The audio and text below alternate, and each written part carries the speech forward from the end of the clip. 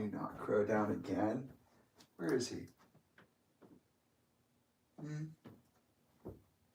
Why do you think Taki likes Crow so much, Firefly? Do you like this guy that much?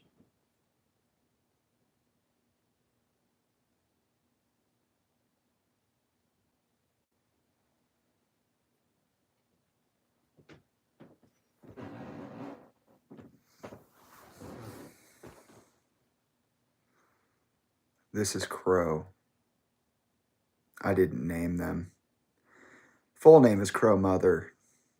Taki really likes Crow Mother and will often just jump on the table of artifacts and just knock it over.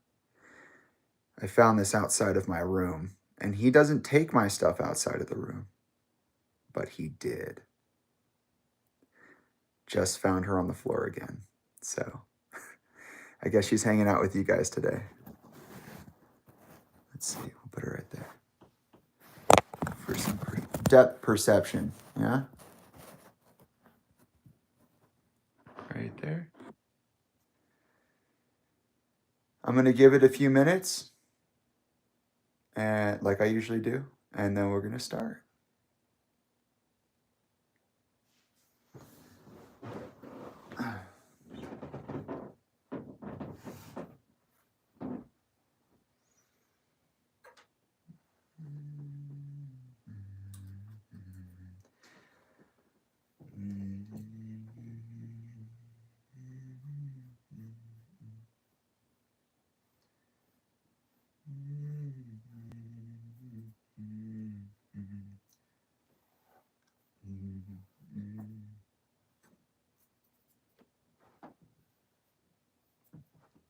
How much you want to bet Talinda's ignoring me again?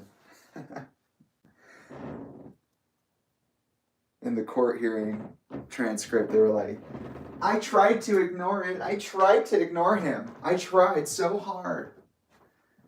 But you know, he just gave me the right reason.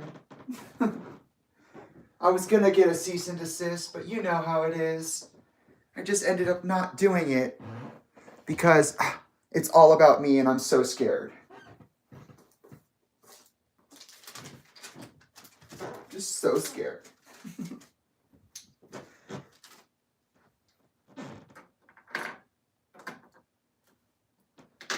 I got out some photos. They've been out. I thought I'd show them. Some of them, at least. I have this really old photo book. And look. Who's that? It's Jamie. That's Isaiah, my younger brother who beat me into a heart arrhythmia. Threatened to kill me multiple times since Chester died. Mike Shinoda and Anna Shinoda at Talinda's wedding. And this, it's Jamie and Ayana. The fourth minor that Talinda wanted protected under her order, that she claimed was so, she wanted imposed because I was so aggressive and violent.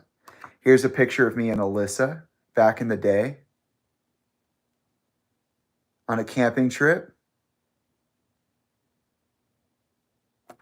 You backstabbing little thief. Everybody in this picture is old enough, except for these two, so got one finger for both sisters. But look at us happy family. This is on that Hawaii trip I was talking about. Alyssa, Isaiah, Tyler, Draven. Was Draven there? I don't remember Draven being there, but maybe he was. Maybe this is that time. Talinda in the middle. Chester, me.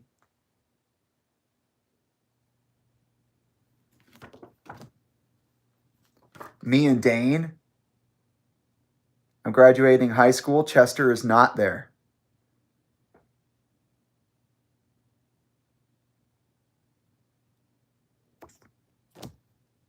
Me and Elka, same day. Look at that little boy. Trying to be fun.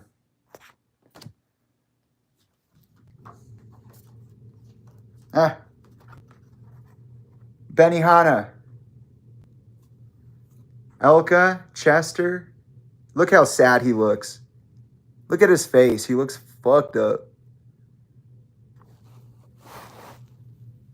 Jamie, Elka's mom, Cheryl, and my little sister, Abby.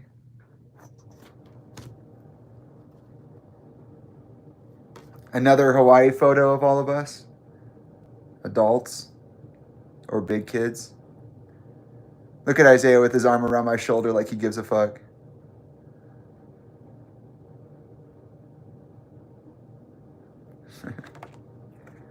Oh, yeah. A really fun fact, too, is that you see here on Chester's chest, there's that tattoo.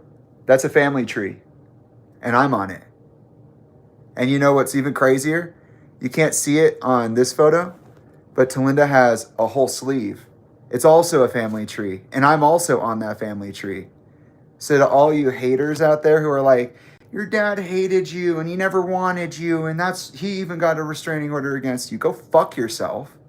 I'm literally tattooed on both of their bodies. Stupid ass. Get the fuck out of here. Look, it's mommy and daughter. Wow. Two of the greatest backstabbers that be. My mom's dad, John. I heard some stories about him. Not really sure what the answers are.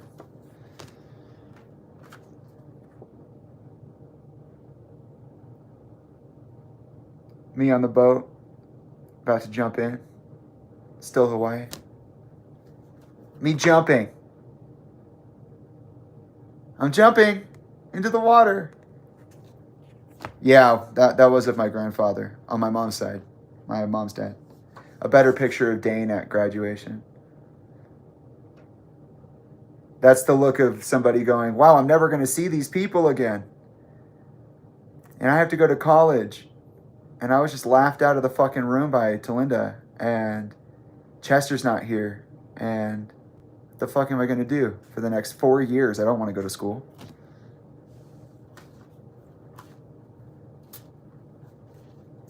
Another action shot, my longer hair.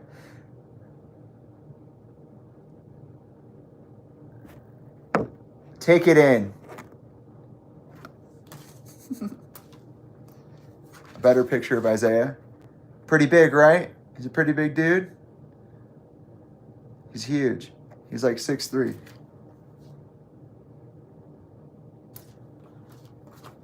I had more pictures in here, and I don't know where they went. So. Oh, I do.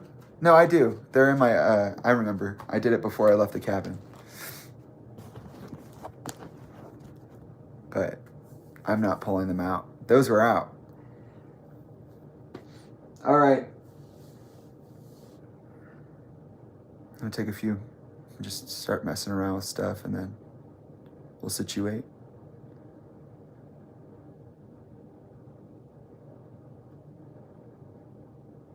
No idea. I have no idea if that's what Chester did.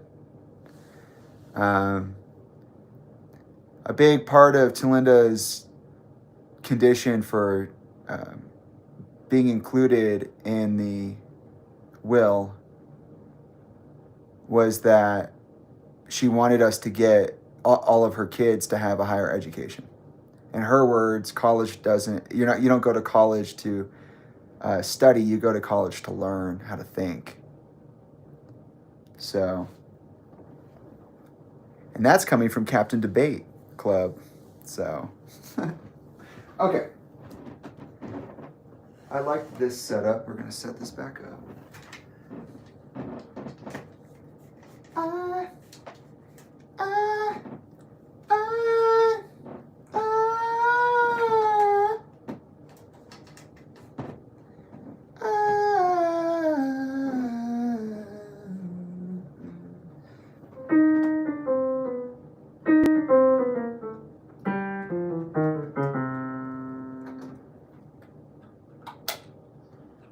I got maybe a bowl in here. Maybe. I know I'm going to be here for a long ass time today, so I just brought a little up to smoke. But I'll start off with a. I was playing this yesterday. For any of you music people, I found this at Bookman's. It's just a piece of it. It's not the whole piano sonata, but I like to pick up random stuff and just play around with it for a couple of months and then let it go. And that's what I was playing yesterday. So yeah. Greg. That's how I'm going to say it.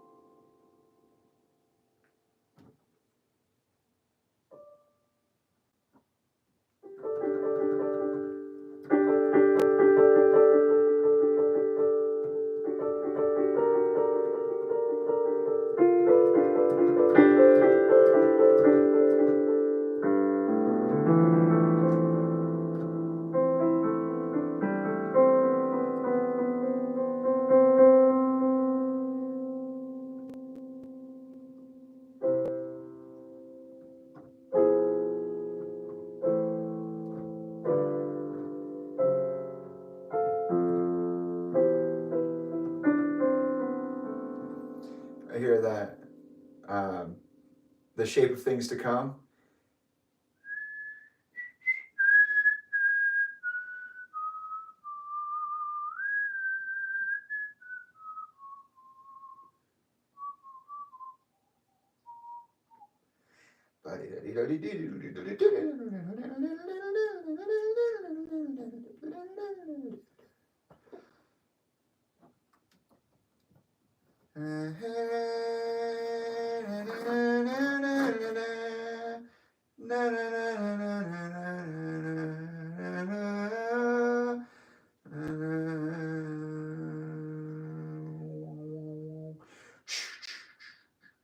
I can hear the tacos.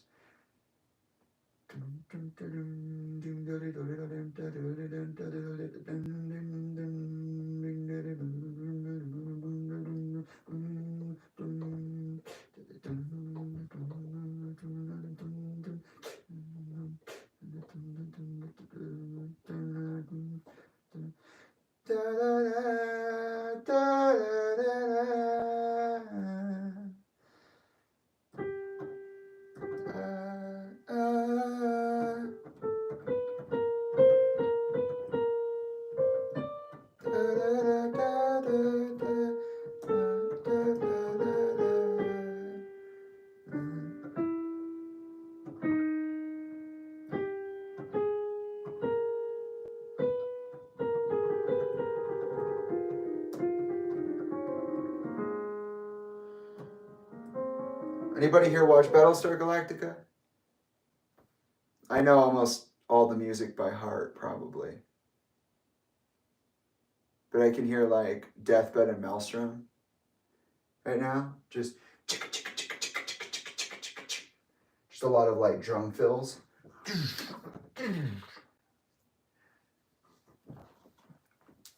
I hear like 5 or 6 taiko drum set pieces in my head right now that are not the same thing, but they're happening all at the same time. Bam, bam, bam, bam, bam, the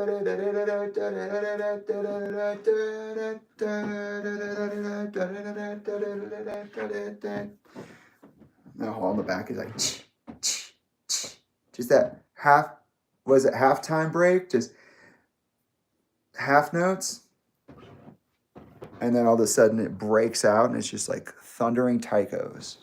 You know what I'm talking about? You know what I'm talking about. This is the dog tag that I brought up the other day. I gifted this to my father. I got it back when he died. So at the time we stopped in the timeline last time, that's when I got this back. And on the back it says, try not, do or do not, there is no try. And it's a Yoda quote from Star Wars. But like I said, I put my initials. Well, I didn't put them there. I didn't etch this.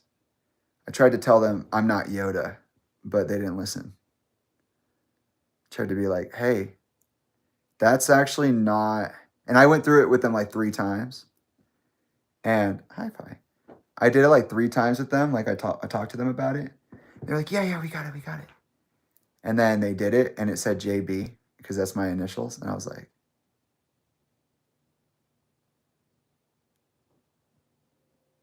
sorry, that comment took me off guard. I was not prepared to see that you saw a song of mine on Spotify and you like my voice. Thank you.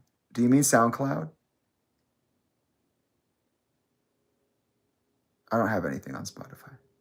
Other than I'm Alive, which is a song I co-produced with Charlie Collin and Aiden Amini. Oh, okay. SoundCloud, thank you. Yeah, I appreciate that. Yeah, then you definitely had a chance to listen to like 3 of my albums. I appreciate that. I'm glad that you liked it. That's cool. Yeah, he used to wear this. There's probably a few interviews he was in. He was wearing it. Okay. Sorry, Fi, I'm not actually sitting there. I was just talking to the people, the virtual, the spirits on the other side of this virtual wall. But I'm glad that you're hanging out. I guess I should crack the door for the kid, huh? Taki, where are you? Baby boy. Where are you at? Come on. You want to come up?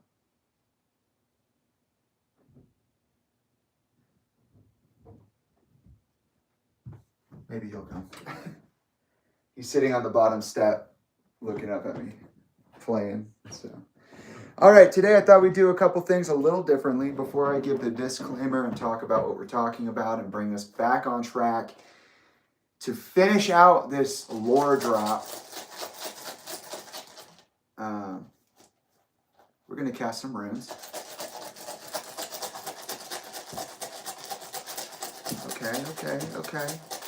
Okay.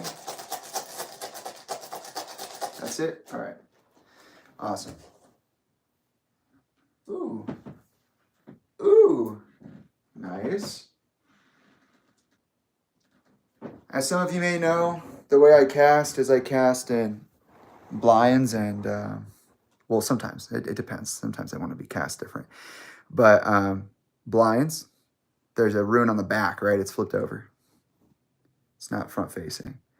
And then seen, essentially. Visible and invisible. And so today's blind is Issa, which happens to be one of the names that I gave Trilogy.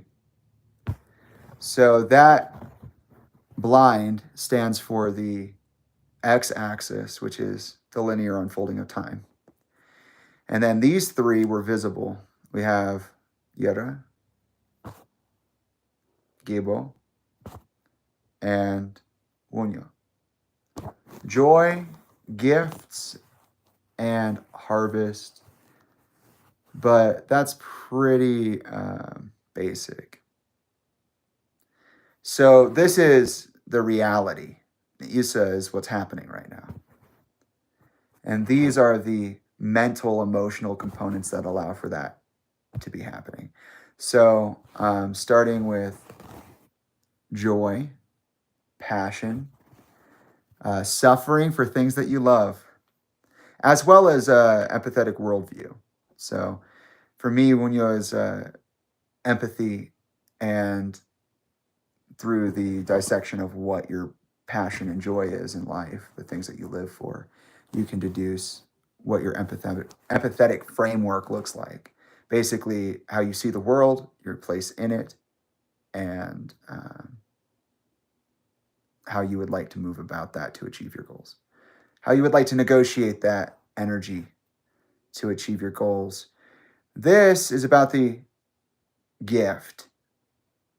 What is the gift that we're talking about here? It can be anything.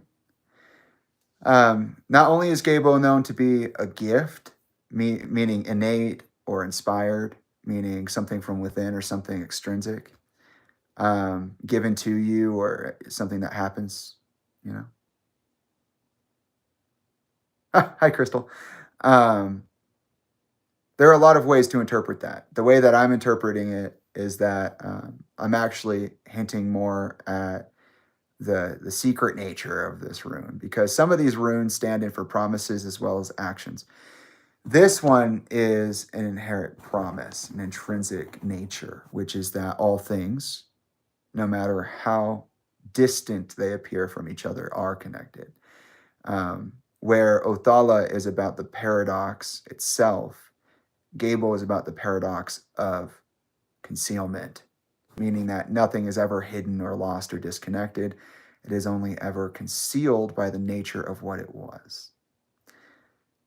And then Yera. Yera is often thought to be about crops and fruitful yielding of crops. However, this one's also about divine timing, where Rairo is about the act of moving through dimension or the continuum of time to achieve one's goals and being in alignment with one's goals through thoughts and actions.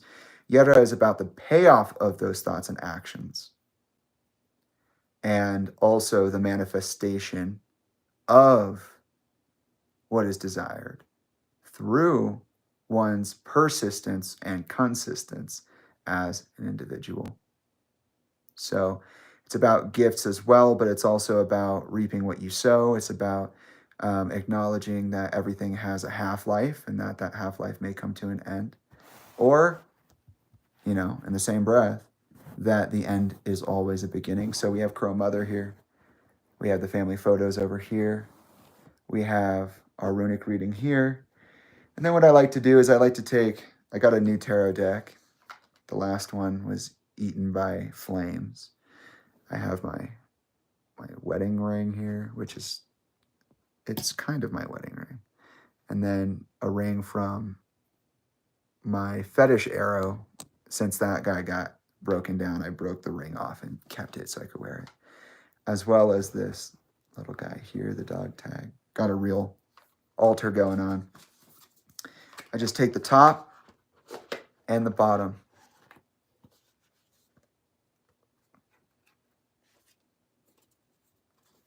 Can you reword that? Oh, you said father. Why was my father so... I don't know. My dad allegedly was worth $30 million when he died. That's what Google says he's still worth. So I'm not really sure why he was like that with money. Hi, Taki. You came in. Yay. All I know is that he was constantly in financial distress. He made his fortune and lost it like 4 times. No idea. I have no idea how.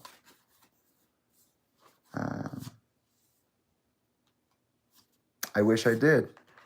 He told me he'd pay for my college all the way through, and then by 2016, which was my junior year, he sat me down and he said, hey, I don't know if I'll be able to pay for this. It should be fine, but I don't know if I will be able to. And he ended up being able to. But then again, when he died, Sean Dell says that he asked for 7 figures. I have no fucking idea. And that was only a year later. So, or less than that even. So, okay. I drew 3 of birds.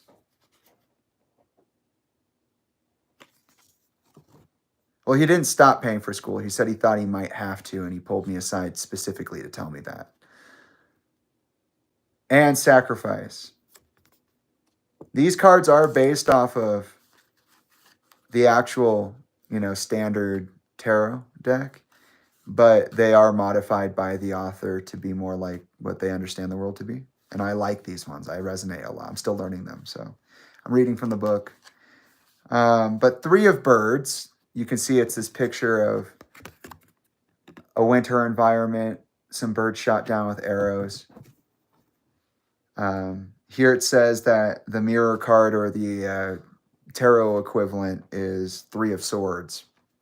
Here they say that it has to do with heartbreak, suffering, and grief, which I think is, yeah, we're about to go through some fucking suffering and grief.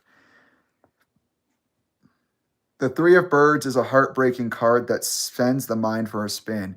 If you are the slain dove, you likely didn't stand a chance. I didn't stand a chance. That's true. What did I write last year?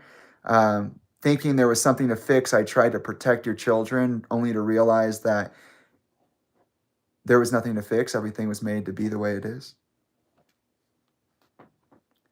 It speaks of an unfair advantage of the opposing party for no noticeable payoff other than self-enjoyment of the hunt. If you are the predator, your sly actions have catapulted a life into turmoil, and you must ask yourself if that move was even yours to make. Was it yours to make? All of you, of those people? Was it your choice to make? Or did you just justify it so it could be? If you are feeling guilty about something, try and approach the situation. See if you can resolve it on better terms so you may clear your conscience. I agree.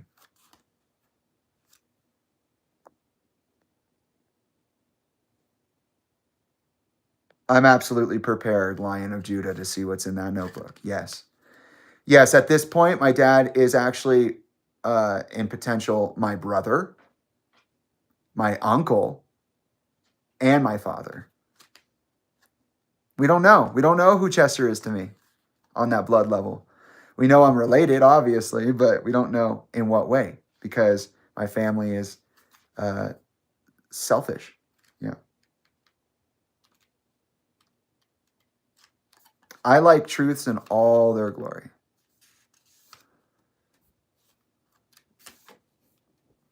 You're asking if Chester learned the spiritual language. I don't think there is the spiritual language. That's not real in my mind. Everybody has their own spirit and so their own language. And I've generated my own, for example.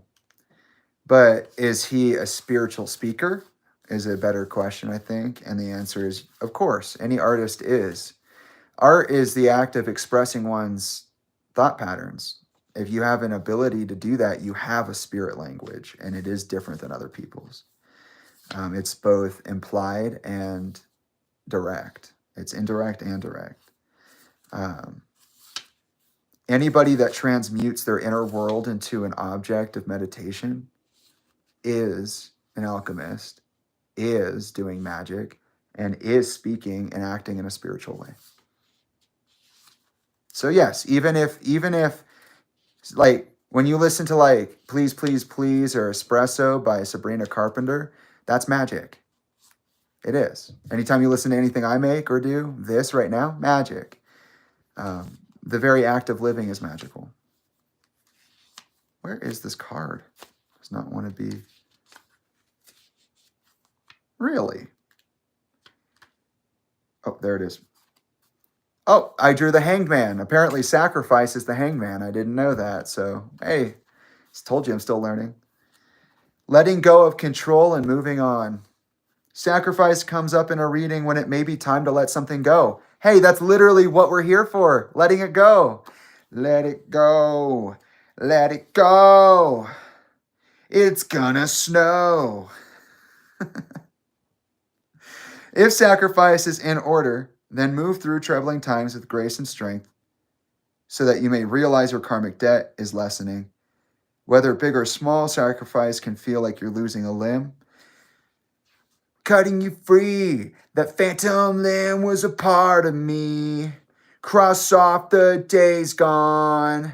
The separation's worth the cost. I don't know what this is. You want me to open the window?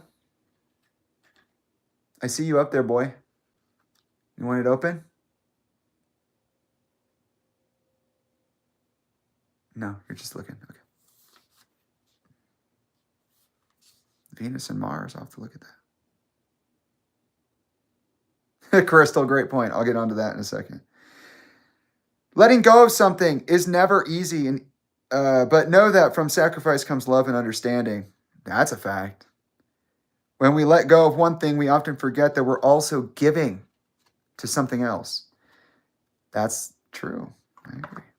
All right, so we had guilt, moving on, and grief, and we had sacrifice, letting go. I'm going to leave these right here on the side. We got a whole little shrine built. How cute. Hi, buddy. How are you feeling today? You do look bigger. You're getting bigger every day. It's crazy.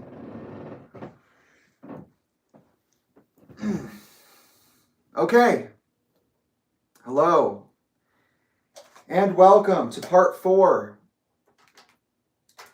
of my self-acknowledgement ritual, which this time so happens to be on the last full moon of the year and a part of my ongoing series, Let's Talk, a series through which I am able to conduct meaningful meditative deep dives into aspects of my life that I find interesting. This is the longest episode of this series because not only am I going over the last 7 years, but I'm also recounting my relationship with the important peoples in my life for over 20 years. 28 to be specific, because that's how old I am.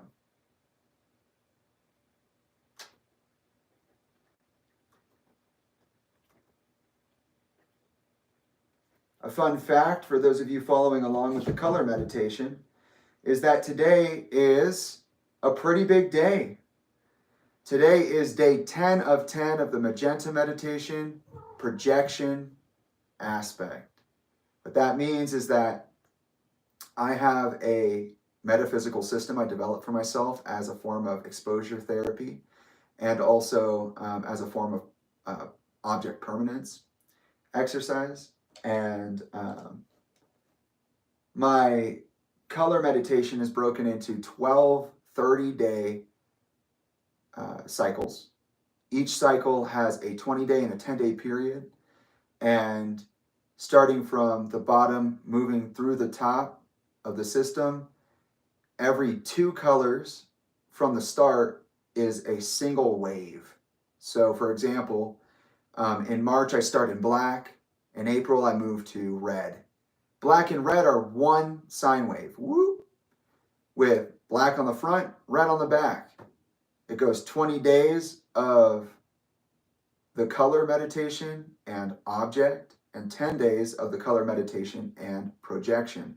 That's why I said today's day 10 of 10, magenta projection aspect.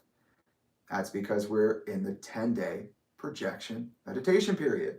It ends today. So I'm honored to be here with you. I always love a good color meditation. And this one's been probably one of the more mellow colors this year. This is the second year I've been able to run what I call the material trigger experiment, which is essentially my scientific observation of the ways in which time manifests in this continuum, or I guess how objects within this time continuum manifest through the same color sequence at different points in the development of my perspective. So last year I was in a very different place, right? Starting with black in March and moving through from March to March, because I start my color process at the energetic new year, or what I understand to be the energetic new year in March, not in January. So this is my second magenta, and this energy from last year is very, very different. And I love that. I love to be able to reflect on that in that way. I go by many names. Today, who am I? Today, I'm excited to get this the fuck over with. I will be taking my time, as usual, but I do hope to complete the recollection of my life, beginning with my conception on Halloween of 1995. Today, we started that with the first live stream, which was 11 hours and 55 minutes. Continued that in the second live stream, which was 6 hours and 30 minutes. And yesterday I hopped in to add a little bit of clarification and participate in some discussion questions, answering some discussion questions. And that was 2.5 hours. And today we're going to be here. You know, G told me, they were like, oh, when I get home, we're going to be moving stuff around and it's going to be super fun. And, you know, my day's off tomorrow. And I was like, well, I'm going to be online. So hopefully I'm done by the time you get off work, which gives me 8 hours to finish this. But, you know, sometimes things come up and it doesn't happen in such a linear way. But yeah, that's my name today. My name is, I'm so fucking excited to get this over with. To let it go, in preparation of my 1 year in review live stream, which will close out my year of productivity and allow me to have the rest of the fucking month to myself. For those of you who don't know who I am, that's interesting that you don't know who I am, because you're on the fourth part of this. But I'm playing. I'll let you know who I am. I am the oldest son of Chester Bennington, lead vocalist of American rock bands Grey Days, Linkin Park, Dead by Sunrise, and briefly Stone Temple Pilots. I am the resident metaphysician, and I am also an advocate and an artist as well. So just a fully fledged magical being that does, I do a lot. I do a lot all the time. I wouldn't say too much. Some people would say I'd be giving it too much, but I am doing exactly what I'm meant to be doing. And as I said, this is a series called Let's Talk, wherein I perform meditative deep dives on what I perceive as being interesting, the interesting aspects of my life. For the last 3 of these live streams, I've been recounting not only my entire relationship with someone I once called a mother, but also I've been confronting the very real situation of my life, which is that my own mother lied against me under oath, and she won. She got a DVRO. She got a domestic violence restraining order under false pretenses. I'll be going into more of that because we'll be jumping back into this reflection process. But that's basically what's going on right now. Because of how serious and sensitive these topics are that I will be talking about, I must give a disclaimer. So first off, like I said, what I'm going to be talking about is pretty sensitive and pretty personal, but also it's pretty heavy. So If you have a sensitivity to topics like suicidal ideation, substance abuse, post-traumatic stress disorder, memory loss, executive functioning meltdowns, and literally anything else you can think of, I likely will be talking about it, from sex to drugs to trauma. That will be part of today's discussion. So, be aware. You may be triggered.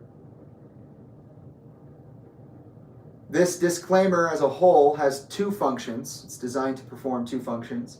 The first of which is to define the scope of and the perspective through which this reflection and meditation will be taking place, and to define the expected audience behaviors with some rules of engagement to guide you.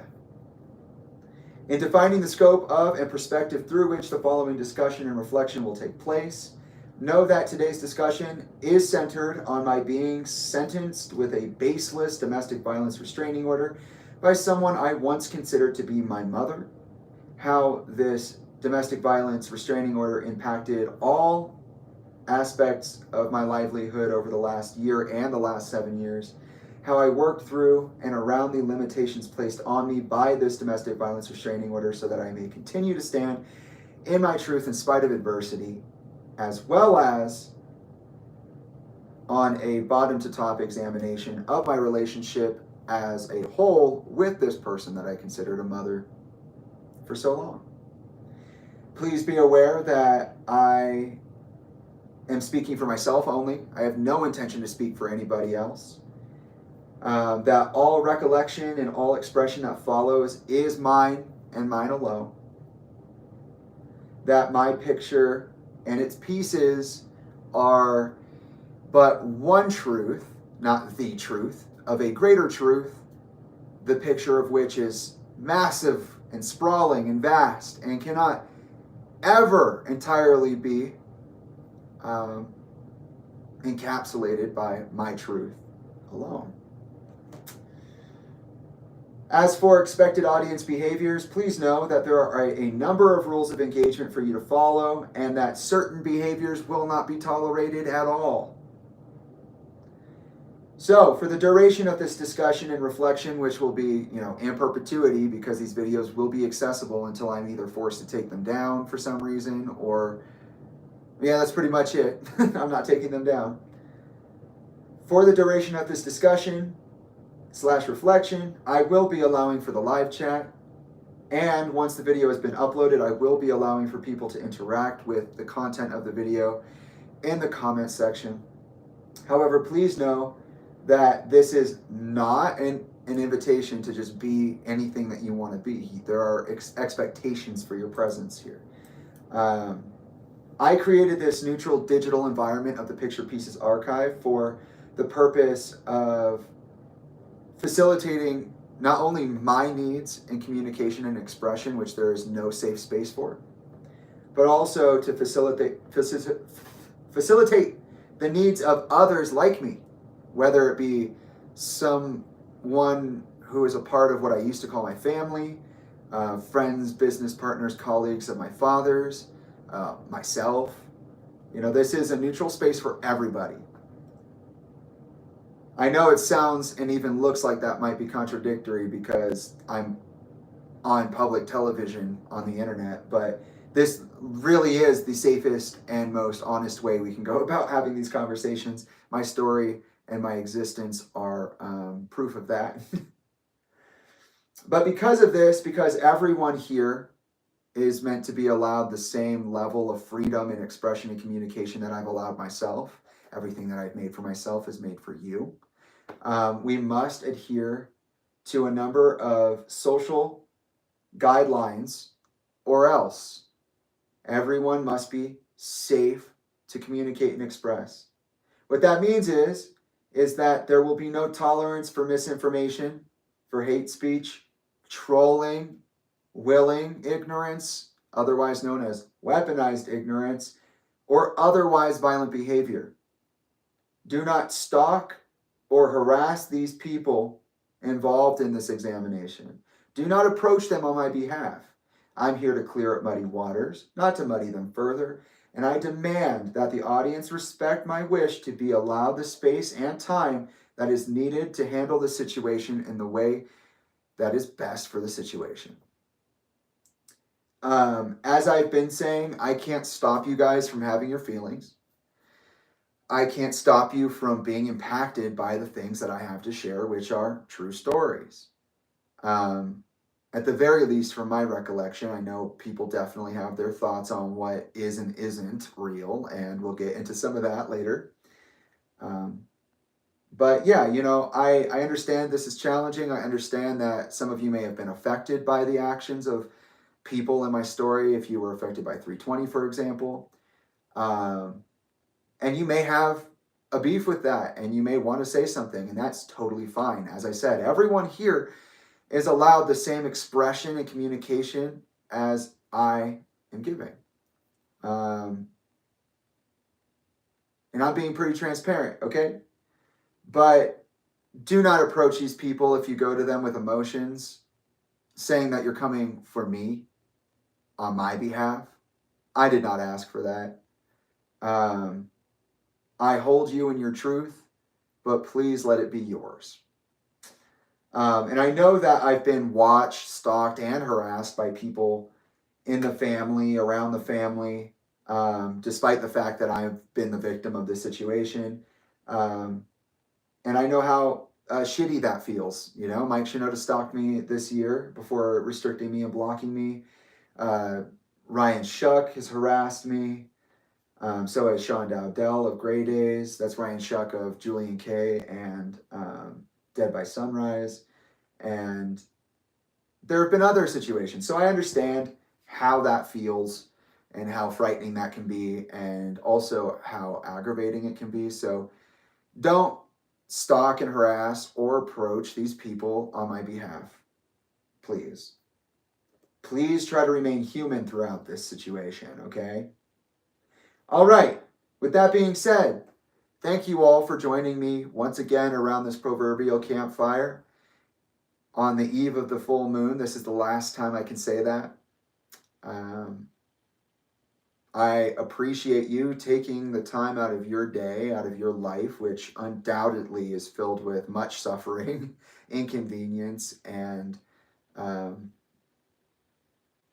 energies like that. What I'm saying is that I understand you have a lot of places to be. I understand you have a lot of things going on, and it does mean the world to me that you're spending over 20 hours with me talking about this, allowing me to share my perspective and allowing for me to be heard. I know it's a lot to go over, but the reality is that I've been silenced for 7 years. I've been on a particular path for 16 or more now, and it's not an open and shut thing. You're not going to get a video essay on a film. You're getting a life testimony, and that is beneficial for me, and it's also beneficial for the people here and now, and also the people who intersect my energy later on down the road, because I've been shadow banned, and I've been shut down, and I've been undercut and marginalized and isolated and neglected and discarded. So this is not going to catch the way it should right now, and regardless, it means just the world to me that you've chosen to devote your life energy to this. It has nothing to do with you, really. Okay, yes. And now we begin. Welcome to the fourth part of my Let's Talk Talinda Bennington in preparation for my 1 year in review. This has been such a wonderful experience so far. I've been up and down, through and out. I've been depressed, I've been ecstatic, I've been inquisitive, I've been totally disinterested. I've been all over the place, and my body definitely feels that, and we're upgrading, we're just evolving out of it, so let it be what it is. So far, we've talked about a number of things. I've offered the disclaimer every single time that I've done these videos.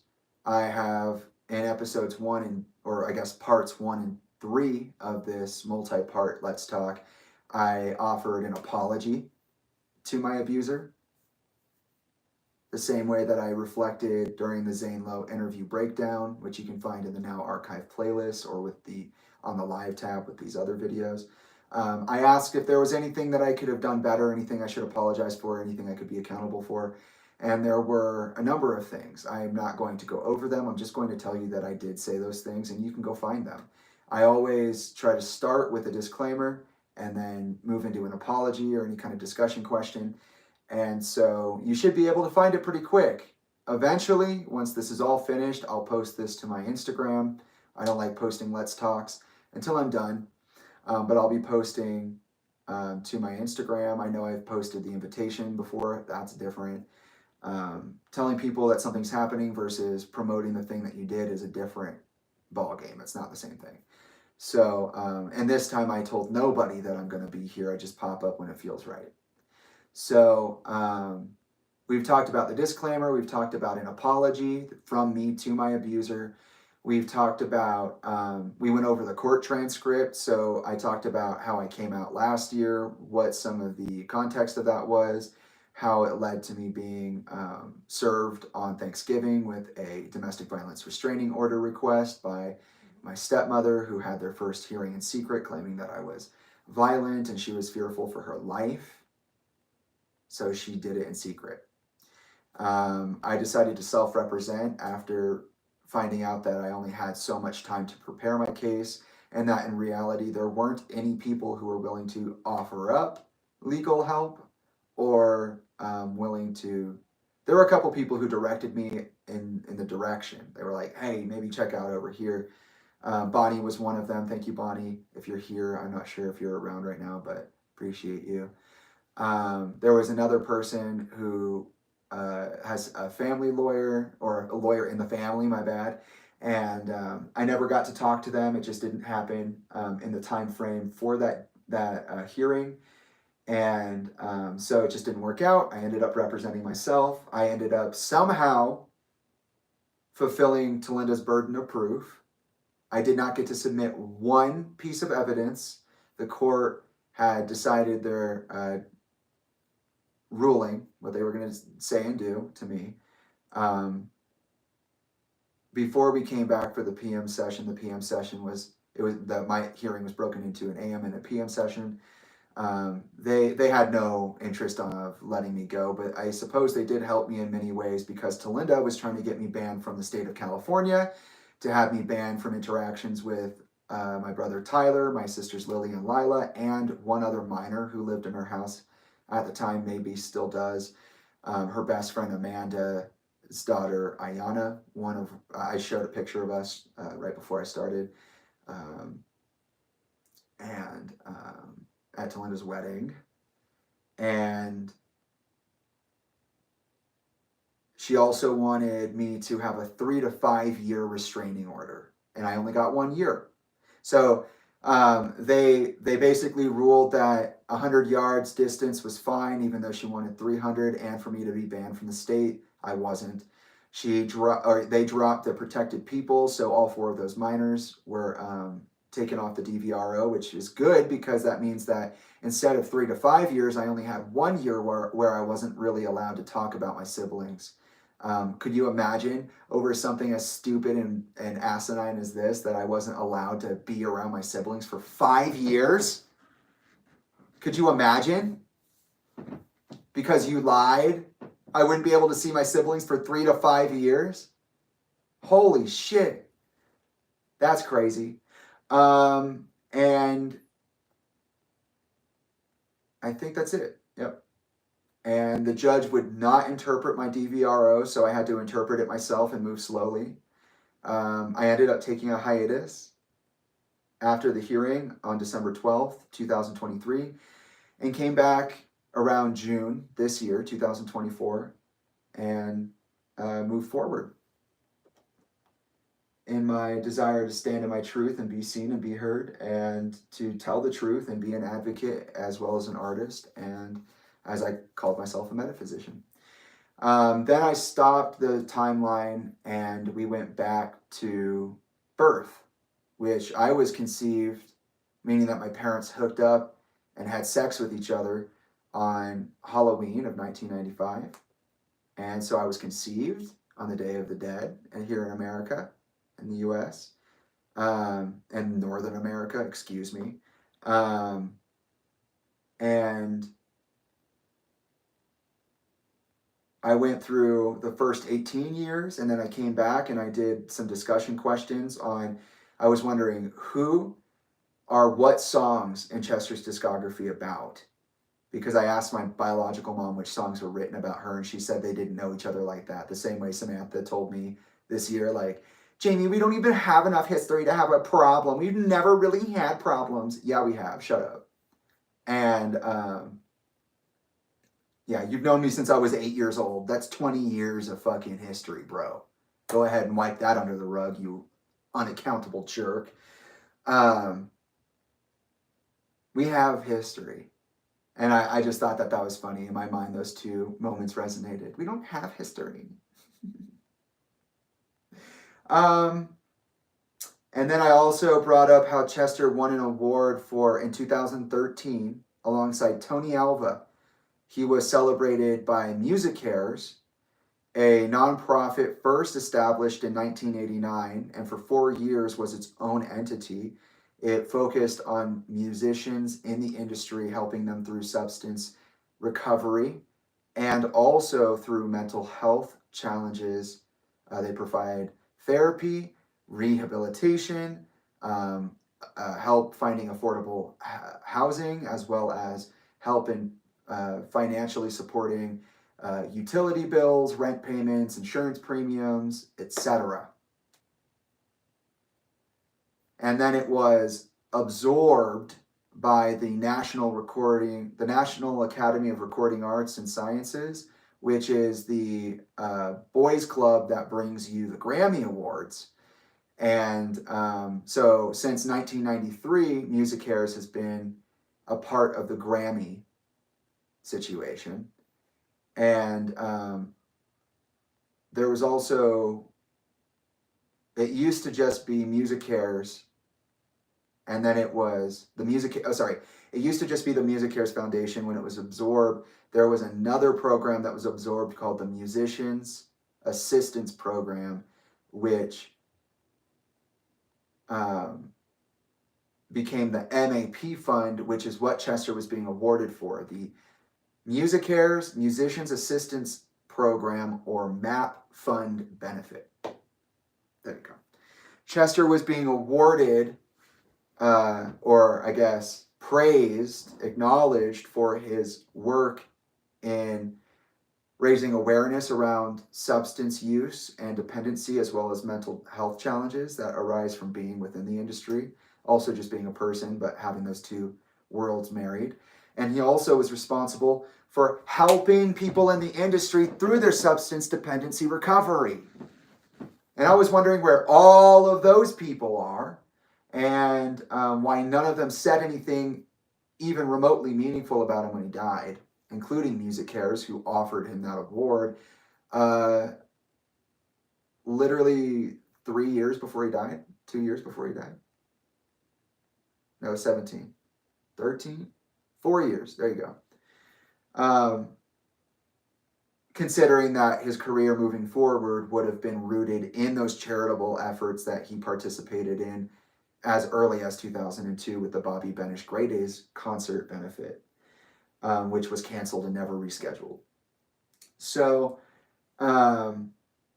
we talked about that, and I found out that Live Nation's Bill Silva of Bill Silva Entertainment, who's also a high-ranking member of Machine Shop Records, alongside Machine Shop Records founders Bradford Delson and Mike Shinoda of Linkin Park, he's involved in fucking everything. He owns the Hollywood Bowl. He is in control of Live Nation's territory from Nevada to Southern California. He is he's the chief of operations at Machine Shop Records, which is the label that is Linkin Park. He is a part of the Grammy, the national, I think he's chair of not only MusiCares, MAP fund, but also of the National Academy of Recording Arts and Sciences. So Bill Silva is he has that shit locked down. He's a very important person. And I offered the question, why is it that we don't know a lot about Lincoln Park management, considering how well connected Bill Silva is? And how is it that still to this day, I have to beg and be ignored to know whether or why not the Lincoln Park management never offered a reason why Chester's rideshare the day he died was changed from 4:30 a.m. to 9 a.m. We also don't know why the driver who found Chester, who found the housekeeper who found Chester, what their name is and where they've gone. We have no idea. About as visible as Rob Borden. Where's Rob, everybody? There's just a lot that's weird about that. And so we went through that, and then I brought us up to the start of my senior year of college, which was August 2017. So we talked about Chester's passing, some of the weird shit that happened around that time, the subsequent trip to Hawaii, and my staying in LA to be with the family and taking on these certain roles that I agreed to take on over the summer, and then going back to school. Because I was 1 year out from finishing college and I had to fucking do that shit. Okay.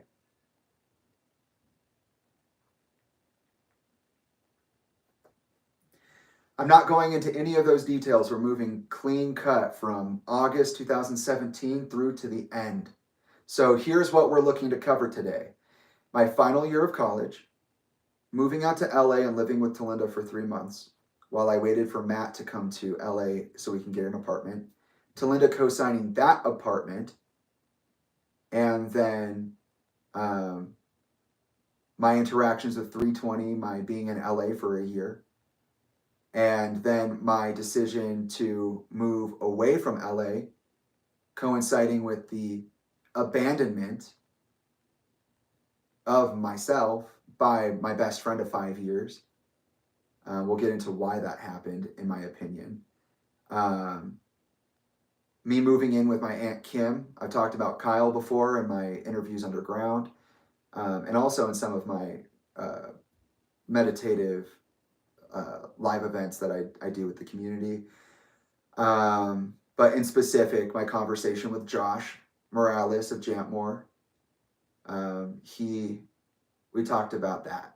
We talked about Kyle. We talked about living at that house in some depth. And then me making a chant, finally getting everything settled after a year in LA, moving back to Arizona, putting on that production, meeting Trilogy, and how as soon as I met Trilogy, my entire family collapsed, and pretty much that that portal of collapsing starts September 2019 and ends now. So we have a couple of chapters, and I think that they're going to go pretty smoothly. I have the timeline up here. I think that this is an older version of the timeline, which is good because I like that it has errors. I like that it's not as fully fleshed because I like to be meticulous about these things. Yeah, see, like the very next. And also I didn't document my life in a certain way up until a certain point, so it's kind of hard to go back and find some certain things. So it'll be fun to break this research open again and fully, revamp these timelines. But starting in August, remember, the school semester is August, September, October, November, some of December. Some of December, some of January is winter break. And then we have a little bit of January, February, March, April, and May, which will make up my spring semester and include my last spring break. And then I'll have my summer, which is when I move out for 3 months. And then about in August, I'll have my 1 year in LA. So we're still sticking to school rules here.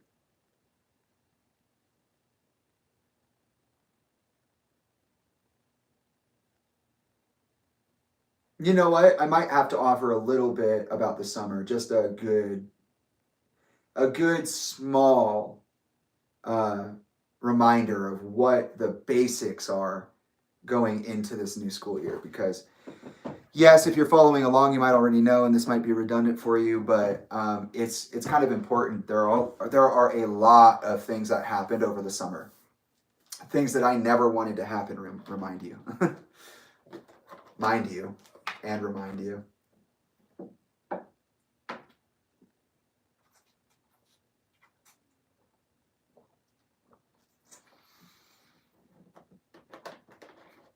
So, okay, I'm gonna take my first smoke, and then we'll move on.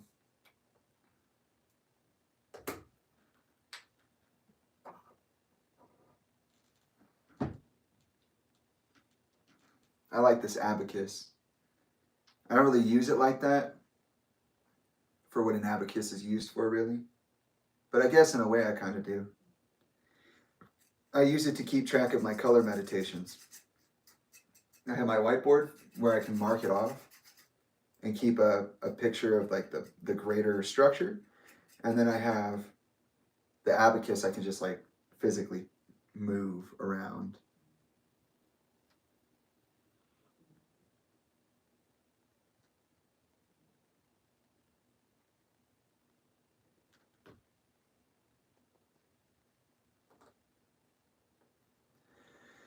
Woo! Things get fucking crazy from here because I'm an adult. I'm 21 when Chester dies. I turned 21 in May. He died in July. Shit.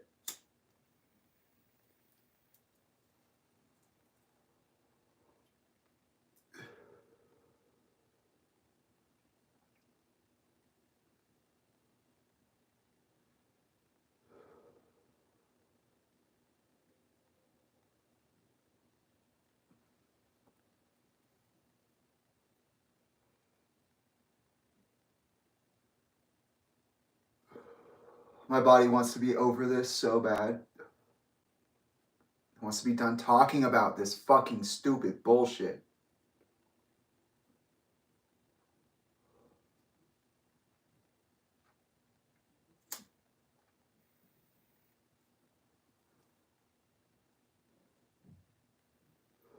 This is a masterclass in how to destroy somebody. Meaning what they do to me. What happens to me in the next couple of years.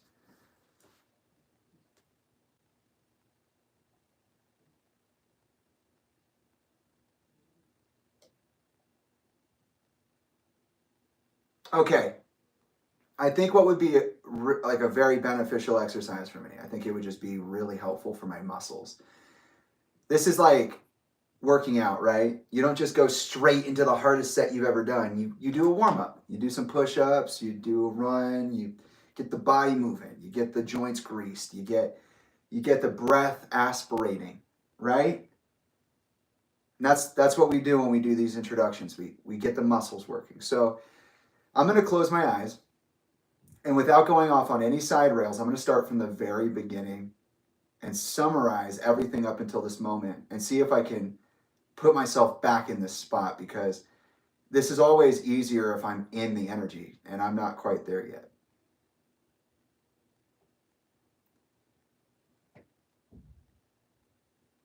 I was born to Elka and Chester. The history that they existed in is relatively ambiguous and made unavailable to me by my biological mother, Elka. She claims she was a person she didn't like back then, and because of that, she's never going to let me back there to see what was going on, even though when I was a child, she promised me she would. Elka raised me and my brother as a single mother, struggling with both depression and most likely misdiagnosis or non-diagnosis. My mom, I think, might also be on the spectrum. And I think I am too. For 8 years, my mom raised me and Isaiah. And she did so in an environment that was increasingly dangerous and increasingly possessed. Elka would party as a teenager, as would Chester. They were both pretty serious partiers. That's why I say they're like trap house kids. Like, honestly, I don't know how else to say it. Like, I hear The Weeknd, like the trilogy, and I'm like, yeah, yeah, I could see these guys being like this. Great albums, by the way.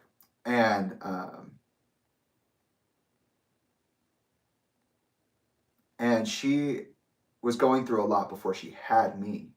She relapsed after she had me. Then she got clean. She was with a man named Jeremy, who became the father of my younger brother, Isaiah. Then she relapsed again. She partied with pretty much every boyfriend she had. And she had this really interesting thing where she had Jason, this man that she was always with but never with. And anytime she wasn't with a boyfriend or a thing that she was, I don't know how she would define it. Maybe it's not a boyfriend.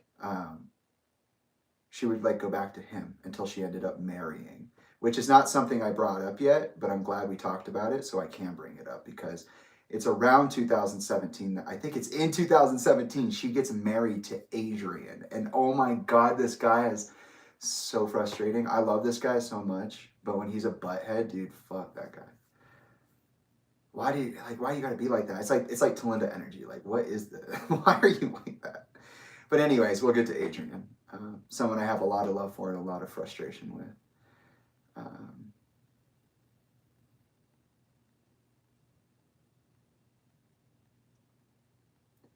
And up until I was 8 years old, we had moved like 4 to 5 times. So it was a very, like, in terms of environment, it was a very unstable upbringing.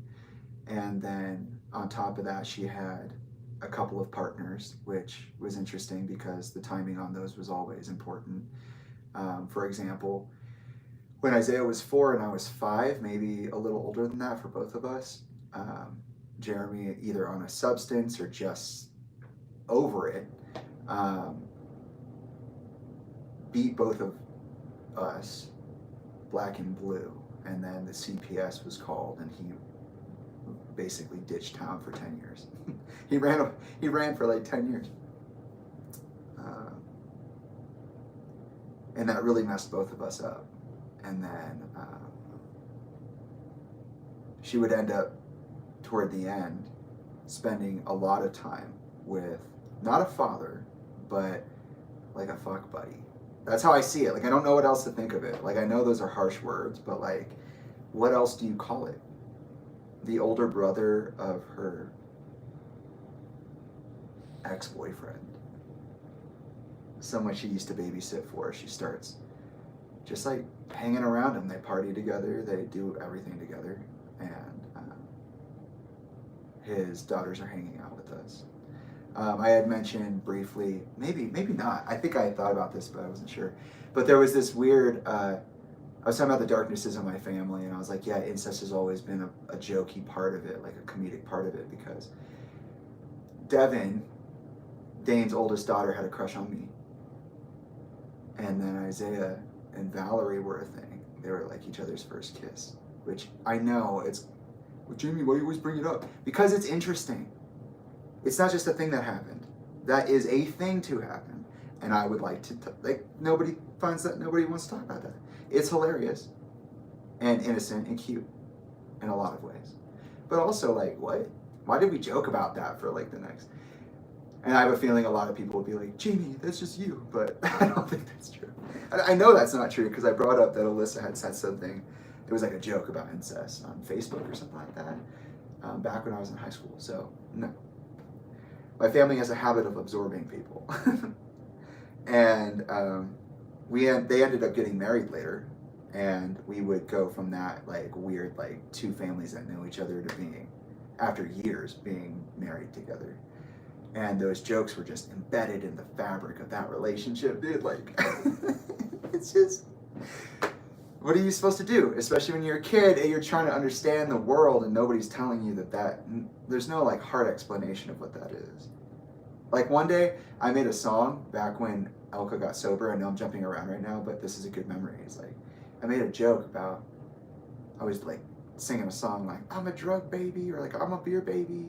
And my mom was like, I was just freestyling, and my mom was like, oh my God, that's so fucking funny. Jamie, what the fuck? Say that again? You're a what? And then, I'd say it again for other people and whatnot, but like, that's how confusing it was, just on the Elka side. And all the men that Elka knew were aggressive, quick to anger, physical, and disciplinary sometimes. Usually when they're just angry, it's not consistent beyond that.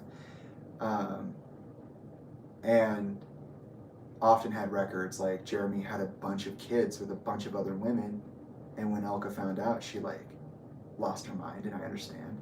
But like also when I look back at my mom, and I don't think I got to say this, being so fine in the details when I originally said it, I watched somebody literally die inside and then like ferment. Because the Elka, like I said, I did say this when I was talking originally. I was like, oh yeah, I looked at those pictures and look at her face. That's weird. And like heavy substance use, fatigue, emotional distress being visible in the body. Like the people I was around were demonic. They literally were possessed by their heartbreak. And it obviously manifested as certain symptoms through substance use, but it's in the way the eyes sit. I said, when I showed that picture of us at Bennington, I was like, look at Chester's face. Because he's not okay. He's not okay in that picture. And I thought he was all right. When we were at Benihana, I thought we were good.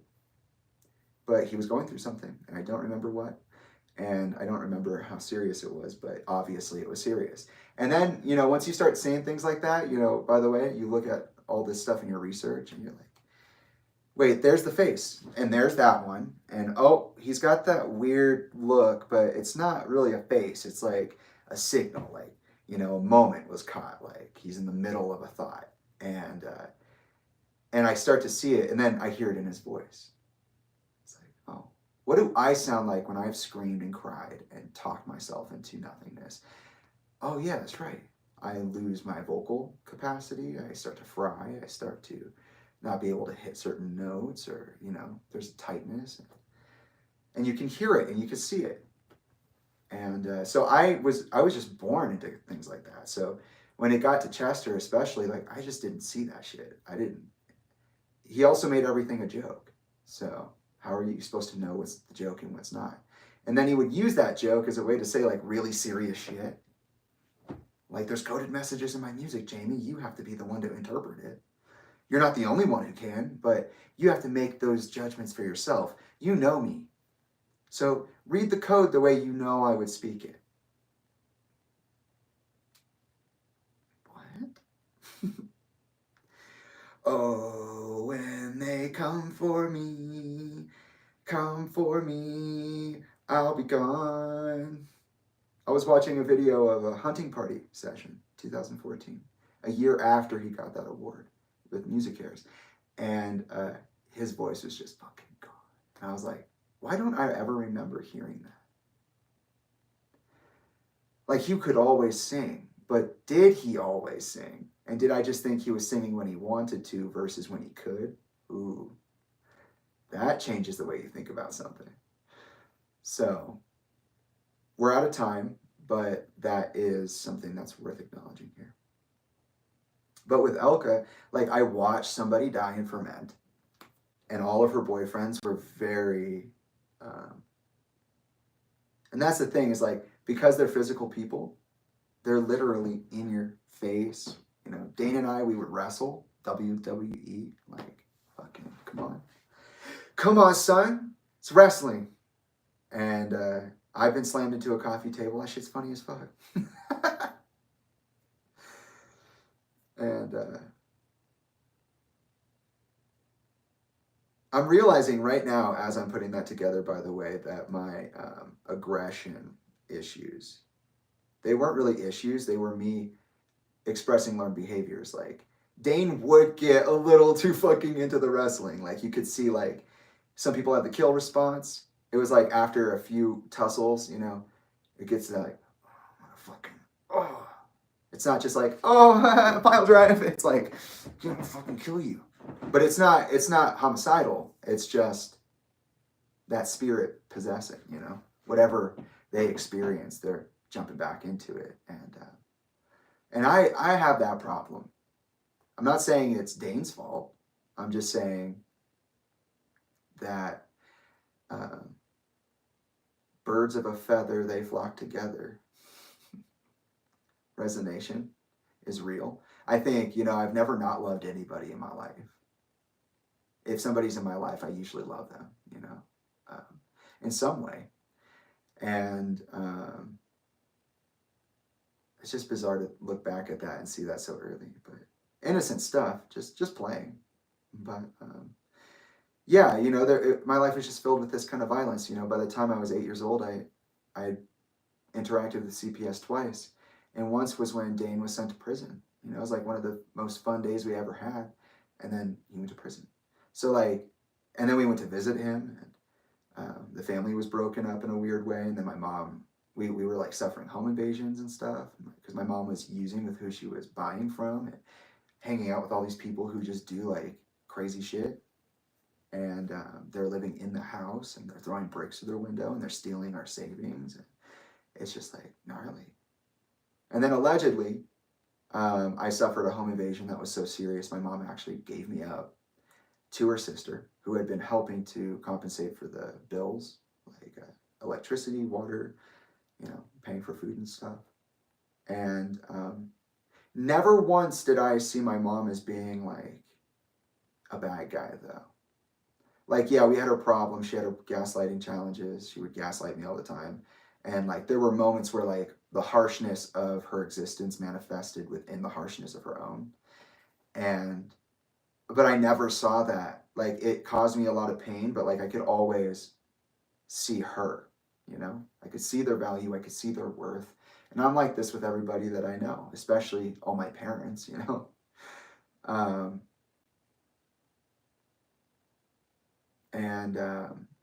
had a lot of love for my mom, like childish, irrational love, but it's not fake. It's real as shit. Just because it's irrational doesn't mean I didn't experience it.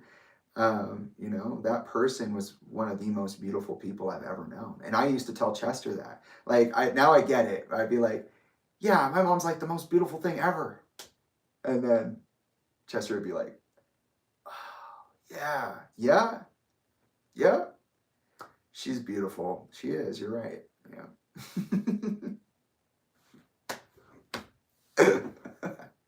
So I've always been this way, is what I'm saying. And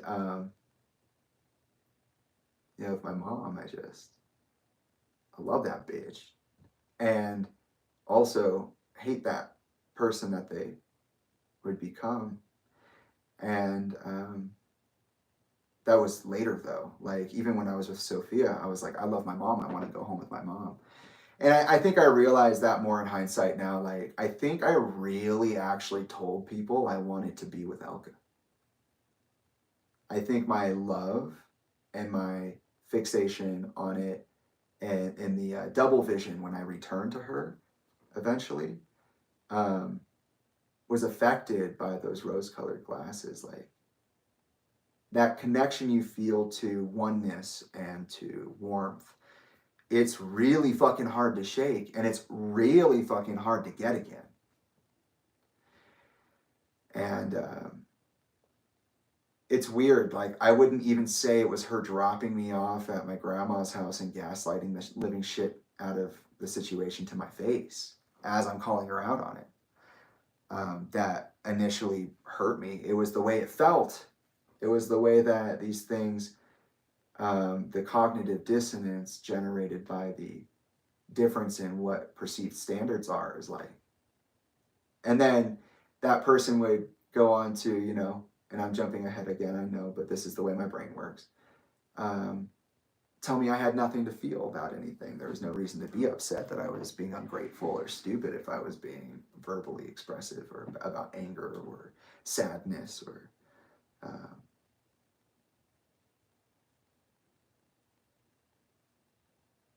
you know, no, we'll go through the Elka line. Yeah, I see it. My timelines are split into people. They want to, it wants to be that person. So we'll go through the other side. This is me and my mom. There's Talinda and Chester, or I guess Chester and his partners, and then there's me and my mom. Those are the two main narrative arcs of my life, and the merging of which I was trying so hard to protect by sacrificing myself. I had this fucking love for my mom, and you know, it killed me. Like when she let us go. She did lie to our face. Whatever happened that night, I don't remember. And I'm pretty sure, and I've realized this recently, that one of her methods as like a survivor, not a manipulator, was, no, that didn't happen. So as soon as it happens, did you see that? No. No, I didn't see it.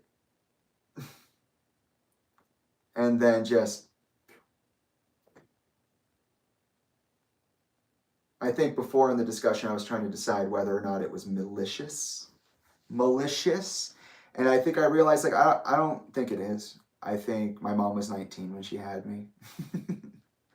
And I think that my mom, whether she was a mean person or a confused person or a sociopath or something, I don't know. Or not, she was genuine. Like, I don't know. Then again, she did lie a lot, like, about Dane in prison, and then using in the house and having certain kinds of people around. Like, I had asked her later in life, like, well, what about my sleepwalking episodes? Because I knew that my night terrors were happening while I was living with you. So what was that? And she's like, no, you weren't. And I was like, what do you mean? I was like, she's like, that started after you left.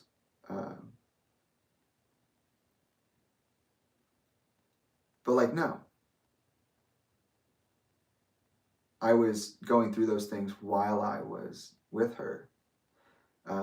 Wake up in the middle of the night, having visions, body is, crippled because of it. Senses are out of tune, and you're walking around the maze of your house, battling like whatever dream you're stuck in that you can't see anymore because you're in your body. And it's just like,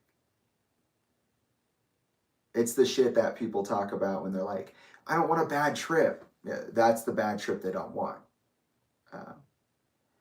And it's all like trauma and like spiritual power. Like, I'm actually seeing the future, and I'm like to the detail, to the second. I'm swapping POVs with people, like remote viewing style, like pretty intense stuff. And it turns out my family has a history of doing crazy shit like this. Also, during that first 8 years, I was exposed in a really big way to black magic. It was I think Dane practiced it. His wife had practiced it, Devin and Valerie's mom. And then at the very least, those people. And then Sophia, my aunt, had also practiced as like an evangelist Baptist Christian, a hybrid between the two, which is what I was. I was a hybrid evangelist Baptist, raised by a mother who was throwing the church away and didn't really want that. Would often get into screaming matches with her family and rip out a driveway as Fast and the Furious style with like metal playing and a full blast. And then be listening to Jewel 5 minutes later. Some Sarah McLachlan shit. In the arms of an angel. Please save this dog. This dog is dying, and all dogs are dying. There are so many dogs dying. You want one, don't you? No, you don't? I bet you're going to feel guilty about that. And, you know, during those 8 years, I was also raised. I was in the church in and out, but not like that. I was kind of co-raised by people within my community until a certain point. And it was like, yeah, it was just like this very strange bubble. And that reality just like slowly, very slowly. I've never seen anything before, okay? I've been born just recently. I don't know anything. And my mom goes from looking like a 19-year-old to like looking 30 or 40 years old. But not just kind of like lifeless, Skeletor kind of stuff. And, you know, later she would be like, I'm lucky I still have my teeth. And I was like, really? You did that much? You did that much? That's crazy. But the reason she said that she knew I hadn't started my sleepwalking episodes was because at that time she was up every night, all night.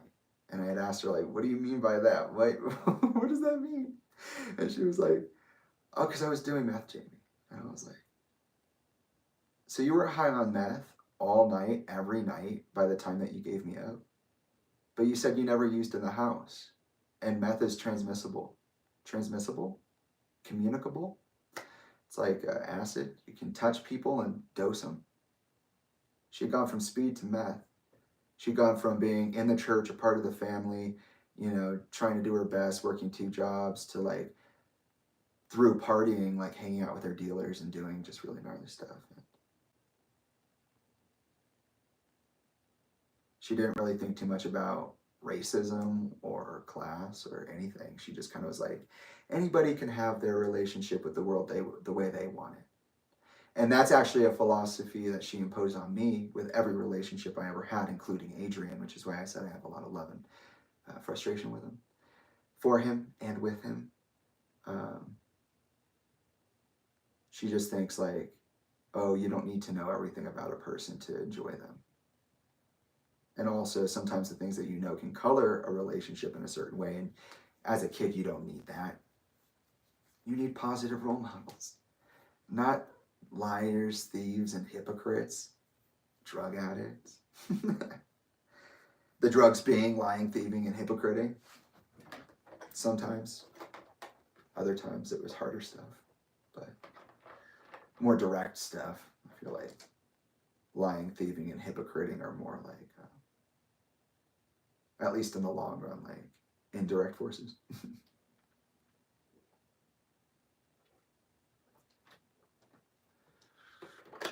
One's the code and one's the graphics. Anyways. And yeah, so it was pretty crazy. Really. Did you hear him?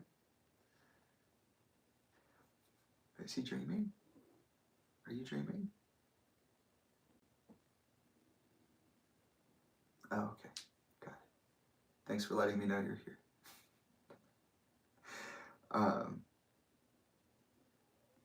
So yeah, then she one day was like, hey, you're gonna go stay a couple days with grandma, like 3 days with grandma or something like that. It was me and Isaiah, who were best friends, by the way, when we were really young. But after Jeremy just kind of started like that aggression paired with the influence from Dane and whatnot, and just like other people, it's not just Dane, just the way that the world is, you know, the collective whole of the masculine toxicity of my environment. It all was piling up, and we had already started suffering from memory loss challenges. I don't know how Isaiah talks about it or thinks about it, but I know that's what it is for me, so I can only imagine what it is for him. But like, yeah, it was pretty serious.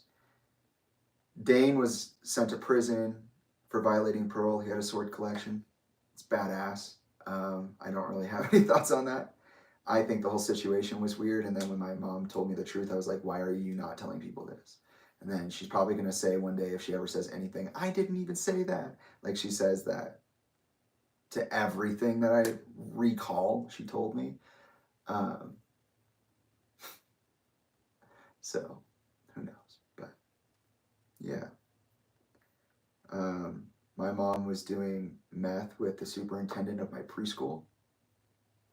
By the end of the arc, the end of that season, that like 4 or 5 season arc, that's what was going on.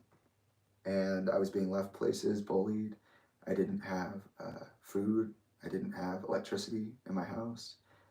Sometimes I was in and out of extremely toxic, hypermasculine situations.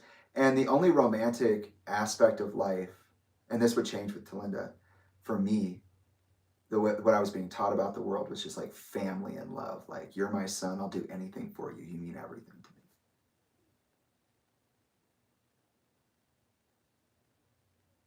I always had a feeling deep down that Elka didn't like me too much. She loved me, but she didn't like me very much. And it really didn't have anything to do with me. It just had to do with life. Like, my mom was massively depressed. She had experienced death multiple times. She was an evangelist Baptist hybrid that grew up in a grunge era with people who were literally becoming rock stars. And what was my point about the grunge era when I talked about it during the Jay-Z breakdown, which I'll continue after I finish this friggin' thing that I'm doing.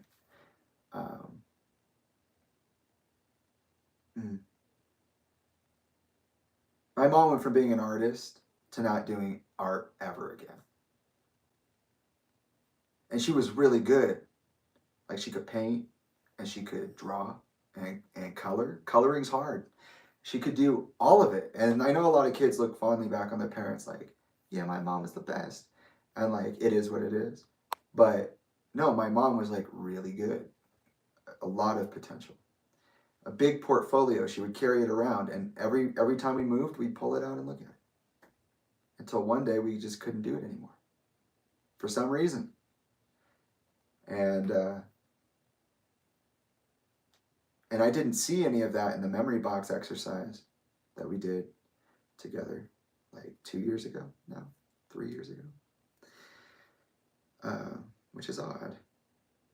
But yeah, I always got the feeling that Elko was resentful of life, and that I also am a part of that life, you know. And she pulled up to my grandma's house, and me and my brother had our bags packed, and she's like, I'll see you in a couple days. And I was like, no, you're not going anywhere. You're doing something. You're not coming back. You're doing something weird right now. And you're not leaving. So she pried me off of her and got me into the house. And I'm screaming and crying and having like one of the greatest meltdowns of my entire life. Nothing, like, I've been, like I said in my previous recollection of my life, like, my ability to manage my emotions, much less define them and hold those definitions, my capacity to do that was just destroyed by the time I got to college. And I had to find new ways to make that work, because things do break, actually. It's not just how strong are you, it's how strong is it?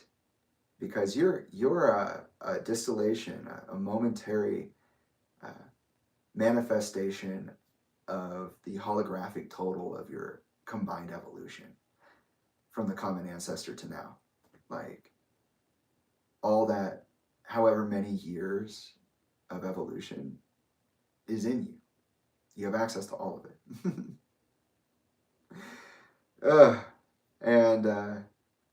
But it doesn't mean that that information is easy to access, or that it's the structures that support that energy are well made. They are just made unless they are consciously attuned to be something different. And my mom was in and out of consciousness for fucking my entire life. And I feel like it was, you know, I'd already felt the face melting nerve damage that comes with like a true panic attack, like a terror attack, just like full fucking hysteria. The adrenochrome response, you could call it that. Nervous system was shook way before 19. LA will do that to you. Yeah, facts.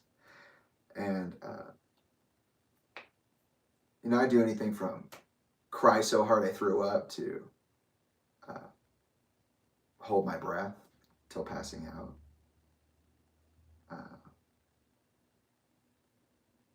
Being silent until it exploded out of me, literal vomit, like as in like the flu.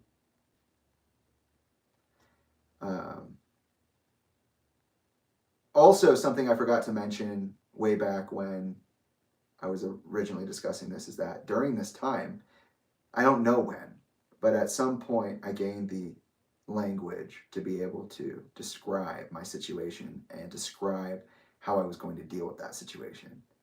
And so it could have been Jeremy when he beat me and my brother. It could have been earlier than that. I don't know. It could have been later than that. I don't know. But at some point, I started casting spells in my head, and I would just talk like this all day, every day. Just talk like this all the time. And I would do that while I was sleeping. So I'd literally talk like this and create these scenarios and characters and people and everything, and then literally like pass out into my dreams. I was literally casting spells, and I had no idea. And Isaiah caught me a few times, and he was like, "Are you whispering? Like, what's going on?" I'm like, yeah, because we shared a room, so I would literally be awake so long he would be dead asleep. Like, there's no waking that guy. And I just have to talk to myself until I went to sleep. That's how much I needed to process. That's how much I needed to have certain interactions. I was infested, and so there's that. But I had also like I said before, dreams are just very real. So for me, I was like, I can't have this world out here and the world in here because the dissonance between the two is just like too much. Like, I can't be in and out of the happy space that I am here because I'm still in, you know, zero space. I'm still in that womb space of love and warmth. I haven't lost it all yet, but there are these increasing, you know, these exponentially more damaging moments, and they come with like full-blown panic and anxiety, and it's post-traumatic stress, you know, it's stress, and it just builds and builds and builds. And I came to the conclusion that I didn't exist. That's literally what I told myself. I said, then there can only be one dream, and that only one, there can only be one dream portal that I created was, it was like a coin with two faces. On one side, I said that I couldn't dream anymore. And I like almost totally severed my connection to having dreams, which is probably a cause of my aphantasia. And then, or a part of it. And the other half of it was, you don't exist. This is all a dream. And one day you're going to wake up and you're going to be this age again. And you're going to have to live it all over again. And I believe I'd already experienced past life memories before that and just not known how to put my finger on it. Or like I saw myself and I didn't know how to describe that. And seeing the future and all sorts of stuff. But like, I don't know. I feel like this is where a lot of that just kind of spirals out of control. Because I basically, what I was seeing was the outcome of the curse I put on myself. It wasn't, these are two separate things. It's because you said it and because you imposed it in this way, now it's going to be this way. I saw the words I said and I saw the meaning behind them, not two different things. And these kinds of isolation spells were things I put on myself all the time. All the time. All the way up until now. I've just gotten good at doing it. Now I'm like, okay, I know what I'm saying and I know what this outcome would be.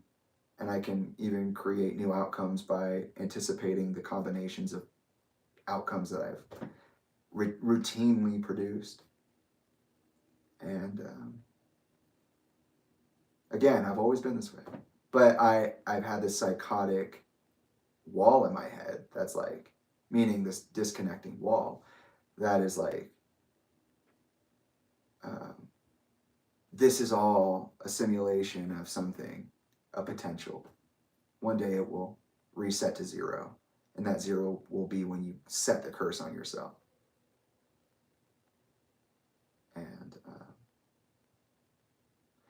And then also during that time, I realized that I don't have a dad, that Isaiah had one, that I never heard about mine. So I asked about my dad. I was like, hey, Mom, do I have a dad? And she was like, yeah. Let me think about that and get back to you. The answer is yes, but I don't know what to say next. She came back sometime later with CDs, introduced me to Linkin Park and Grey Days, and told me that was my dad. So I could have heard this guy on the radio and not have known it. Very interesting times. I mean, friggin' McDonald's had a Nintendo 64 section. Or, I thought it was a Nintendo. Maybe it's not. That was weird. Go for the fries and the Sonic. That's actually, yeah, those were the times.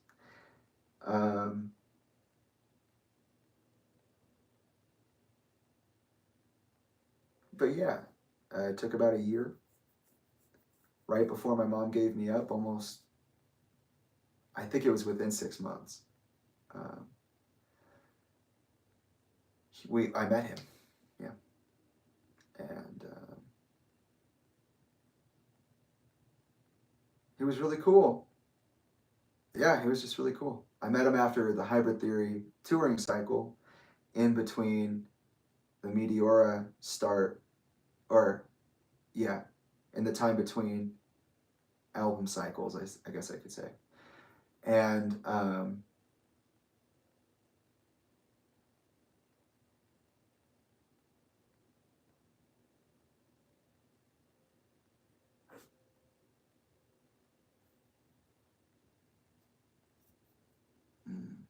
what was I trying to say with that? Oh yeah, just when we met, I still had that warmth and that oneness, and I recognized myself in Chester.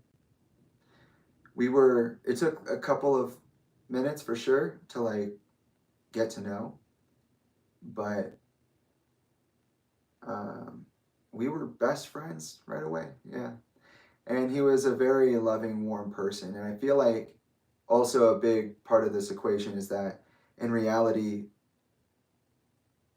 parents can have a certain warmth and oneness with you at a certain time over another because you grow up. And that maybe that innocence is what allowed me to be connected to anybody, right? And that's something I'm cultivating within myself by doing these exercises. So I can see that being what it is. And then I didn't see him for a while. There was like, he took me to get my glasses, to get like my eyes checked, to the doctors, which is why when I went to live with Samantha and him, I got my shots, and I had that recollection of doing the shots and talking about laundry and whatnot.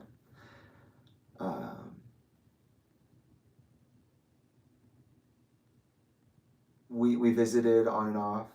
I just loved his energy. And I mean, talk about a mythological happening, like a man like that, just, Mom, do I have a dad? Yeah, he's one of the biggest up-and-coming musicians of his generation, and also eventually would make history. And you would be there in real time for it, even though you weren't invited. Rude. Can't believe you. And I'll never know why that happened, because of Elka. So we'll leave that one where it is. But, you know, my mom gave me up. I had a massive mental breakdown. It lasted for like literally 3 years. I think I just went insane. And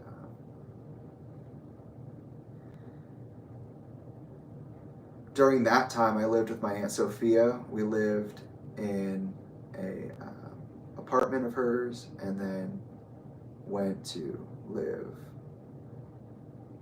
at a colleague's house, a colleague of my uncle, who's related to my memory loss, and we'll get there. Then they built their own house, real doomsday preppers, big Christians. I went from this pretty loose, Luciferian type deal to like this godly, holy endeavor. Regular punishments, rules and regulations, laws don't break them. And they made me, a good-mannered kid, severely traumatized, feel like I didn't even know what a manners was, which sucked, because I was like, that killed me. That killed me if I thought I was disrespecting someone. And thanks, Mom. And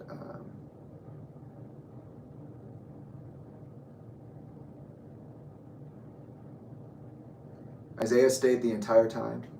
During that time, my cousins Talia and Xander were born.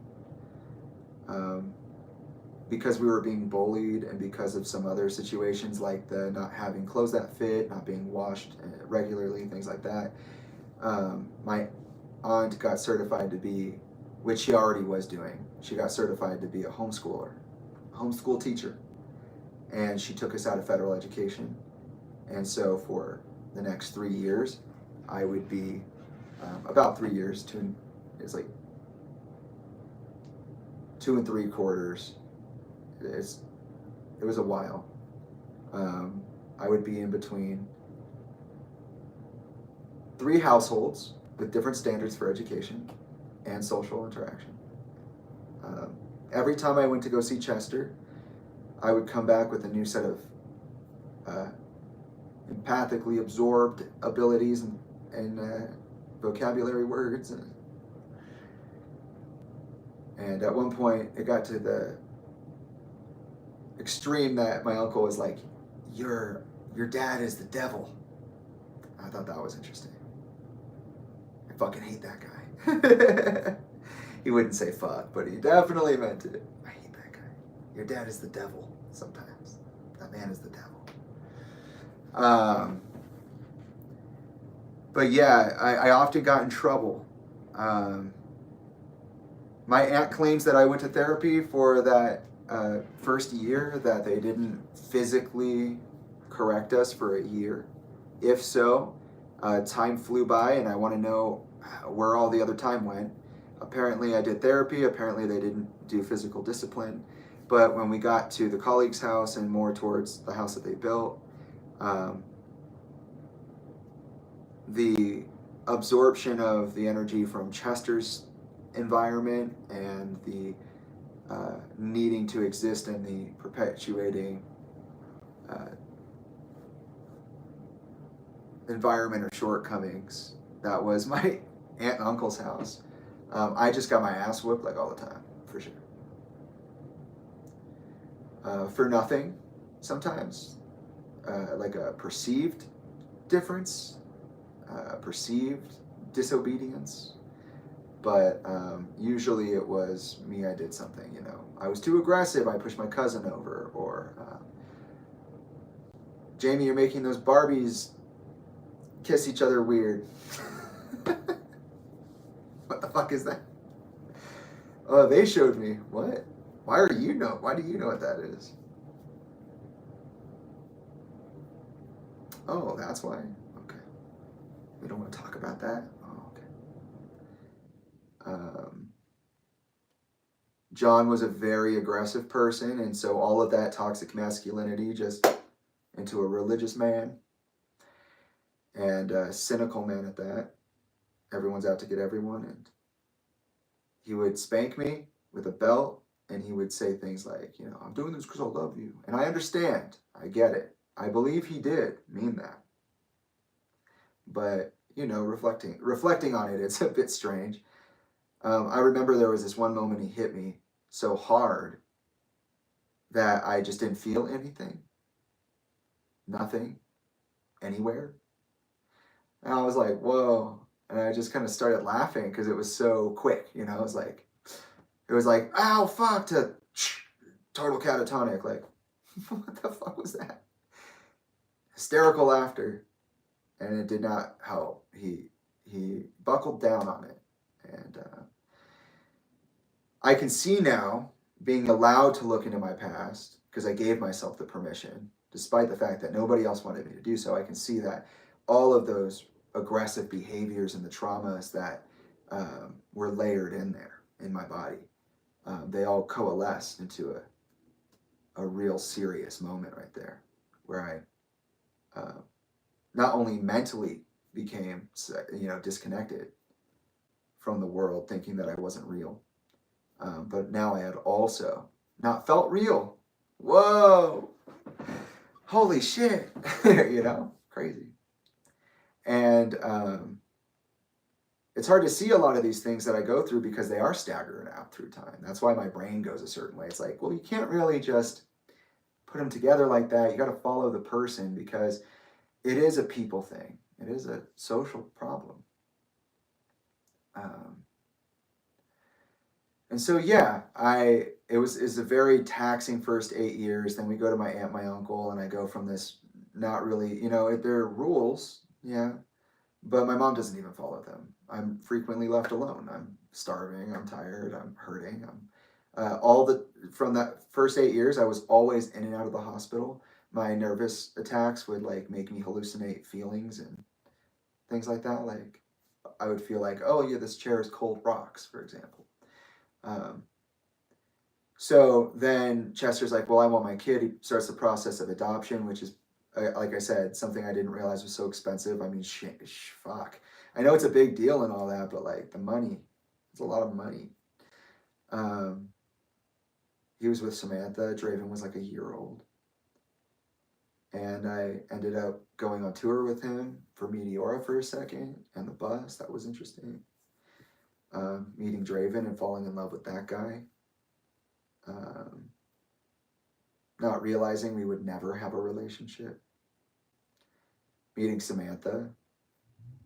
And while I was with Samantha, eventually after 3 or 4 weeks on the road, it was like, yeah, baby can't be over here. Neither can this little kid. It'd probably be better if they have a neighborhood and whatnot. So Chester sent me back with the nanny and Samantha to the house. And a couple of weird things happened. I still had my night terrors. I still had my nail biting habit, which I had started many years before.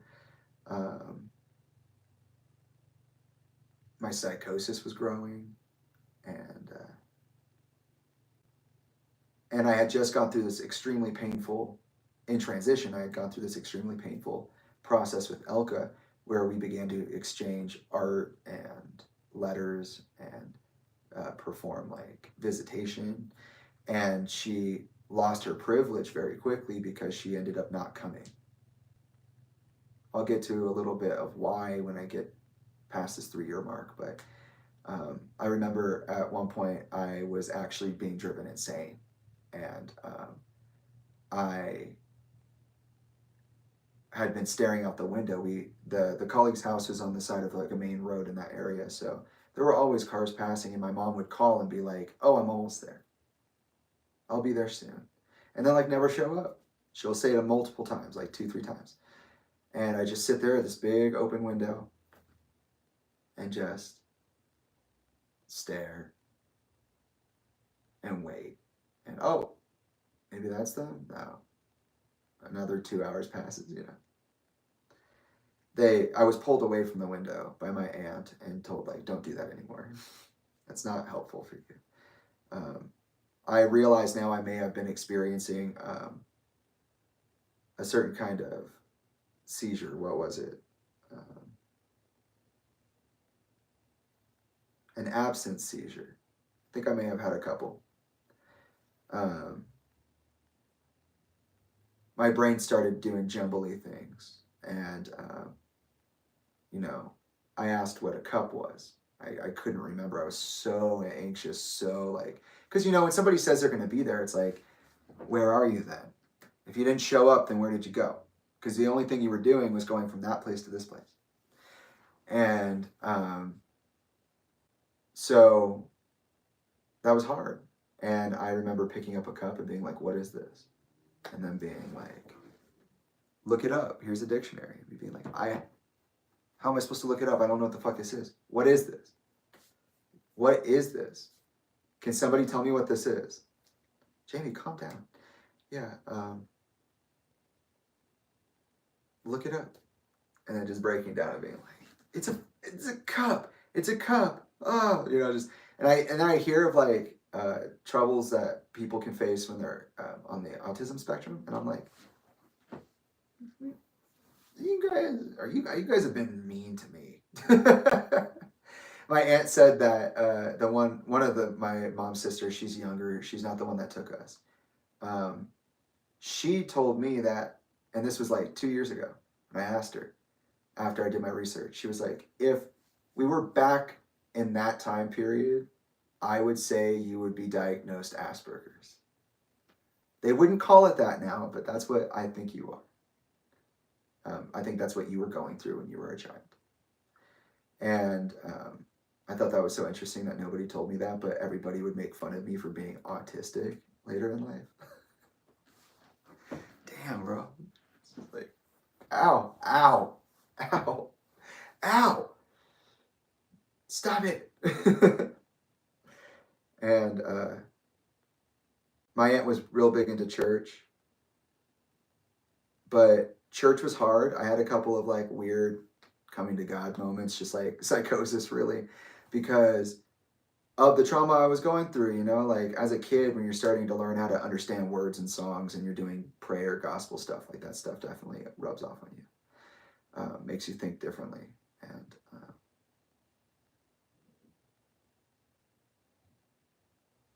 it was just gnarly. And then sometimes we do Sunday school. And then John was extremely aggressive. Not only did he spank, but he used really big words like, I'll throw you through the fucking window, or who the fuck do you think you are? I swear. He would pin us up against the walls by our neck, like that. And according to them, I was like peeing in the corner at night and like walking around and making weird noises and contorted like I was possessed by evil, and crying before I was sleeping all the way through sleep, never stopping crying. Just crying while I'm awake, as I'm falling asleep, and then waking up in the middle of a cry sesh. Fucking gnarly. And so, you know, whatever I experienced, it was, for those first 8 years, was so impactful. And it was so bad that my aunt would actually call my mom and say, what are you not telling me? This kid is way worse than you said he was. There's no reason he should be like this if what he went through is what you said he went through.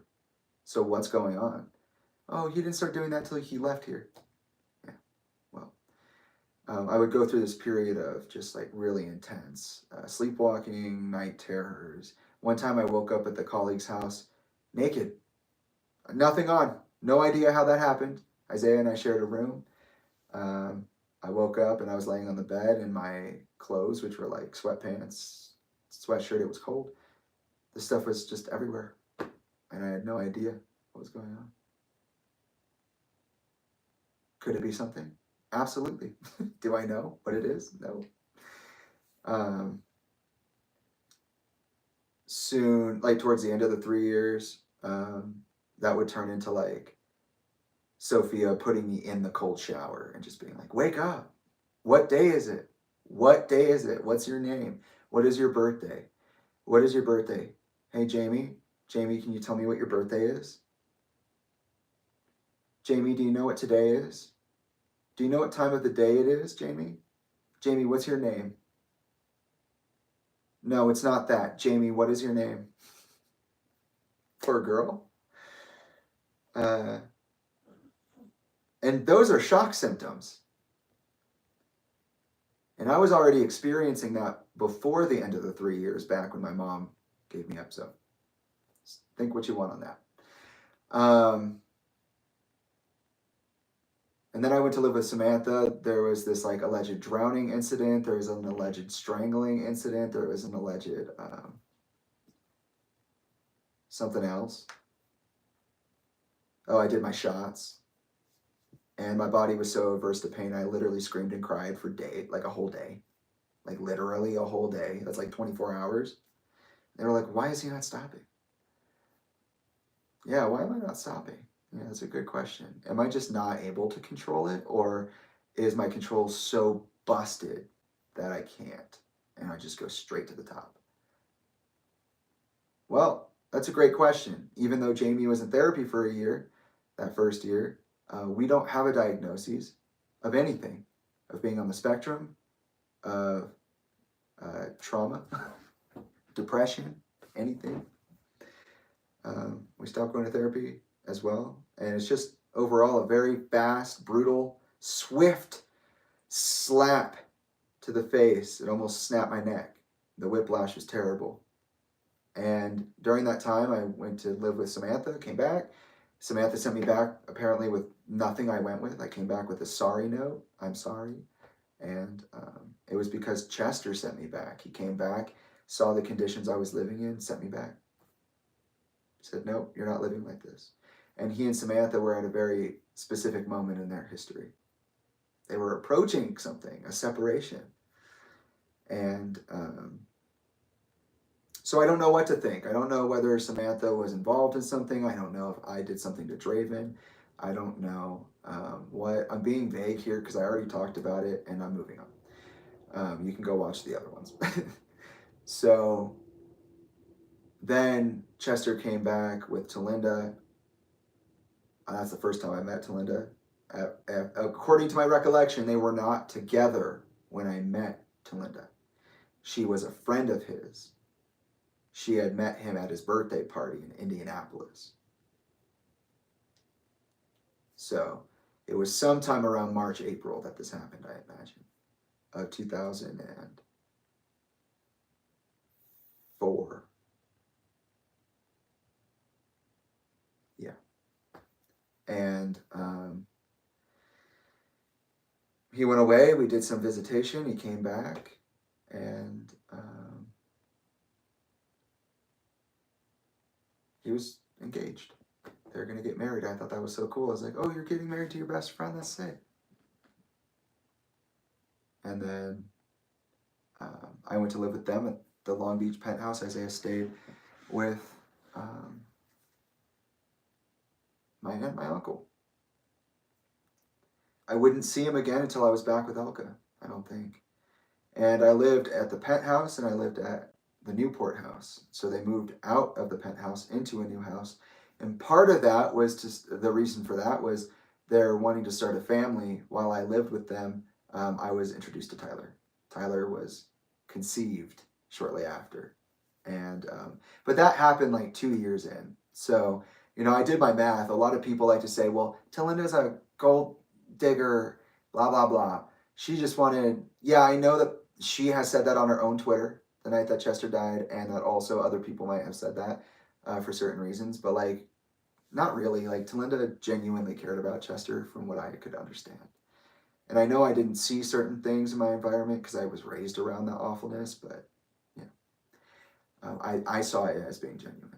And then she would become pregnant. Tyler Lee Bennington, named after Chester's father, who I was introduced to when I met Chester. I met his mom, his sister, Toby, and Lee. And then would have a much bigger relationship with Lee than anybody else because he was local. And then Talinda used her certification as a substitute teacher to catch me back up. She said I was multiple grade levels behind, given the significance of my developmental challenges, my trauma impediments, and the situation that I was in. It didn't end up being a good idea for us. On some level, she decided that it wouldn't be good for her, and so she started taking me to tutoring. So I basically started playing catch up and wouldn't stop playing catch up until I graduated college. When it comes to my education in the federal education system, which is terrible. And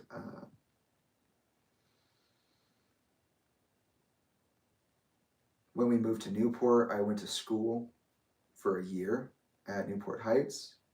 I got all A's, and then it was revealed to us that my mom had gotten sober, and she was living with Dane and his daughters.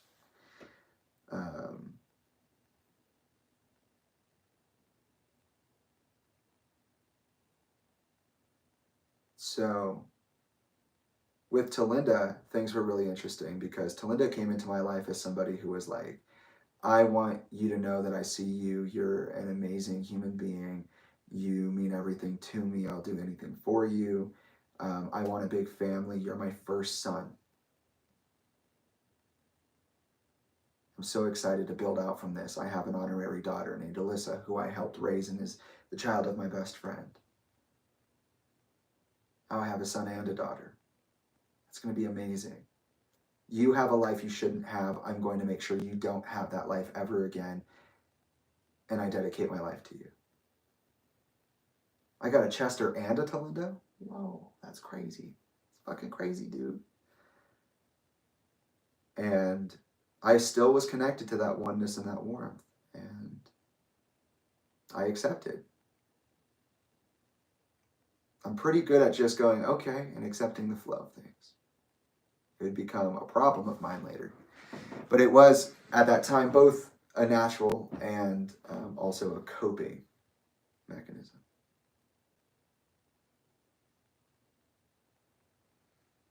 Really shortly after we started living together, Talinda and I started butting heads. It resulted in the tutoring, but also she just had like a lot to work through. It seemed like both her and Chester were pretty young still, and they were dealing with some serious traumas, and so was I. But they weren't nice to me about it. They'd often call each other out on not being nice to me. Draven would come and visit, but we didn't have a relationship like that. We were kind of impossibly disconnected. Like, it just wasn't going to happen. I was really excited for my little brother to come, that being Tyler. And Talinda's idea of family seemed to be more of a speech than an action, because pretty shortly after Tyler was born, it just became like a Tyler show. And I know that sounds bad, like I don't like my brother, but I love my brother. And it has nothing to do with him. He's not the one who did it. Talinda promised equality and equal measure in the relationship for everybody, or equity and equal measure, and it wasn't true. It never was, and it wouldn't be even after he died. But yeah, I had this like perfect stepmother, this perfect celebrity dad, and I was on the other side of my life in this very rough period of time that was filled with big, sharp, dangerous changes. And then Elka was sober, and when I came back, she was all up in the church, all about righteousness, all about anger. She drank and she smoked just like Dane did. They struggled not to use substance. Elka went cold turkey. She sold her house for $2,000, ran. Whatever didn't happen was so significant that was true. She was beaten. She was assaulted.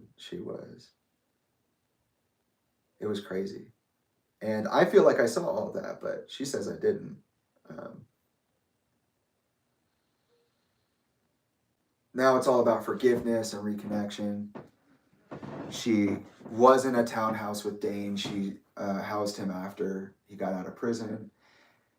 He was a raging alcoholic. He just breathed, ate, slept, worked alcohol.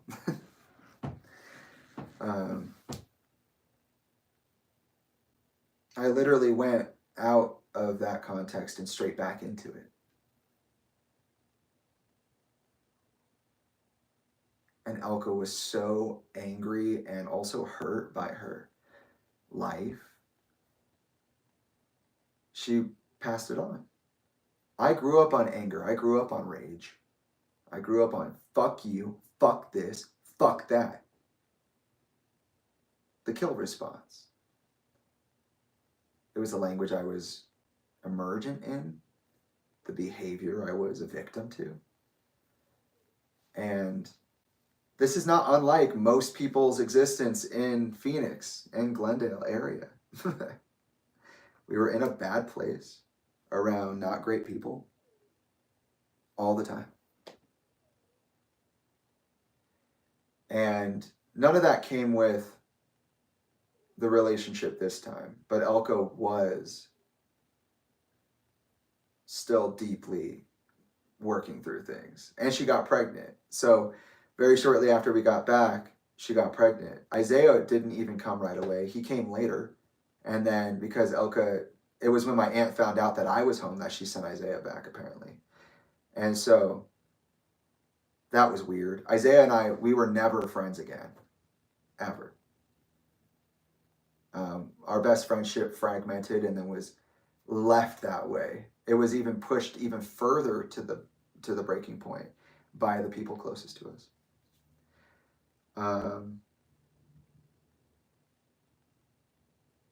To this day. And so that was a big problem. I had a lot of anger. I was being taught anger, and I was also experiencing level 10 executive functioning meltdowns. And I started puberty early, which fucking sucked. I broke out my tooth.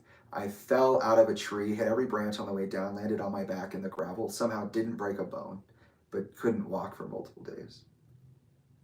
Got into a fight with my high school bully. I was there for like a year and a half.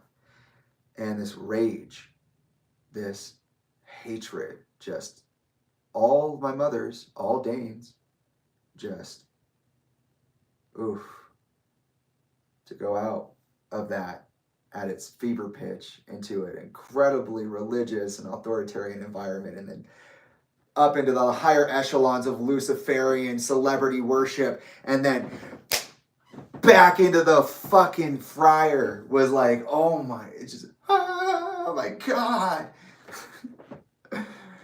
What is death? Because life is fucking terrible and furious. And they're all telling me it's my fault.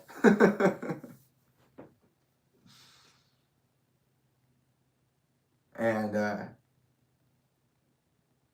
yeah, I almost killed my bully when I was younger. And I'm sure Trilogy is just, when they hear that, they're like, oh my God, don't say that. But like, when I came to, after he punched me in the back of the head, and I had warned him after multiple incidents with him that I would not let him do it again.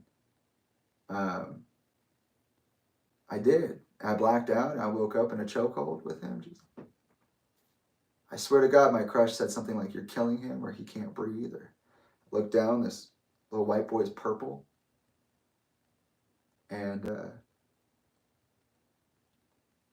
he never fucked with me again, but that definitely was a thing. And, you know, Chester joined. Like, he was there for field day. That was cute. He was there when I was doing the relay race with the wagon, and my crush Lyric was in the, ironically, Lyric was in the thing, and just ripped it. She fucking flipped. Oh my God. That is so fucking funny. No, I totally ripped her out of that, poor fucker.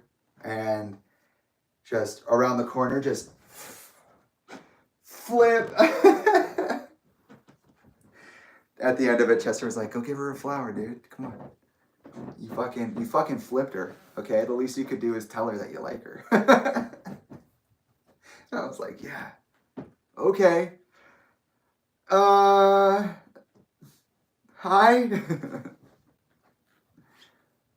And I skipped over it again because it's on the Chester side. But in the middle there, before I went back to Elka, was the wedding. One of the happiest fucking times of my life. There's a video of me dancing on the dance floor, freaking out. I was having an executive functioning meltdown right there, but Alyssa was being funny. She pushed me out onto the thing. She's like, "Oh, nobody's dancing." I was like, "Somebody should dance." She's like, "Yeah, you should." Kicked me out. This little, flower girl dress just flying. Get out there. I'm out there. All of a sudden, everybody's like, "Yeah!" And I'm like, "Oh, fuck. I can't say no. What do I do?" Do this across the dance floor. And Talinda comes over and she's in her bridal gown and happiest day of my life. She's fucking, "Oh, it's okay. Loosen up a little bit. You look fucking crazy." "Oh, I love you." And I remember going to her later, like, she's sitting at the table, the reception. I think that's what we decided on calling it last time. And I was like, I had straight up told her of my own volition, like, "I am so happy to have you as my mother. You're like one of the greatest people ever. I'm so excited to be your son. And like, it's the greatest night of my life." My dad was getting married. That's like a speech you give to your wife. I'm over here like, I adore you, bro. Hey, big bro, I'm just letting you know. Think it's pretty cool. We're big bros for life. And thanks for saving me on the dance floor. And yeah, it never makes it in there in the recollection, but it did this time, kind of. And it will make it on the Chester side of things. But yeah, I just had this like absolute stupid, irrational, gooey child love for this person. I said, "Okay, you want to be my mom? That's okay. You want to be my mom? That's okay. You want to be my dad's? That's okay. Well, you all want to be my friends? That's okay." And boy, did they make that challenging. But it's what it is. It's what it is. It's what it was. And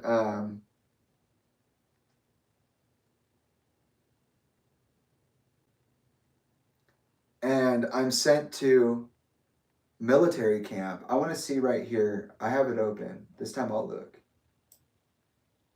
So when I'm back at Elka's, I get like way into my anger, right? That's what I was saying. And okay, I think it was.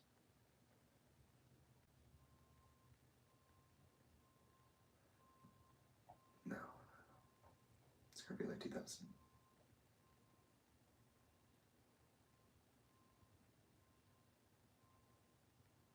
No, that's too late. Earlier.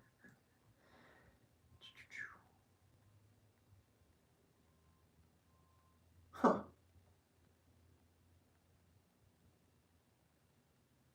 Never mind. Either when I turned 10 or when I turned 11, I was sent to military camp.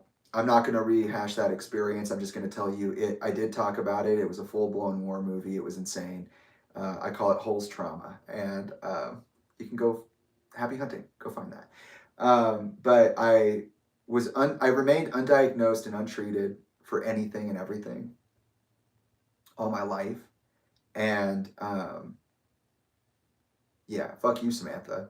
And and they started blaming it on me, like, "Oh, this kid's angry. This kid doesn't know how to respect people." Blah blah blah, which I did, and I always did. The punishments, they went to the fucking moon and back for this motherfucker. I've never been more aggressively punished than like the next 3 years.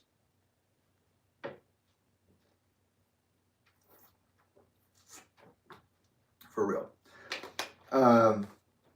Because what the fuck? So, at some point, I believe it was 11.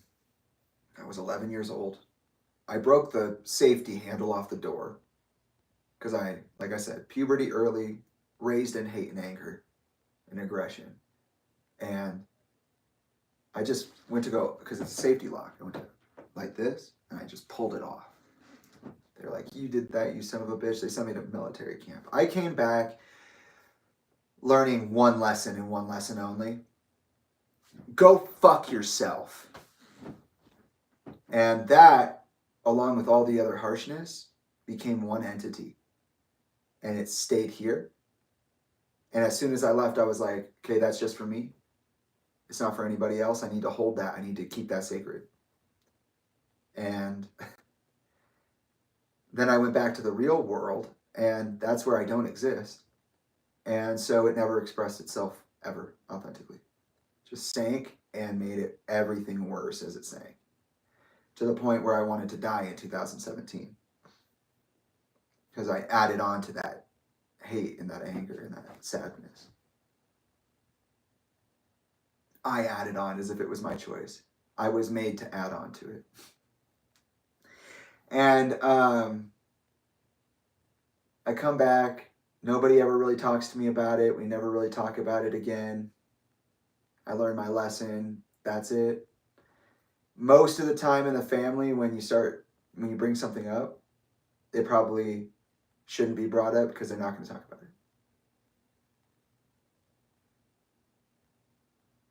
Probably end up just getting frustrated, kicking yourself for it, and then resenting everything more.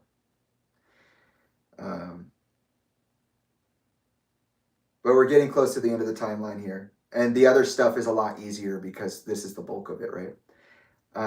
Because I always lived with my mom. So yeah, pretty much once I got back to Elka's, it was like, you're with Elka. Elka had control over me for the rest of my life. And I never fully lived with my dad. And being in between all these different houses with all these different expectations, like literally annihilated any sense of regulatory controls. Because you just got to be okay with being wrong. Doesn't matter if you are, or if the other person might be overreacting. You're just wrong, and that's it. You're a child and they're an adult. How dare you? And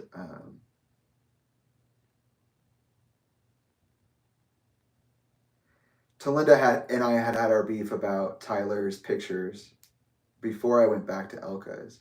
And so, I just kind of feel like, or at least that's how I remember it. And so I've asked the question of like, did Talinda always intend to discard me?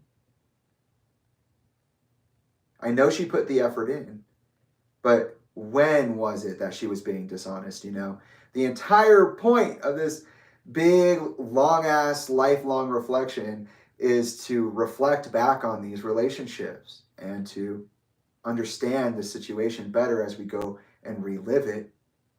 We can come to a better conclusion about our reality and who did what in that reality. Marathon live streaming.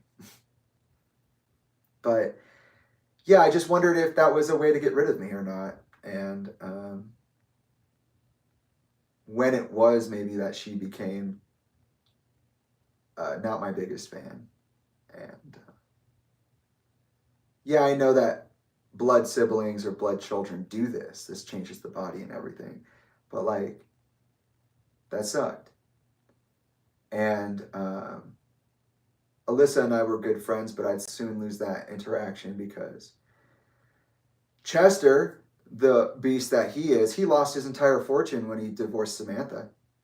And he built that shit all the way back up, and he had enough money to move us out, even though it was literally within the proximity of the housing bubble burst. He bought us a house down the street from his house because he wanted to live next to me. Yeah, I'm being bratty about it again because all you stupid motherfuckers out there who are like, I know more than you, or I know what he thought. Shut up.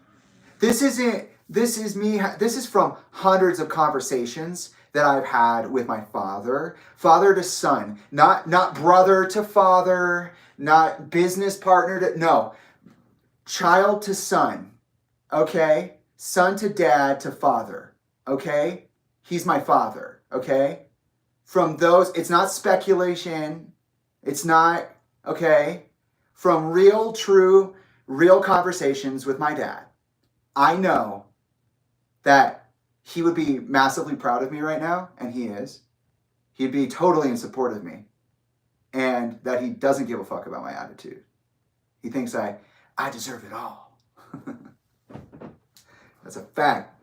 So, yeah, it's my brat era. I did say it, so here I am. That lasted for 3 months because Dane, who is now married to my mom and has a child with her, becomes, court mandated to be in Arizona. My mom chooses to go with him. And again, I'm pretty sure that I chose to go with my mom. You know why? Because I ended up doing this thing where I sacrificed my childhood to keep my family together and be the ideal child. I prepared to support myself in the real world and shed that skin beginning at age 12, which is coming up. We're about at age 12 here. I'm formulating the heart spell and making myself not a dream and making myself alive.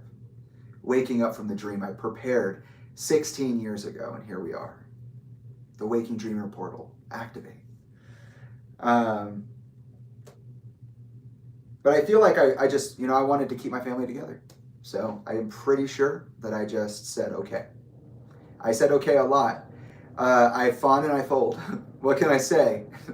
I'm just like other girls.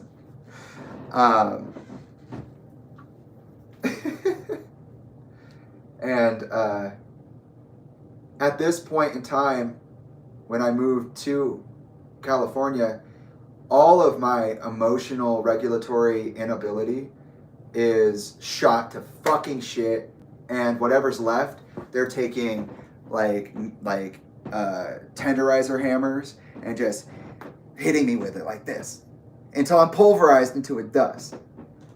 And I don't have any empathy, and I can't empathize, and I can't hold space for myself, and I can't speak, and I can't cry, and I can't not cry, and I can't think, and I can't not think, and I can't act, and I can't not act. Just, yeah, he was angry, man. We beat the fuck out of him, and now he's not even angry anymore. We're good parents. Number one rule of Fight Club, don't talk about Fight Club. It's fucking disrespectful. Talk shit about me, your mom, your dad that way. Come on. Where's your respect? Oh, my respect was in the bare-fisted fist fight we were in. The fuck? Mom. Isaiah and I just continue to fragment. Isaiah and Alyssa are introduced, and I'm thinking this is going to be the best thing ever. I have my previous old best friend and my previous newest oldest best friend, and they're going to be best friends, and then that will like help us all heal, and we can like hang out. And no, I lose that fast as fuck. That's never going to happen. Alyssa and Isaiah are like two peas in a pod. By the time that I get to Gilbert, I'm already cut out of the sibling conversation circuit for something I don't even know what I did. Talinda seems to know, but I don't know what I did. And just one day it was, Jamie, you told on us, you son of a bitch, you fucking thieving hypocrite. You're never allowed to be in our conversations ever again. And was I ever allowed? No. Do I ever get to know why? No. Do I remember what happened? No, I don't understand. That fell away. Abby and Tyler were growing up. They were still very little. I felt that Abby was hateful of me, and I felt that Tyler was disinterested in me entirely. And there was a very, very big difference between the way that Elka raised us and the way that Talinda and Chester raised us. These differences were like massive. And this is pretty much the time that we begin what we call the blended family effort. We just slowly start absorbing parts of the community and trying to make it work, right? People become uncles and aunts. You get more cousins, whatever. And that was Talinda's idea.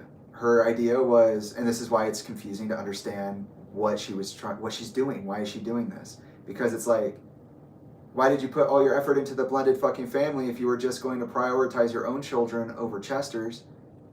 And act this way. Like, why? What was the point of anything? It's like my life is a series of people giving up. People with aspirations who were either beat out of it before childhood ended, or grew up and tried to, after being beaten out of it, attempting their aspirations, and then getting tired and sad and beaten down, and then just deflating and gassing everyone out, and then fucking trying to grab it back and be like, oh, no, I got this, I got this, and then, oh fuck, I don't care about this anymore. And then it gets to the point where it's like, okay, well, now that I don't care about any of this, I have to find the easiest, quickest way to just make it stop happening. I'm not going to acknowledge it, I just want it to stop happening. Jamie, just shut the fuck up. And if you don't, you're getting fucking grounded. You're getting all your shit taken away. I'm going to talk shit to your face. I'm going to sit you down and call you an asshole. Or fucking throw you around. And then tell you not to be physical with me. Tell you that you're fucking incredibly crazy because you need to go on walks and you can't breathe and shit. Like, yeah, you're suffocating me. It's terrible. And, focusing on Elka, she was like, well, we're going back to Arizona, but we're not going back to Glendale. So I was born there. I went away. I came back, lived there for a year and some change. Went to California for 3 months and then came home to Arizona. Yes, I love being stuck here. No matter how many times I try to leave, I can't. And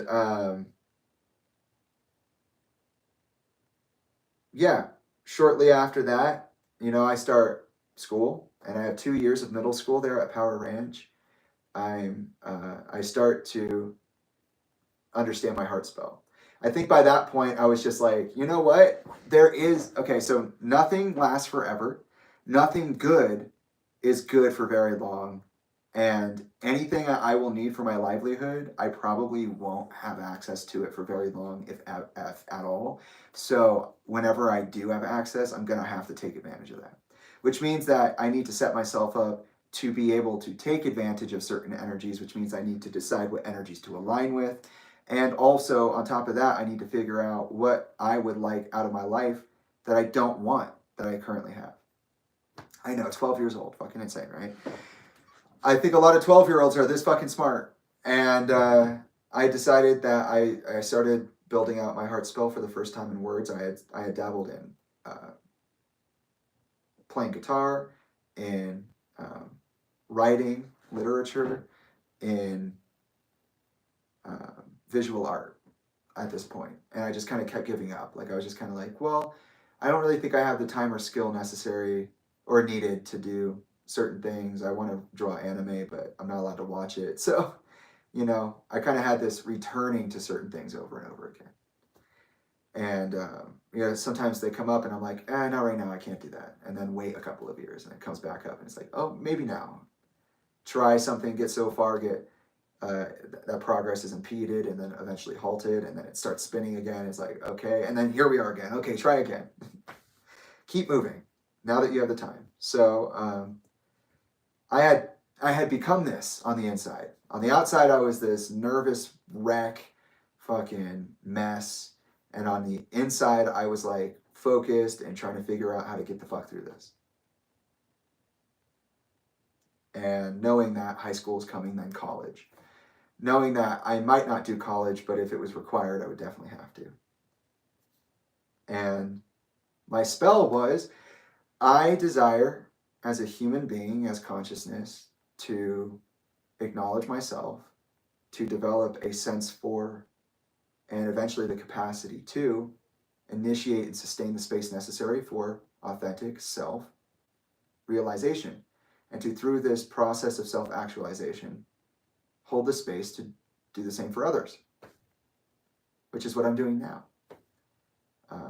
I was always rooted in community and understanding and collaboration. And that could be for whatever I decided to do. I mean, fuck, if I wanted to go do politics, which I will never, you know, that still applies. It's just a moral code. It's a compass. If the environment around me is me, then that means the community is an image of me. And since we are an image of each other, I need to be aware of myself before I construct something of that nature. And shortly after that, I decided, okay, I'm going to focus on music.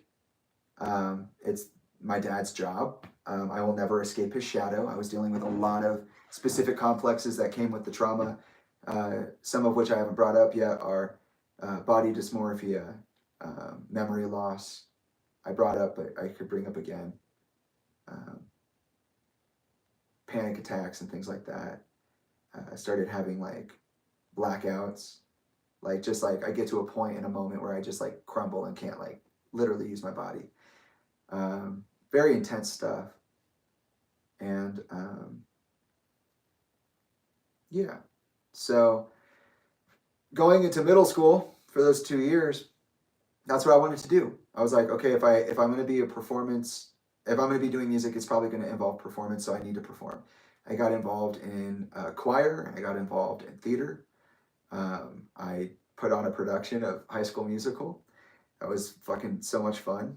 I started learning how to play guitar and piano. I started teaching myself music theory, guitar and piano, with encouragement from Talinda, which was a great memory of mine as well.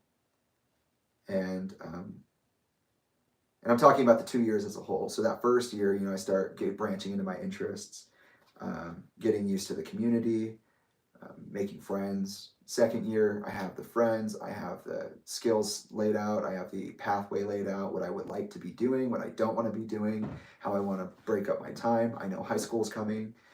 You know, Chester's involved on and off. He's very busy. And this is probably the time, you know, when he moves to Gilbert to be with us because we had to go back to Arizona. This is the time the Mormon temple was being built, and it's also the time that, you know, Chester would spend the most time with us. This is the peak of that blended family dynamic, and it falls apart pretty quickly. Because I'm pretty sure it never existed in the first place. It was just something that they all tried to lie about together. So, and at this point, I had also been brainwashed at least 2 times, 1 to 2 times. I know that for a fact. So, Chester would move to Arizona to be with us down the street at White Wing, and we would be in Power Ranch. And he began to get very involved in charity acts. Like, he was a part of Stars of the Season. You know, I was talking to people on like medical boards and like just hanging out in my house and stuff like that. So it was interesting. I remember trying to teach Chester music theory. He totally crumbled under it. Would not play with me usually. We played like a couple of times and like the 6 years that I was there, the 5 years he was there, or 4 years, I guess, for him. We only played together like 5 times, like only ever made music together like 5 times.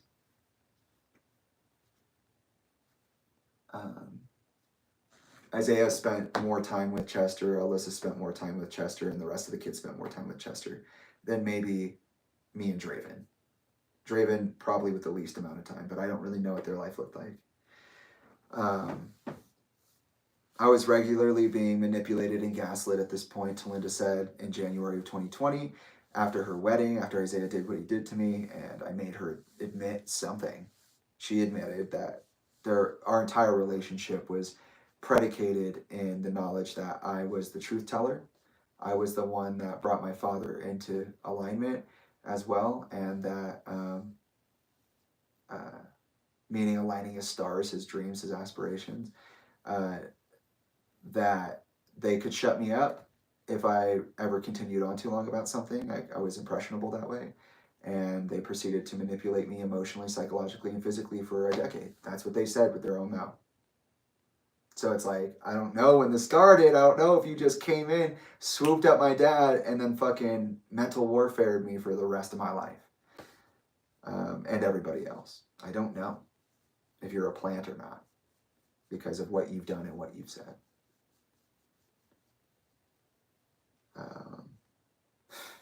Brutal.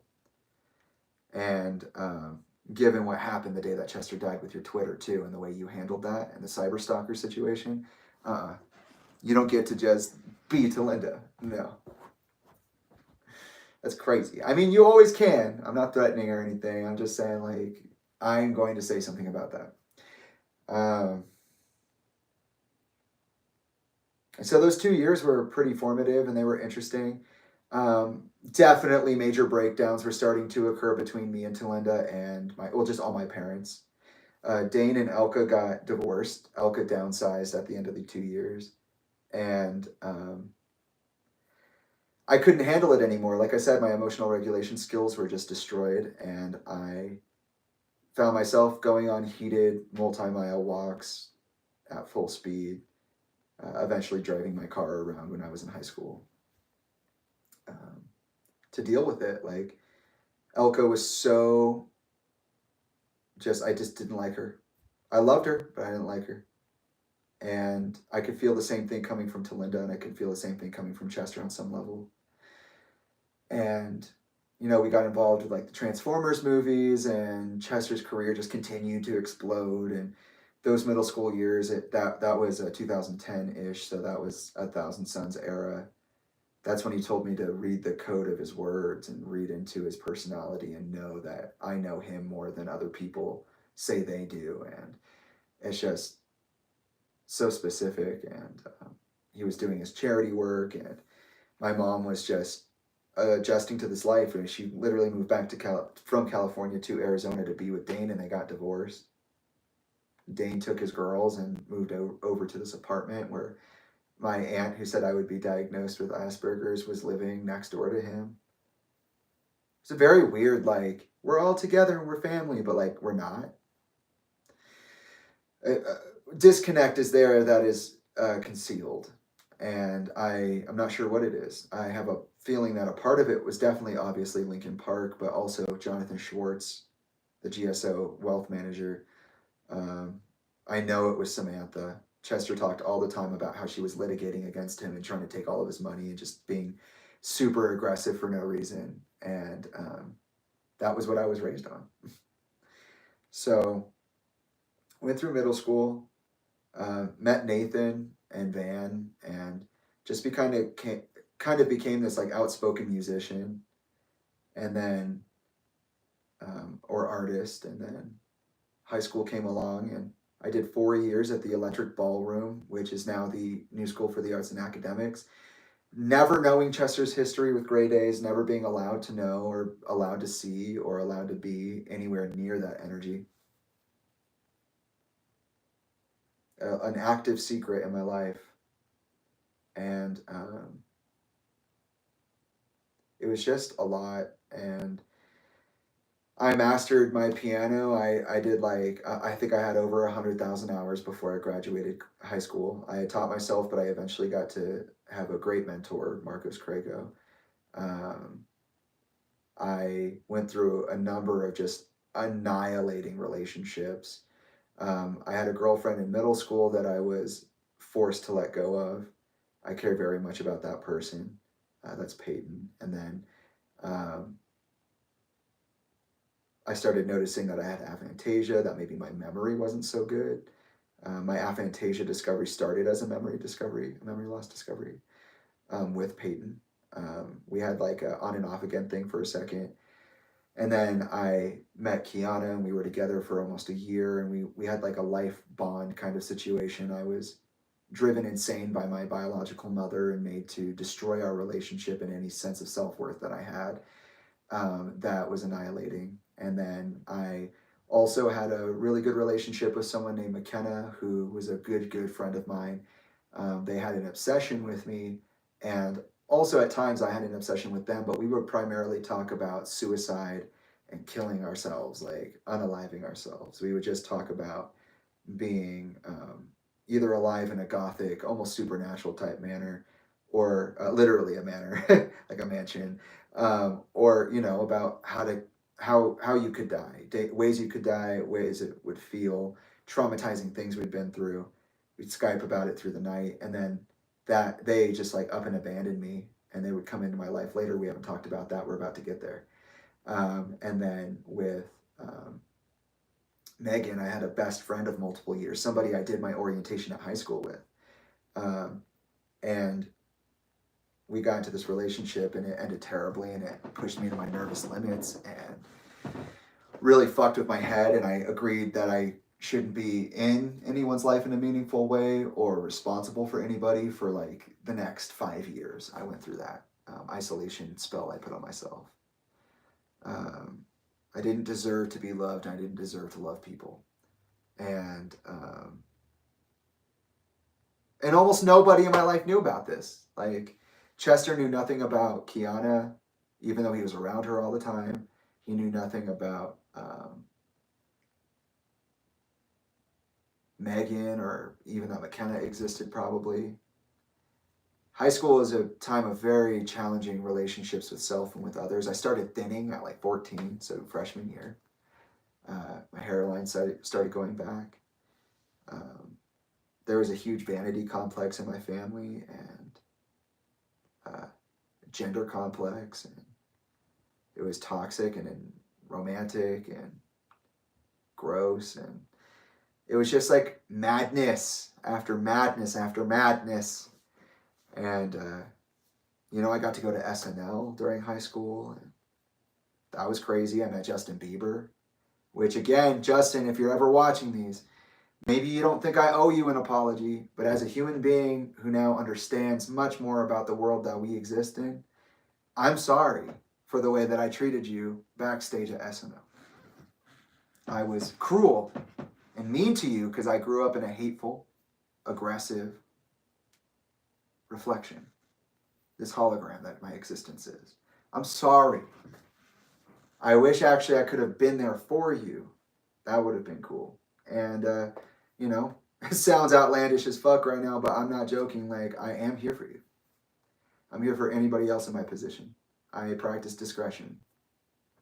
I am an advocate for you. Everything I build for me is for you, obviously, given the heart spell. The one they try to take away from me year after year after year after year after year. Just take it or like it, Jamie. Snow White, you have no rights.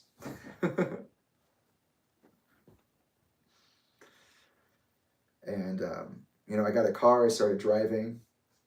Started expanding my geographical sense for the world, which is very narrow. I was an extremely sheltered kid. Once I went back with Elka, there was no getting out of it. I wasn't allowed to watch fantasy. I wasn't allowed to watch anything with magic or mind or anything. I wasn't allowed to, I was allowed to get into music because that was my career path, but we're Christians. We go to Sun Valley. We believe in God and not the devilish ways that your father exists in, even though he claims to be a Christian. It was just so brutal, so many constraints. It was like being buckled up in a straitjacket. The blended family arc ends with Samantha sometime around sophomore, junior year of high school. Maybe I could find that here.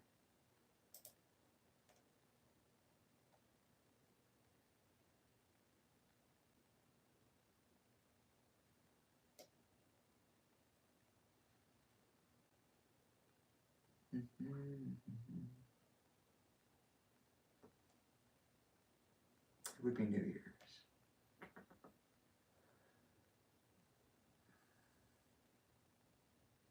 Beaver Creek. Here we go.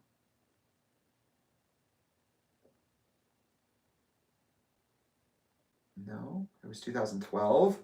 The end of the world.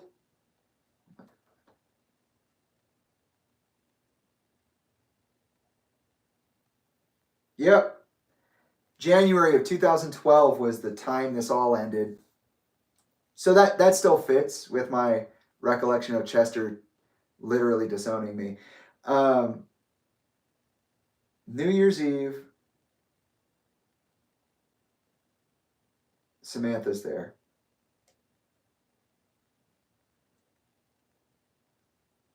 And then that year in February, we do our first, wow, that was quick.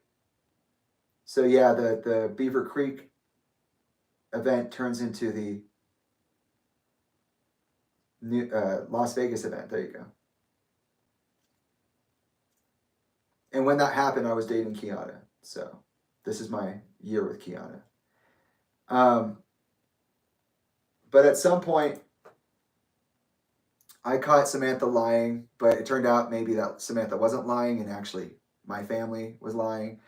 And it turned into this whole thing, and Chester ended up being like, well, one, he said he was going to stay for all of my high school. By the time 2013 rolled around, he actually moved back to California. He would move like 4 more times in the 4 years he lived there. All the way up the hill. And that's concerning, but more importantly, he left. And when he had already left, he had threatened to disown me for not minding my own business, keeping to myself, understanding that, how do you say it? If you're not directly involved, keep your head down, shut the fuck up, don't ask questions, and especially don't interact. If you do, I'll have to stop talking to you, is what he said to me. I don't need this open right now. And then he had to apologize once he moved.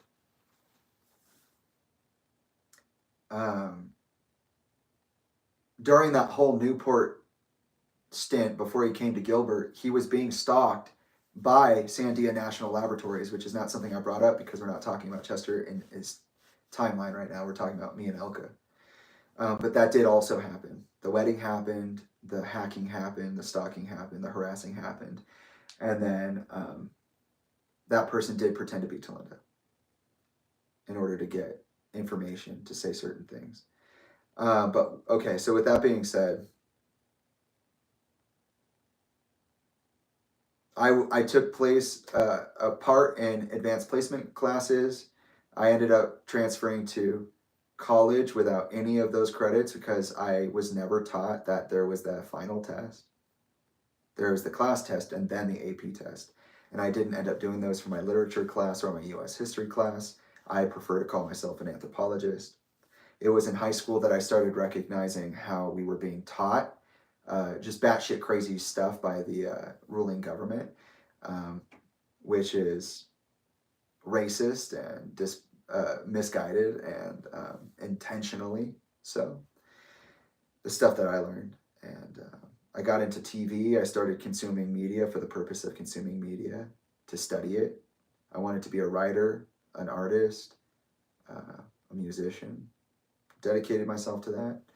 Started my obsession with television shows and becoming a film buff, learning about the industry. That would continue through college. And at some point I talked to Talinda about not going to college, but she said that I had to, because if I didn't, I would be not included in the will. By this point, between 2013 and 2014, there was a fucking total blowout between Elka and the rest of the clan, because there was some kind of like, by the time I turned 18, when I went to college in 2014, there was this big child payment thing, like, child care payment thing. And they Talinda and Chester just got super fucking crazy about Elka and then disappeared, and they never interacted again. Elka had put herself through college, something she would be doing for a while. Was focused on her own life. I don't know why they did that. But also at this point, Elka was extremely authoritarian, and any of our history was being ignored. It was being slowly phased out with a totally different story. The completion of this callousing, of this concealing, would occur after Chester died. Would you believe it or not?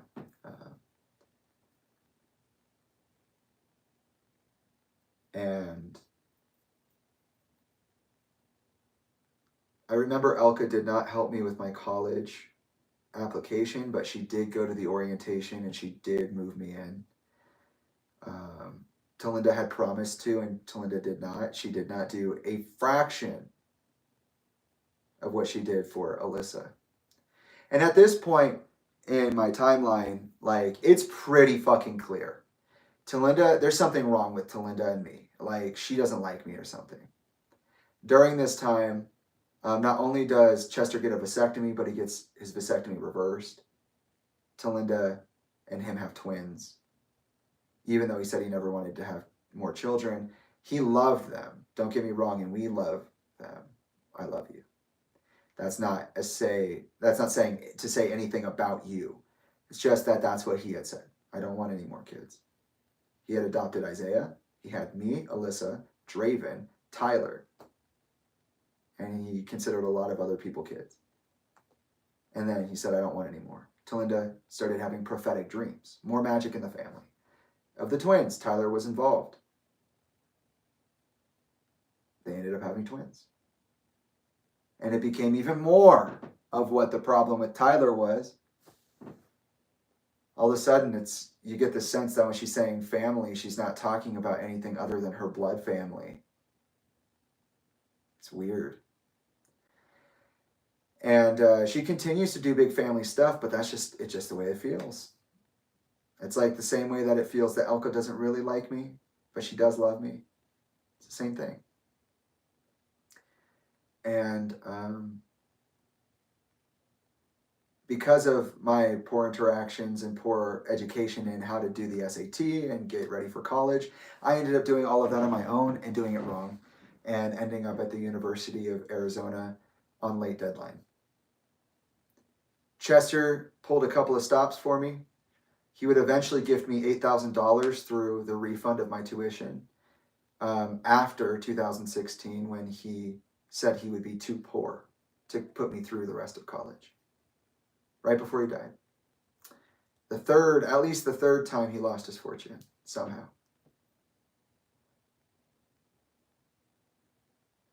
He pulled me aside and said, I'm paying for your tuition. Against my resistance, he got me to accept the offer. Eventually, he would be able to use that avenue as a way to gift me money and seed my success, my very real life and death venture that brought me here. I made it because of Chester's seed money that he told nobody about. Thanks, Dad. And so there was that. And then he said he would take me to go meet.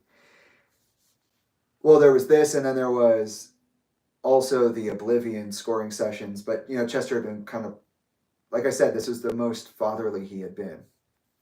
He took me to go meet with the heads of USC. They told me that given what I had done for myself, teaching myself and then taking certain lessons and dedicating myself to the craft of music, that I was more than qualified at a sophomore level. Okay, so I was more than qualified than a sophomore level student enrollment, or enrolled student, whatever, and that there was pretty much no way I wasn't going to make it. Well, I didn't make it. They said that to my face, and then I didn't make it. And the problem is that there were too many people and my musicianship skills. And Talinda laughed at me straight in the face. I can't believe you thought that you could do that. You said pick what schools you wanted. Yeah, but I thought you were going to be realistic about that. There's no way you were going to make it to those schools. You need to be realistic. And I was like, I did. I put in all the work. I made myself a professional before I even hit college. Me. I'm the one who created my own projects. I became a writer to make music for my own scripts. I ingested content not because I'm a lazy, silly kid who just likes to sit around and watch things. That's true too. But because I was studying. Yes, when I watch things multiple times, it's not just a fixation. It's also the process of learning. You have to go over things over and over and over and over again. Pattern those neurological connections. And that was really painful. It was painful that Elka didn't help me through that. It was painful that Talinda chose not to. It was painful that Chester moved away before I finished high school, and it was painful that I had been through all these relationships that nobody knew about. And it was painful that Chester didn't show up for my graduation and instead was working. That sucked. And I had begun to realize I've sacrificed myself to this family. In doing so, I've gotten into the habit of mutilating myself. I'll literally cut parts off of me that I think, oh, you don't want that? Okay, bye. And that was manifest in my relationships with people that I cared about. That was manifest in the way my emotions emoted through this artifice of the body. There's no way they couldn't see the tears. They just decided that they didn't fucking want to see them anymore, right? Stop crying, Jamie. I can see you crying right now. You're an asshole. Did you know that? Oh, okay. So yeah. And Chester had been experiencing a lot of like aggressive behavior as well, like just like reactions. So that was a big thing. But I decided by the end of that I was like, I'm putting myself first, period. This is the point in time where I have planned to start taking myself seriously and shed this skin. And what I had to do to survive is what I had to do to survive. And you got this. You built your own portfolio. You taught yourself the skills you needed to thrive, and you're doing it. And so you're just going to go to college and you're going to ride the wave at this point. And you're going to try to get where you want to go without asking for help from anybody. By the way, you have the I'm not real complex that you don't remember, the I won't cry for you complex, and the I won't let anybody make me feel any which way at all complex. That started with Chester. So here you are, and you have this massive isolation spell that you've put on yourself, and you're going straight into the new world. And guess what? The very first manifestation of your purposefully made bad luck, sustaining the dream that you might one day transfer to USC Thornton School of Music. Throw away your entire year working a maximum credit load, 24/7 student, trying to get a 4.0 GPA to go to an Ivy League school that already said they don't want you. It was just a thing that they did, a formality, a niceness. For the whole year, I sacrificed my social connections. I sacrificed all the stuff that you do when you get somewhere. When you start a new life somewhere, you always like get to know the community, go around the environment and be open to interactions. And I couldn't do that. The only reason I made friends is because I conceded to Talinda's suggestion that I live in the dorm for 1 year. The same way that I was like, okay, well, then I'm going to college right away and I'm not taking any breaks. I'm getting this 4-year prison sentence over because I don't want to be in college. School's literally killing me. I'm tired of playing catch up. I was like, okay, what are the other commitments? A dorm, let's do it. Ended up being housed in Cochise in the ROTC wing, a weird mirage of my nightmare military camp experience. And I developed a few friendships, but mostly I keep to myself. I spent a lot of time in isolation. From this point on, my family will not visit me if they are Benningtons. Chester will visit me one time right before he dies. Talinda will never do it. She hated Arizona. That's one of the reasons they moved. Chester hated Arizona. That's one of the reasons they moved. So me going to school in Arizona naturally meant my parents would hate to be wherever I am. And that was clear in the way that I went out of my way to go from school to either Gilbert or to Palo Verde, and I drive myself during my free time as a student in these problems. At the same time, I started a 2-year preliminary track for the composition studio, which is my freshman and my sophomore year. I was moved in to my dorm. I faced severe panic and anxiety, attachment anxieties, and I basically had to realize, like, this is the time now. If you were ever going to disobey your parents or be your own person, you have got to eat, so go eat. And I did it.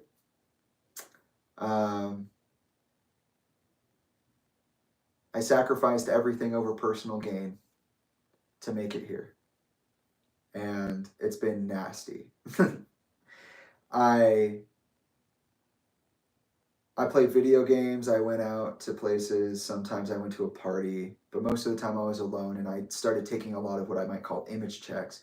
And what began as a joke during my middle school times, during my high school times, turned into a kind of scrapbook of my misery, and maybe whatever else I ended up doing, any kind of success I had. And I got to the end of my freshman year, and my grandfather Lee, I spent a lot of time with, disowned me for taking the time I needed to do my thing. I mean, I manifested it, didn't I? That I didn't make it to USC. I lost my grandfather.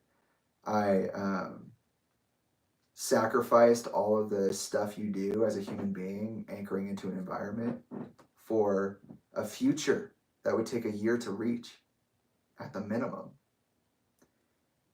I was practicing time magic, and I wasn't doing a very good job.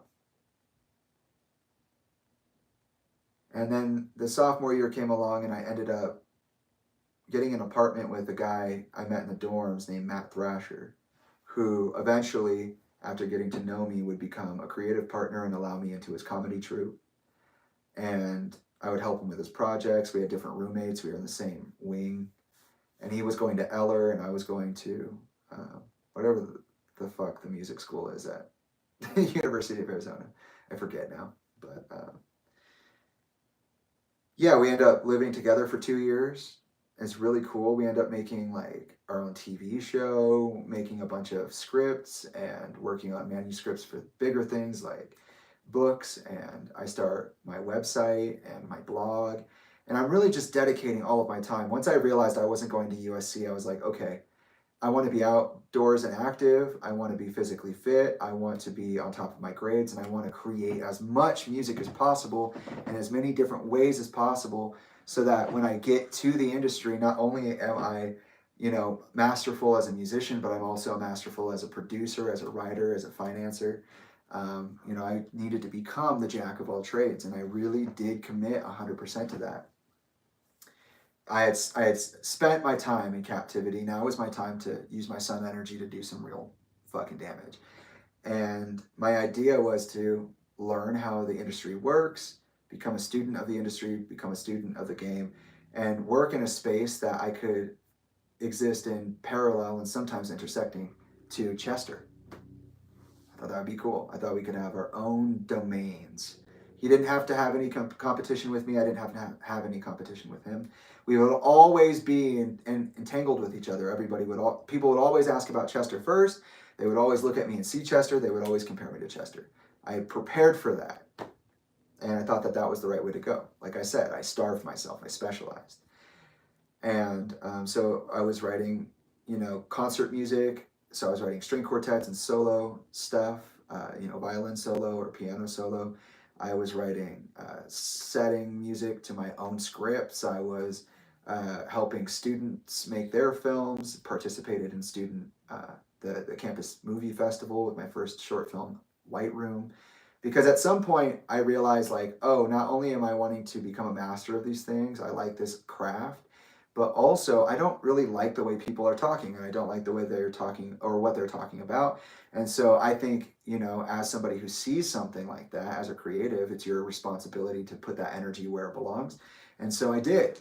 I started making movies. I decided, after shutting myself down on visual art, music, and film multiple times, like as a writer, as a producer, I had come back to it multiple times over the years and been like, yeah, that's what I want to do. And I became like a fitness maniac. I started mountain biking with Elka's husband, now husband Adrian. Became very close with Adrian. That's where he comes into the story in 2017. Um, I was at the gym like all the time. I rode my bike to school because I lived off campus and it was awesome. Um, I had great friends, I thought. I was going to parties more often. I was creating like nobody's business. At the end of my sophomore year, this is a layer of my problems. I had reached that point of like, I'm so tired of catching up. I'm so tired of earning things. Mentality again, where I quit music because even though I was on track to be a composition major, and I was then on track to become a music business major, I was just fed up. I had been told by the understudy of the head of composition that I would be in that program and that I was that good. Echoes of USC. You see all these nightmare echoes? They're like reinterpretations of the same shit on at different times and different dimensions. And it's like it's mocking me. It's like, you thought you were gonna get out of here? Liar. You're an idiot. And it's like, no, I'm gonna make it. I'm paranoid. I'm paranoid. Things fell out of order. Look around, I'm not sure of. Paranoia. Oh. It's so good. And relevant. And I quit. They were like, because they sent me a letter and they were like, you don't have the musicianship necessary. You're not welcome here. And I was like, you motherfuckers, give my fucking life away for you. Disrespectful. There were only 5 or 6 people in the composition studio. It wasn't a lot of people. And they said I wasn't good enough. I wasn't dissonant enough. I wrote music for film and television. It's not going to be super dissonant all the time. And then other times it's going to be more dissonant than most of the atonal stupid shit you want to listen to anyways. Pompous jerk. Anyways. Fuck the system. Yeah, I quit and I wrote a symphony. After 6 months or so, I was like, you know what? No, I'm going to write something. It's going to be fucking amazing. I'm going to use music I already wrote. I'm going to use music that I haven't written yet. Write a full orchestra, write an electronic piece. Like, I'm going to go all in on this. And I did. Chester gave me some advice. He told me 100 people are going to stomp you out before one says they want to give you a hand. And you just got to be strong enough. If that's what you want, you got to will it. I said, okay. Music industry veteran right there. Music cares my ass. And but by that junior year summer, that summer of 2017, I was over it. I was so spread thin and so under-recognized and so not taken seriously. And I was like, you know what? No, like, you guys keep acting like I'm this emotionally stupid kid that's stuck in like bad habits and isolating for no reason and maybe depressed or whatever. And that's all true in some way, but like in reality, I'm a fucking brainiac genius plotting the demise of an empire under the most insane conditions and being knocked unconscious like Tanjiro on the demon train and constantly being brought back to life by my own consciousness, which I trained to do that while I'm being attacked, while I'm being fucking gangbanged by all the people in my life who are supposed to be fucking taking care of me. Like mid-swing, the demon's like, out of consciousness. Oh, fuck, no. Hey, oh, God, no. I will fucking end you. Oh, my God. Cease and desist. Domestic violence restraining order. I know they've been defending themselves for literally 23 years at this point, and they're like drowning. But I feel endangered. That's what it feels like. That's what it feels like happened. It was like, you guys got to kick my ass until I kicked yours. And I did so respectfully, like a samurai or some shit.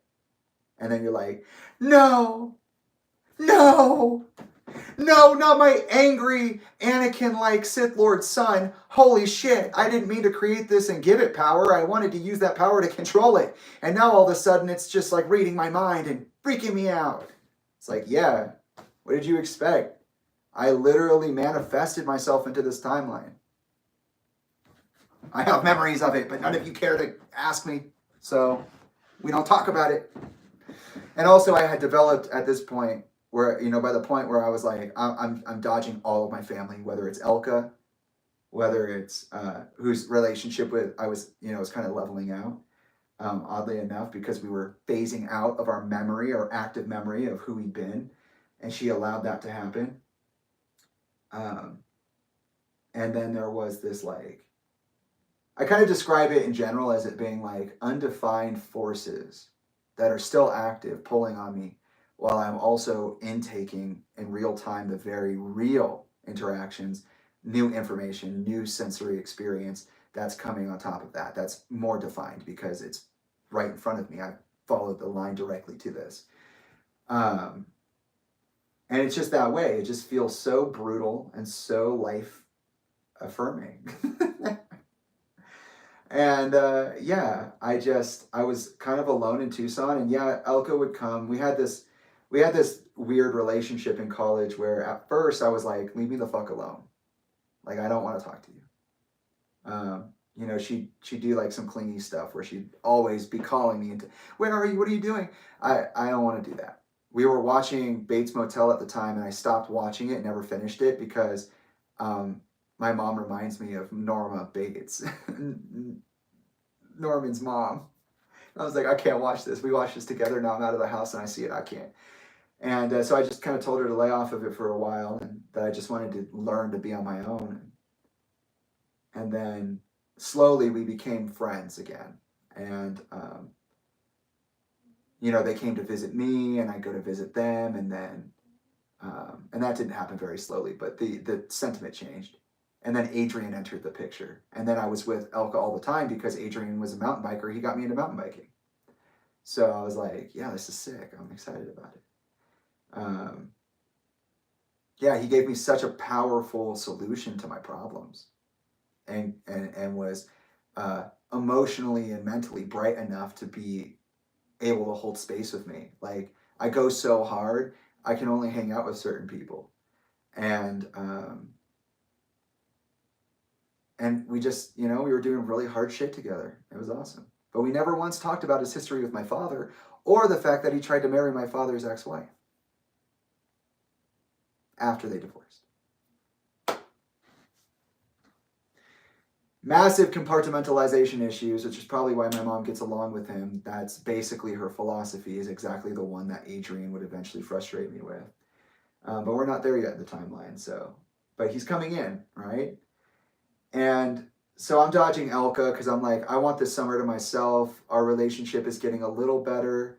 I'm not hating it, but I do want to take time to myself. I want to keep putting myself first and taking bigger and bigger steps to do that.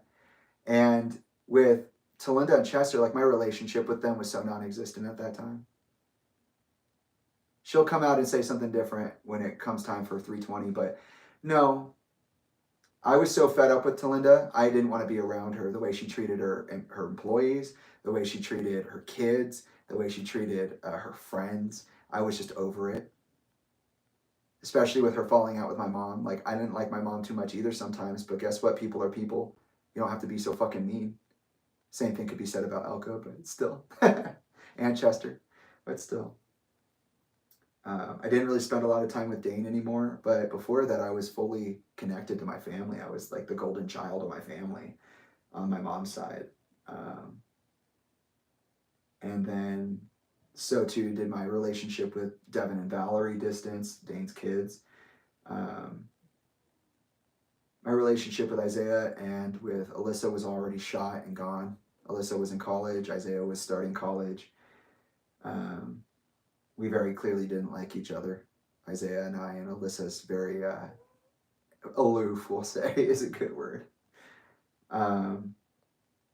That's the way they present in my experience. And, you know, with Talinda especially, I was like, I don't like being used. I don't like being used. I don't like the fact that people come to me in really hard moments and use me as a source for advice because I don't give immediate emotional reactions. Usually when something super serious happens, no matter what, I'm pretty chill. You know, minus my mom abandoning me with my grandmother. Allegedly with my grandmother, but actually with my aunt and uncle. Other than that, I get pretty, and I had forgotten at this point why I was so good at handling stress. But yeah, that's why. Serious memory loss challenges. She just always would be like, I need you for this, or something happened. Get out of here. I don't want that noise anymore. So I dodged them. Okay? I dodged them, and they called me over 10 times the day that my dad died. And I thought to myself, wow, that's a lot of times to call, even if it's a joke. So I'm going to call back. And she said, TMZ is waiting at the coroner's office, waiting for your dad's autopsy. Your dad's dead. I want to tell you before anybody else tells you. I said, and actually, you know what, I'll get more into that again when I do that side of the story, but Elka called me on my way there to California, and she said, hey, Henry's flying us out on his jet. Just come to Gilbert. And I said, okay. Ended up going to California with that side of the family, Dane, the girls, Elka, Isaiah, all them, so yeah. And a lot of stuff happened that first day, but I'll get into that when I get into the Talinda part. And that's where we stopped, pretty much. After that, I chose to stay there with Talinda through the summer. A lot of things happened I'll get into when I get into that side of the story.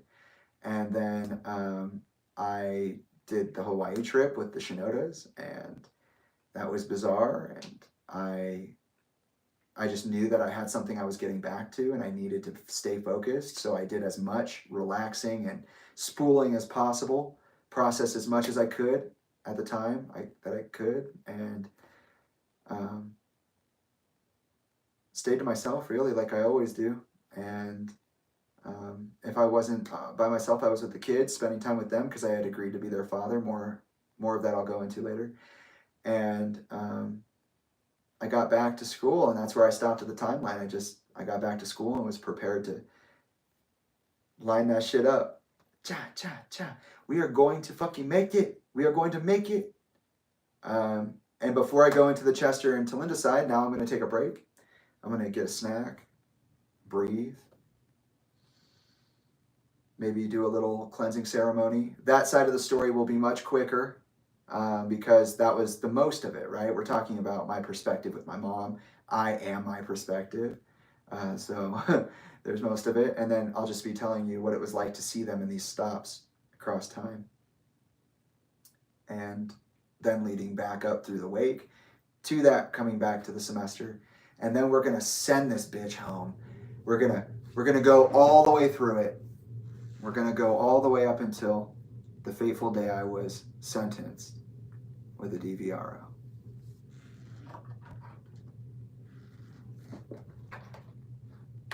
By Talinda Bennington, under false pretenses.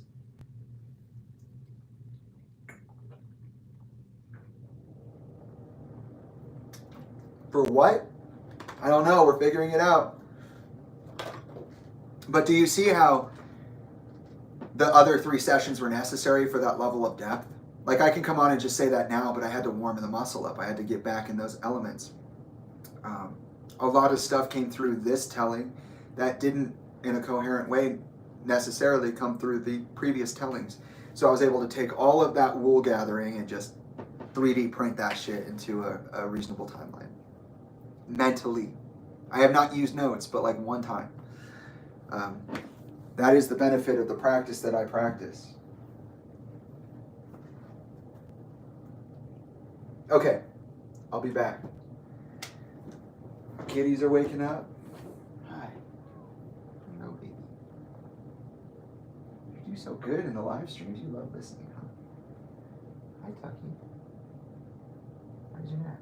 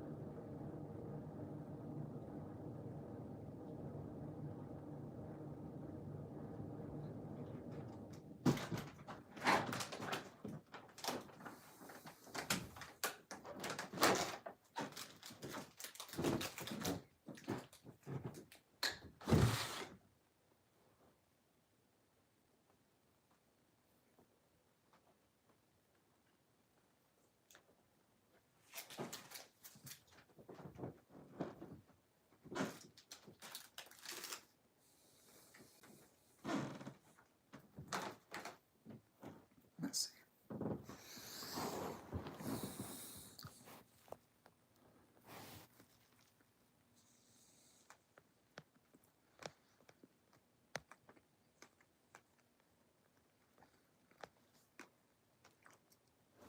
Wow, you guys are talking today.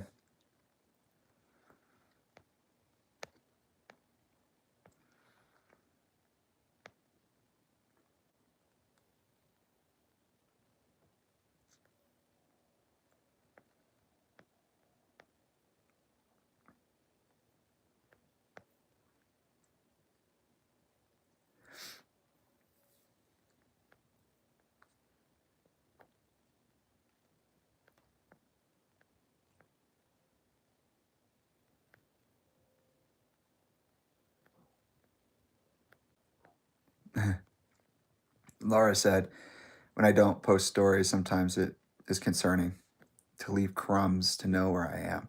But that is what I do. That's literally what I do. It's the Picture Pieces archive.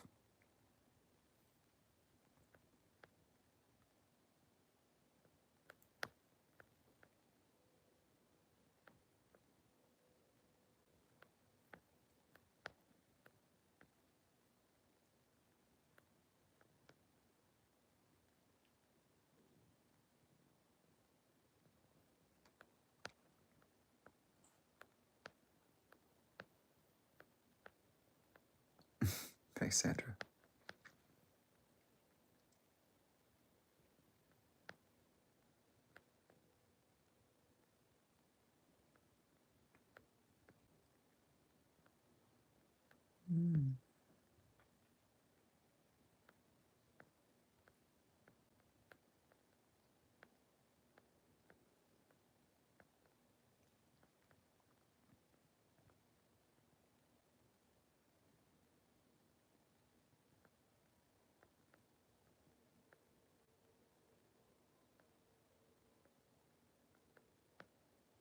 Chester being a maniac.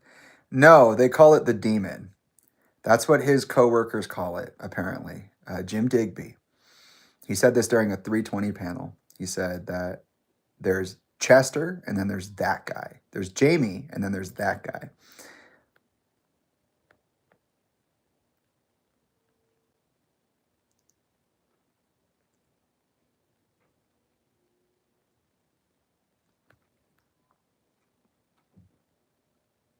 Apparently, Lion of Judah, Chester had that pistol because he was being stalked by Sandia National Laboratories. It was for safety. It was not for suicide. And all he did was go off and take a breather.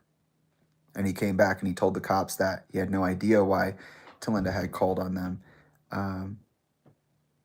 He literally went to go take a breather.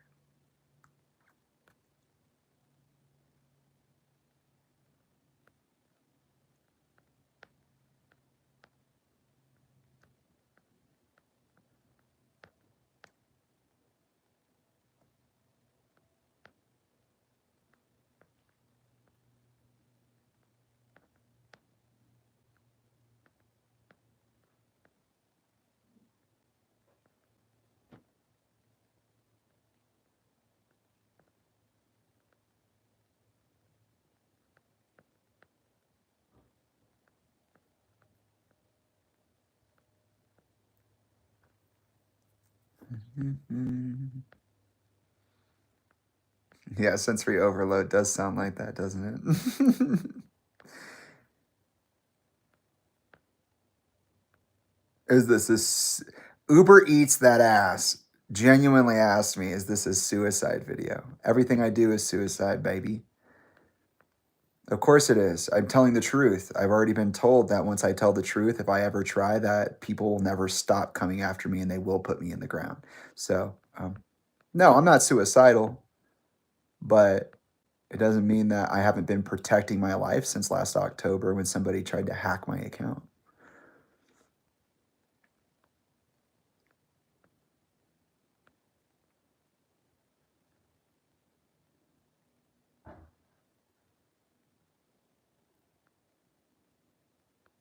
Are you talking about Justin Bieber, Michael White?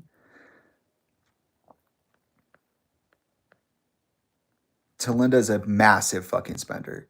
I would have conversations with her later when I went to live with her for 3 months about how much she spends. She spends like thousands a week on stupid shit. Yeah, she's very wasteful.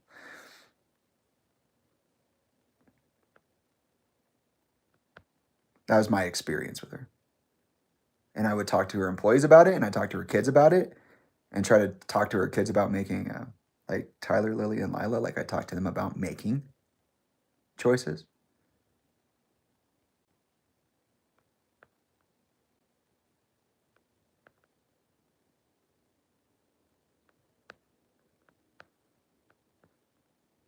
Thank you.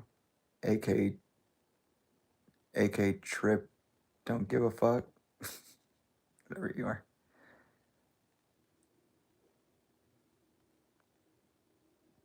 Okay.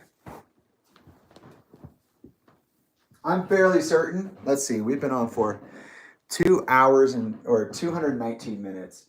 So a little over 2 hours, close to 3. No big deal. How much you want to bet? I'm going to put this away when we're done talking about the Talinda Chester timeline. And it's going to be less than an hour. Bet.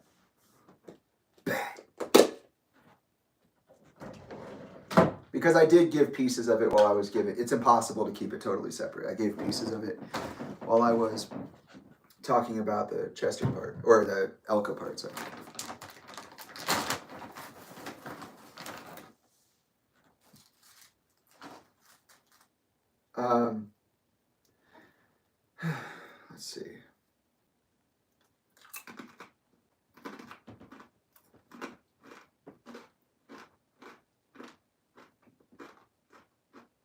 In short, the relationship with Talinda could be summed up pretty quick. I've said a lot of the important things. When I met Talinda, they were somebody who promised me the world, and with that, a family. It seemed as though when her biological family grew, she became less interested in me, but was determined to keep her promise. I saw her change from this warm, glowing energy into this cold, pretty challenging, abrasive energy to be around. And it was like at all times. It wasn't just sometimes anymore. I know for a fact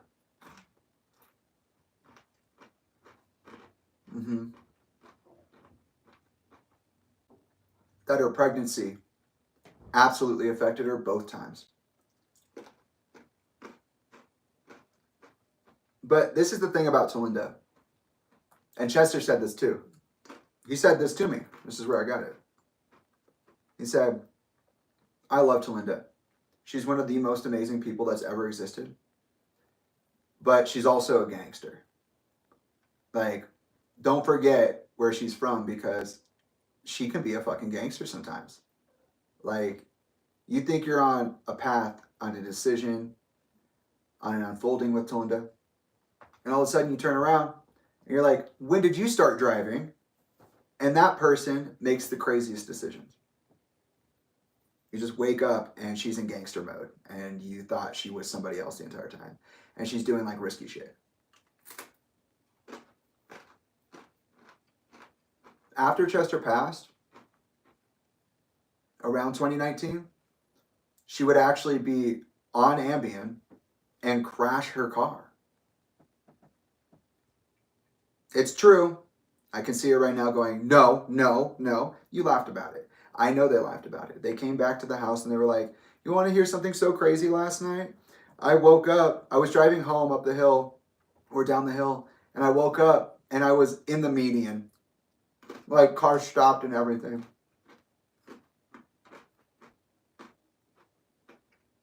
And this is like 2019.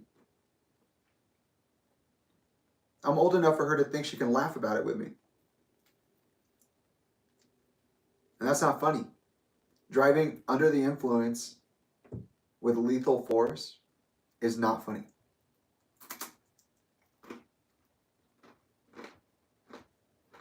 Coming from a kid who had a meth head for a mom.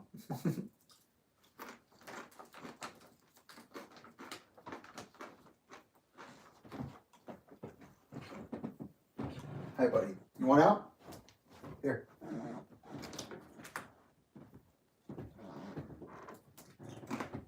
So yeah, Talinda's a pretty extreme person, and I can't tell if her extremeness is intentionally manipulative or not. Because not only have I seen her change over the years, but she's admitted to me in January of 2020 that she manipulated me emotionally, psychologically, and physically for our entire relationship to get at her desired outcome.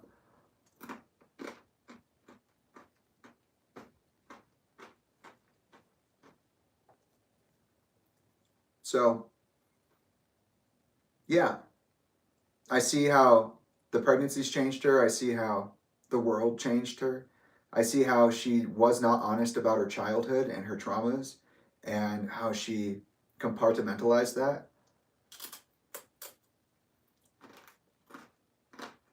I see someone who does love. One of the most loving people I've ever met. But also has an aversion to pain.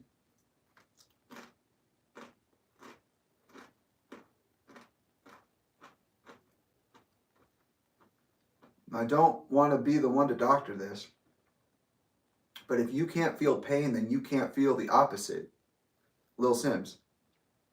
And I agree. Talinda's great with physical pain.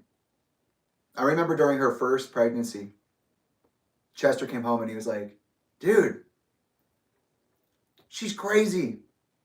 We went to the doctor. All of her ribs were like popped out, like all of them.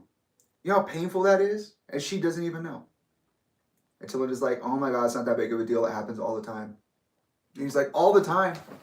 Your ribs are out all the time? You're just not pregnant. Like, what do you mean? You know, and I'm sorry for telling this if this is too personal, Talinda, but this is part of my story. I already told it as well, but, you know, she developed rheumatoid arthritis after her pregnancy with Tyler. And I used to joke like, oh, Tyler hurt you when he was born, but that's just coming from an ignorant, childish place, right? That place of hate and violence that I was born into. And in reality, what I was really thinking was, oh, wow, your baby changed your body to such a degree that it fundamentally changed, like at a core level. And it will probably be that way for the rest of your life. Like I said with the twins, she held them in an extra day so that they were born on the 9th, so that Isaiah couldn't say his birthday was on the 9th anymore when it's on the 8th, because Isaiah's a little trickster. Hilarious. Hilarious. And she's willing to go that length for a fucking prank or a joke.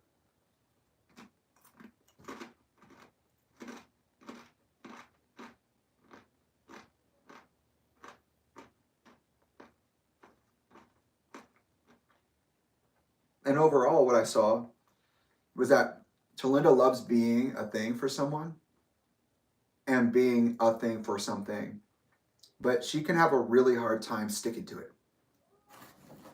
That's what I've seen. I've seen her start shit and then leave it and then just give up. Like I said, my entire life is just a series of deflating individuals.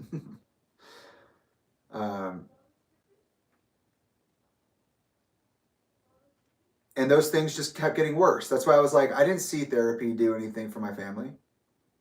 Talinda, you'll still do the same shit you do before therapy, after therapy. It doesn't change. Same thing with Chester. Same thing with Elka. Like, it's just not worth it to me. And she was into charity.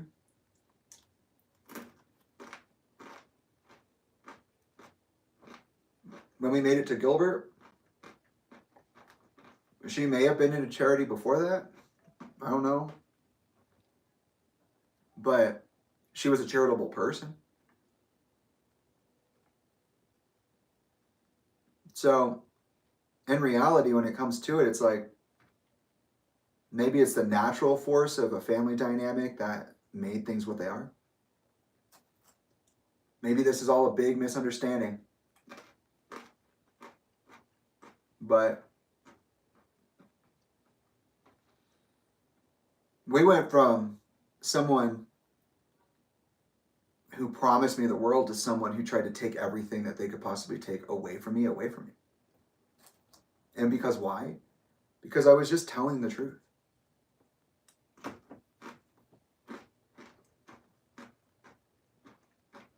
And Talinda, at this point in the story, she's not alone yet, right? Chester just died. At this point, she's prioritized Alyssa over me. She's definitely prioritized her younger blood kids over me. I've talked to her a lot about it.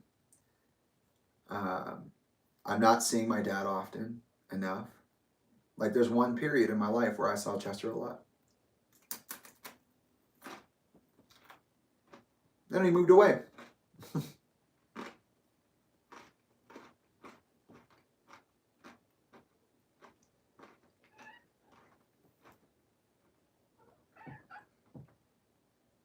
What's up, buddy?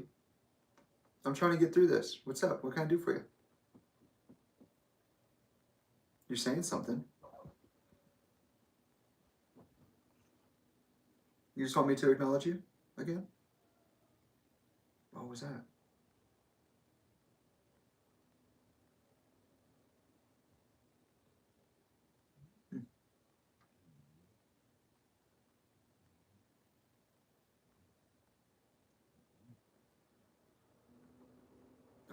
I'm going to keep going. All the terminal pathologies are definitely like at their peak when Chester dies.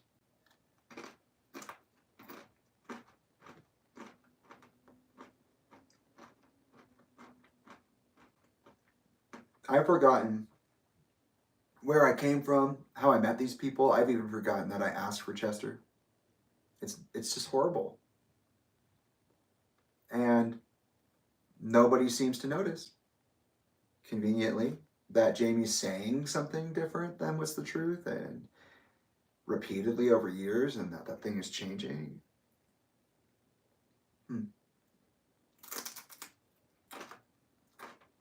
But then wait.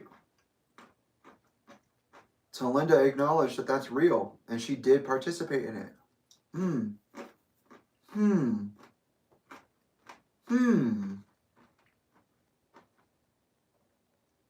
As for Chester, we had a pretty hot and cold relationship. There's not much to say. You did the things that celebrity dads do, like take your kids to events, promote your album, go to their school events if you can, tour, at home, watch football. Yeah.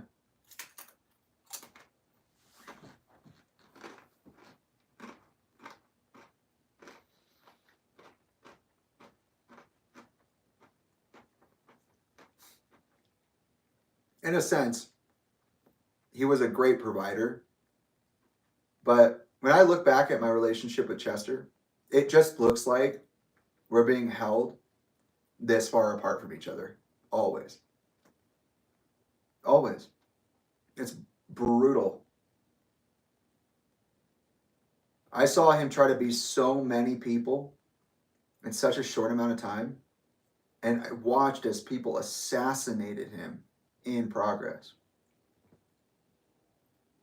There was a moment where Church came up to me, and he goes, "These motherfuckers, Jamie, something stupid's gonna happen, and they're gonna think that your dad was the one who was dumb enough to make that decision.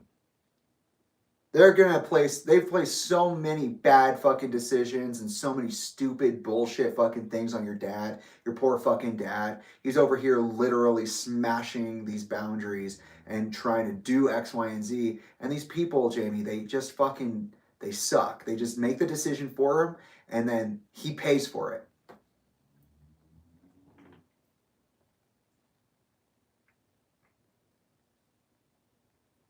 Fuck your empathy, I want your fury. Cross off the days gone.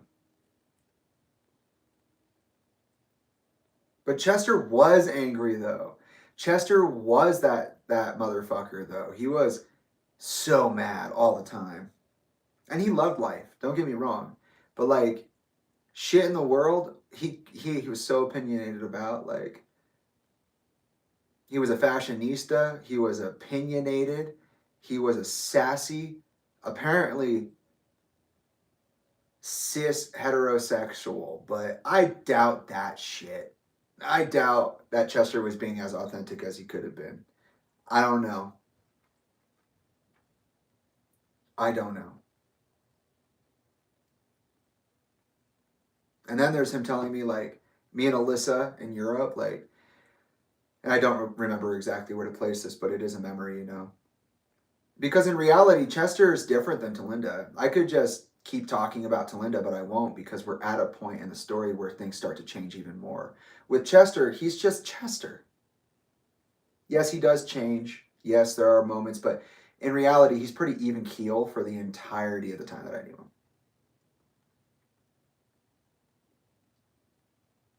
He was angry with the world. He wanted to do something about it. He was a very gentle person, averse to pain. Arguably so hurt by it that there's nothing left to feel. Okay? And he's always struggling for his empathy, always struggling for his success, always struggling for his support. I mean, Talinda was trying to pull the, we, meaning me and his celebrity father, we financially supported him while he was under our supervision. And it's like, you didn't do shit. You helped him get things done.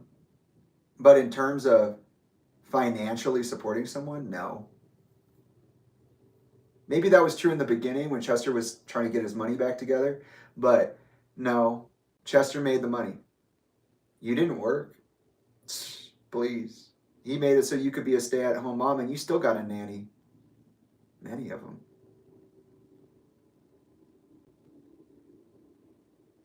And Chester just was that way. But Chester was also like, I think one of the things people used to tell me when I was younger was, oh my God, you're just like your dad at this age. And that would drive him crazy.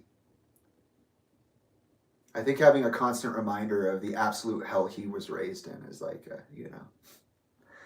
tough. Like I said, he didn't make it to my graduation for high school.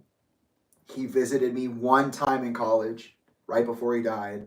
It was that and a couple of things that had happened over time that made me like believe that I could reach out to him about my suicidal ideation. But like, no, usually he was either with Talinda and the kids on that side, I was visiting, or I joined him for tour.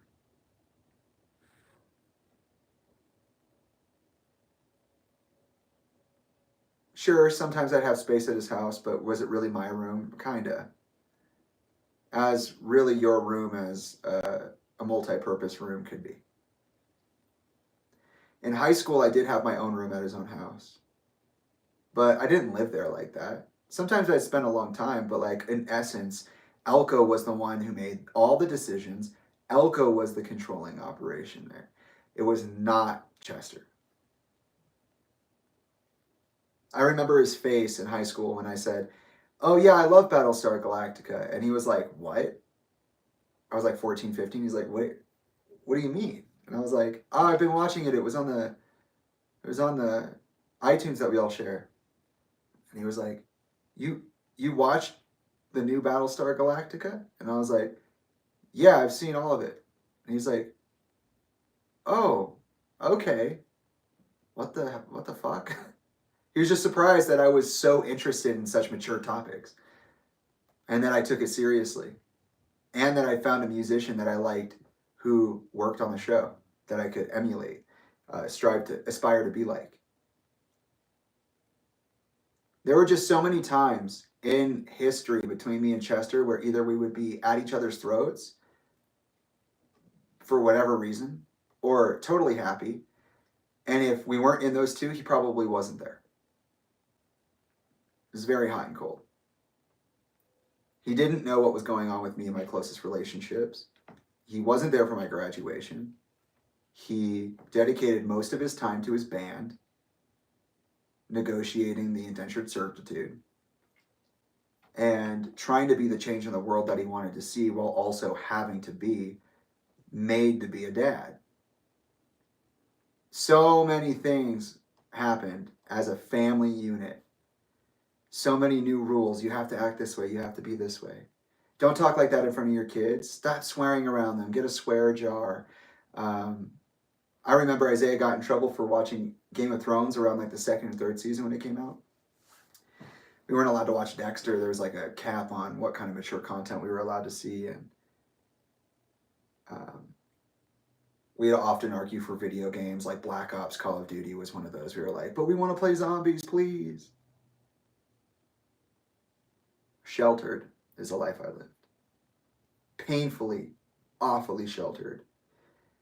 And I wasn't quiet about it. And Chester and I had multiple fallings out, including the one where he almost disowned me.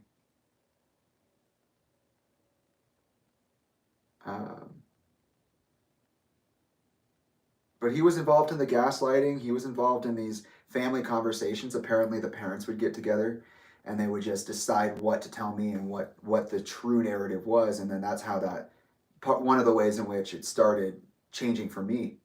I started forgetting who asked about Chester in the first place. So by the time that Chester and I had our relationship in February of 2017, like he had been forced off to Cirque Lodge. just after Scott Weiland died, like 2 months after Scott Weiland died. I didn't realize that at the time. We performed a family week public therapy. I had a conversation with Talinda about therapy. And that was really the only conversation we had about therapy, to my recollection.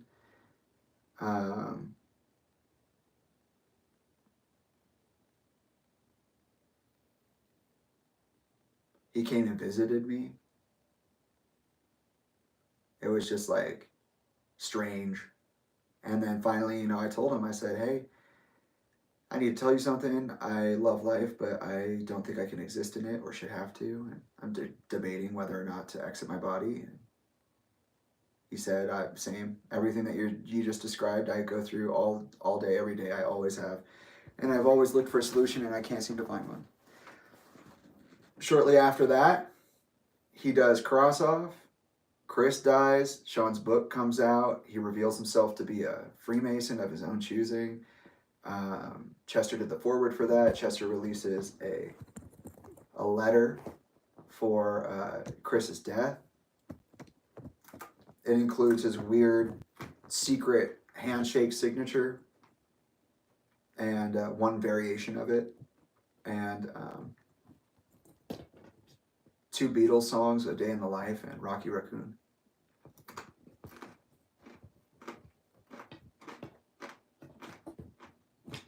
Meets Watsky in the studio with Quiddy,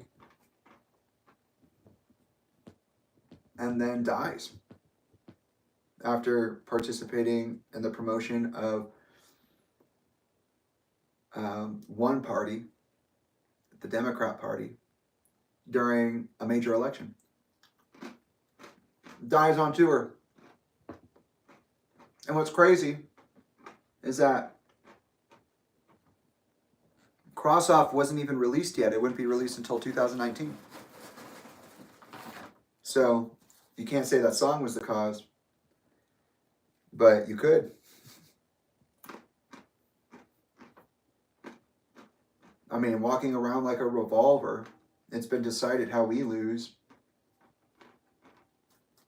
You got your perspective sharpened. I can see you in the distance there, waiting.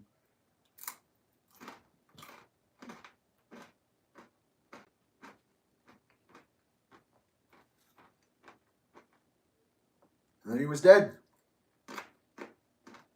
The day before he died, I have a picture of me on Instagram at Saguaro National Forest, where I go when I'm isolated, and I'm sitting on top of a mountain by myself again. It's an image check. And then the very next day, he's dead.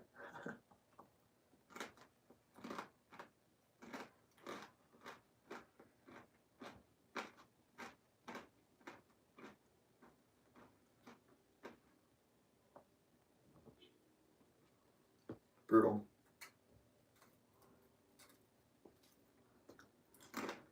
I take the suicide seriously. We literally just talked about it. 6 months before he died, right after our conversation, he just slowly faded away. At this point, I was not up to speed with his career. I had heard, though,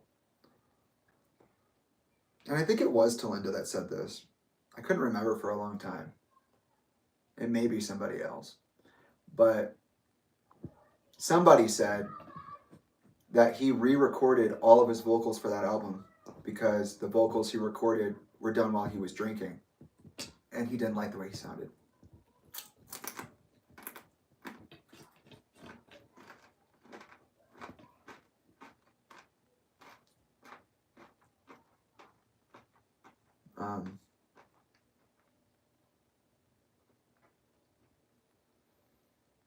Talinda was the one to call me.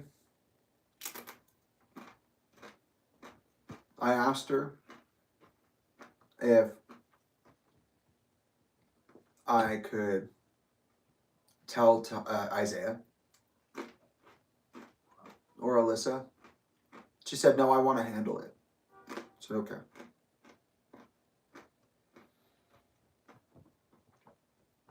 On my way to California, I get intercepted by my mom. We fly over on Henry Nicholas jet.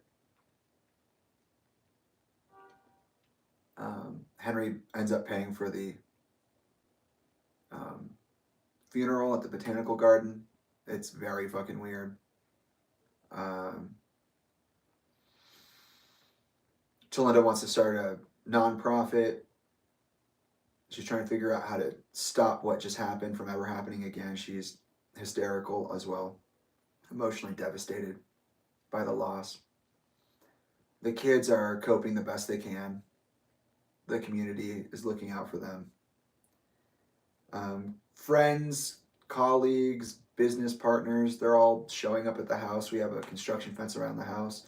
People from all over the world are building vigils.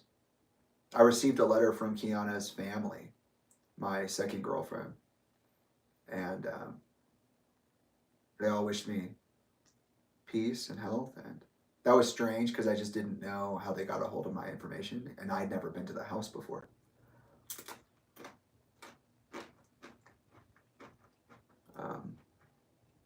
Very quickly, the body was, well, everything was quick. Chester's rideshare was changed from 4:30 a.m. He returned late night the day before to participate in either a photo shoot or a commercial, like a sponsorship, for Linkin Park's newest album, One More Light. According to Sean Dowdell later, he would say this, much later, 2022, from my recollection, that Chester had a 3-day production rehearsal for Grey Days, the upcoming reunion concert that was going to be held in October and was replaced with the Hollywood Bowl concert, which Sean was not permitted to play in.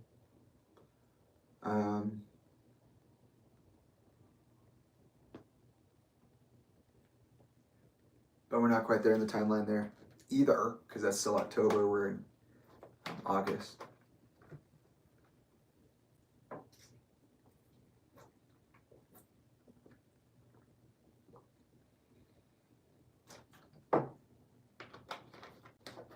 Yep. I think I'm introduced to Jeff Blue. I talked to Linkin Park. We have some saltier interactions than probably expected. I meet Amanda Van Roberts, Talinda's new BFF.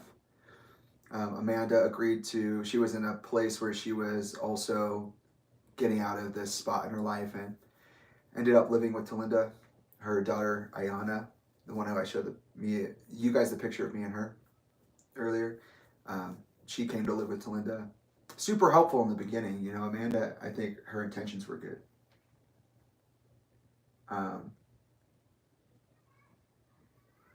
She basically stays for the rest of time.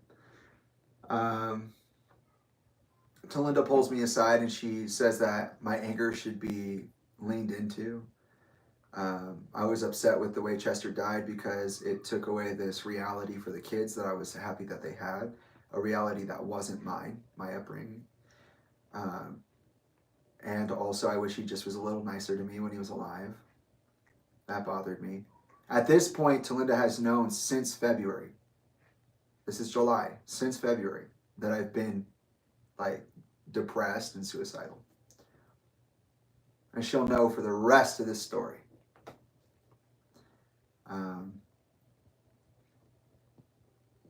And apparently she sent Church and Chester's mother Susan to go see the body. When they got there, they were told that she had told them, or she had told the office that nobody was permitted to see the body. They were sent away confused. The body was cremated almost immediately. The investigation itself, conducted by the police, only lasted 2 hours. The verdict was that he had come home depressed from Chris Cornell's death, took a few drinks, became massively depressed, attempted to undress for the night, and then decided he would participate in some form of hanging, whether it was to kill himself or for sexual pleasure or whatever the fuck it was. He, even though he had a belt in his pants, used his corporate sponsor, Hugo Boss, to hang himself. There was a pile of nails. His phone was on top of that pile of nails. His autobiographical outpatient reflection in its black notebook was stowed away in the nightstand, and there was half a tab of Ambien because Talinda was still using at the time. And essentially, he hanged himself from his closet door, a door he's a couple of inches taller than, and he did it sober, and he left no note. In the middle of a tour, at the beginning of an album cycle, and on top of all of that, according to Chester's mother and sister, Toby and Susan, Chester was involved in an undercover operation, which may have started in 2014 when he agreed to be a part of the OCDA Experimental Anti-Human Trafficking Task Force, alongside other industry professionals and musicians.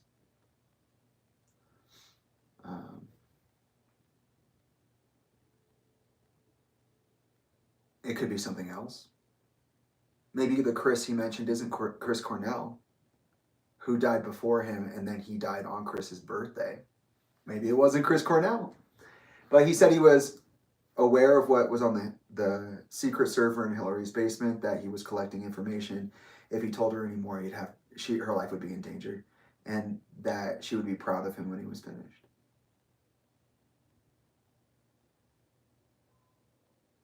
He had plans to do the Grade A's reunion concert. He had plans which were confirmed by Frank Zumo, who's never had to say anything about this. The replacement drummer for Dead by Sunrise, that they were going to be playing more shows and working on more music. And Chester had said previously, in the previous years, that he expected to be able to write one of those albums every 5 years, and he wasn't allowed to do that.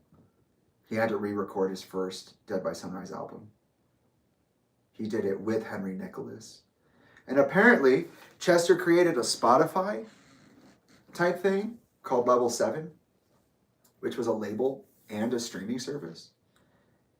And he did that with Ryan Shuck, and he did that with Amir Darak, and he did that with Henry Nicholas, a multi-billionaire Henry Nicholas. And that went under, and something happened there, and something really serious that wasn't good happened, and it broke up and disbanded. There are just so many secret lives this guy lived.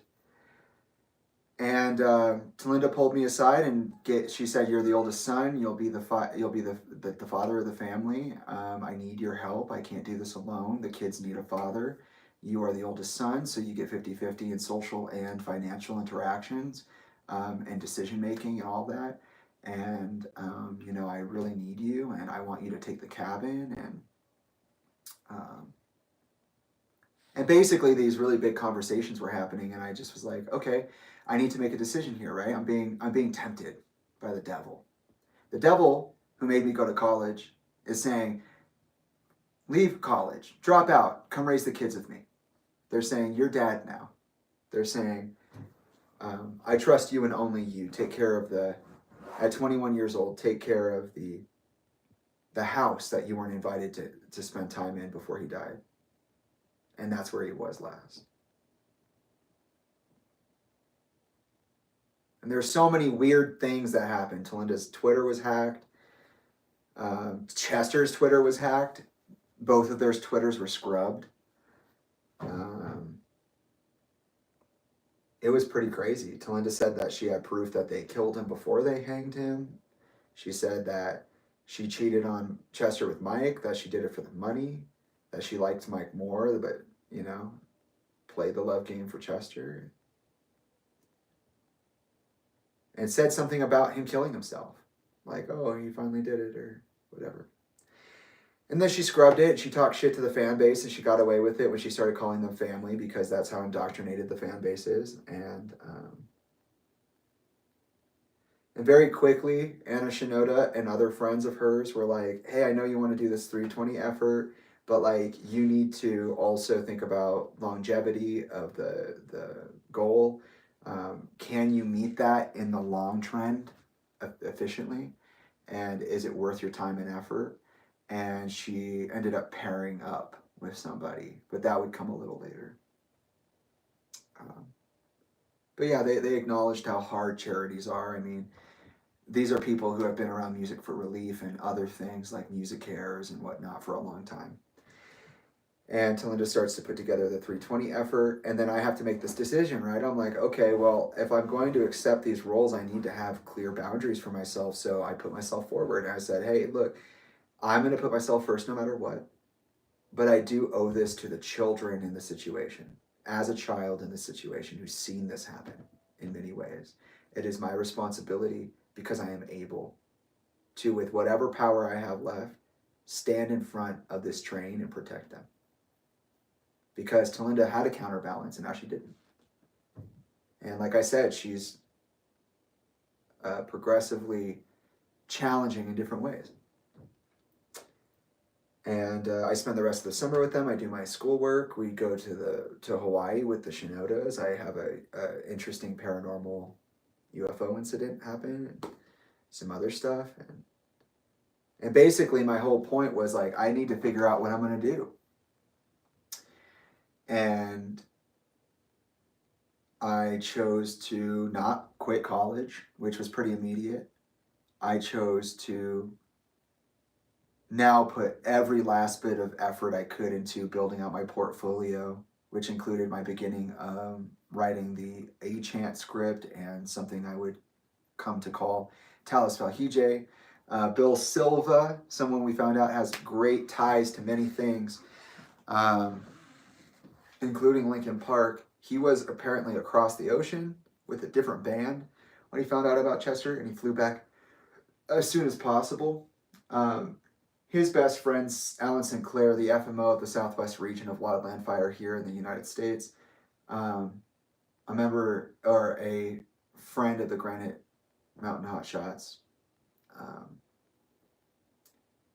He was there and he told me about this social horror idea, and I thought, I want to use that. I want to do that. I could see everything. Spent years writing it. That would start 2 projects for me. But basically, I just kind of decided, like, okay, I need to come up with a couple of crowning achievements. I have the novel I'm working on. I have a symphony that I just produced. I have these 2 scripts I'm working on. And so I want to make a chant as a short film, but I'm going to need to practice. I'm going to need to get out of school with good grades. And I went back to school. I said, you know what, I'll do what I can for the kids. When I move out to LA, I'll definitely be in their lives a lot. And I had known at that point that Talinda already was undermining me and isolating me and marginalizing my power. I already knew she was doing that. She wanted I feel like it was I need help now, so help me. But in reality, there was never any hope that I would actually be able to consolidate the power that I had been given. Ever. Never. Never. Talinda also, by the way, as soon as Chester died, absorbed all of his sponsorships. She got like a brand new Mercedes and stuff like that, and Mercedes AMG, like literally within like a week or 2. It was very quick. Whatever that time frame was, it was very quick. And she did not wait. She did not wait. They said they'd help her through anything and everything. As soon as she got the idea in her head she wanted to do a nonprofit, she ran ahead with that and got as many donors and sponsors as possible. That included decking us out for the, in a weird twist of fate, all these ugly mirrors. We got a manifestation of Hugo Boss again because Talinda was able to score clothing hookup for the funeral. So Hugo Boss, we didn't know this, but Chester had hanged himself with a Hugo Boss belt. We literally got fitted for his funeral in Hugo Boss. And my suit disappeared. Could you imagine? After the thing happened, my suit disappeared and I was like, whoa. So that is the recap of everything that we've talked about There are more details other places. There are different perspectives other places. And the other 3 parts, and also throughout the entire archive, because it is my life. I had to talk about it. I get to talk about it. And now we're back at the present. We're back at 2017 August, moving into my final year of school. We're going to take a break to punctuate this moment, and then we are going to jump right into it. And we are going to close the circle. I have, again, final year of college, 3 months to Talinda, 1 year in LA, the transition from LA to Phoenix, which is the production for a chant, meeting trilogy, the collapse of my family, which leads us to right here. It's just a couple more chapters away, and it won't take that long because we've already laid all the groundwork. I don't need to go so deep into certain things. And I'm glad that this is on my active memory now, because this time in my life was the first time I got to be an adult. And boy, did I do exactly what they said I wouldn't. They said, when you get there, Jamie, you'll know how hard it is and you won't make the same choice. You're right. I made a very different choice. And I continue to make them.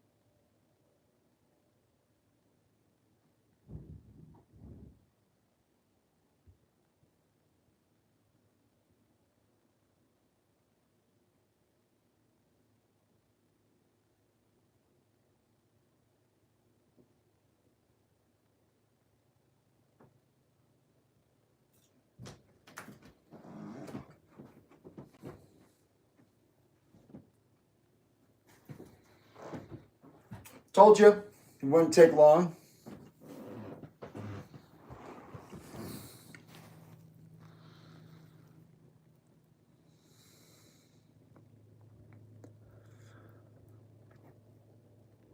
Hi, Zach.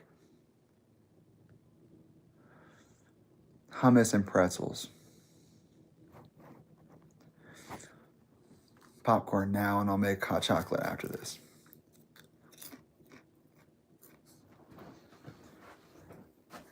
I can do a lot of this with no timeline, so until I need it, I won't use it. We're still taking a moment, though.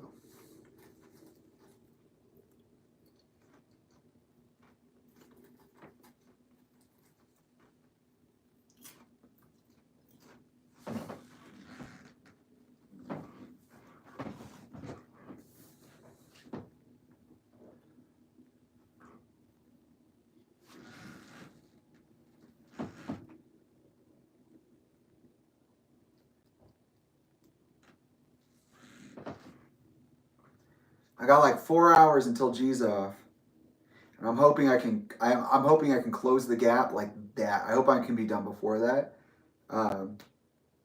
but we'll see.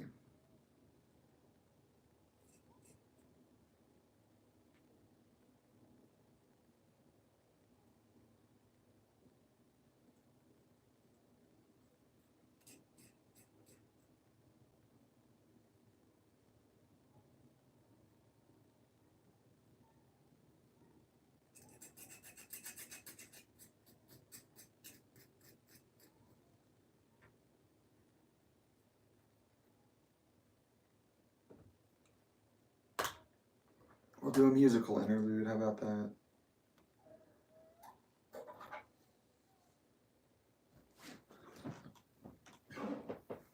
Bismuth charm bag. Haha, gotcha. You thought I was going to play the piano, but instead, I put some good energy on the board.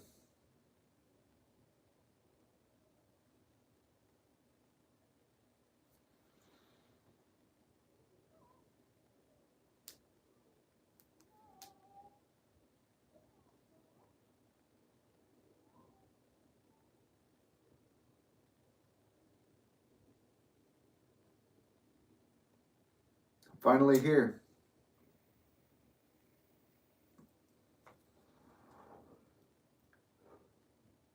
Hello and welcome. My name is Jamie Bennington.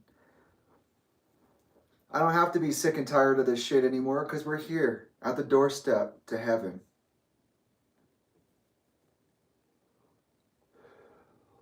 Our soul being weighed in its goodness by the scales of the universe.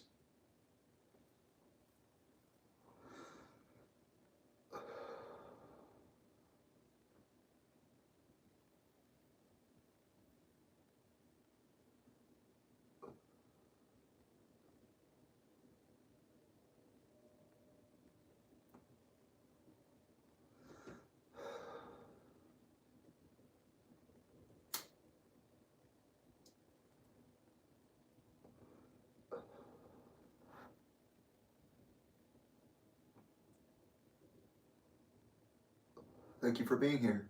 Still, some of you. I appreciate you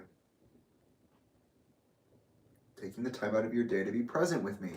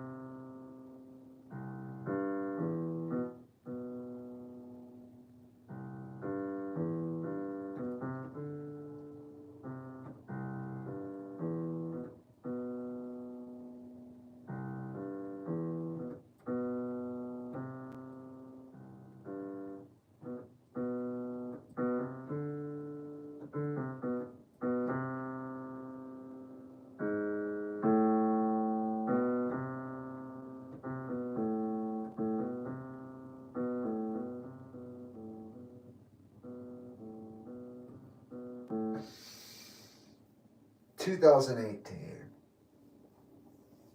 I always lump this piece of time into 2018. Every time. My brain just does it. It's such a position to be in at the end of something. It's like, it has to happen. There was really only one thing that I struggled with in terms of my education in my last year. I almost didn't graduate because I was in a philosophy class. And one of our writing prompts was to reason about utilitarianism. So I did. And I argued that given the rules of utilitarianism, stealing wasn't bad. It's not a bad thing. This guy had me in his office, like, but stealing's bad.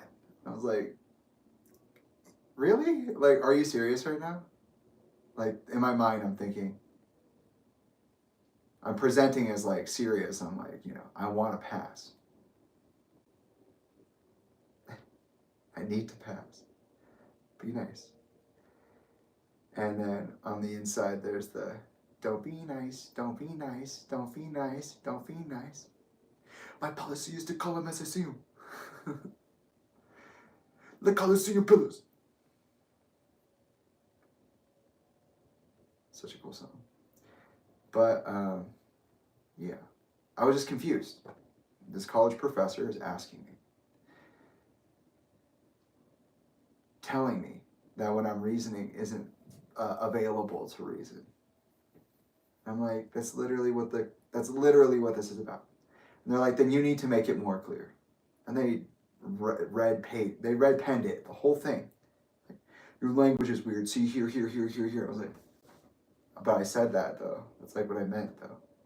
That's weird to you. For some reason, whatever I'm saying is like tripping you out. But like, that was the assignment. And I did like 2 more versions of this fucking paper before I was like, look, I got to pass. This really isn't about ego for me. I will not be doing this again. If I drop out in my last year of college because of something like this, I'm not coming back. I promise. And a decision like that will ultimately change my trajectory, when I work very hard for it. And I know that I'm working hard for it. And I don't understand why you're doing that to me. So if you could explain that, that would be great. And it kind of got to this point where he was just like, I'll give you the passing grade. I was like, thank you. Thank God. Thank God. Wait, God didn't do that, I did. Thank me.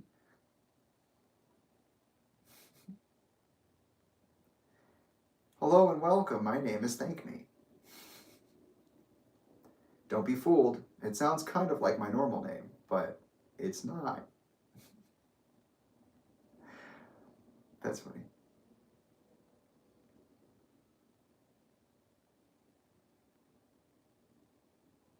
That was very stressful. Otherwise, it was just finals. I was just working on my script, working on the pieces I'd started. I did like a John Williams. I was writing my website, so I was doing that stuff. So I was like releasing short stories, which I had said in my previous recollection of my time in college. Like, yeah, I had been writing, right? I had started trying to script things out again. But here I am. I'm actually working on my real idea, the thing I really want to do, which is my adaptation of Paranoid H. Hand, which for some reason is grabbing me just like, wow. Which Stephen King's work has a tendency to do. It's always in divine timing, always. And when I would isolate, I'd read a lot. I just got really interested in world building and just the way in which people might transpose themselves into something else or transmit their own energy to something else. Create an object of meditation like a movie or which is really just like a materialized scenario, ritual. And like books are like that too. I don't know. I kind of knew that's always what I was doing, but I didn't know how to say it. I just knew that whatever was drawing me to these things is the thing I was trying to like learn how to define for myself. And I started with White Room, which was a really hard thing for me to write. It was like, because the campus movie festivals are 8 minutes or something like that. And you got 7 days. And you're like when they did it for me, I remember being at like the end of the semester or like toward a break. It was like the worst possible time to make anything meaningful. Because you're just like studying and trying to do the tests and trying to be ready for the tests. But basically they give students tech and then they use it they rent it basically, lease it to the students. And we make something with it, got a laptop, camera, stuff like that. I wrote the script beforehand and had to time it out. It was a really cool exercise because it was a monologue. So I had to think about what visually would be there while they're just won't shut the fuck up for like 8 minutes. It was kind of satirical because I was like, oh, how serious things can be sometimes. Like,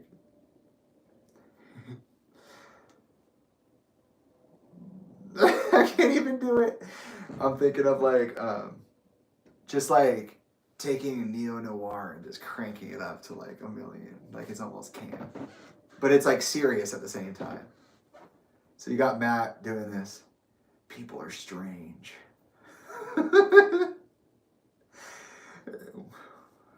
What does it say? Like, when you're strange, faces come out of the rain. But I was like, I knew the doors was the doors to perception or of perception. Kind of like Branson's E-Pod, elevated perspectives of dimensions, right?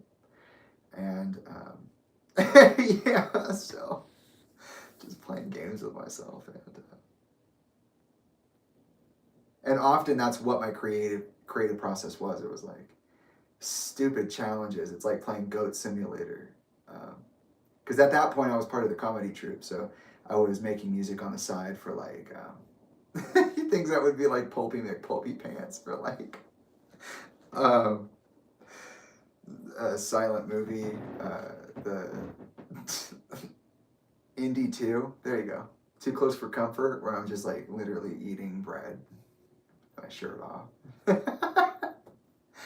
Those were just like, they're just gags. Like, it was just fun to be like, okay, it's a figurative rendering of a literal thing, it's like the my addiction, he's eating the cardboard like cheese, like a square of cheese, and he's like, oh, this is delicious. Just rips it out with his teeth. Mark is fucking funny. Mark is really funny. And like, or I guess I could say like it's like the movie Airplane. It's just like, what? And so we're doing that like at the same time, and then I'm over here like, people are strange. And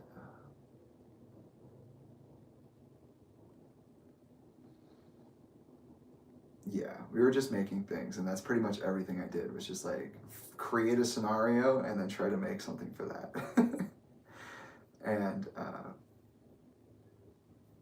figuring out maybe like what performative art looked like for me, because I realized the ritual nature of like making a movie.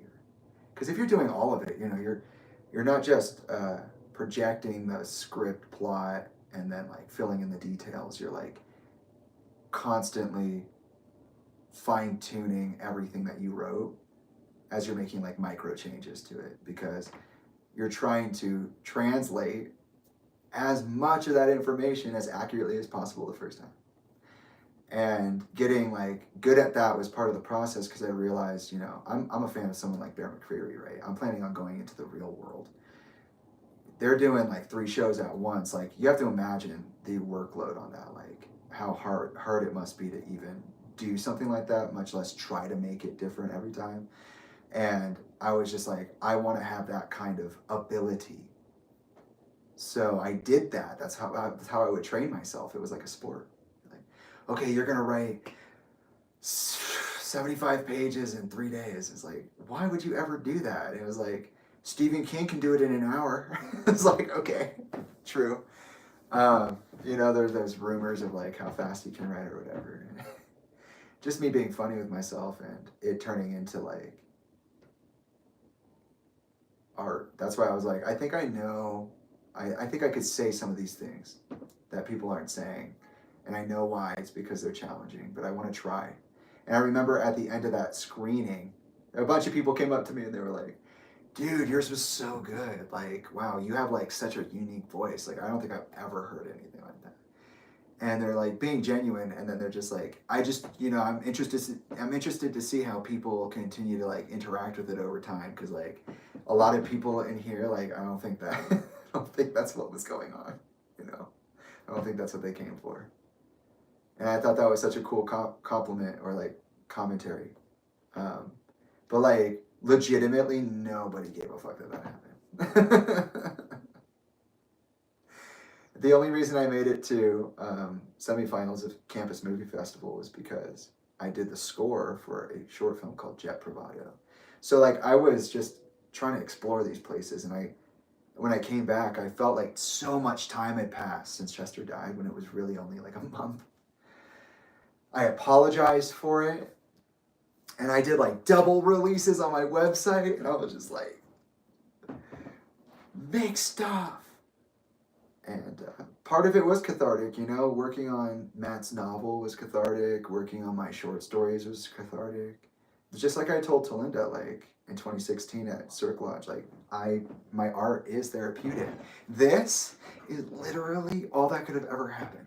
I could see it, and I wasn't scared of it. I was just like, but how? How does that even make sense in this world that we live in? Like, that doesn't.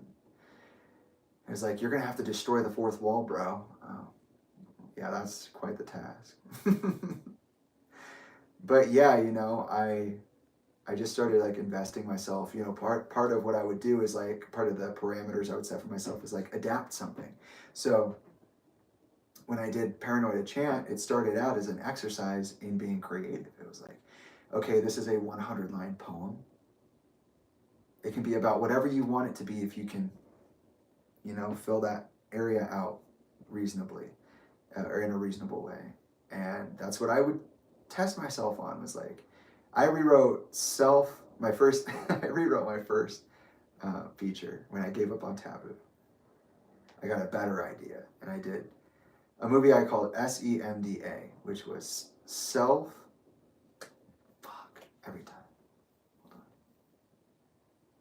Self-empowerment by means of direct action. That was the name of my first feature film.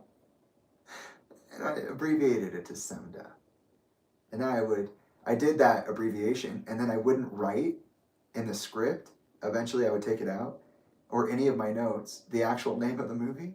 And I did that to test myself, so that every time I went back to touch it, I'd have to truly remember what it was about in order to touch it at all. And now it's this weird script with like 3 scripts in it, and you can see like very clean cuts where like 3 different versions of the script are playing out. It's pretty cool. But I would do this with my art as well, like this thing that I'm doing now, like this reflective thing. I would do that with my art. That's just all I would do. That was what my SoundCloud was. I would put things up and then like meditate to them, put them on in the background. Instead of hearing other people's music, I would play my own. And that was just a game for me. It was like, you want to be as creative and as accessible as possible, so go ahead and do that. You know, take all the things that you know about people and do everything you can to not exploit them, while also amplifying your ability to negotiate your environment. I just wanted to do good by people, and I wanted to have earned my place wherever I landed, and I wanted to at least have an idea of something to talk about or dedicate the focus of my work to. Like, what do I care about? What is this? What do I do? I don't want to make the same stupid fucking movie every time. Like, it's not about originality. It's about like what I'm allowed to talk about, really. It's a conversation about what I'm not allowed to talk about. And so I started kind of like just projecting my life into these cryptic graphic novels of happening that are not at all what's going on here, but absolutely like an intermeshing of the internal and external environment. And so it would be a while before I finished the film, but just keep in mind that I'm having this thought process as I'm making a chant, because when I finished it 3 fucking years later during a pandemic, I was like, oh my God, that's me. You're me. I'm looking at myself in the camera right now. We are doing this. It was like the most bizarre. Because I used to have a big challenge because I was never allowed to develop my language in a certain way. Seeing myself in the definition of the things that I would like mentally see or things I would resonate with. Because I considered myself not to be like that, right? I considered myself to be unlike that thing by default. And so this has been a process of like defining, learning how to define. What is a word? What is a thought? How do you put them together to produce something like its meaning, but not directly its meaning? So, anyways.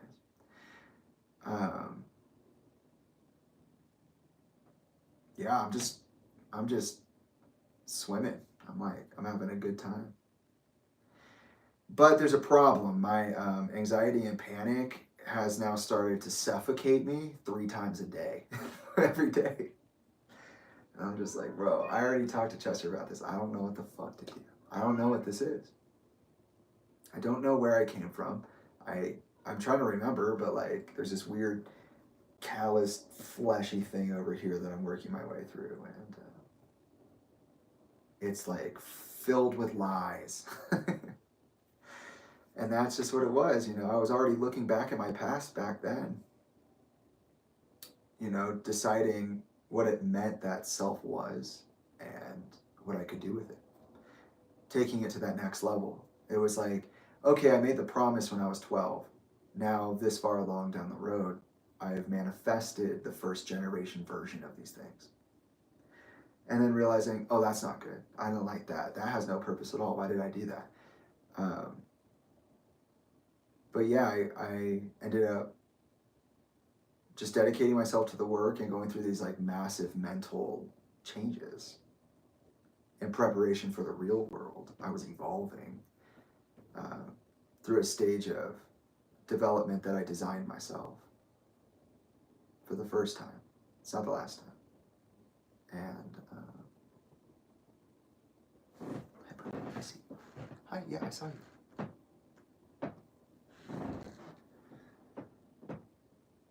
And yeah, I needed to pass, and I needed to also continue to evolve and expand at the same time. Needed to graduate, and I needed to keep being myself.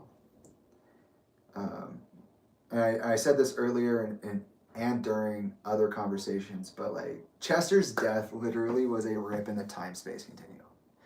It was like, hey, you don't know this, but you're about to do everything that you ever dreamed of in some of the most excruciating dune box of horrors, torture you could ever imagine, but you're gonna get to where you want to be in like 5 years, over 20, 30 years.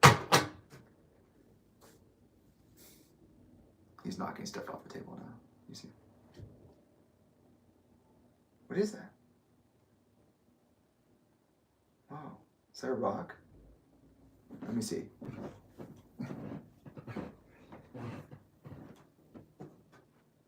Oh yeah, you weren't there for this. This is the ocean.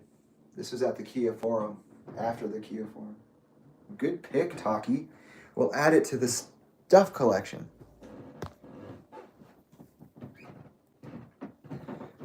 Um, I was kind of starting to shut down my interactions with the society around me. I was preparing to leave. I wasn't going to be in Arizona anymore. Most of the people I knew were going to go off and do just like anything different than what I was doing. um, except for Matt. Matt agreed to go to LA. He was like, yeah, why not? I have my business degree. I can work in finance.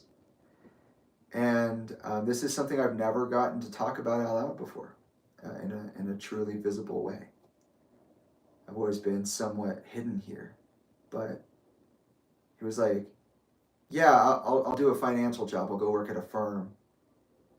And then I can help finance and, organize all of our projects.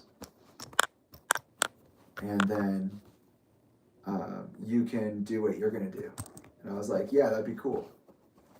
So A Chant was going to be one of those projects. Matt was going to star in it, and he was going to produce. We were treating it like a movie. Oh, you see the dog tag? Wow, you really like that thing right now, huh? Yeah, you're hearing stories about my life you never heard before. We're bonding.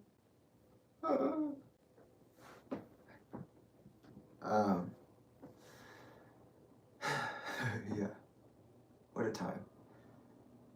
I was going through this crazy panic and anxiety. It was like making me immobile on like the main library steps, and I was very like physical. I was mountain biking. I was working out. I had considered myself pretty successful, and I was excited about the future. What are you doing? What are you doing? What?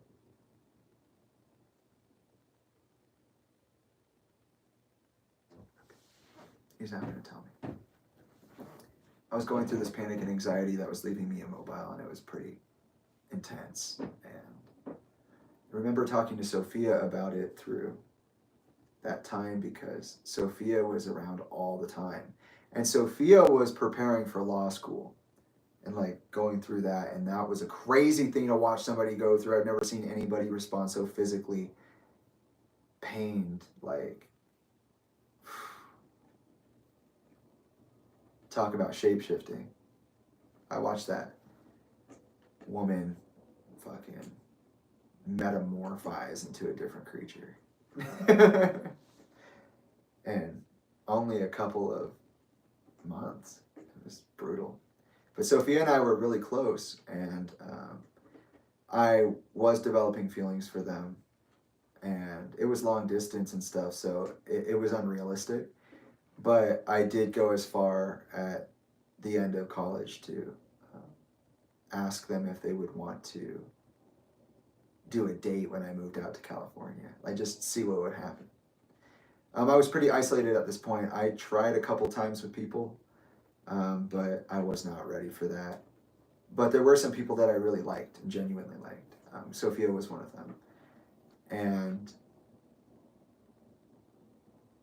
what a weird world to grow up in. Like, the way you're meant to see things is just so bizarre. And I was struggling with so much and I didn't even know. And I wonder how much they saw. Or when they realized that it wasn't just the grief and that I probably really was just this way. They're like, oh. And I remember asking them like, oh, are we going to, would you be willing to do that? And they were like, maybe. But that was, I think, before they came out for my graduation. Like I said, Talinda never came to visit me, ever. I would often FaceTime her or drive to her house. I was financially enslaved, indebted to them, my parents, because they paid my tuition, they paid for my rent, they paid for my allowance. Something I hadn't wanted at all, but was definitely made to be participating in.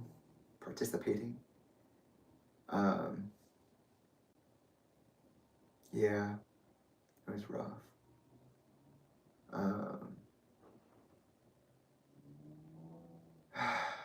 I struggled a lot during that time with thoughts about being around Talinda. I think because for me it was just it was just a normal next thing. It was just like processing, like, fuck, I gotta be around this person. And that's crazy. I didn't want this before the summer before, right? I was like, this is my time. And then I was like, just kidding. Another ugly mirror. Your dad's dead. Everybody knows except for us, and I don't know why, and I'm not going to ask any questions. And yeah, somebody did hack me, but this is really challenging right now. I'm not going to process these emotions. It's too much. We need to start a nonprofit career right now, and we need to save everybody right now. Yeah, and your dad, like, I didn't even know about depression. I didn't even know trauma was a thing, and I never even experienced it before. I never knew.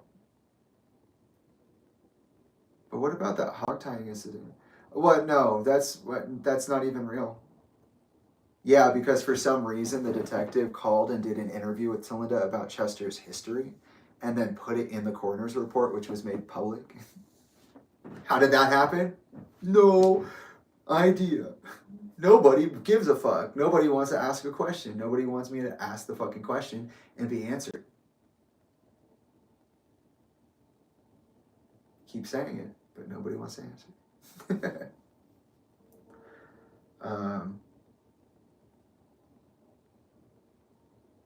Pretty quickly, Talinda got involved with Vicky Cornell. They definitely trauma bonded over having dead partners. I don't mean for that to sound insensitive. I'm just saying it plainly. I liked Chris. I wish I got to know him more. I know he meant a lot to my dad, and I know my dad was a godfather to his son. So the connection was real. And Chris had died, obviously, a few months before Chester did. And I remember at some point during this transitional period, we were involved a lot with the Cornells and the kids, like Lily and I see you. I'm sorry, I don't remember your name. But yeah, we were like around them, and it was interesting. We went to a Hollywood cemetery thing for Chris, and they were just in talks. So there was gonna be this documentary made about Vicky Cornell taking on Big Pharma on behalf of Chris and his addiction or his dependency. And then there was going to be Talinda doing 320 and its manifest trajectory. And that was interesting. I heard about that. I heard that Talinda was hanging out a lot with her. Then we started talking about it around each other. And that happened, I believe, somewhere between 2017 and 2019. But I don't remember exactly. We'll find more specific evidence here in the timeline, but yeah, I graduated. Talinda came to help me move. I moved in with her. Sophia came to see me. That was incredible. And I wrote a short story collection called Peppermint for them, which, like, I'm taking back. Like, I'm sorry. I recall that energy. I love the writing and I love the stories, but also, and it's still yours, but I'm going to do stuff with it, I think.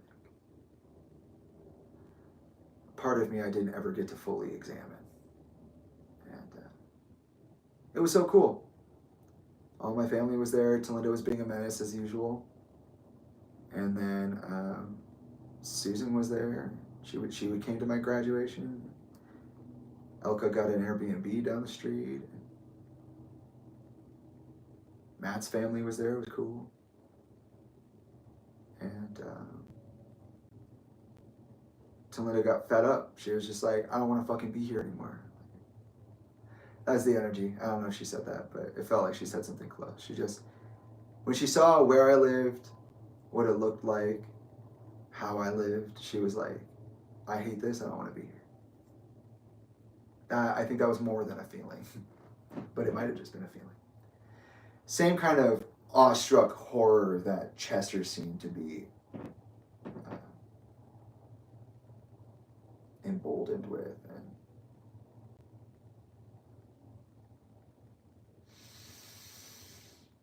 it was gnarly.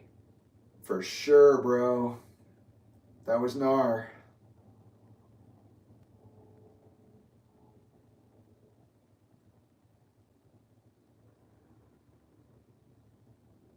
I had $8,000 in my bank account because Chester had seeded it to me in secret. It's what got me through LA and safely into the hands of my trilogy.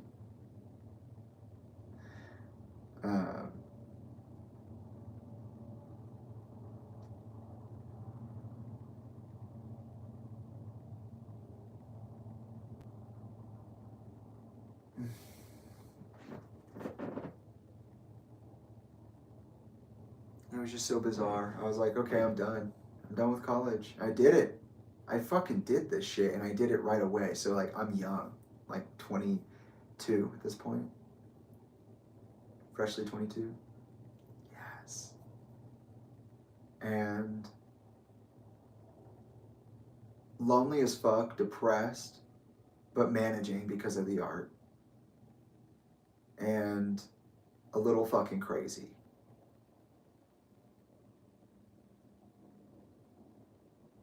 What's emotional regulation? I don't have emotions.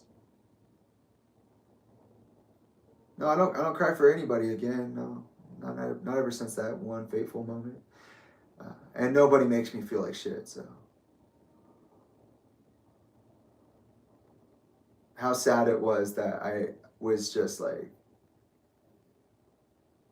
telling myself like, "Hey, this is happening to you," and I'm like, "No, no, this is what you're experiencing. It's real." No, I don't think so.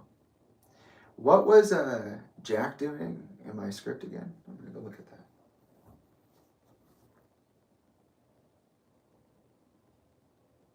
But it wasn't bad to do the art like that because in reality, what I was doing was developing a means of using words to describe things in authentic ways without speaking. Internalized just the way it already was. It's okay. And that was fun because then it became like performative art because like, you know, I want to like accurately describe the posturing or whatever. So I'd be acting out the scenes. Like I always did, but also for the purpose of writing them down. I was just in a certain energy and so excited to move on. Yeah, my graduation turned out to be kind of a bummer because Talinda did her thing. And yeah, Elka's whole thing was weird, but it's okay.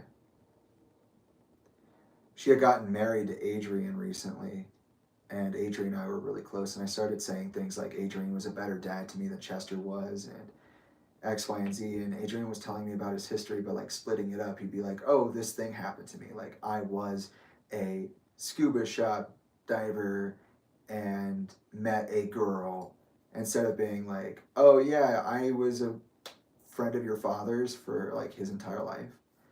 I got blacklisted after, I lived with them and they were married and then they divorced and, I did my own thing, but then Samantha and I got in connection and, I asked her to marry me and she dumped me and I did a lot of things for her I said I would never do. And I'm sitting here like, what? So I'm over here and I don't know yet that this guy is this guy. He's not going to tell me on his own like that. pretty serious. But I was excited. I was like, oh, I'm going to California. I get to live in Palo Verde for once. That's crazy. Just a couple of months, but still. And I get to do it in a pretty, like nice area. So I could be living big for 2-3 months before I become just a normal, impoverished person with real world problems. And in the meantime, I'll refine my art. I go back over my old scripts and update them all with new language and start using new programs and start breaking out actual like industry standard scripts. And I'm making movies with the kids and we're having fun and it's just awesome. And I really thought it was something. And I think after like a month of me being there, I didn't have a room initially. I don't think. But Amanda, who had been sleeping with Talinda because Talinda was too impacted by Chester's death to sleep alone, had been sleeping with her, and she was like, I'm not doing this anymore. I want a room. So I didn't get a room. I ended up sharing a bed with Talinda with like a pillow wall between us for I think at least a month, and then they left on vacation and I got a room after that. That's kind of how the time was broken up.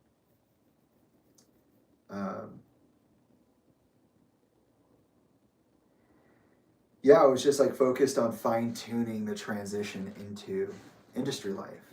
And my big plan, my big thing I was gonna do, the conversations I was gonna have, and the friends I was gonna make, and the cool shit I was gonna do. But fuck Jamie. What a weirdo. Why would they want that? And it was a weird time. I got into more of my research. I started actually doing research on the occult and on cult ideologies, looking at case studies. I was interested in not creating just any depiction of anything, but in creating authentic expressions or depictions. So I didn't want to write a chant about paranoid schizophrenia unless I was well versed in the material. Like, what does that look like? I didn't want to make something sensational. I wanted to make something that was therapeutic or cathartic or resonant. And I wanted to be honest and truthful to the experiences of people who might experience that and aren't taken seriously. Or, it's not a super well talked about thing.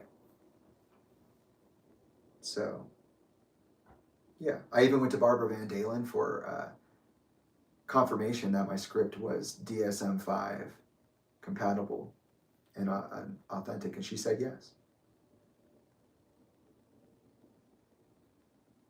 That would be a little later, though.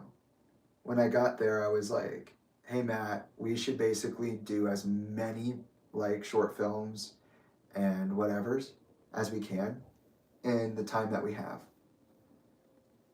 before we start working and stuff. And he was like, yeah. And I said, we should build a portfolio. That's how we got involved in A Chant, because A Chant was one of those projects. And yeah, so I was working on a lot of stuff. Still trying to find time for myself, still doing my bike rides and whatnot. Spending a lot of time in the library. I read Helter Skelter, which led me to Chaos later.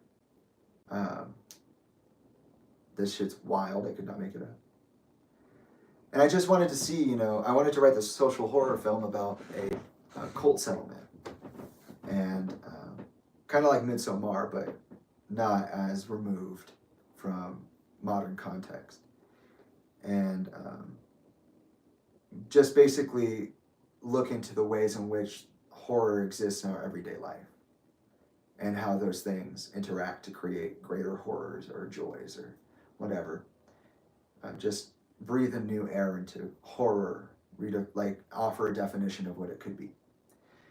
And I was going into a lot of really very serious ethical conversations with myself at that time about my responsibilities as a writer, what I wanted to talk about, how I would talk about it, so serious about it. And Anna knows this because Anna was my mentor when I was doing this. Anna Shinoda.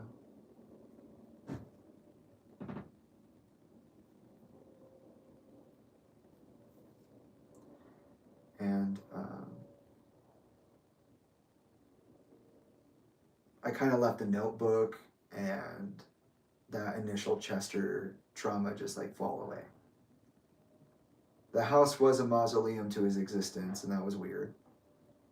And yes, when I read Helter Skelter and then slept in my mom's room, I literally ground my teeth so hard that I thought I was going to need replacements.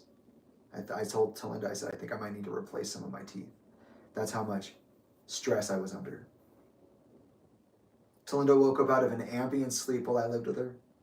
An ambient sleep, recorded me, laughed about it, showed it to me in the morning. I was grinding that shit. Brutal. And it was because of all the stuff that I would later find out Helter Skelter really is. And I had already started but deepened my yoga practice. I was doing yoga with the girls, like, you know, I was training them how to stretch and stuff. It was cool. And Talinda wasn't really interested in much of it. There were times she tried to be, but she only got so far. She wouldn't even, as far as my recollections go, I might be wrong, but as far as I could tell through the receipts and whatnot, Talinda did not support my short film at all. She would talk all this, I love you, I'll support you through anything, and then she didn't do it, and she did it right to my face. I might be wrong about that. If I am, I would love to remember the alternate, but I don't at this moment. And it went pretty smooth like that. That's pretty much what happened. 320 started to kick off. Toby was absorbed into that. Talinda helped Toby set up her social media. Some of the social media she was using. Talinda had also, right when Chester died, shared my Reverie Symphony, which got like tens of thousands of hits. And then nobody ever paid attention to me ever again. And I was like, wow, yeah, I wonder who you were there for. Were you there to see Chester's legacy, who has as much talent and as much heart as he does? Or were you there because his grieving widow told you to go? Oh, that's right, Jamie's invisible. I wasn't yet involved. I was mostly focused on the family and I spent a lot of time with the kids while I was there, like a lot. I just wanted them to have good memories and to feel secure and being able to come to somebody if they needed it. And I was just doing that protective work, and it was awesome. It was really awesome. At this point, my relationship with Tyler and Abby's leveled out. Everybody else has been there for a while. The girls are still growing up, so now they're just the youngest ones, you know? And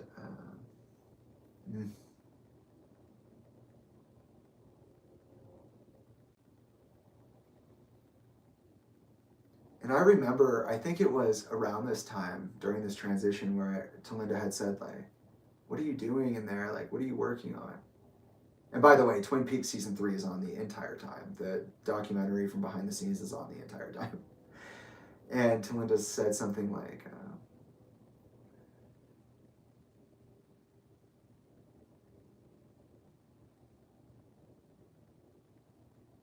oh, I don't remember now. It slipped away. The Twin Peaks was important. Can't let that go.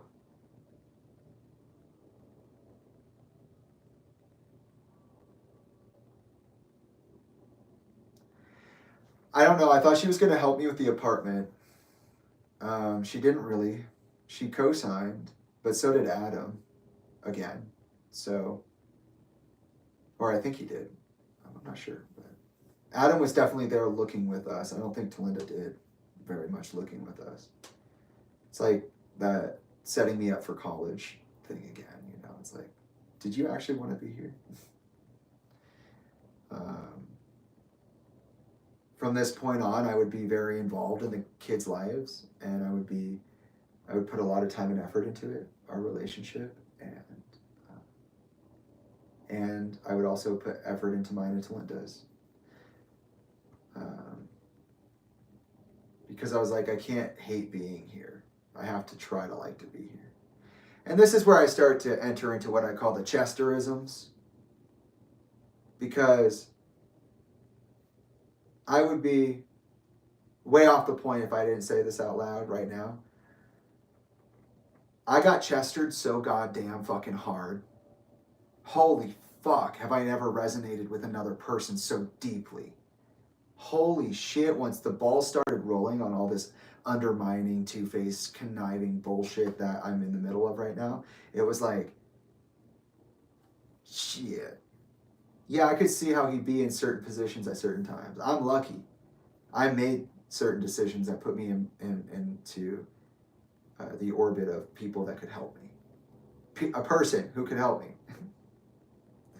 But damn.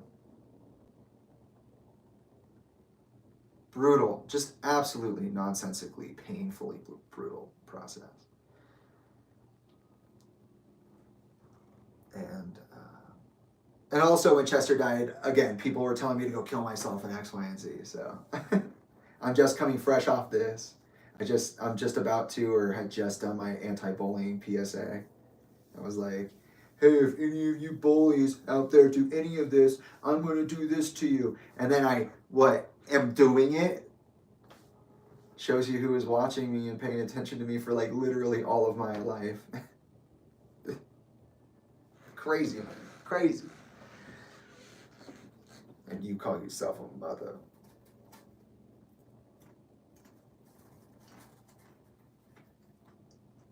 That was crazy.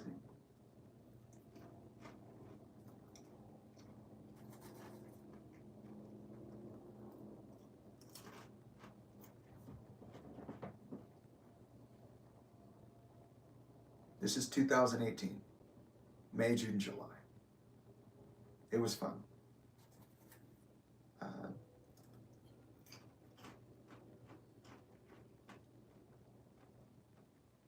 And then the 1 year anniversary happened while I was there. We went to Toby's and we planted a tree down the street from our house. Yay for family. I guess during that time she tried to take every pill in the house. While we were there. And never thought once to tell me that she totally believed I wasn't Chester's kid. And that not a lot of these people did. She wouldn't tell me that until last year, 2023. Toby becomes involved in 320, like I said. For New Year's of 2017, I was there with Talinda, working through her grief over her dead husband. Their anniversary was New Year's. Like, I was really there for these people. Amanda fucking knows that. Talinda fucking knows. And she's still using.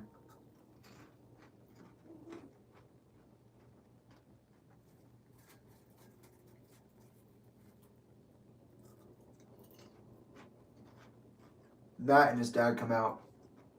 We go find an apartment. We find one literally on the boundary line between Van Nuys and Sherman Oaks. Like this crazy ass magic I've been a victim of. And also at times a participant in.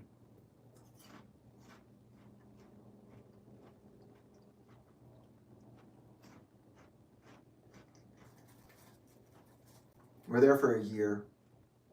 Matt and I go from being like best friends, tight, doing everything together, to like, he's in his room all the time.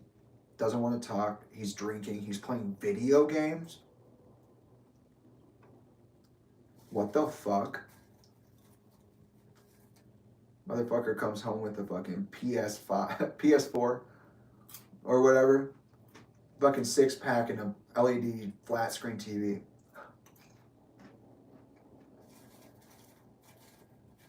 The whole year we were there, I did 2 things. I was a Lyft driver, and I had an internship at Berlanti Productions. That was studio behind all of the live action DC TV shows.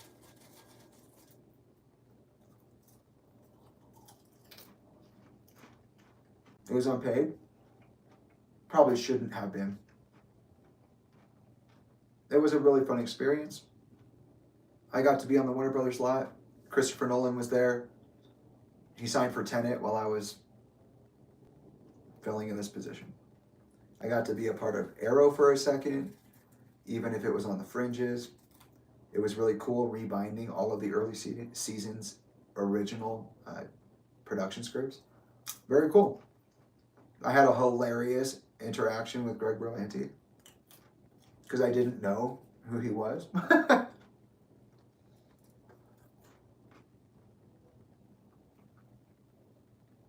He asked me what I watched that weekend. He came in the front door. Thought he was just one of the producers. I didn't think anything too seriously. It was me and Nikki. And he's like, hey guys, how you doing? You guys see anything cool this weekend? Like, you guys watch anything? I want to hear about it. Oh, hey, yeah. Nikki says something. I said I went to go watch Overlord, that J.J. Abrams World War II Call of Duty Zombies movie. And I was like, I didn't like it. I didn't like it at all. I thought the beginning was really strong, but the rest of it was just ridiculous. And he was like, oh, damn, it's too bad. Like, Rotten Tomatoes is saying that, you know, people really like it. And I was like, yeah, I think that's kind of a misnomer, though. Like, using like a public resource like that to gauge what's good and not is pretty odd, because like the public's not always into everything. The public doesn't always know everything about what they're interacting with or everything about the interaction that they're having. Like, you literally get anybody and everybody and anybody on that list. And he was like, oh, okay. And I was like, yeah, so I just don't think it's an accurate, you know, bar of progress, a reading. And he was like, okay. Conversation ended really nicely.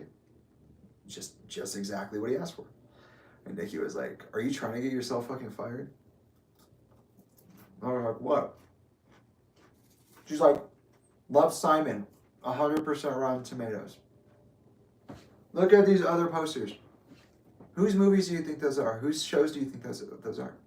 I was like, oh, yeah, Greg Berlanti, the guy you just talked to. Okay, cool. Well, they asked, and they got a genuine response, so it's a win for both of us, huh? I got that internship through the Adolescence. It's basically this, and when I tried to tell Brad Delson about Talinda Bennington, and he said what he said to me last, those are the last 2 things that happened between me and the Delsons. Melissa had been a writer in the same circles. They got me the internship. For a second, I thought I might be in TV on that side of things. Did not pan out. Silly me. Why did I think that was going to happen? And despite that, my employers the entire time were like, you go over and above on everything. You're such a fun to have around, like, so efficient. High praises. And I don't get the job. Okay.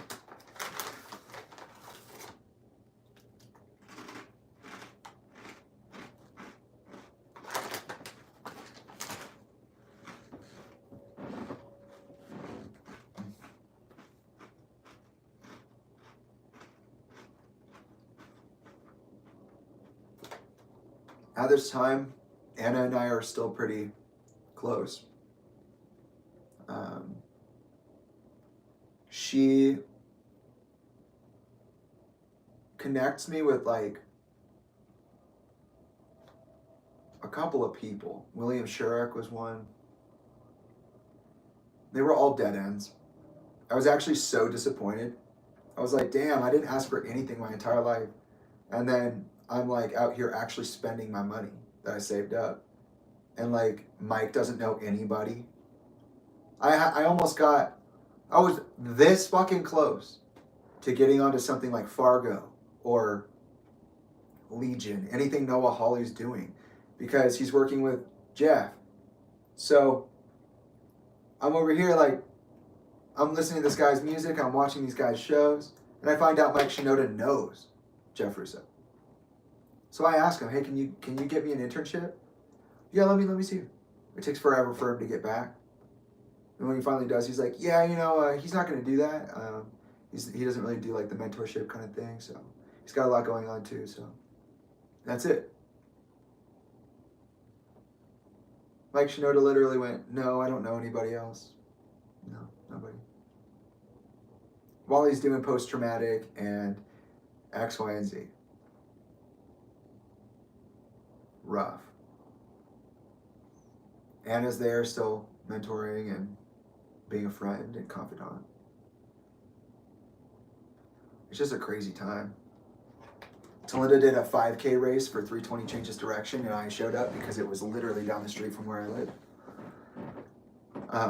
At home, I was doing really funny things. I was like writing a Cure All Evil Dead script that was like this big. Started out as a holiday joke. I was like, oh, you know what? I'll make I made Tyler and Ayana a comic book. I made Matt and Mark and Luke a 100-page time travel Evil Dead movie that merges all aspects of the universe under one concept. And it just kept going and going. They're like, when are you going to stop writing this? I'm like, when it's done, man. It's not done. This story is being told.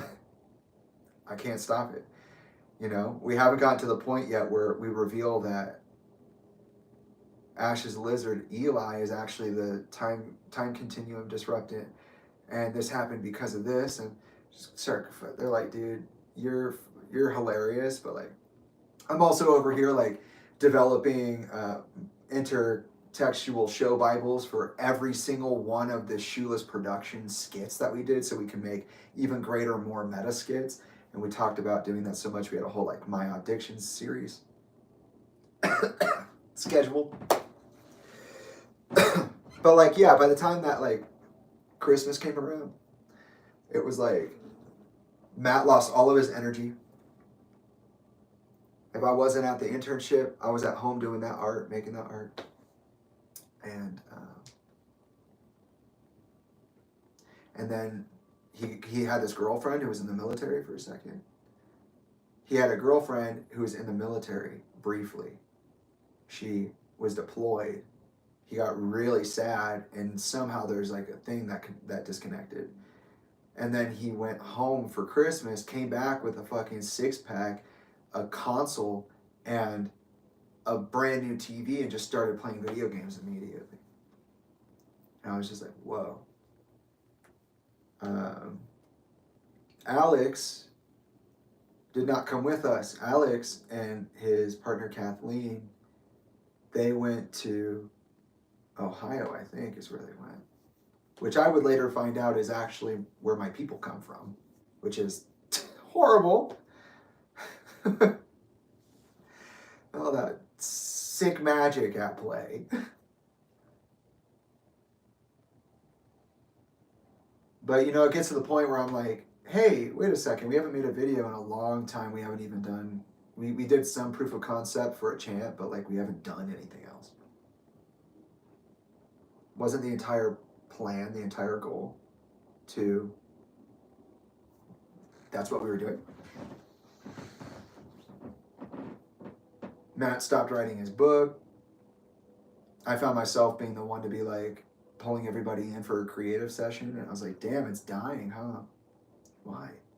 Then Matt's depressed and he comes back, and he's usually, from that moment on, he's of him returning from break, he just literally was so sad and so lonely. Like, I was just like, dude, what's going on? Nothing. Okay. By the time that I ended up leaving the apartments and at the end of our lease, he had literally abandoned me. His family came to get him. Nobody else seemed to know what was going on, and then he just literally vanished. I've never heard from him again. So weird. And the strangest thing about all of that is that Matt actually worked at a place that Talinda has used to frequent, especially at this time. And it's at this point I want to bring up two things. One, Talinda never put the cabin in my name. She put it in my name in 2019. Not 2017. It took years. That was strange in retrospective. I was like, she said it was mine. She should have given it to me earlier, right? I think it had something to do with taxes, in my opinion, but it's interesting. And then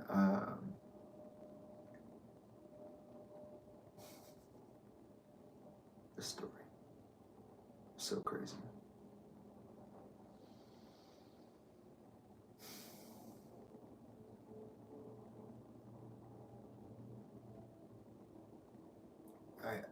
It's so annoying that I actually forgot it. It came up and I was like, and then it was like, okay, bye. And I was like, no. Come back.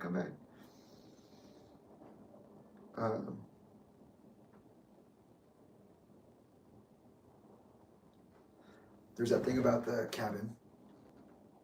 And then the other thing was the bigger thing we were talking about. Come on now.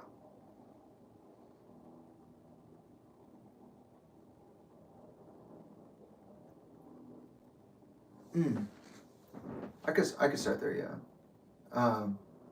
Talinda did something really weird.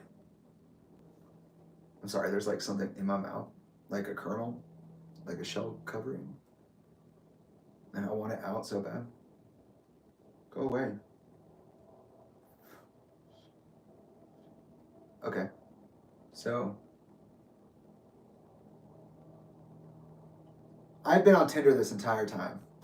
No lying. And I have not gotten a single date. It's been like 5 years. 4 going on 5 years. And I'm just wondering what the hell's going on. So when I moved to Talinda's house, I told Alyssa, I was like, guys, I don't understand.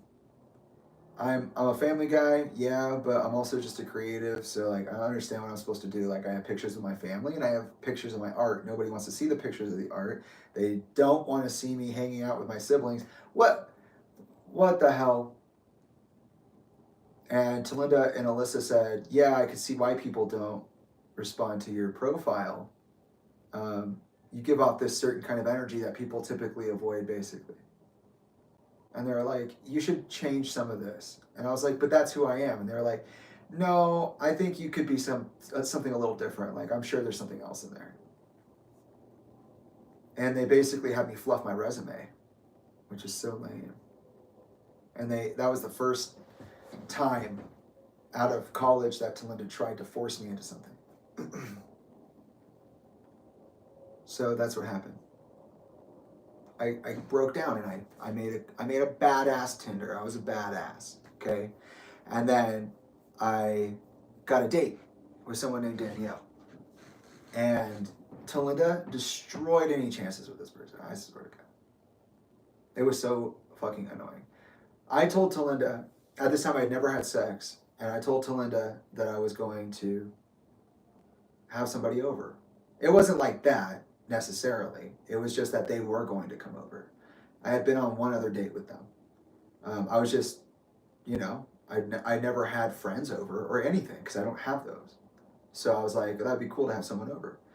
And Talinda immediately went to Target and bought like a bunch of home decorations, blankets, pillows, potted plants, came to my house with the babysitter, Gwen, and just started changing everything about my apartment. By the way, she had probably only been to my apartment one time since I moved in.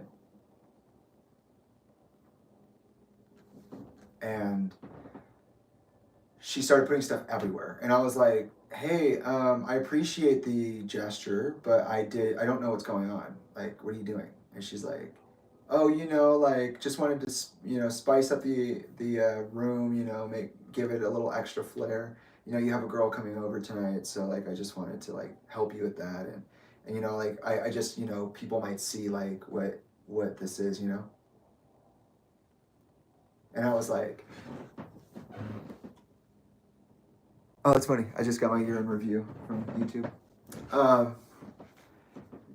And yeah, and at one point they just kept moving stuff in, and I was like, Talinda, if you don't stop doing that, I'm going to take everything that you bring in next and throw it on the street. This is not who I am. This is not the stuff that I like. If you did it for me, then you would have taken me with you, not done it literally 3 hours before the fucking date. Eh? And she didn't listen. She just kept putting things places.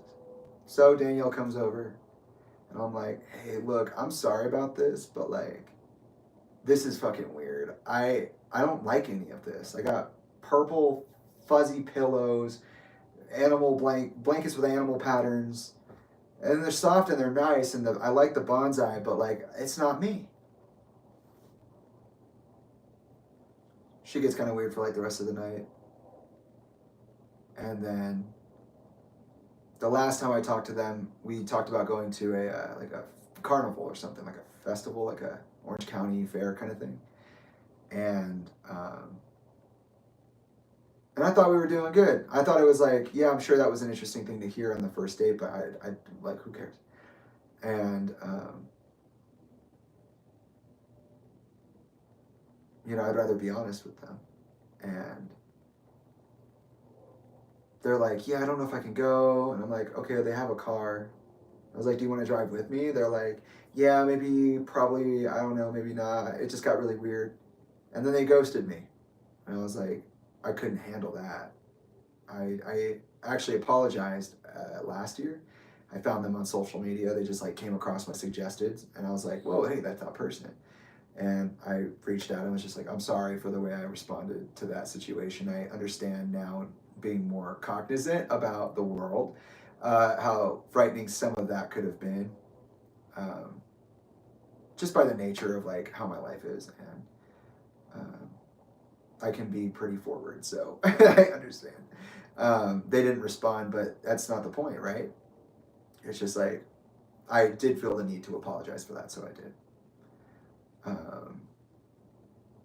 But yeah, they ghosted me, and that really hurt me. While Matt was slowly falling away. Oh, no, that wasn't it. That's right. Beth Bowen was there for this one. Hey, Beth, what's up? I came in. I went to Talinda's house, and I put all the stuff that I didn't want. I was like, okay, fine, I like some of this, but I put the rest of it in my car. And I went over to her house, which is a long drive. You go the 405 down. It's definitely energy that's put into something, right? And I get there, and I come in, and I'm like, hey, guys. Hey, everybody. And then, I'm in Talinda's room. It's big TV. There's a couch and everything. They're sitting there. Beth's sitting there. And I'm like, hey, what's up? They're like, hey. We have the formalities. And I'm like, hey, so I put all the stuff that you brought yesterday that I asked you not to put into my house. I didn't put it in the street. I just put it on the lawn. Like, it's here at the house. It's just here inside the courtyard. But, like, yeah, like, I didn't appreciate that. And I'm not joking, when Talinda got fucking pissed, she was like, I'm never doing anything for you ever fucking again. Like, I can't believe you disrespect me like this. I go out of my way to help you, X, Y, and Z, and this is the way you treat me, this is the way you want to acknowledge me, blah, blah, blah. It goes off. And I was like, wait. That's not true at all. What the truth is on that is that you took control of my environment and you knocked it out of alignment. And you did it because you were worried people would see all of this. Right? That's what you said. And I had told you I was going to do it. And then you did it anyways. So at this point in the interaction, wouldn't I need to do it? The thing I said I was going to do? Because you very clearly weren't listening or trying to be a part of the solution. Like, I don't know, I didn't appreciate you steamrolling me. And she was like, yeah, fuck this. I don't appreciate your attitude. Who the fuck do you think you are? I don't want to do anything for you ever again. Fuck me for trying to help you. Like, it went hard. And I was like, bro, whatever. That was something that had happened. Another thing that had happened was Talinda was like, hey, just so you know, I was out of my business meeting with, the guy that controls our wealth. And we were talking about Matt because he's such a good employee. Yeah, Matt actually got a job at GRF where my family's wealth was managed, may still be managed. And he wasn't like an assistant of some sort. He was training to be there full time. And he had that job when he just went randomly depressed. And I always thought this was weird, this connection. I was like, why is it that my only ever full-time best friend gets a job where my mom has our wealth managed? And then he becomes massively depressed, leaves Hollywood forever, and ghosts me in the process. She's like, yeah, let Matt know. We all know he's such a good employee at GRF. They do think of him, and they really appreciate it. My best friend worked at the firm that managed my family's wealth before abandoning me in LA. And while we were being abandoned, we were actually practicing for a pack test for wildland firefighting. We sat down and broke out all of the shots, ironed out the script, got the storyboard going, started the storyboard going, got the crowdfunding started for a chant. And I realized I'm doing this all on my own. So I sat down and I just broke it all out. I said, all right, then we're doing this. And I said, if there's one thing I do and I never do anything artistic again, it has to be this. This is something I literally worked and sacrificed everything for. This is what my craft has brought me to. And I believe that's when I did my interview with Austin, who would be the protagonist of the film, or play the protagonist of the film. And he was somebody recommended to me through Scout and Sophia. So that was interesting. So Austin was a big part of my story moving forward. Oh, come on. Where are we? 2018.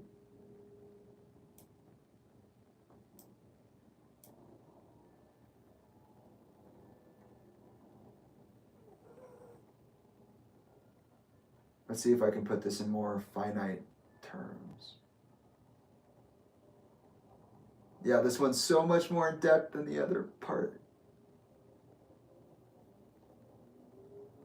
Well, that's weird. We skipped a lot of time.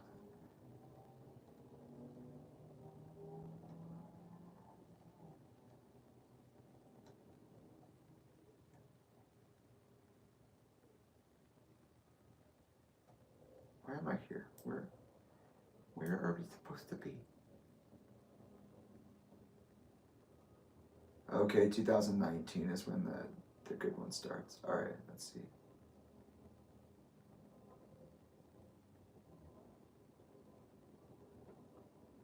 I don't have anything on there for that.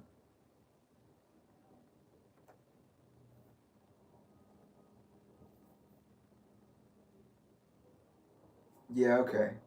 So let's start in January 2019.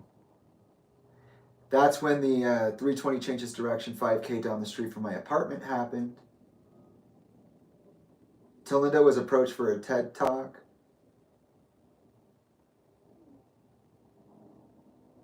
I have my Evil Dead script going. Oh yeah, and I visited STX. Great. So, okay. We weren't quite there yet. Let's see. So the 5K happened a little later. We're still phasing out of. Yep. So I got to the point, I got in a car accident when I was driving Lyft. It did not help me pay my bills at all. And I ended up taking pretty much the entire cost of the repairs. There was a repair made, but the guy was just so, the whole process was just so fucking, it sucked my life savings dry. And it was awful. Lyft did not help me in litigation. Lyft did not represent me at all. They did not give me their fucking insurance policy. Nope, none of that. It was crazy.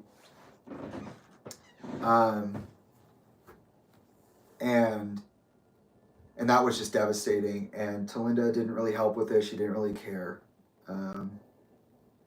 She didn't offer many resources or anything. At one point, I was like, hey, I literally can't pay rent. Like, I'm going to be homeless in the next month if you can't help me. She was like, what, really? Yeah, really. Yeah. Can you send me some money for rent? But I don't want to get in the habit of asking you for it, you know. She was like, yeah, I'll pay for it, pays for it. And then later, I get a job with Bill Silva through Talinda because I have to beg Talinda for any help at all. I'm like, please, I'm literally begging you. Nobody's hiring me. And I don't know what to do. I'm sure somebody has something for you to do. That's when I became Bill's PA intern. His personal assistant intern. Let's see here.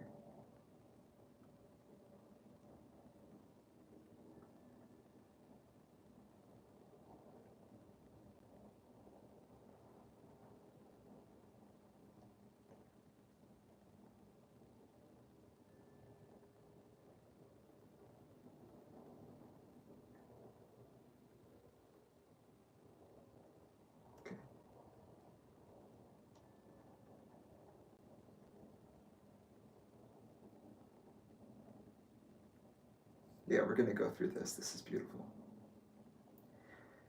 I got a job with Bill as his interim personal assistant for a couple of months. He was a fair boss. I made all right money, but I'm not so sure of him as a person now.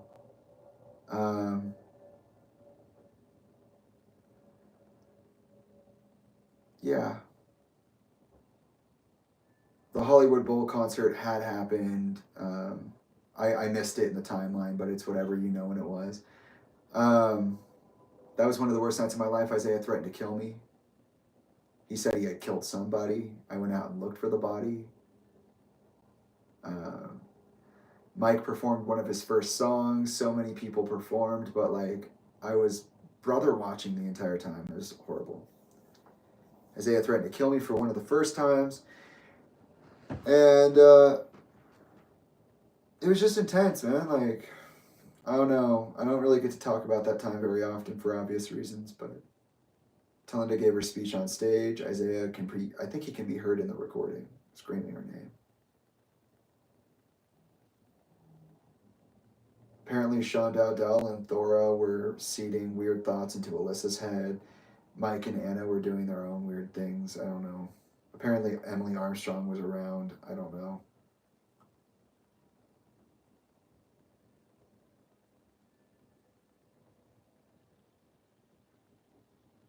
So strange. And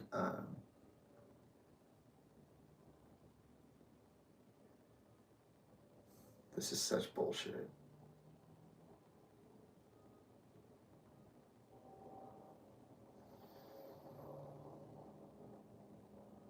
I can feel the taxing nature of speaking on my body, and I just want you to know that you cause pain.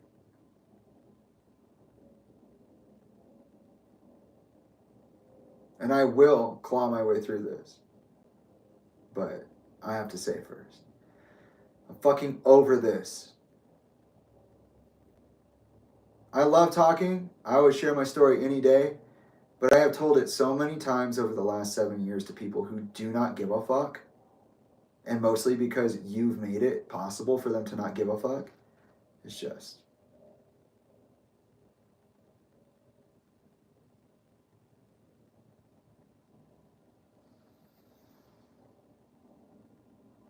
While I worked with Bill, I transitioned out of my apartment and into, which I was holding a chant rehearsals in, into my then someone I called an aunt. Her name is Kim, one of the twins who would take us on the, or we would meet on the Las Vegas trips. I called her up and I was like, hey, you said one day that if I ever needed anything to let you know, and I really do need this, like, this is like the most important thing. I don't have anywhere to live. She's like, you can live here. So I moved into her house. That took a couple of months. It brought me into the environment I described in my Josh Morales interview.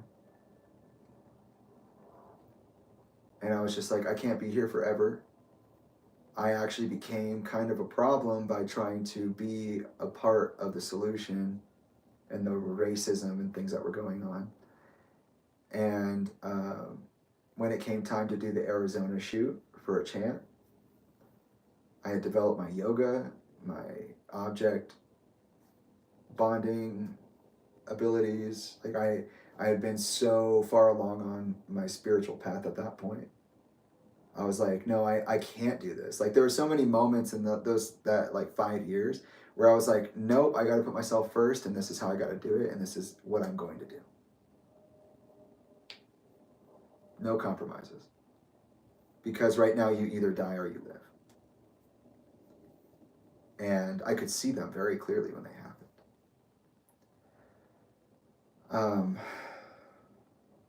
I'm not really sure where the timeline is here. That was mostly a train of consciousness there, but we're going to start in January of 2019.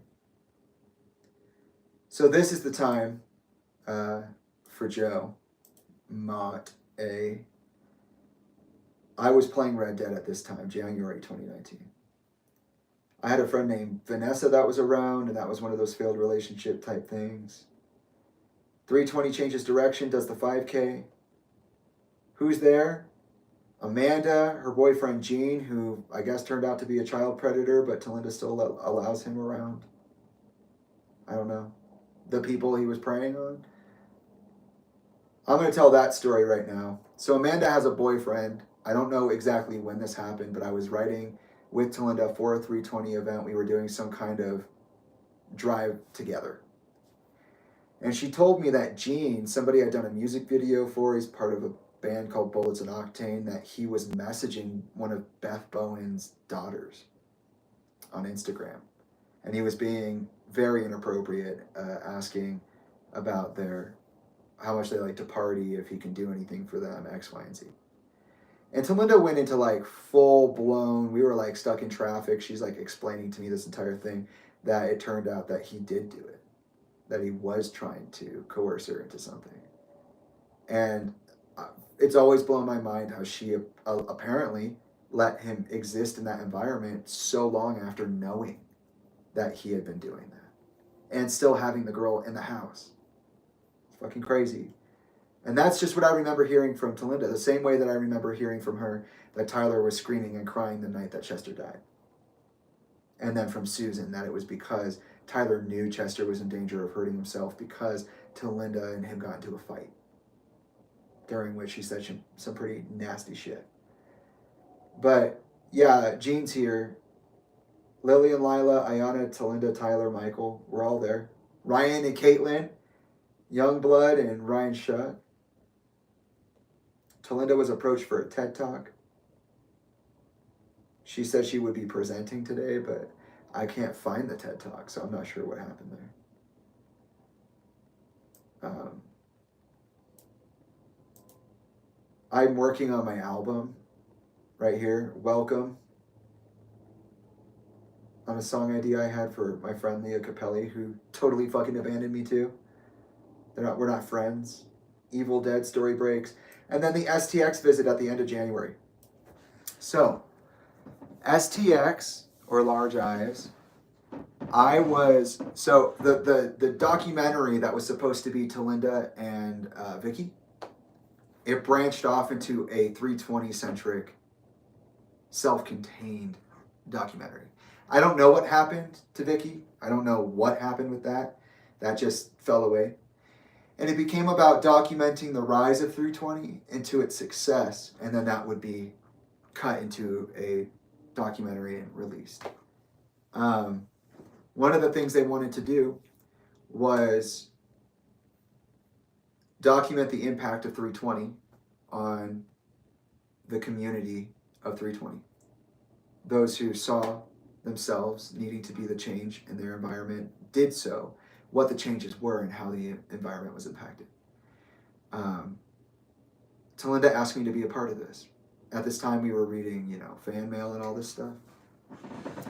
There were boxes of it at Warner Music Group, and we would go through it sometimes, and I went through it with, I took them to the storage unit, the documentarian crew, and I got involved in it, like I was part of their test screening, part of their, there is a demo floating around somewhere of me talking about being a part of this 320, this proposed 320 interaction. What they were going to do is they were going to send me around the world to interact with people who were, again, affected by 320, people who recognized they could be the change that they needed to see in the world, and took the actions to do that, impacted their environment, and how that impacted the environment. They were going to have me fly around the globe to you and do a traveling documentary series with you. That's absolutely 100% real. And I remember that I actually told Talinda, like, hey, if we're going into this as a producer and a director and a writer in my own right, I want to be like given proper credit. I'm not gonna bow out on this. She was like, okay. And I said, I want 50-50. Just like our relationship that we established together, 50-50. When you pulled me aside right after Chester died, during his wake, I want that relationship with this object. She said, okay. So I drove myself down to STX. I went up in that office and I said, hey man, I appreciate you. I really want to be a part of this. I would love to do it. And but I will not participate or allow this to move forward unless I get 50% as an executive producer and participant. I want to say in my family's legacy in their name, in my father's name. I want to protect it. I know what this is literally what I've been training myself for. Let me do it. And they said, okay. And then they spent the next, how long has it been? 2019. 21, 2, 3, 4, 5 years in total silence.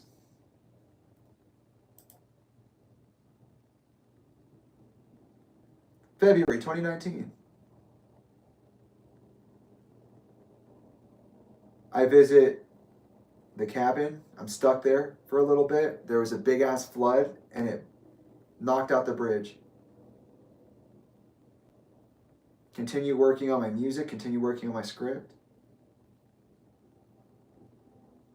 Paper Moon, Scavenger Hunt.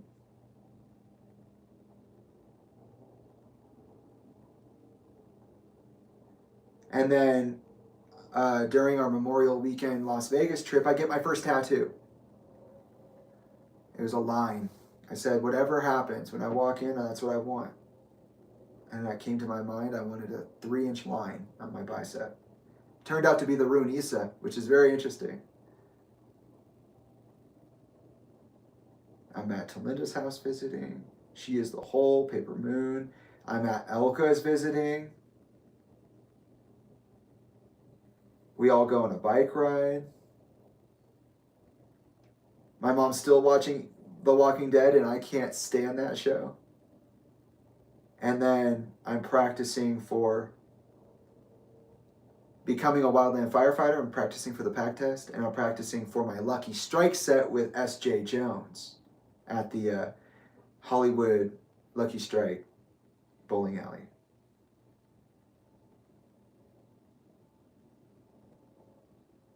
That's so interesting.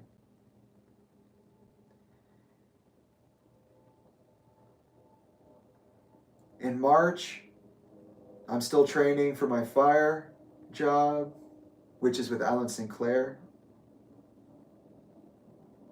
I'm trying to network with some people, but it's not panning out.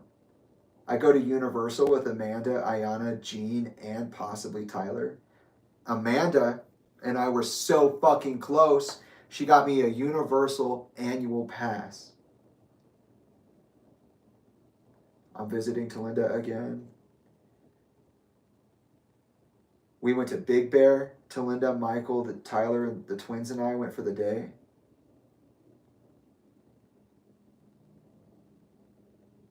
I needed to replace the window at the cabin, so I was looking at window replacements. Eventually, that replacement would be shattered. I'm attending a parade on the reservation in Casa Grande. Preparing for my pack test. I've been invited by the fire crew. I'm doing a night ride. We're going on a lot of bike rides in March. I do my CHS exam for physical wildland performance. I was talking to Arthur Brooks, Adam Sandler's resident music director guy, for a long time, and it never panned out, but I almost did The Wrong Missy. I almost was, well, not almost, but they were talking about if I ever did score a film for that production unit, I would probably do The Wrong Missy, which ended up being one of their nephews or something that did it, Tyler Spindle. But that was annoying. I visited Elka again, and I went to Isaiah's apartment for the first time. I meet William Sherrick through Anna Shinoda. That goes nowhere. The guy who did that Abigail movie. I'm breaking Talis Valhuge, doing my voice memos. Visiting Talinda again. It's Tyler's birthday on the 16th. I was doing a picture-pieces sketch on the piano, and I got a little snippet of Talinda saying that she wanted to work with Kevin Lyman because he was quitting Warped Tour. And she hoped that he would be able to help develop in Fun 320 Festival.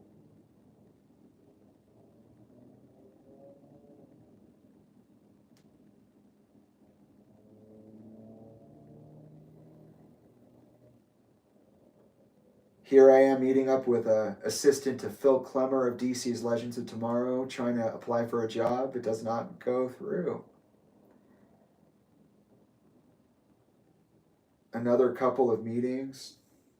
They all don't pan out. I almost ended up in the post-production coordination of Liza On Demand or Liza On Demand.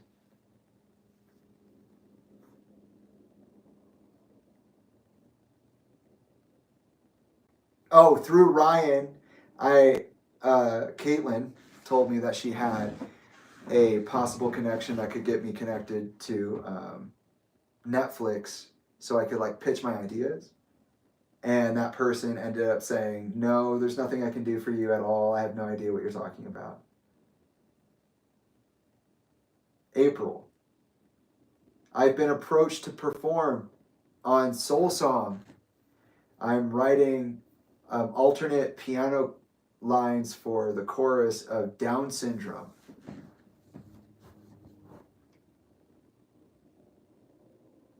I'm working for Bill, doing research on reggaeton, the Billboard Latin Music Award nominees.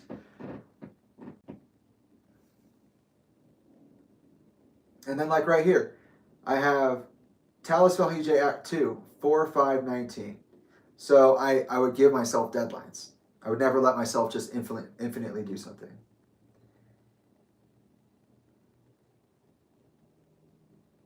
I go to my first Lucky Strike live event. I start working on Postmod Icon off of then. I start crowdfunding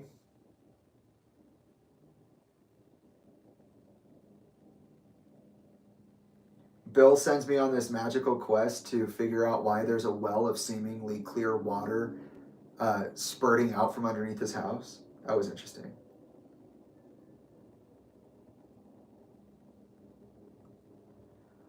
I was practicing a lot of the Doors music. I was getting really into the Doors. I didn't know how much of a big place in Chester's heart they held, but I ended up reading a book about it, listening to all their music, and American Prayer is one of my favorite albums. I was doing Not to Touch the Earth.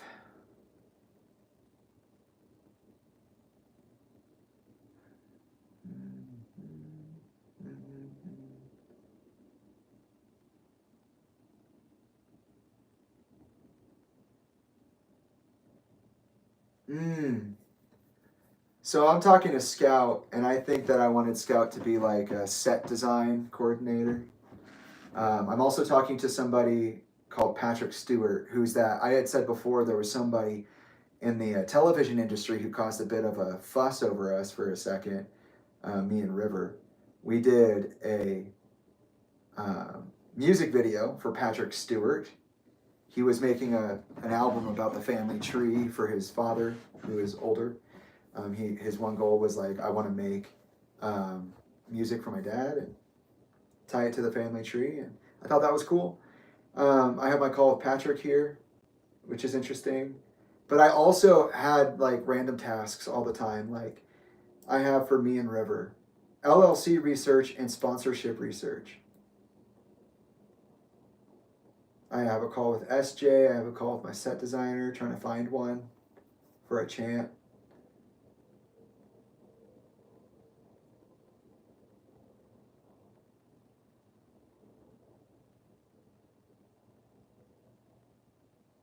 I did progress reports for my albums. That never made it. Game of Thrones was still on. There was an Easter party. I went to that at Talinda's house.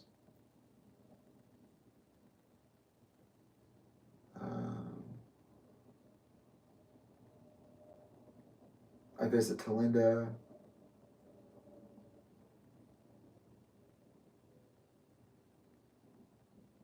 And I went to USC twice during this time period. The first was with Talinda because Kevin Lyman works as a professor there. I actually met someone in his class from the University of Arizona, which was crazy. He was a part of the 320 project as well. And, or at least I thought he was. He was there for that meeting, and, yeah. But I also went with Bill as a PA, as like a driver.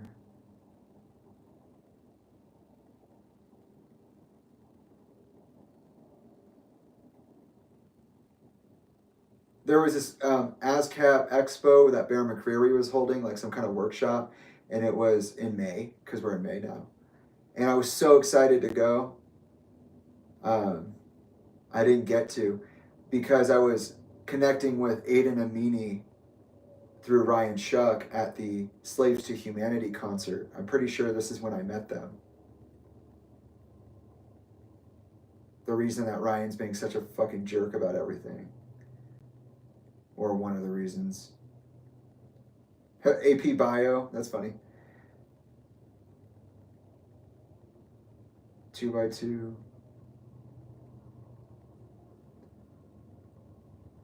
Oh, and then I got to hang out with DJ Nash.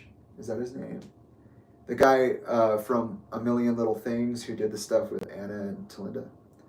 That A Million Little Things, James Roday, plus his co-stars, mental health commercial. He slowly faded out. He didn't want to talk to me no more. That was weird.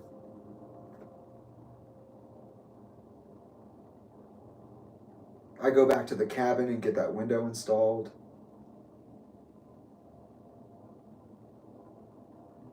I call with Austin Gold. That's pretty new.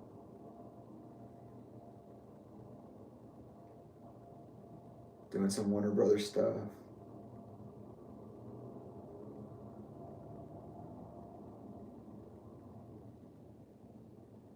Igor by Tyler, the Creator is released on the 17th. Igor. ba, ba, ba, ba, ba, ba, ba.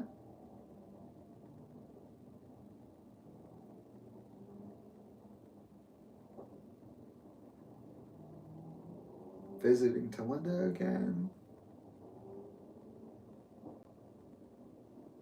Oh, I went to a dance concert for Ayana. Ayana had a dance concert, and that was really fun. I forgot about that. You see, I'm like with these people all the time.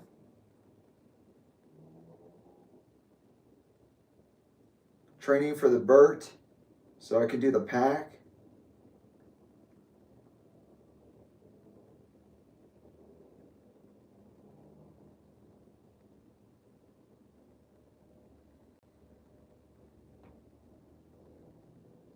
Oh, and this is when, so the year before, in 2018, Talinda received all the proceeds. 320 Changes Direction. She received all the proceeds for the Strange 80s 2 concert. And I said I want to participate in the next one. So short notice, I ended up participating in Strange 80s 3D, which was in May of 2019. Or at least we're organizing that right now. Blitzkrieg Bop, I Love Rock and Roll vocals.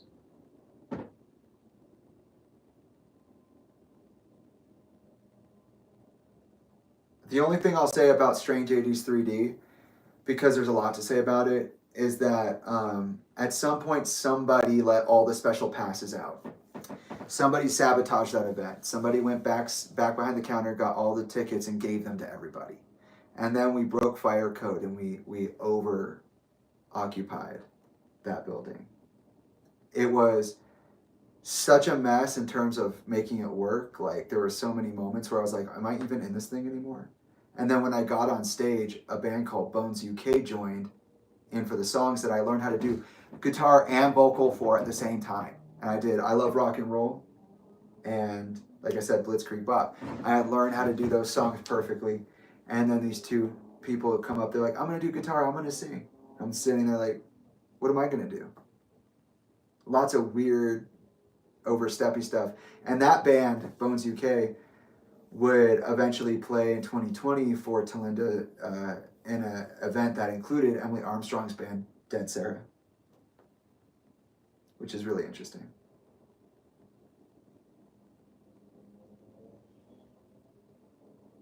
Gavin Rossdale was weird. Tyler Bates was weird. There were some cool guys, but it was weird.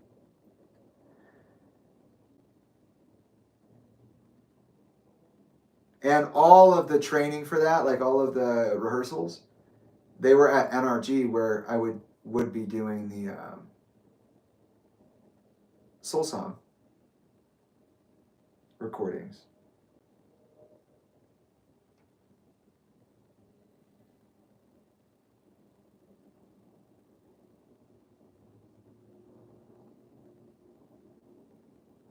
June 2019. Bill Silva attends my Strange 80s benefit concert performance, which ended up being about 5,000 people or some crazy shit like that.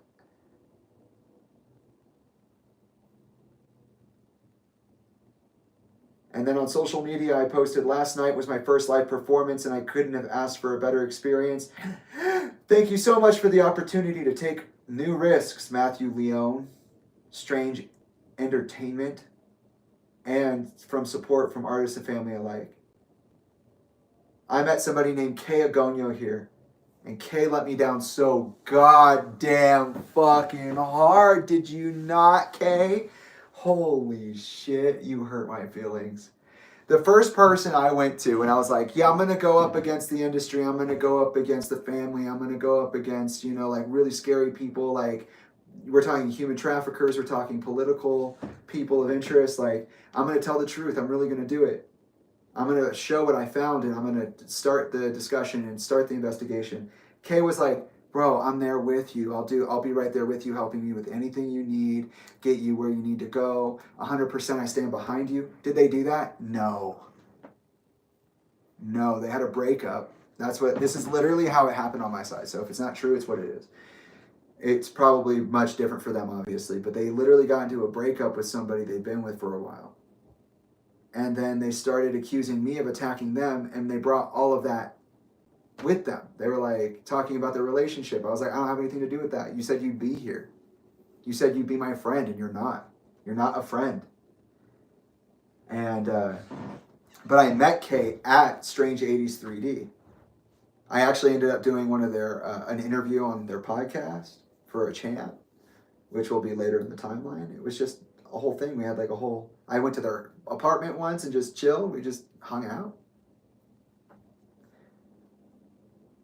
They totally backstabbed me.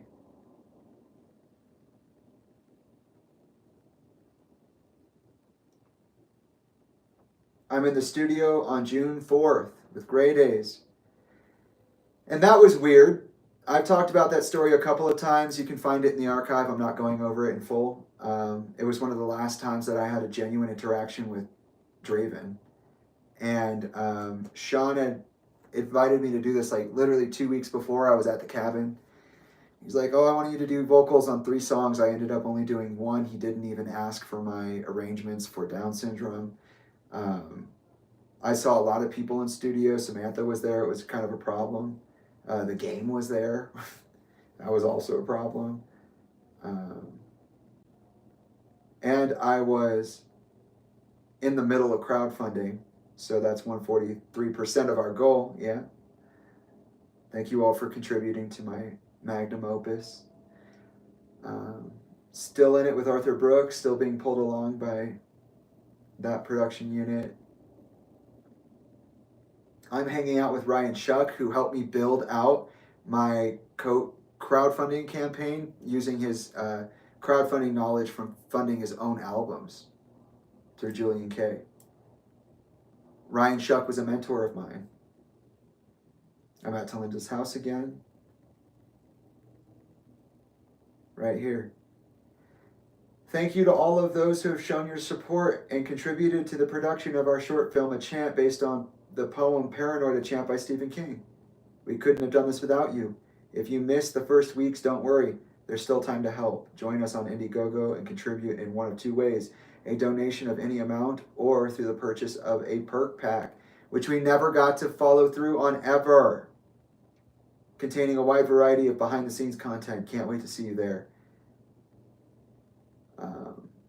I never got to do that. I never got to fulfill anything but my director package, which was, or the most expensive one, and that's when I went to go visit Yvonne. Rough. And it says here that I quit BSE for firefighting on June 10th, and then I had a meeting sometime around the 12th with GRF, the wealth management firm, where they officially put that cabin in my name. So right here, 6/14, that's when that happened. So I was gifted the cabin in 2017. I did the work on it. I went to it. I kept it up for those years. Elka helped me do that. That's one of the reasons our relationship got a little better. Talinda never visited, not even during the times that I scheduled for her to, when we worked it out together for reconciliation. And yeah. It either happened now or it happened in August. So it's either, it's around the 12th of June, in between the 12th of June and the 26th of August. When Talinda puts this cabin in my name, she says that she will pay for the utilities, knowing the burden that this building will put on me, all the way through, and the insurance policies, premiums, all the way through November 2021.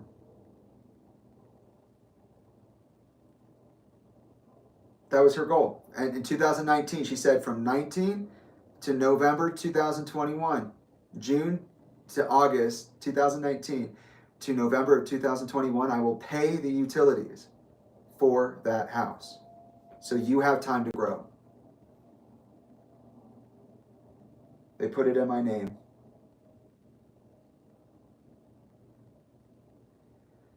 I start working on my metaphysical theories in the form of story lore and do the Bad Moon Rising multiverse and world conscious theory and SEMDA overview because I am developing a novel or a intertextual hyperdimensional structure of arts that are like, the Marvel universe. Everything's got its little Easter eggs. Yeah. I dropped Easter eggs all over my art, everywhere, all the time.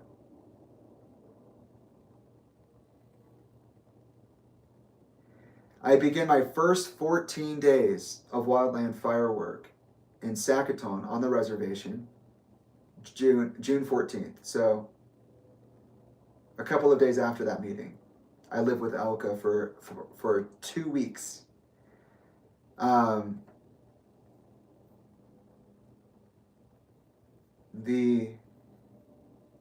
That's interesting. River and I have a production meeting that's on Instagram for the film. I've scheduled a couple of people to see if they'd be willing to fulfill an assistant director and also set design role.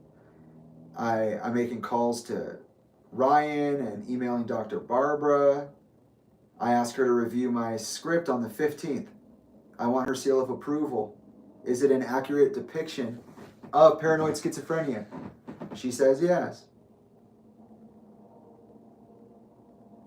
And this is where I had a big odd moment with Elka. So Elka's married now. She's been married for a second. They helped me move into my apartment when I lived there, which I'm not now. This is after, right? So this is already my 3 months, my year in LA, my transferring out of my apartment, being abandoned by Matt, and diving headfirst into my practice and the creation of this object. I'm going to meet G here on the 9th month, so in 3 months. I'm almost there. I find out that my mom, who helped me set up my bank account, still has access to my bank account. And I thought that was so strange. I understand that my mom was trying to protect me, and I understand that she was trying to be helpful, but like at a certain point after your kid's been 18, I'm 23 now. I'm turning 20. I turned 23 last month in May. Why are you still in my bank? You know what I mean? Like, why did you not ask the question yourself first? And I think that was my biggest complaint, was like, why are you still there and you didn't choose to try to do something different, right? And that was a whole thing between us. And that happens right now.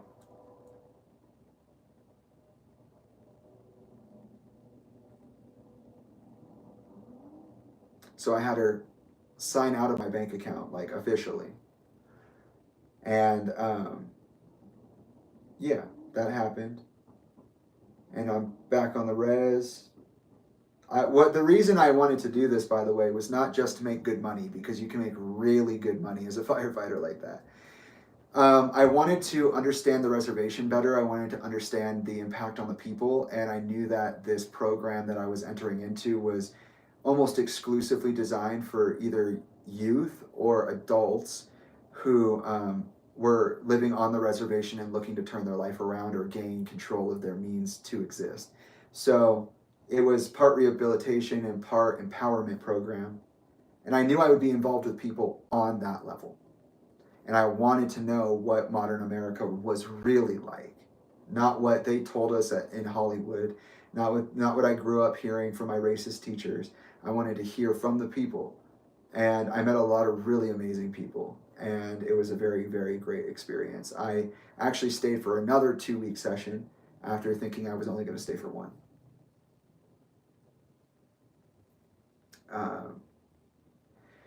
I continued working on my album throughout this time.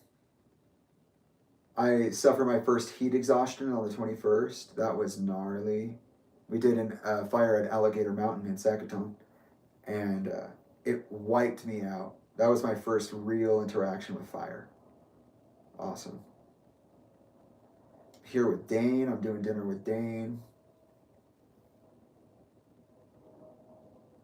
One of my favorite songs right now is Gone, Gone, Thank You, Tyler, the Creator. And one of my favorite albums is When We All Fall Asleep, Where Do We Go? Billie Eilish, and Tranquility Base Hotel and Casino by the Arctic Monkeys. Also, one of my favorite albums at the time, on the low, was actually Awaken My Dear Darling, the Blue Childish Gambino album. Oh yeah, I was listening to the Rise and Fall of Ziggy Stardust too. Yeah. Fireworks coverage. We're doing early fireworks coverage for the 4th of July.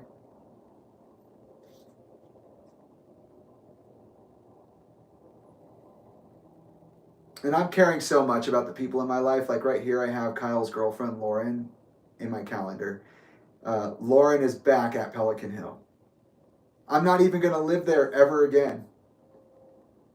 There'll be a few tiny moments, but right here, the 25th of June, I have her in my calendar. Like, oh, she's going to be home, and I'm not even there.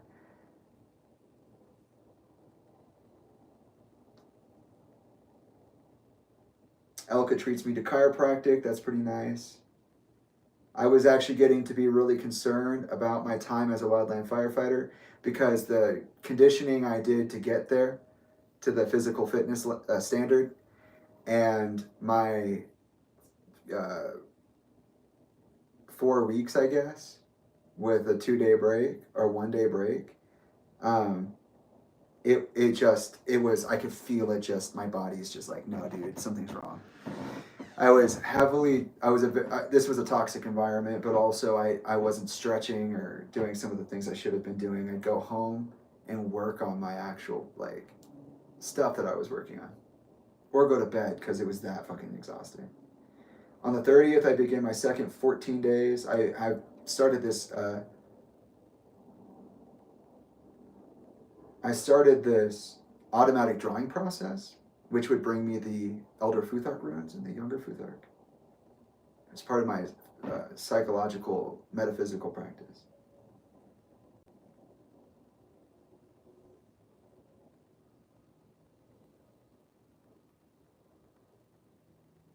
We get to do a tour of the PIFC Center. I forget what that stands for, but it's where they keep all the cool firefighting equipment, like the planes and stuff. We got to go on a little tour of that. And I basically am just buckled down as this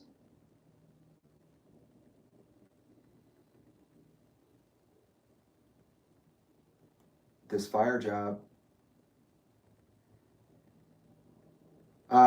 At the end of fire, at the very end, I took my buddy Ethan, who I miss, and I wonder why they're not responding to me. He was like an up and coming artist. When I met him, I joined him on the team. So he was a firefighter, and he was like, he's really the kid who would like work himself so hard he's coughing up blood. And we didn't get along very well at first. But after the thing, I was like, after the 2-week period, the second 2-week period, I was like, hey, I want to get to know you. Like, I like your dad. We're working together. I think, it'd be cool if we were friends. And I invited him up to the cabin, and we all went. River was there. He got to look at the location for the first time. Ethan was with his girlfriend, Ruby. And then it was just me and Ethan. It was just me and Ethan. Like, they were there for the night, maybe the day, and then they left. And then it was just us hanging out.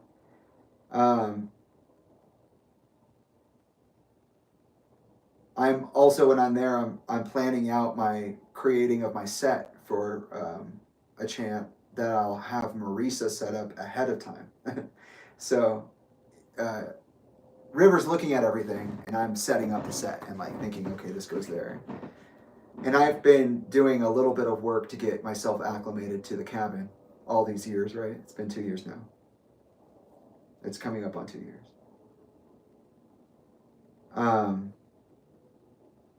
I forgot this is around the time that I actually had the window reinstalled. And also, this is about the time that I participated in the KROQ interview that Tyler participated in. I never got to do one of those. I thought that was so strange. Talinda never promoted my movie. She didn't even help make it, and she was really weird about the house in general. And part of her thing, by the way, was I don't want to see the house. It makes me feel away. So I don't want to be a part of the production because I don't want to see it. But Tyler did a KROQ thing with Stryker, Ted Stryker, and I was there for that. I was very much so enmeshed and at good standing with my family out of a decision I made. So basically, Ethan and I on the 16th, around the 16th, we went time traveling in the Lava River Cave, and that was insane because I've been asking, right? I said I was agnostic. I'm like, I'm asking all of you, please show your goddamn faces. And it did. So Ethan and I got into a really interesting conversation one of the days that we were there together. And I was like, well, what do you want to do? You're like 6'3", like, would you be scared of a Lava River Cave? My uncle showed me this place, I'll show you. And he was like, sure, why not? And we were like firefighters, you know, we're used to carrying heavy weight, we walk fast, you're not allowed to run. So we were like, we could do this in no time at all. Like it's a mile 0.3, we're good. And on our way up, we have this big conversation about supernatural memories and experiences and astral projections and things like that. The whole world starts doing this, like a mushroom trip, like really hard mushroom trip. And as soon as we get out of the car, you know, I get out, pop, click, it's closed. Everything's just stationary. I didn't realize this, but it was the full moon at the time. And we had just watched Midsommar, or I had, and I was making a joke about the spirit of the cave. We were vaping in there. I peed in there. We were just having fun, just messing around. And we ended up going into an alternate section of the cave that was blocked off when we came in. I went to go show them the if you've ever been, there's like an underflow. It's like a really low hanging part of the cave. And there's not another cave, there's not another entrance, but a girl came out of it. And like a little girl, like 13, 14 years old. She had like a headlamp. And I was like, where did you come from? She's like, I came from under there. And I'm like, but that was blocked up. And she looked so confused. And we ended up going through there and ending up at the back of the cave after 3 right turns. Bananas. We smelled like weed the entire time we were walking. And we were sober at that point before we even left and for the cave.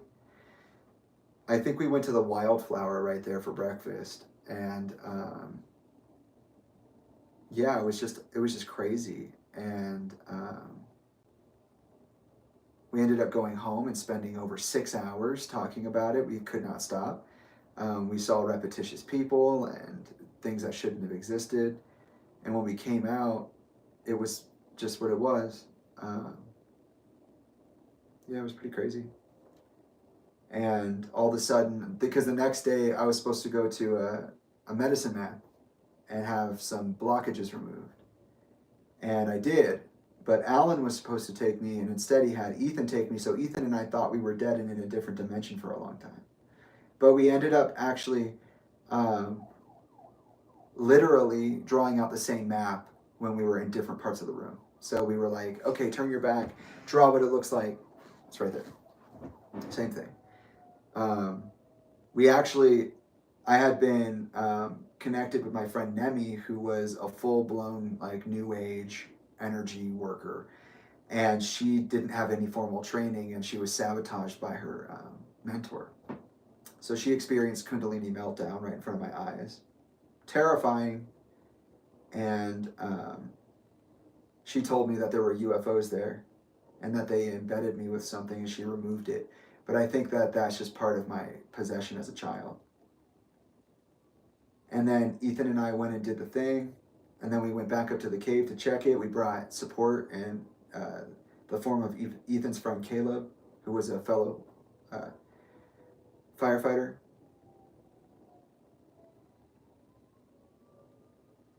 And then we start to schedule the documentary shoot at Talinda's house, and I'm working on my music video with Patrick Stewart. This is all in July. I see the girls have a 101 Dalmatians play. So fucking cute. I got to go see that.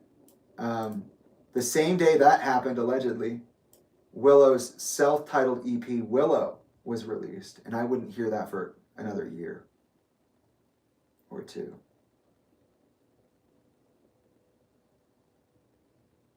We do the actual music video for Patrick, that son of a bitch. And I start to also plan doing more videos with him. Like I did with Branson, like I did with Gene.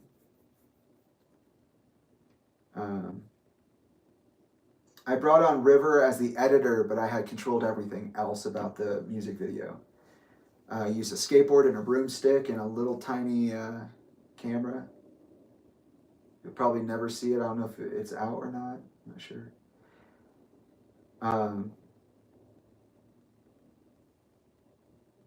I have all my actors sign their contracts for the movie, which they all agreed to participate in pro bono because it's a mental health thing.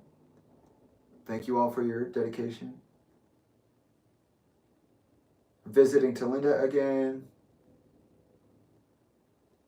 I'm teasing my first live solo performance at the Lucky Strike.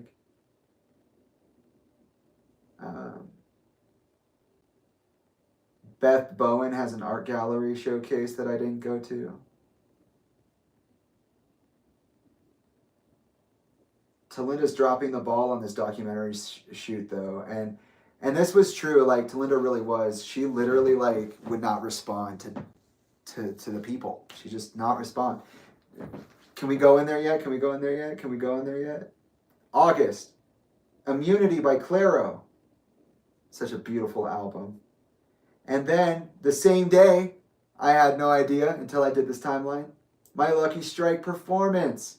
So the same day that Clairo's Immunity came out, I was performing my music I'd been working on at the Lucky Strike bowling alley in Hollywood, alongside S.J. Jones, who was holding her Friday night event, first Friday event.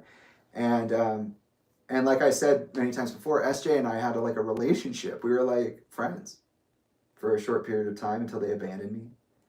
I'm working with Aiden on Firethorn, which would become I'm Alive. I'm watching season 3 of Legion. Tyler gave a speech at his school about mental illness and mental health awareness. So proud of that guy. What a beautiful soul. I'm working on improvisation exercises because I'm trying to loosen up and get through my anxiety and use my ability to create as a tool for my flexibility. And then I go in and say on the 9th, the second week of August, I'm like, oh, I'm going to do a facelift on all of my social media, and it never happens. My website is trashed. My SoundCloud is trashed. My Instagram just becomes an Instagram. I go through so much from this point on.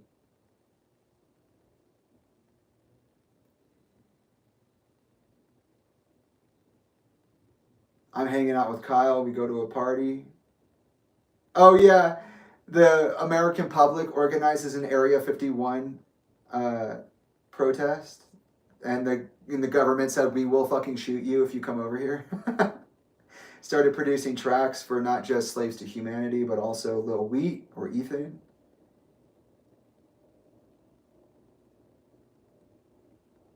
Lauren and I, we live in the same house because she lives with Kyle. And we go to see Eraserhead in 35mm at the Aero Theater in Santa Monica. How fucking cool is that?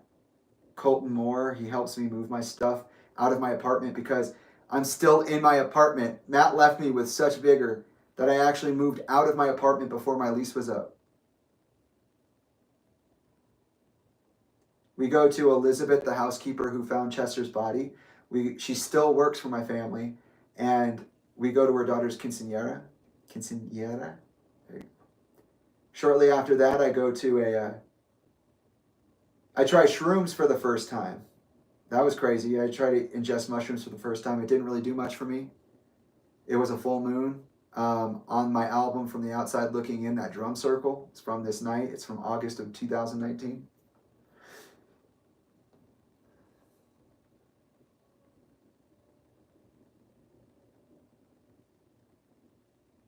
I go to Joshua Tree on my own to visit SJ and her partner Shasta, and we cut like 6 cords of wood together. It's fucking insane.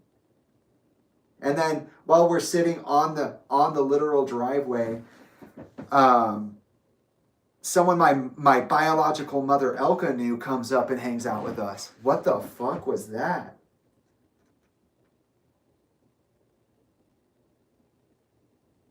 The storage unit scout is coming up.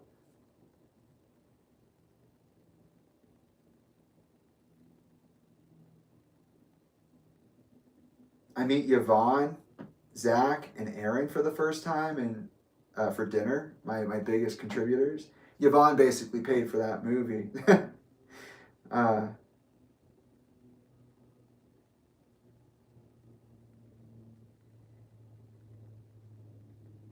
Let's see. Okay. Yeah, we're still in August. I was supposed to meet with some of my internship buddies, but that never happened. We don't really ever catch up ever again. Yay. Yay, artist community. One of the STX crew, Daniel, starts sending me his stuff as if we're going to work together. That never happens.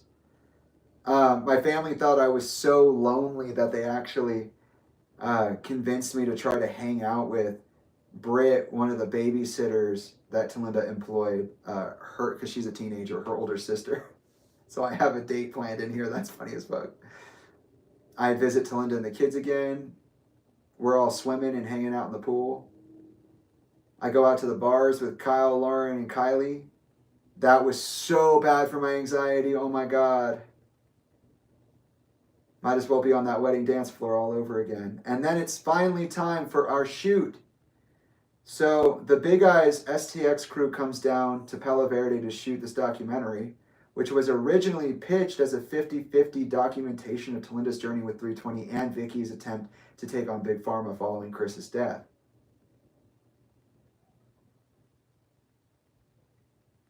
Talinda at this point has begun to make a name for herself as a UN ambassador.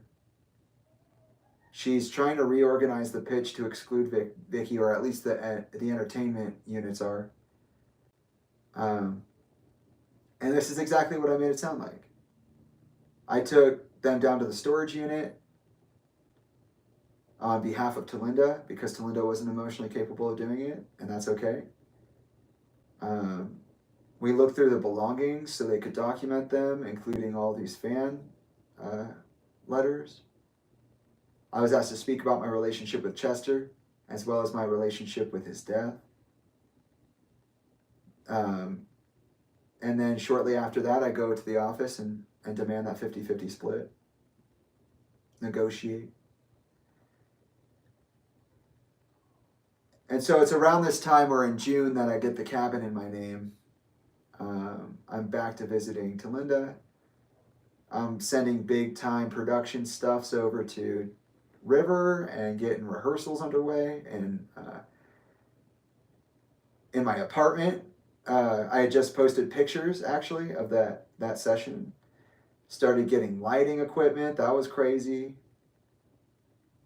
And then literally the day before I meet Trilogy, oh my God.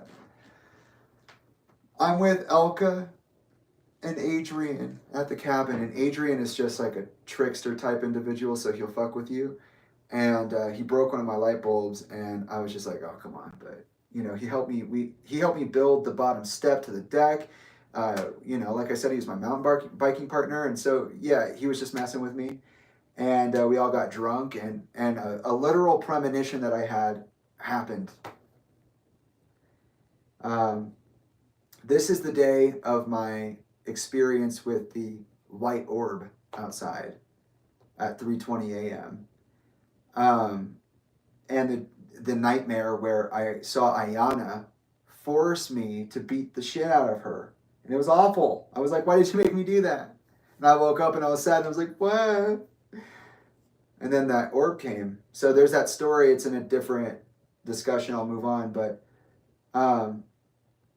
essentially, I saw the manifest spirit of my father, and my mother saw it with her own eyes too. It was awesome. The very next day, we're in September of 2019, and here comes Trilogy. Wah, wah, wah, wah.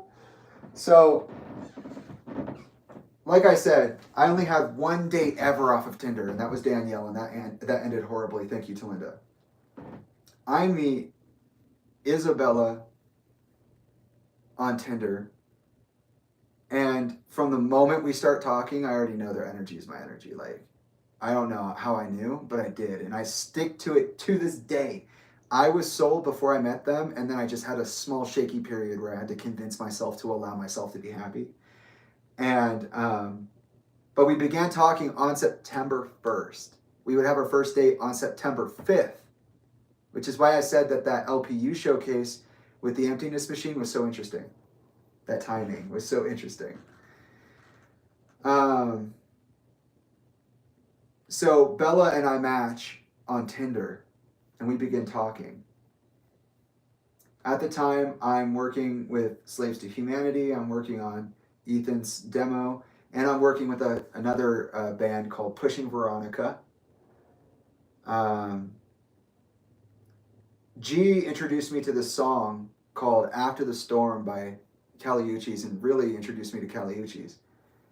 And it blew my world into pieces. I couldn't believe that I met someone so quickly when I got to Arizona, making my dreams come true, and that they were not only an educator in training, but that they were,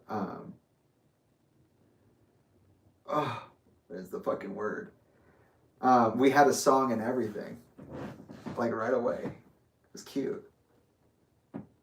And I won't stop fucking playing it. So I'm like down in Arizona, like we're both in Arizona, but I'm down in the valley, and I'm like putting together my envelopes for the props, and I'm just listening to this over and over again. That Phoenix painting that I have of the bird octopus, that was made right now.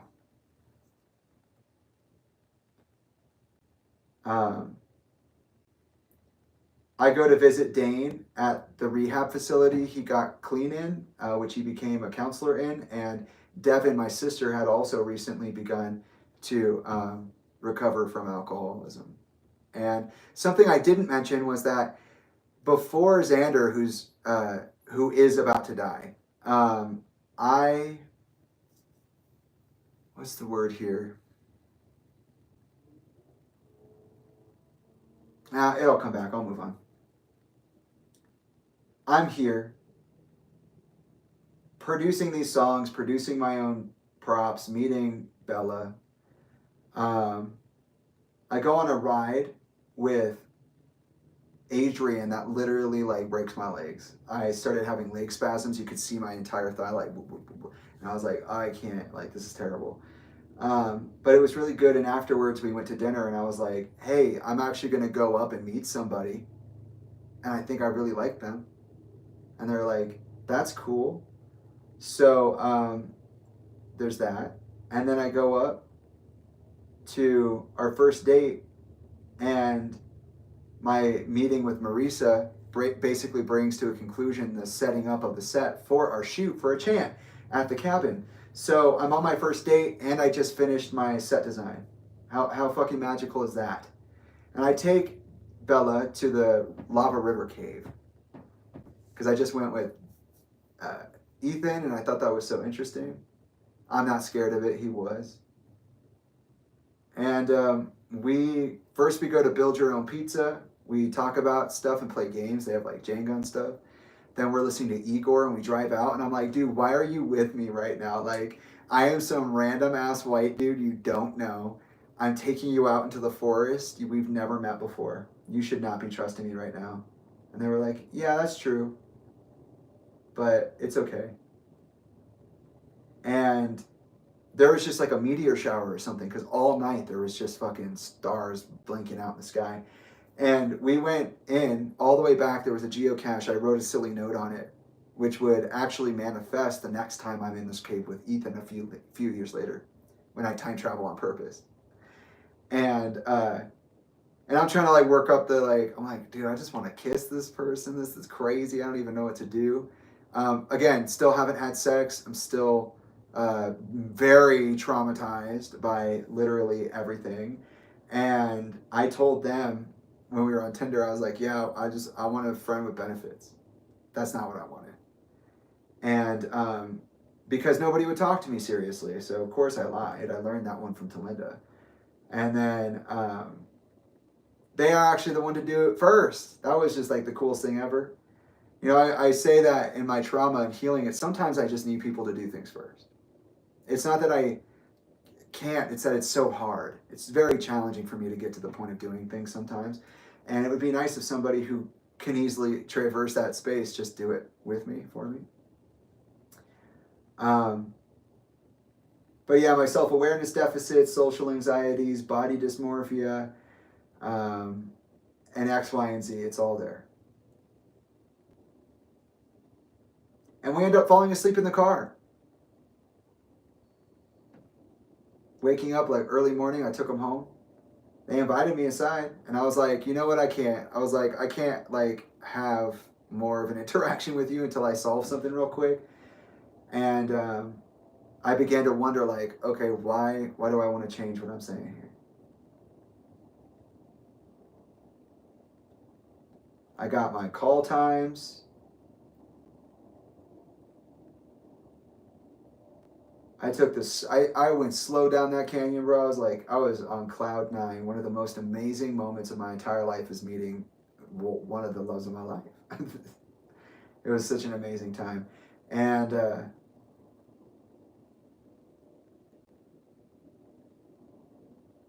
I'm scouting literal geographical locations for, I'm out in Crown King now in Cleator, Arizona, taking pictures of the set for Talis Valhuge. See, I'm thinking big. I already see it. I can touch everything. I'm down there making my props. I'm hanging out with Elka and her friends. I'm such a nerd. On the 8th, I was like, I can't, I'm really good at like playing guitar. I could play something for you. And they're like, okay. And I was like, you know what? I'll try to do After the Storm because it has such an interesting rhythm. Like an acoustic guitar would sound interesting with that. Just trying to work it all out on that space. And I sent them a voice memo of me. It says, Yeet, working out After the Storm by Kelly Uchis on guitar for Bella. And it's me sending them a literal audio clipping of me working to the song. I go grocery shopping for the production. We have our first set days, our days number 1 and 2. Aaron's on his way up. We're on day 3 to 6. I was introduced to somebody named Mike Thompson, also a fellow wildland firefighter, through Ethan and through Alan. And he became the guy to run my Airbnb, and that was a shit show, man. It was so sad to see that break apart. He was also the editor for the film A Chant, which is why our falling out makes it even that much more bitter. It's like we had like a lot of really cool times together. And then part 1 of production is wrapped by the 17th of September. So we did this in blocks. We did the cabin stuff all at once, which was the most prop intensive. Then we went downtown to shoot everything we needed for the Lieberman stuff at the hotel. And then we did another final block where we went to LA. We're sending dailies back and forth. It's Talinda's birthday. Aaron and I have a cool dinner. He's one of the actors in the film. He's here after, like a day after. Everybody left and we went out to dinner and it was just a cool like hangout. Yeah.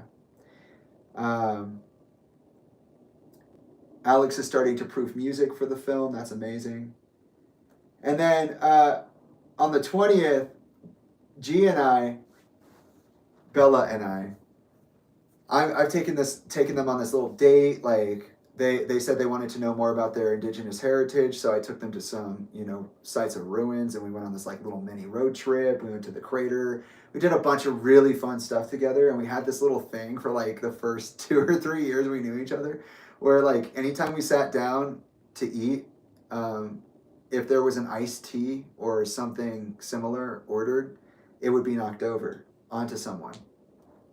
That it just couldn't help it. This was the time that I was like, hey, look, I'm going to, on the 20th, I said, hey, look, I'm going to be real forward with you right now. I know what a really good thing is, and I don't want to lose this. I think it would be great to continue to know each other. I had already clarified that I was not looking for a friend with benefits. I had made sure to clarify. Because I couldn't talk to them again if I lied to them. So I just told them, like, hey, I said something I didn't really mean. You know, I said I wanted just a friend with benefits, but I'm really looking for something more long-term and something more wholesome. I just, a lot of people don't talk unless you say something that implies you're not going to be, like, connected to them. So I just wanted you to talk to me. And they were like, oh, well, I don't want to exist. I want to change my name. I want to forget everybody and everything I know, and I want to skip town and just like abandon everything and just start new. I was like, okay.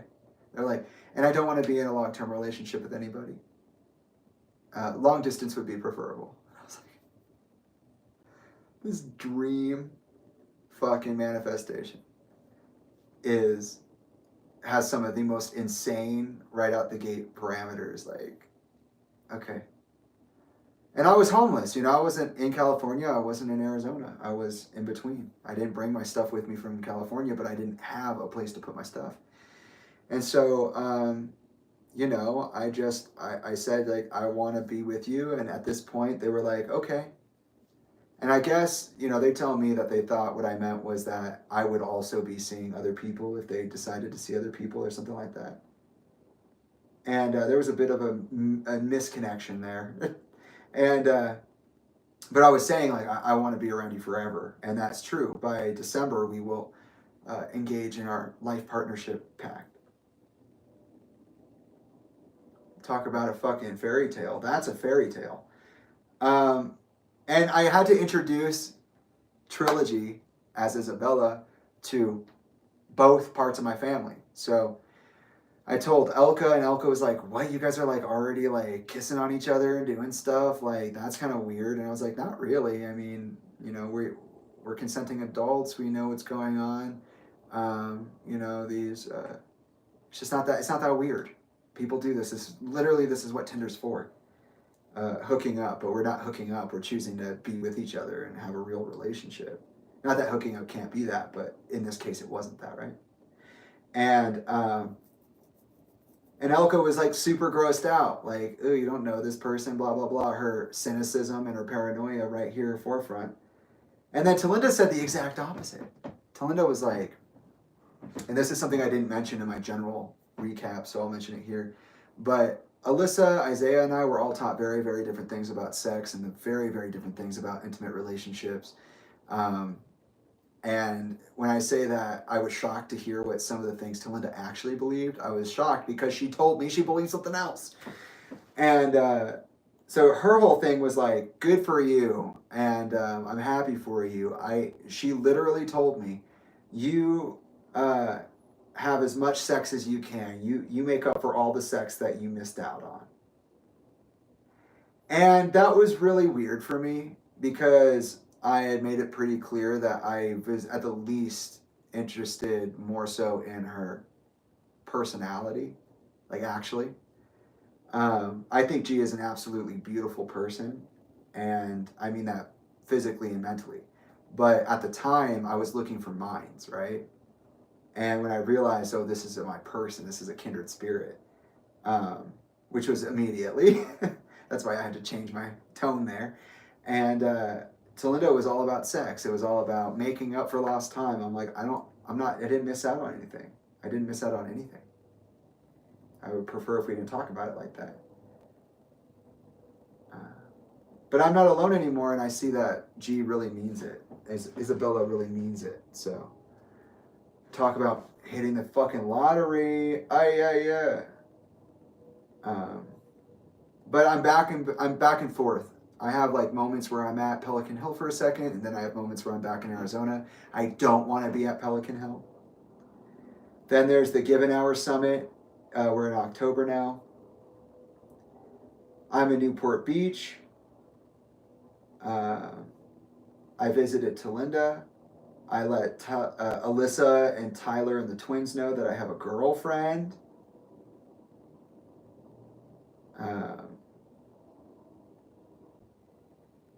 Everybody's interested, but kind of not. I'm still in my weird thing with Sophia, but not so much. Sophia doesn't really talk to me since I moved to California, which is really sucky.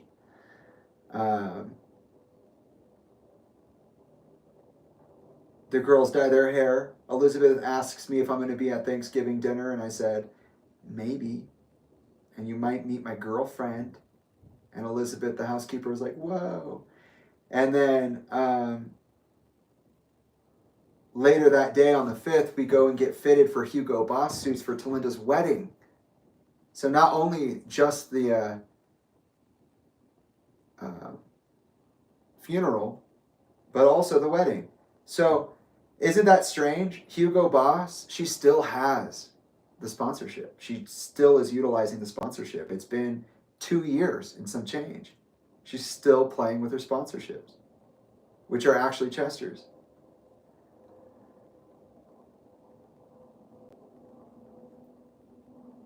I told Ryan about Isabella at a Slaves to Humanity concert, and he seemed mortified that I had anybody in my life like that, because, by the way, Isabella was a double major in early education and special education, so suck on that. They are an immensely talented and intelligent human being, and it's wonderful. I go back to Flagstaff, and when I tell you that all I did was like sit outside of their classroom, I mean that. I'm 3 years older than Trilogy, than Isabella, and when I met them, they were like, yeah, I just got to go to school. I'm just like, I don't know how I'd spend time with you. I'm just really focused. And I was like, oh, you're really focused on your goals? Well, I am focused on mine, and I would be happy to walk around campus with you. What? Yeah. Are you serious? Like, we don't even know each other. Yeah, I'll stay on campus with you. I don't mind. You don't have anywhere else to be? Not really. I just need to do my work, and I can do that with Wi-Fi. So. And then I just ended up being on campus all of a sudden. By October, I was talking about Halloween, about Thanksgiving. I was talking about Christmas. I was talking about doing whole life with this person. And that's exactly what G didn't want at the time. So I was trying to be cool about it too. But some of my best memories ever are just like sitting outside the classroom, waiting in the library.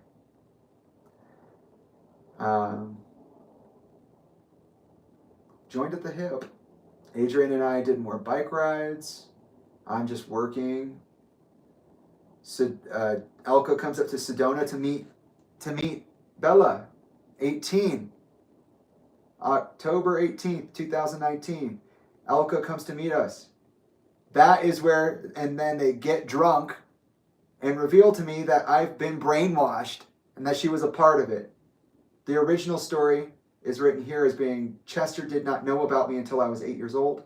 Once he learned about me, he always supported me in my life. The true story was that Chester knew about me my whole life, paid child support, then met me when I was 6, which is, the time that I said he met me. So it's not 6. She had to use Lincoln Park Underground to contact him. They were not nice to her. Neither was Chester or Samantha, who made her take 3 paternity tests. They were all 100%.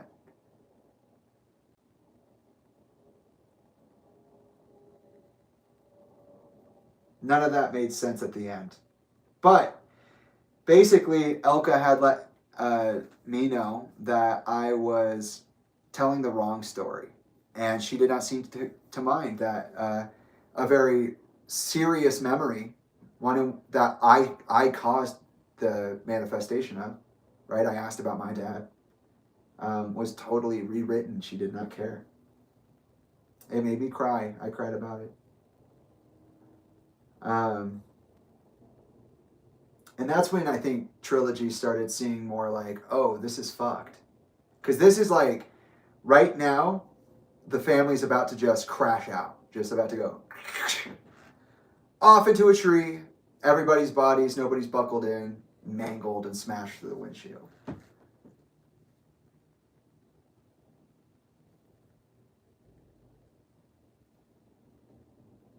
And then, yeah, here's me at the cabin on the 20th, our 1 month anniversary. Oh my God, did I ever be more excited for something? We were at the cabin, and Elka made this insane comment. She was like, hey, I don't think it's a good idea to get invested in someone as young as Bella because they're going to turn 21 and just start slutting themselves out. I was like, you don't know this person. I just met them. They said something very close to that around this time, and that was bizarre. I was just like, okay. So first you go ahead and ruin the energy, right? By telling me that I was lied to and that I've been lying to myself, that I've been gaslit and brainwashed about the truth of my origin with Chester. But now you're telling me that my girlfriend probably won't stay my girlfriend because she's 21 and a college kid and is soon going to be sleeping with anybody and everybody, as young 21 girls often do. 21-year-old girls often do. Isn't that gnarly?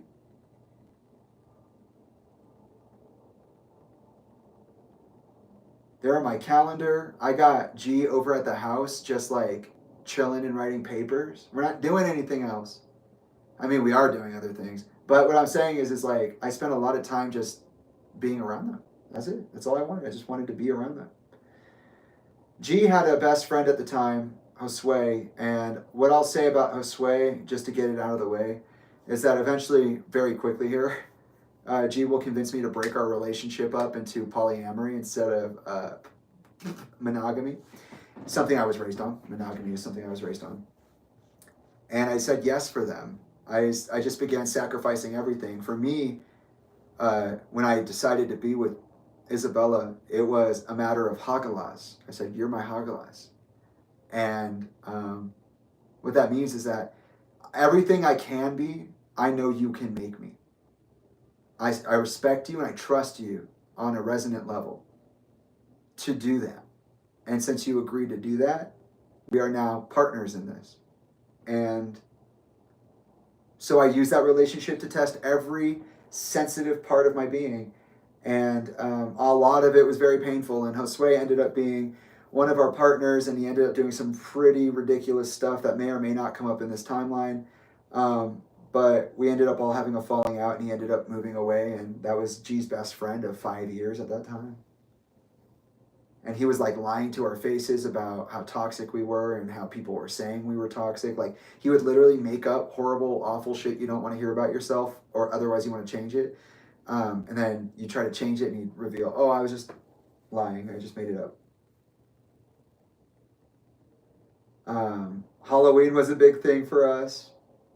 I'm sure we'll talk about it in more depth when we do our interviews underground, which will happen soon. And I tried to be friends with Josue in the beginning. That motherfucker hated me.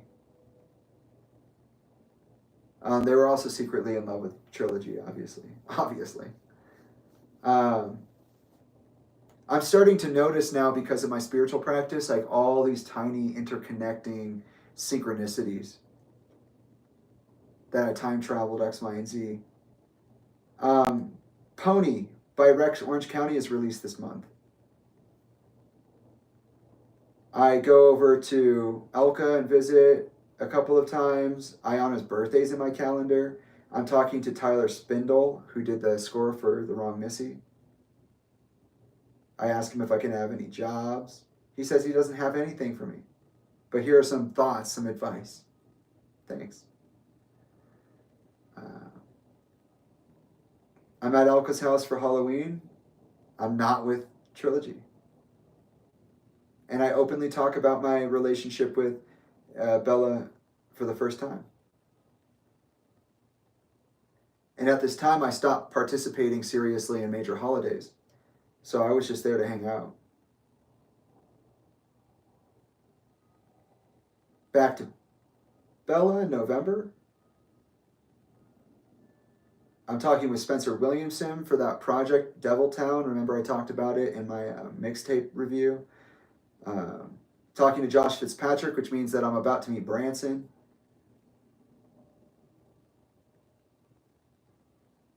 And actually, I think at this point, I already met Branson, right? I said it was in May. But when I met Branson, or when I met Josh for the first time, who introduced me to Branson, I met them by meeting Dane there because Dane and him went through AA together. And I brought a blow up doll named Peyton, which is the name of my first girlfriend. I totally forgot. And I strapped them in the front seat, and Bella was in the back seat under a blanket. And I'll pull up because everybody was like, Jamie doesn't have a girlfriend. Nobody fucking, it's impossible. Like, making fun of me. And I pulled up with this blow up doll in my passenger seat. And then G's like, gotcha. I'm telling you, love of my life. I swear to God. And yeah, so sometime around now, they met. And now I'm talking about it openly over Halloween. I'm talking to Josh about, in particular, probably only the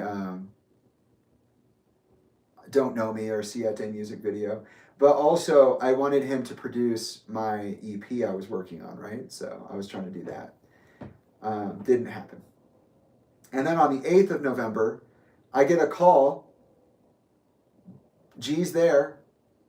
And we leave the same day because Xander, my cousin, one of the cousins born shortly after I was taken up by my aunt, my mom's sister, back in the day, he apparently shot himself twice in the face. The legend goes that he was being homeschooled like everybody else, and he got caught lying about doing his work. His paper was empty. There was no marking at all. And he was confronted by it, by his mom, and he just went silent, walked all the way across the house to his parents' room, pulled out his dad's pistol, and shot himself in the face. I've been telling people literally ever since I left my aunt's house that place was dangerous. People need to be paying attention. We've been in and out of communication since.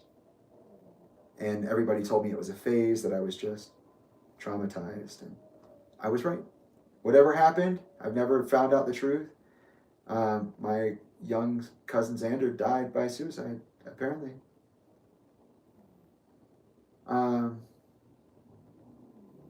And Trilogy just meeting me in September. It's November. Gathers up all their stuff, packs a bag, all their assignments, and they said, okay, let's go. I said, what? Let's go. You got to go. We got to go now. I'll call my teachers when we're in the car. What do you mean? You can't. No, like, please, like, you can stay here, or I can take you back up. They didn't have a car. And I can, you don't have to come with me. And they said they wanted to. Just like that. Talinda style. No, I'll just go with you. You obviously need somebody there with you. I've seen the way these people treat you.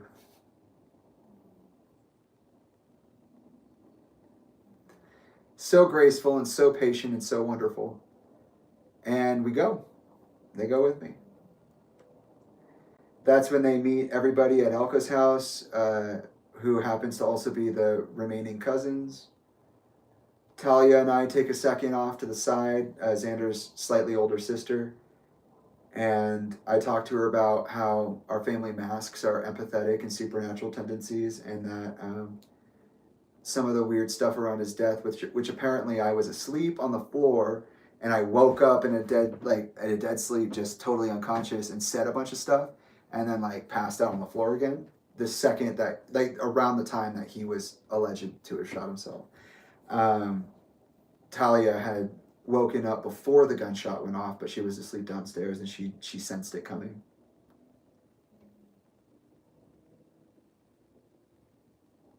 But these conversations with family don't last long. On the 16th of November, I am working. Could you believe it? So let's see here.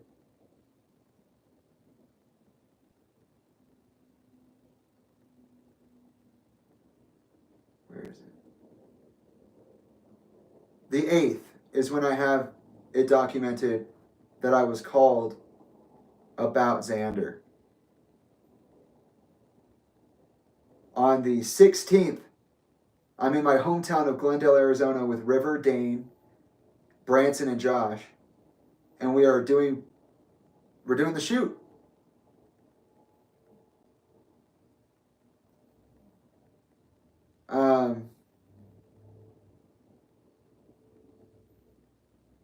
After the shoot, we went to River's house. We put the video together. River started acting weird about editing anything. And he was like, I don't know if I want to do a chant. I don't know if I... Started happening right here. I meet with a weird connection from high school who said that they were working with a channel to, like a TV channel, to create new music and stuff. And that fell out. And then I'm working here with Spencer Williamson on Deviltown, editing their lookbook rough descriptions. So Austin Gold and I are working on a separate project in between production units. I do the lookbook for the show. We do our Thanksgiving trip. So I got into a car accident on the way to a chant editing session with... Oh,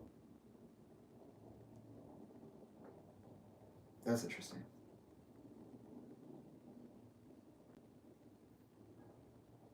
Yeah. Regardless, I got into a car accident. Maybe it wasn't an editing session. I got into a car accident. I got into a car accident over there, so I think it must be. But we haven't finished shooting yet, so it can't be what I think it is. But we do our Thanksgiving trip. Friendsgiving in Yuma, Thanksgiving in California,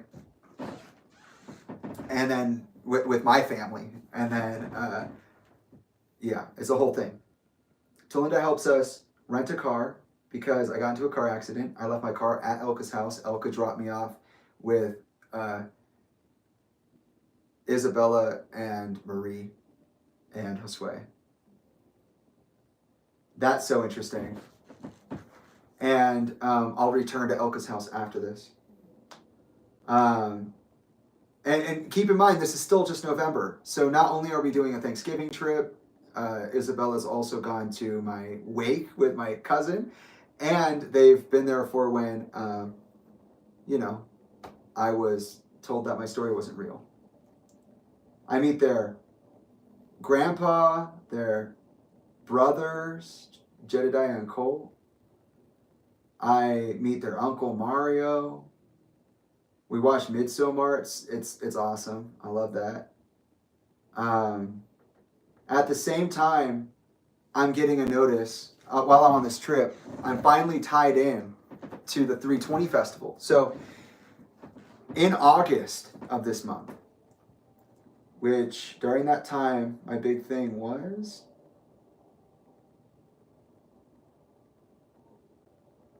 Oh, right. I was scheduling and doing all of my chant stuff. I did the documentary shoot, all that stuff. Okay?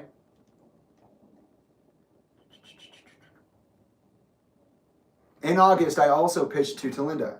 I said, hey, we were on a drive, and I was like, I got the strength, and I was like, hey, as a producer, as a filmmaker, as a musician, I think it's really important that you add an additional aspect to this festival that you're planning.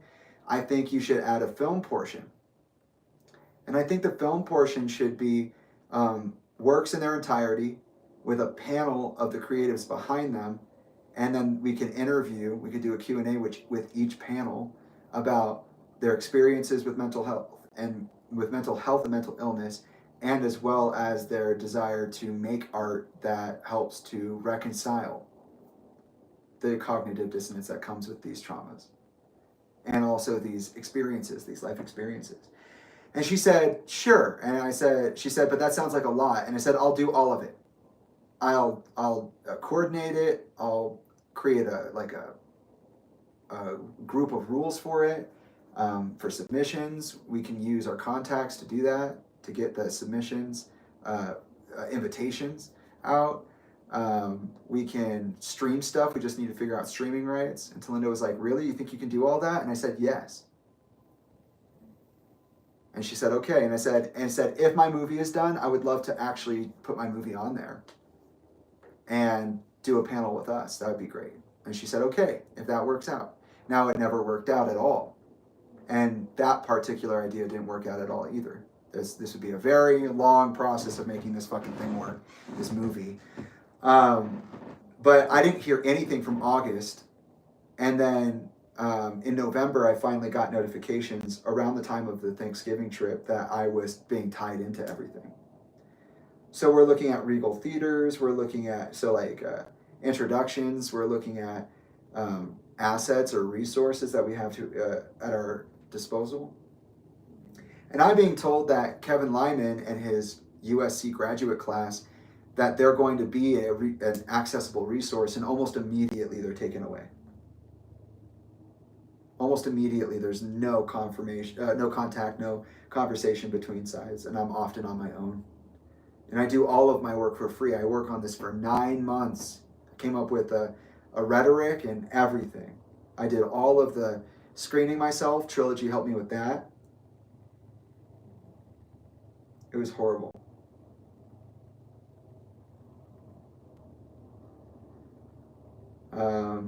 Sean starts to introduce me to Loma Vista and some of the music companies that they're working through, these production companies. And then we have Thanksgiving, and everybody meets Trilogy for the first time. And guess who's also there? Kiara. Kiara is there too.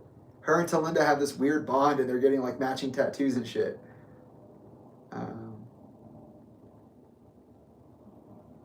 Travel days, Devin's birthday, December. I reach out to Tom Wally of Loma Vista Recordings, also of Warner Music Group or Warner Records, one of Chester's old bosses, because Talinda tells me to, because she says that he will represent me as an artist, but that's not what he does. And very quickly after our conversation starts, he tells me, no, that's not what I do. But right here, I send my introduction to him. It was over Thanksgiving that Talinda told me I should get in touch with Tom Wally.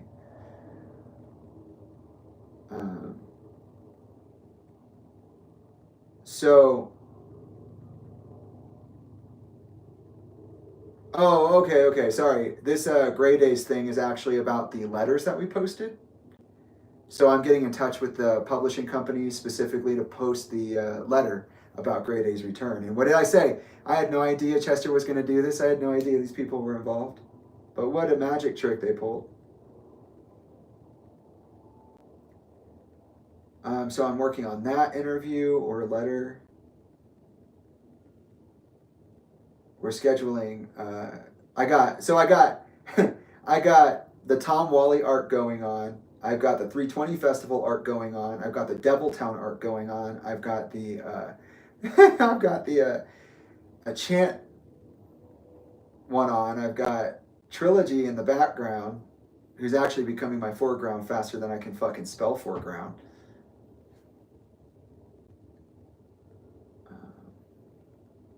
We finish our music video for Siete. A chant production is now 75% complete, so we've completed the second third of the production at the San Carlos Hotel. This is on the 10th of December. And the reason that we did it at the hotel is because the original set for that scene, for that entire sequence, which I had to rewrite. I had to rewrite that entire sequence, the Lieberman sequence, the day of, because Elka got into a fucking fist fight with me because when we came back from my car after the Thanksgiving trip, we decided to stay the night and like just say hello. And that's when I stood up for Trilogy, and they told them, go back to the fucking trailer you came from, and said all this nasty shit and fucking wished us death, and like it was crazy. She punched me twice, and she compared me to my dad. It was weird.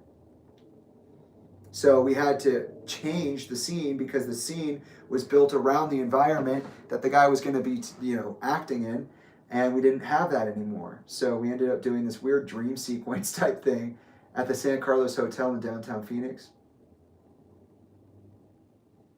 And this is where I started to realize that I might have an issue with River, because River got into it with somebody who was just sitting by.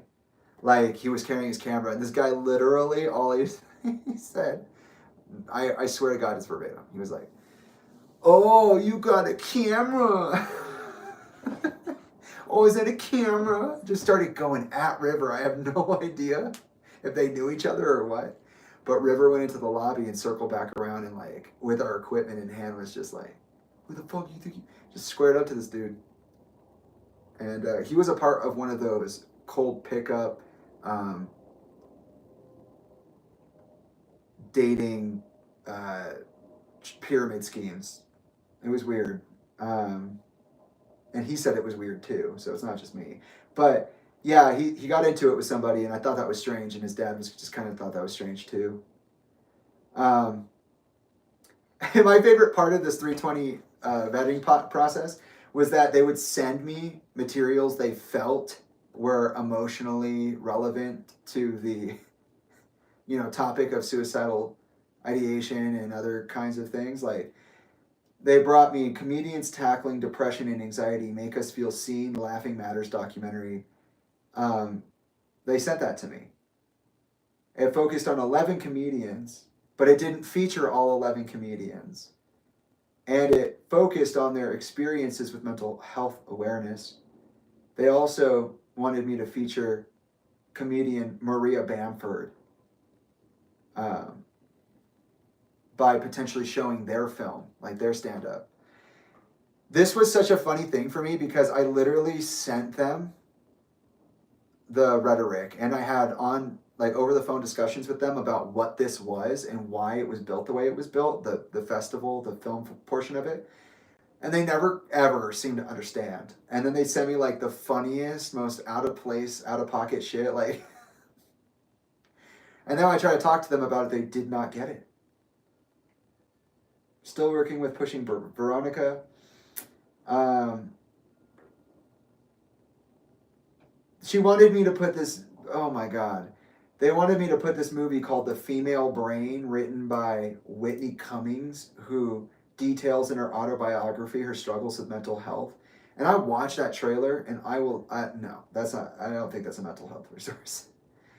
It's a rom-com, and it doesn't say anything about any of these things that we're talking about. It doesn't have anything to do with it. But I just keep getting these things, and I think they're so funny. I'm working on She Is the Whole, the song. I'm at the cabin with Trilogy doing my makeup. I do an EP, like an album discussion again. I keep up on that. And then I get all my special stuff's going on. So I got Leica lenses coming in for the movie. That shit was so exciting to see that email. Like, oh, I got Leica lenses. And then UK Press is reaching out to me asking about, they want to introduce me to a guy named Michael Nance. So UK Press wants me to interact with Michael Nance. They said that he worked with Linkin Park for their entire career with Warner Music Group, that he knew my dad well. So we schedule a call for the same day. We have our conversation that day. And he just talks to me about, I think, the interview that they wanted me to do. And then on the 20th, I'm also doing, or the next day, I'm doing the Kerrang interview. He's wondering, I'm being asked right now, Michael Nance, if I would do a Kerrang interview for the magazine, that they would send my questions and that they would need them back on Monday, and they need them back within the week. That Tom Wally and Sean Dowdell are doing a similar interview, that and I say I'll do it, he introduces me to a guy named Fred Gillum, which is the managing director of Concord, UK, and a guy named Kevin Crump. The two are working with Michael on Gray Days. They walk me through the interview process. Michael thanks me for my help, but says that we can't meet in person for some reason. Then Fred reaches out to me, and there's some formalities done.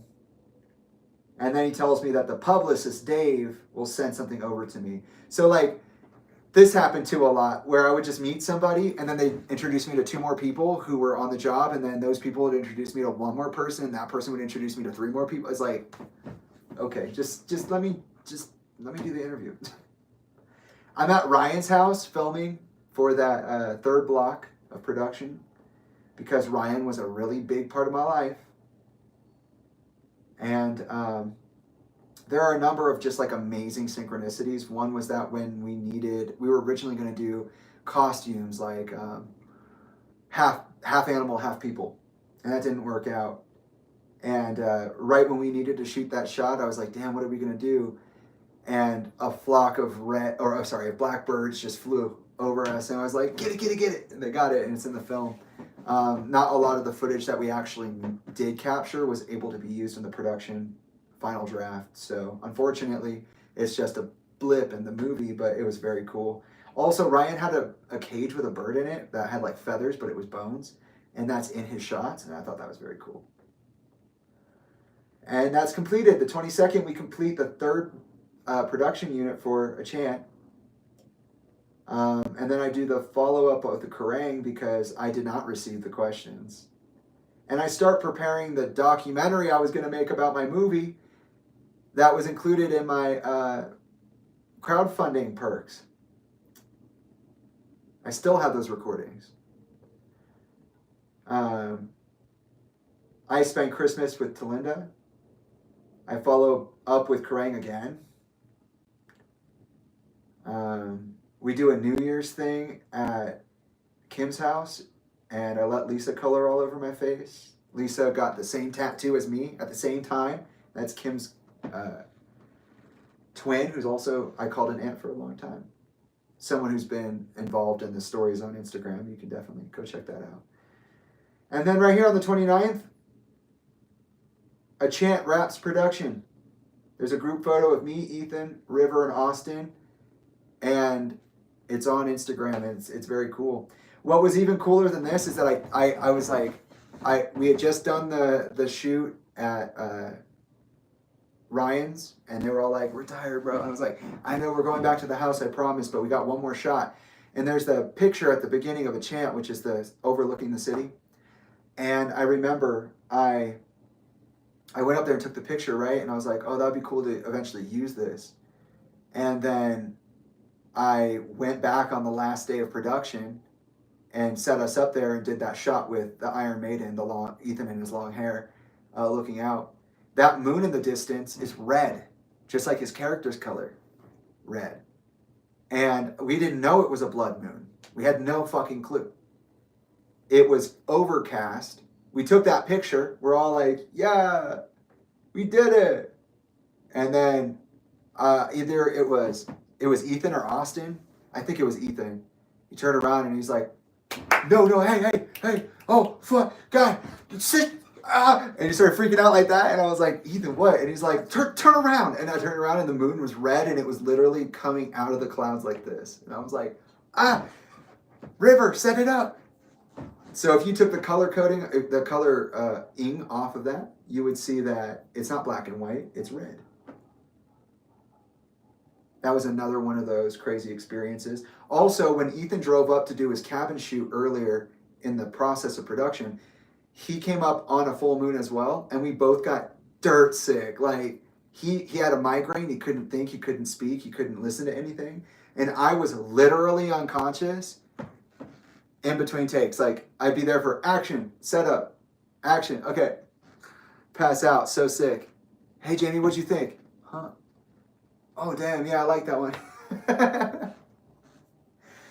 And his speakers blew out and everything, and I think that was a blood moon too for some reason. So I had all of these very, very particular new moon experiences and full moon experiences throughout the year of 19, or 2019, which is just phenomenal. But I had a problem with River at this point. So it was on our way to California to do this shoot. We stayed at Pelican Hill, so I still was back and forth out of necessity from Newport to Arizona. But I wasn't living there. I just utilized that space when I needed it. On our way up, River and I had this pretty mind-blowing conversation where River basically said, I think this should happen with the production. It's 50% mine, and as the DP in the state of Arizona, anything I film is mine. He just had like this weird blackout moment where I was like, dude, who are you? And I had to put my foot down. It was one of those, you can either live or die right now. And I said, no, I wrote this script. I found the source material. I made sure the process that we're using to make this movie was correct enough for it to be forgivable if we did somehow mess up and I thought we were doing it right. I'm the one who financed this shit. I'm the one who promoted it. I'm the one who storyboarded all of this. Like, no, I earned that. So I had a habit, as I said with White Room, of giving people more credit than they deserve. And that was one of my big moments in 2019, putting my foot down on that and being like, no. And we had like this weird falling out, and it was kind of awkward for the rest of the trip, but it worked out. I go to Kyle's work. He's working at my cousin Kyle, who I lived at Pelican Hill with. He's trying to get into show business, so he's here holding a concert at his work. It's very cool. I finally get the Kerrang's email questions, and so I send them back that first day. And then right before New Year's, or the day of New Year's, which was an interesting time, I started interacting with Alex, one of my BFFs, like a brother to me. I started interacting with his dad because then I started to branch out into corporate commercials. I did a commercial for Alan's wife's apothecary at Siphon Draw in Arizona. And I was not only doing music videos, but I was also branching out into commercials.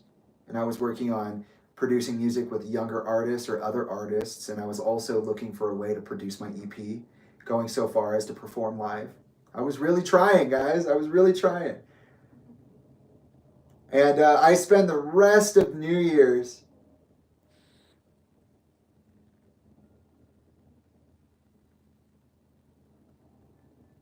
okay. You want me to read it? I'll read it at a different time, maybe. The important thing is that we know the Kerrang interview happened. But I literally just sat in my bed all New Year's while, and this was normal while I was in Arizona. I would literally FaceTime or call G at any time for hours and hours and hours all day. We might as well just be on the phone all day. Even while I was shooting a chant on all levels while I was doing that. And I think people were really confused. Like, they were like, dude, you're like all over the place. And I'm like, no, you don't understand. My things are clicking because I did the work already. The second I step into that environment, it just happens. So no, you're not understanding.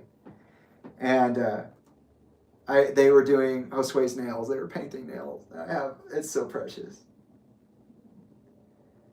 All right, now we're getting into January 2020, the year in which I lost my sanity and spiraled out of control beyond repair, and nobody could help me because I'm a fucking crazy person. 2020 is the year in the domestic violence restraining order that Talinda claims she saw me deteriorate at a rapid and violent and aggressive way. And that I just couldn't be reached. We're going to find out how true that is, because here's January 2020. Taking a break.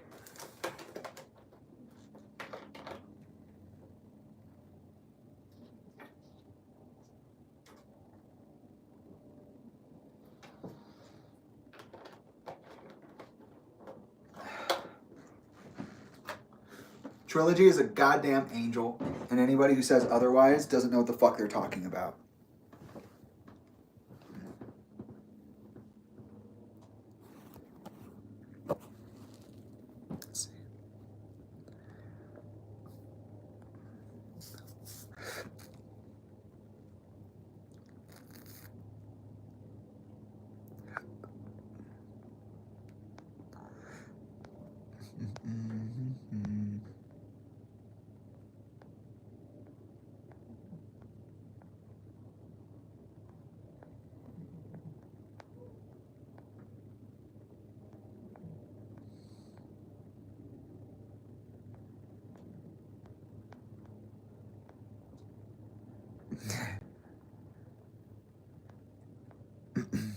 Yeah.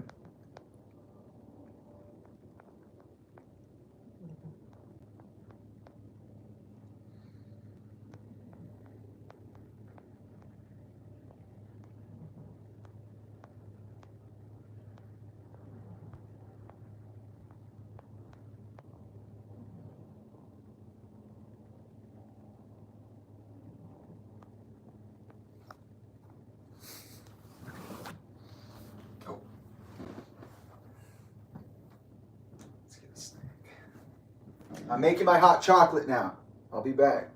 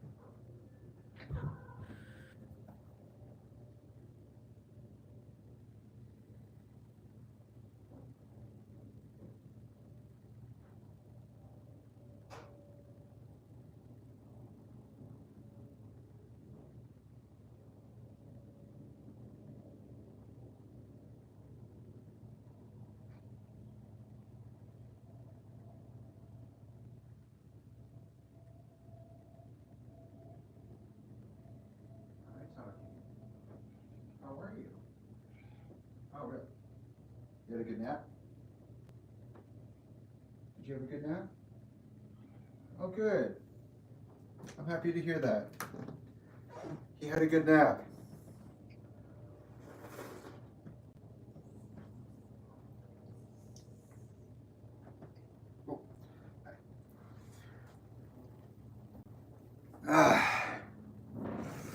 Hello. Anybody say anything while I was gone?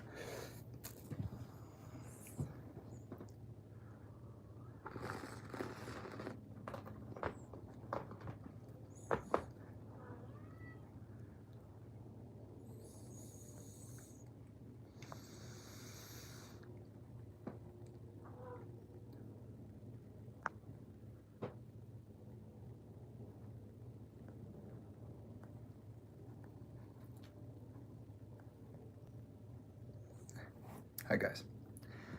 Hi. Hi, little buddy. What's up, dude? How are you, Taki? I see you. Do you want to play?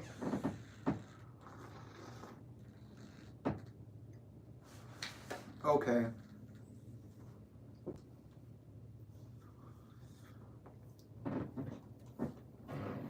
I would love to.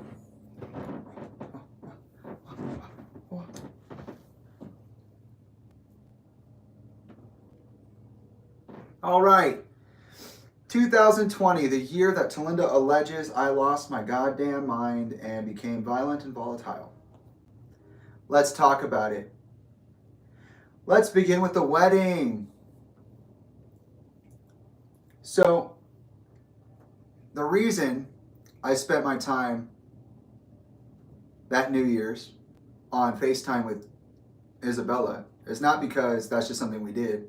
It's also because I knew I'd have to be up early the next morning to go to Hawaii because Talinda was getting married. Talinda and I had a very big problem right before the wedding. I confronted her on her insensitive and calloused ways. So when Talinda and Alyssa told me I should change my Tinder profile, and I agreed, I finally said, okay, well then something's got to give. It's been almost 5 years, you know. And I changed myself. Well, I helped Talinda start her own social media specifically for dating, which means Bumble, Tinder, etc.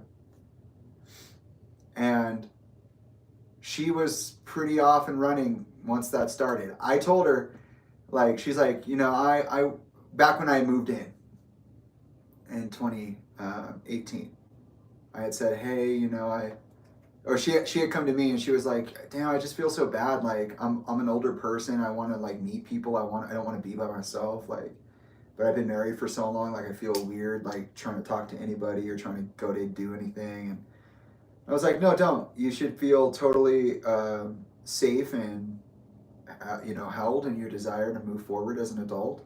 It is, you know, a year after, and I think that's fine. And so we began to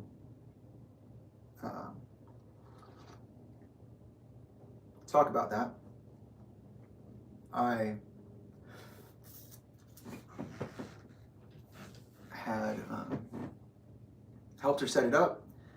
And then every once in a while, she'd just go out to a friend's birthday party. She had a lot of friends' birthday parties, considering how many friends she really had. That was surprising. And I thought that was strange. So after a while, this guy Michael comes around. Michael Friedman, a firefighter from the Carson area. And he is all of a sudden there just all the time. Like when I come back to visit the kids, there's Michael. And I'm wondering, what the fuck?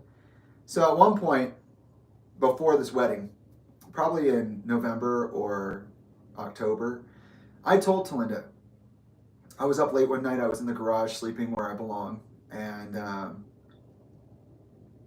as I usually did, and I sent her a text like, hey, I want to talk to you about the wedding. I got some feelings on it, you know, it's pretty serious to me. I would like to talk to you about it.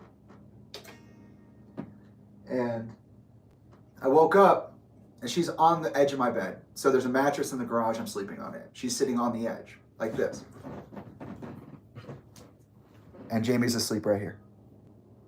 And she's like, wake up, Jamie, wake up, like that. Doesn't that sound weird? Wake up, Jamie. Okay. And I wake up and I'm like, what? Is everything okay? She's like, yeah. So you can go ahead and talk to me now about what it is you needed to talk about so badly. And I'm like, what? You know, I'm coming back to reality. I was somewhere else. She's like, tell me what you were texting about. You know, you talk to me like that, and then you just think that it doesn't affect me. Like, talk about it. And I was like, well, I think that it's immature and also disrespectful to ask all of your guests to go to a tropical island in the winter. You know, because you want to do this in Hawaii. I think you should be aware of the fact that a lot of people don't have the money and influence you do, and that they spend all of it during that time on their families because it's Christmas and New Year's. Also, I don't like the fact that you're getting married the week after New Year's. So like the next day, we're going to Hawaii and we're going to be there for the wedding for the week. That bothers me for a number of reasons. One, your anniversary date with Chester is on New Year's. And I understand, you know, it's a holiday. It's not the day, right? So you'll have to make decisions about that in the future, but like, I don't know, it just feels weird. And then also like, you don't know this guy very well. And I understand that like love is love and all that, but like the way you met Chester was really fast too. And sure, it's romantic and sure it's fine, but do you really know this person? Are you really fine with this? You have kids now. You're not just a bachelorette fucking around with a rock star. That's not what's going on. I had also said that I didn't appreciate the fact that she chose the literal last place our family all saw him collectively together on vacation in Hawaii as her wedding venue. I didn't appreciate that. I tried to explain that to her. She did not listen to me. She basically went on to gaslight me, and she went on to say some very harsh things. She said something like, so what, I can't live my life now? I have to do everything based on my old relationship? Like, New Year's is New Year's. It was New Year's for us. It's not New Year's for everyone. You know what I mean? Like, that anniversary date is for us. It's not for everyone. Like, I have to live my life. I have to make my own choices. And she went hard. Like, I'm saying it nicely, but she said it in a way that's not cool. It was basically a shut the fuck up, I'll do what I want, and if you have anything to say about it, you can shut the fuck up. That's what it sounded like. And it broke me down pretty hard, and I was like, oh, damn. I said, okay. What did I say? Fun and fold. Okay. Yeah, you live your life. The only thing I could say is that, like, I can't pay for the ticket, so I'm going to need you to help me with that. I can do that. Okay. Later, it's not here in the timeline, but Michael and I had this problem with Michael where he was a little too general. Like, he'd talk a lot about what you wanted to talk about, but he'd never really bring anything up of his own. It's kind of weird. And one day I was like, hey, we need to do this talk. We need to talk to each other. So we went and had dinner together. And I sat him down and I said, you're a father now. It was Godfather style. I sat down and I said, thank you for being here. You're a father now. As the head of this house, as the oldest son, I have to talk to you about this because this is not a small contract you're making. Once you tell these children you will be their father, you will be their father for the rest of your life. And you will not have an excuse to get out of it. You will have made yourself their father. And you need to know how serious this is. You're in charge of their protection. You're in charge of their education. You're in charge with loving them and being gentle with them. And I will be here to help you along, but like, you need to be acknowledging out loud of that. And he said, no shit. He said, I appreciate the honesty and you being so forward. Thank you so much for stepping up as a you know, a man of the house and having these conversations. You know, I was kind of wondering if they would ever happen. I really appreciate you going out of your way to take care of your siblings like that. I understand the commitment I'm making, and I intend to make it seriously. Yeah. I was dangerous to your kids, huh? Right before your wedding, when you admit to me for over a decade of manipulations. I'm sitting down with your hubby telling him exactly what it is I did for your kids that he must do now. But I'm dangerous. So, with that being said, now it's time for the wedding. And the wedding is a fiasco. I'll go into that because it is extremely important to the situation. But I was told, don't worry about the kids. I said, I'm not doing any of the work for you. I said, I'll show up, but I'm not doing any of the work. I'm not your nanny. And she said, okay. So I let it happen. I go to the house the day of after New Year's, and everything's boarded up. All the windows are closed. There's no food. There's no luggage. There's no children. There's no Talinda. And I'm sitting there like, what the fuck? Talinda's friend, what's your fucking name? Heather and Amanda are getting the kids ready. And they're panicking. They're like, we gotta go, we gotta go, we gotta go, we gotta go. Talinda's in her wheelchair. Also during that time that Talinda was preparing for this wedding, where we're not only having conversations like that, but she also slipped a disc. Like, people in Chester's lives who are really close to him, when he died, they suffered interestingly relevant and resonant injuries. Talinda slipped a disc, Chester's father got throat cancer, etc. So Talinda's in her, Amanda's helping Talinda with her medicine. Her doctor said, don't fly, don't walk, don't run, don't do too much weight, let it heal. And Talinda has not. Amanda asked Talinda to take only a fraction of the pill she was given for her dosage for pain management because she had used the medicine before. Knew it was dangerous and overwhelming. And Talinda took the bigger piece instead. She had no idea where she was. She had no idea what was going on. She didn't even know she was getting married. And I remember sitting there so disappointed, sitting there like, fucking, of course, this is the way this is going to start, huh? I wonder how it's going to end.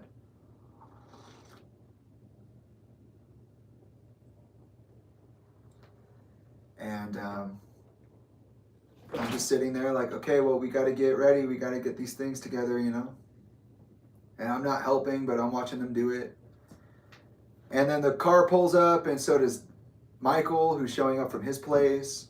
And he's like, hey, how's everything going? We're packing into the van, and the Sprinter van. And Talinda's like, who are you? What's going on? And he's like, I'm your fiance. We're getting married. Don't you remember? And she's like, you're my fiance? Oh my God. And like totally went after it. Like, oh, I'm so excited to get married. Like, and she was wheeled through the airport because she couldn't walk, and she was not sober enough to participate in anything. We all sat in our seats. We went to Hawaii. And when we got there, it turned out that whoever the wedding planner was, they fucking failed. Because they did not reserve the rooms, which were responsible for housing our friends and family.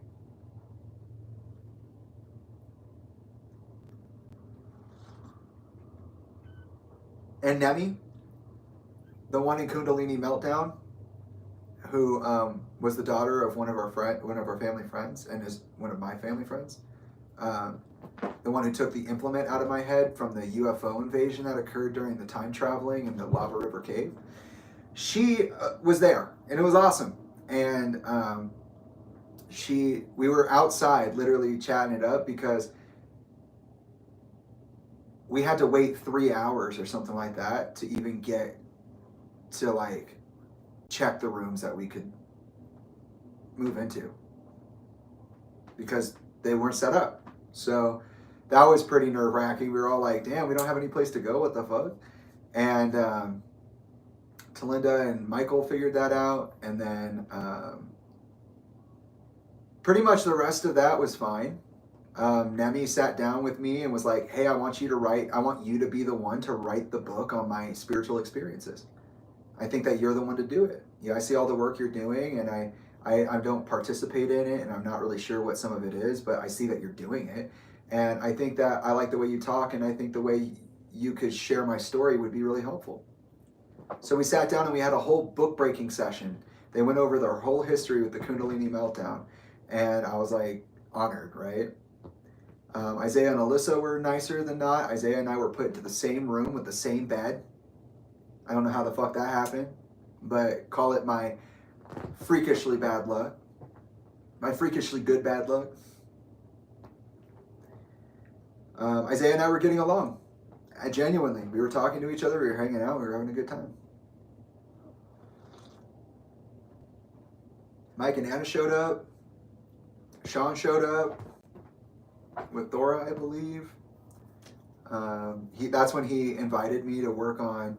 That's when I told him, I said, hey, I don't know how long this project's supposed to go on, but if you guys ever need music videos, that's what I do. And so that's when Soul Song came up, because I pitched myself to him and he said he'd get back to me, and he did. So that happened during that time too. And it was genuinely just fun. Like, it was weird that they were doing like quad rides or horse rides or something, like doing like pre-wedding or post-wedding activities, but they were making everybody pay for them. There was no like package. There was no like group dynamic thing that they could do. And I couldn't afford any of that. In fact, Nemi's mom slipped me like $100 under the table because they knew I was fucking poor. And they knew I didn't have money for this. And they also felt like Talinda's decision was a little fucking weird. And then it came time for the wedding. And she was late. She came down in her dress. Everybody's all ready to go. We'd been ready to go. Talinda's usually late. And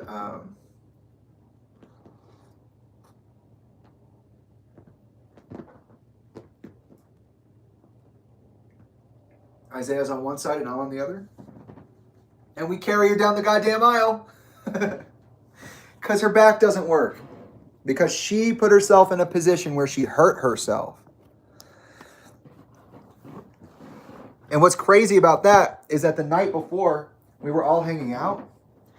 And Michael came down to hang out with us. And Talinda was like knocked out from her pain meds upstairs in her room.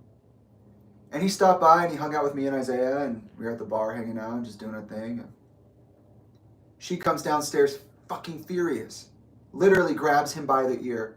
Is yelling at him quietly over everything. And the whole thing was that apparently he said he would be back for her. That he wouldn't leave her alone. And then she woke up out of her medication days and realized she was alone. So she came down to find him. She told him that she could no longer trust him anymore. That she couldn't do this wedding thing. And that she canceled. Michael spent like the rest of the day convincing her to take it easy because he was just spending time with their guests, including her son, plural. It was something that needed to happen and was important. And that everybody came to see them. Everybody paid against their like best thoughts, the best interests. They came against their best interests to support her in getting married. Fairy tale married again. And here she done right before the wedding. She fucking canceled the whole thing.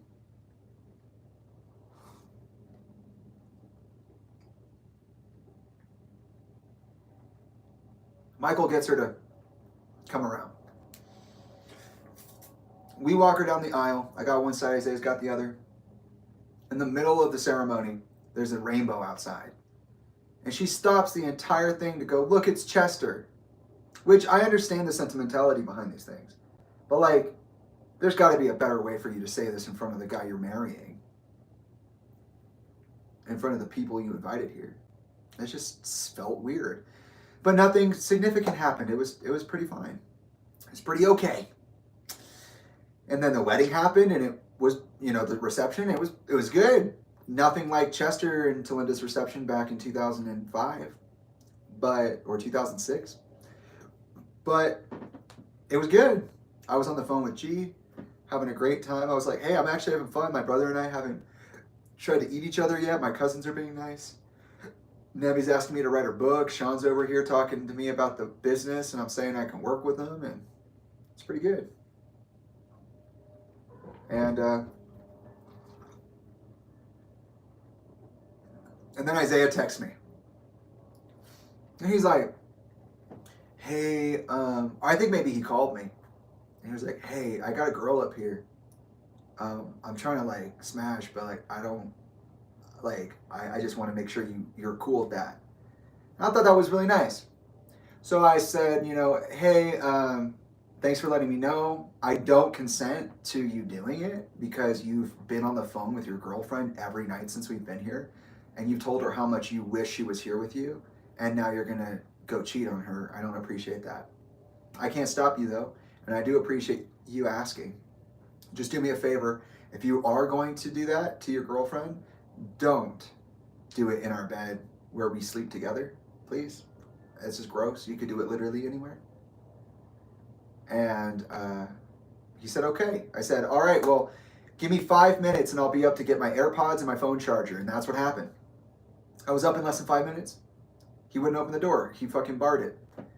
He's like, bro, I'm just trying to get in. Like, just let me do this. Just let me get it over with. I'm like, no. And no, bro, just let me get my phone charger and my AirPods. But I'm already in it. But that doesn't matter. It's been less than 5 minutes. I said I'd be here in 5. You said that was cool. You asked me if it was cool with me. These were my conditions. So yeah, it should be cool. Like, let me in. We spent an hour like this, and he gets more and more amped up every time I slam on the door. Because at this point, I'm sick and tired of the way Isaiah is. He's a very aggressive person, and he even threatened my life at the Hollywood Bowl concert a couple of years earlier. And he was fucking weird at Elka's wedding in 2017. And here he is being weird again. And Tyler's room is literally parallel. This is my room with Isaiah. This is Tyler's room. And he's got Nemi's brothers with him, and they're watching this go down. And finally, Isaiah comes out just naked with a pillow over his crotch, and he's in the hallway like, fuck you, I'm just trying to fuck this bitch, why won't you let me fuck this bitch? Just going off. And I'm like, one, you can't talk about women like that. That is derogatory. You are not going to sit here and talk like that about the opposite sex. You're just not going to do it. You can have that talk with your friends. You can have that talk wherever you want. But like, we have friends and family right here. This is the corridor where we're all staying. Tyler's right here. And Tyler came out eventually. And he was like going off still. And I was like, Isaiah, look at you. Your little brother is sitting here. And you're saying this in front of him. This is such a bad example. And he said, I don't give a fuck. I was here first.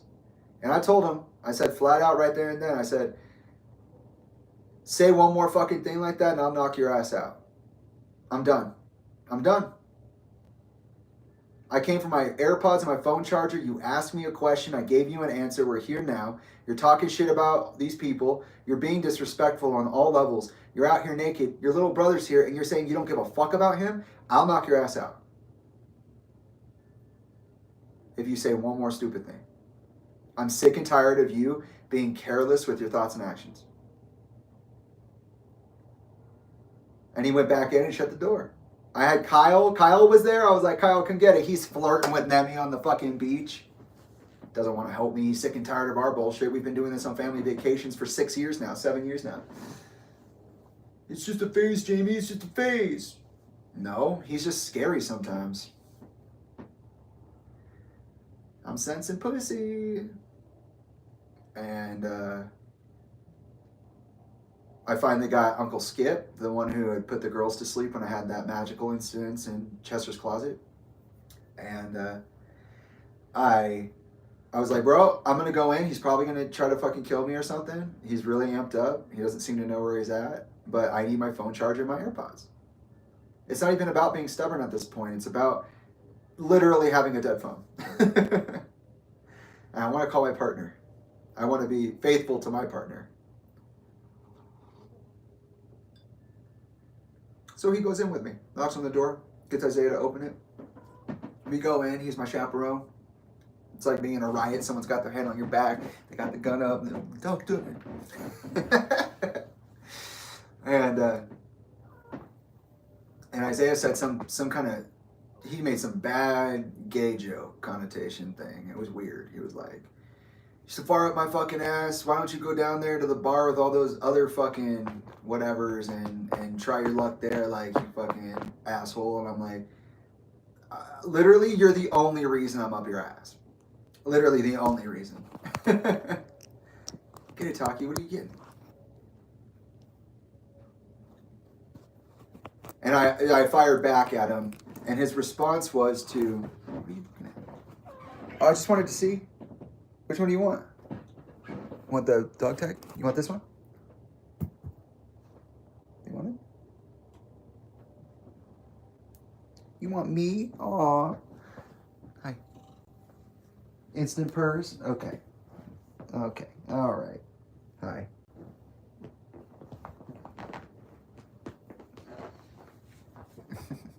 There you go.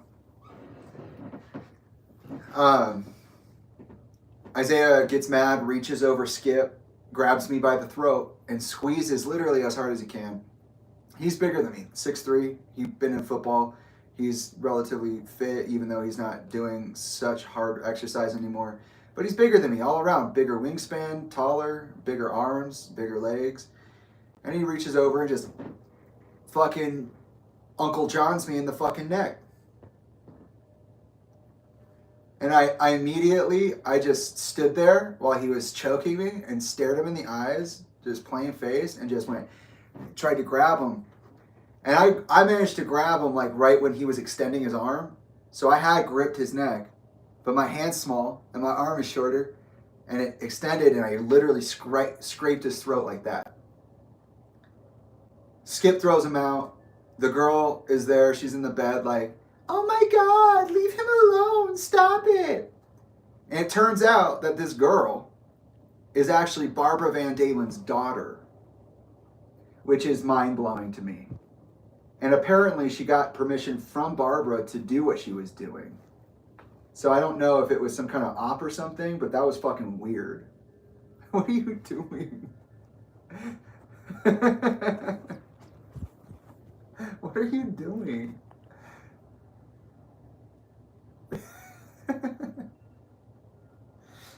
And yeah. So Isaiah gets kicked out. He comes back after a few texts. It's an hour or two. Taki, can you get down, please? I know, it's interesting, right? You sense all that energy over there, but you can't see them? It's okay. Yeah, it is. It's okay.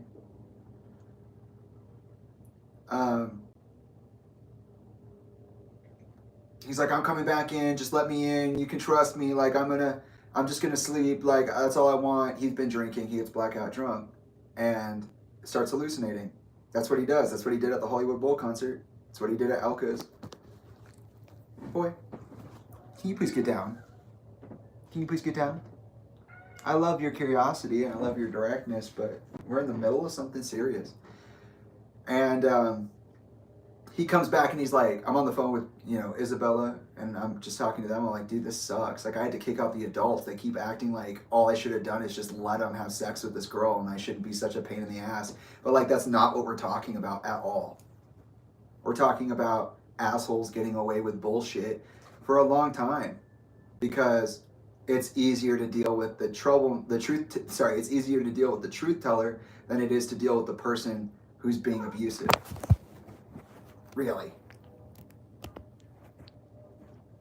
And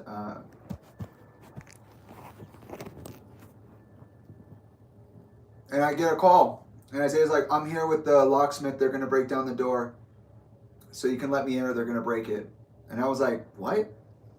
So I walked out, and they were like, ready? We're going to crack it. And I was like, no, hold on. No, don't do that. And I opened the door, and I said, look, There was a handprint, a full-ass handprint on my neck. And I was like, you see this? He choked me. He literally strangled me. Well, they're saying you kicked him out of his room. Yeah, I kicked him out of our room, which my mother paid for, because he strangled me. And he's been a total asshole for like 2 hours now. 3, going on 3 hours. And she looked up at him and she looked at me. She was like, if you need help, there's security downstairs. And she left with the door, leaving the door open.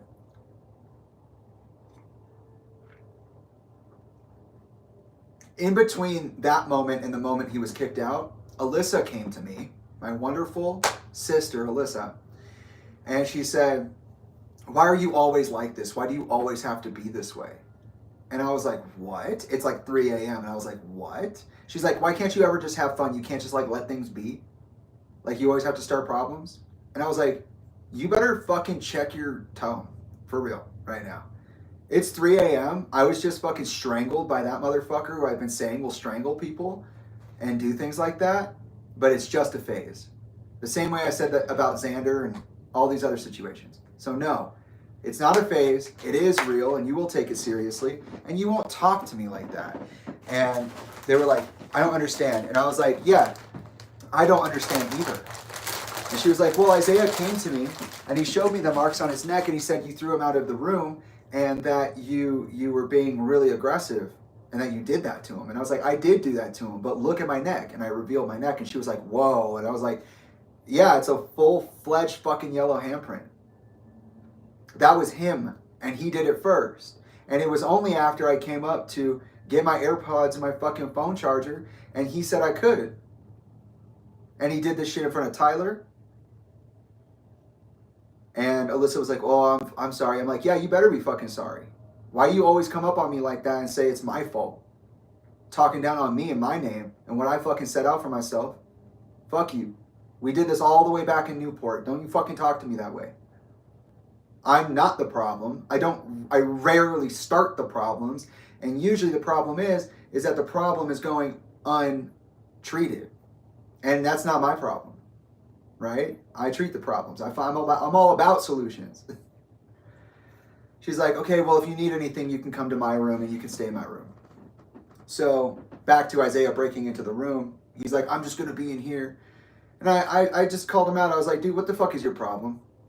All you had to do was X, Y, and Z. It wasn't a big deal. We're all fucking here to have fun. You made this night fucking terrible. I was like, you shouldn't be drinking the way you're drinking. You shouldn't be sleeping with your mother's business partner's daughter, especially when you have a partner. This is just fucking crazy. And I started going off on him about how he reminded me of Uncle John and all these other things, right? And his dad, Jeremy, and blah, blah, blah. And he starts choking me out again. He's pushing me around the room. Instead of doing this, he's doing this. And he's punching me straight in the chest over and over and over again for literally like 2-3 straight fucking hours.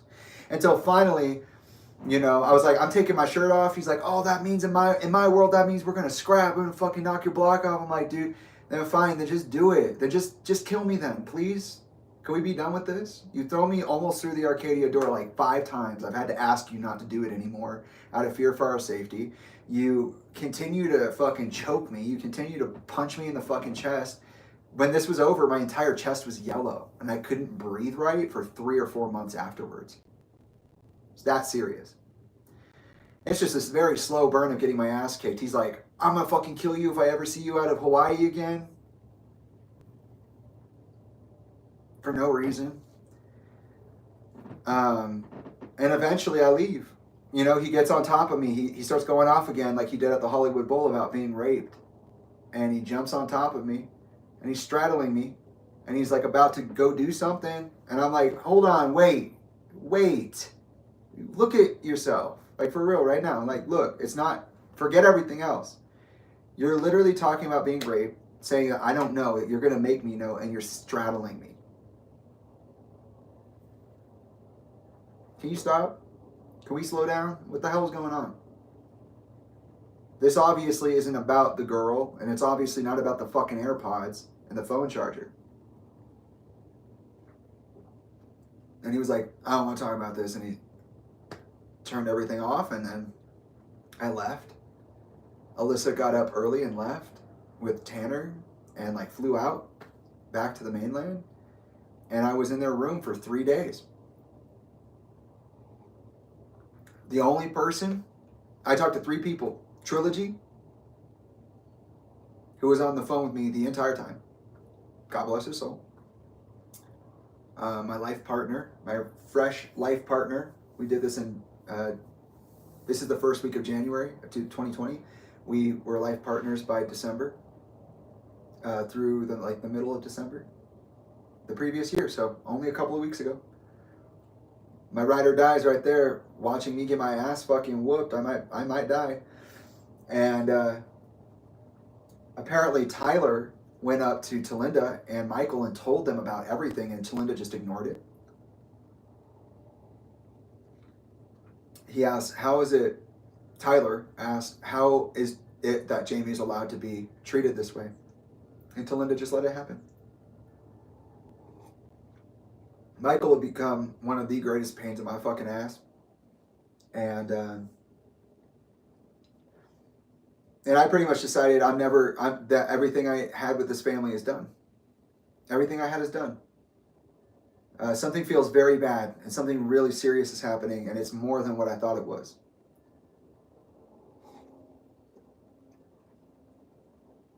Because all of this is super fucked up, and it shouldn't be happening. Everything. My life. And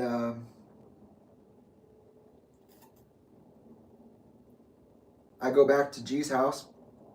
When I get back on the mainland, I literally go to Pelican Hill. I grab like a bunch of necessities, and I leave that shit there for 3 years. Everything I didn't take with me, I ran away.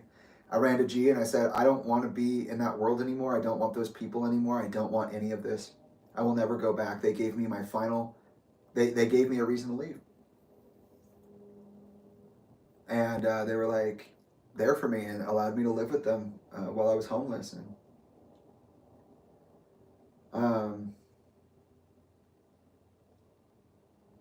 all the while, even though when I'm back on the mainland and back to Arizona, I'm still working on the 320 Festival. Getting involved with Scattering CJ. Sparks Entertainment. Ethan O'Sir.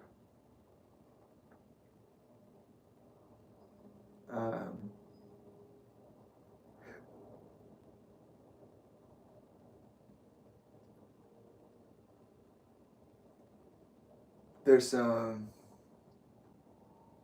let's see. Talinda introduces me and those with KLG to her colleagues at the Who. Oh yeah. So Talinda is now fully entrenched in the Who. This is January 10th. She's fully entrenched in the Who. She's introducing me and the Kevin Lyman group, to her Who constituents, Allison Bruner and Alexandra Kuzmanovic.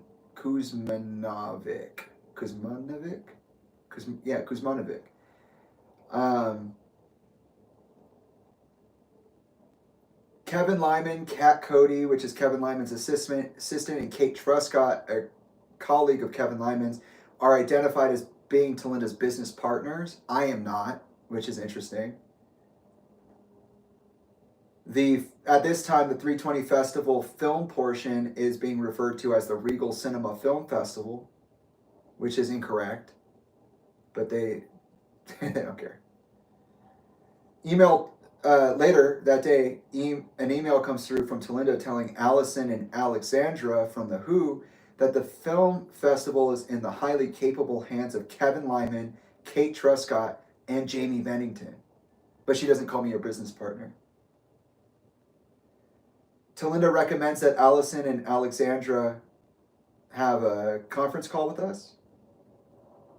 And I'm also introduced to Alicia Yaffe. I think that's how you say that? Yaf.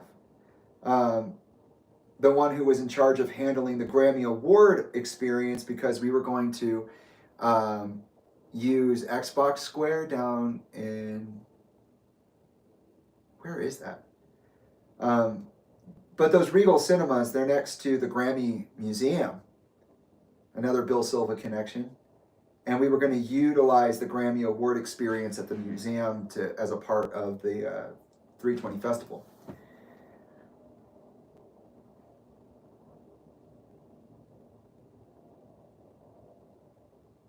And then Talinda says that she'll explain to the WHO and to us what we are expected to do and what the intention is in our meeting.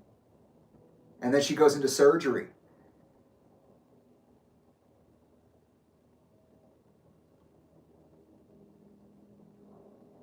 And then here there was this incredible movement that never happened about creating better disclaimers for art and other media, or art media, when it comes to mental health elements being present in the art.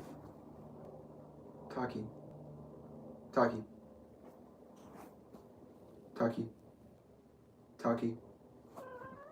What is going on? What do you think you see in there, huh? Who are you looking at? Who's watching right now? Allison reaches out to Talinda, congratulating her on her wedding to Michael Friedman, informing her also about their effort at the Golden Globe Awards to share messages about their Twitter, which is promoting messages of responsible portrayal of suicide in film and in theater. So really television and film. They asked if Talinda could retweet the messages. Talinda said yes. She claims her life with Michael is beautiful.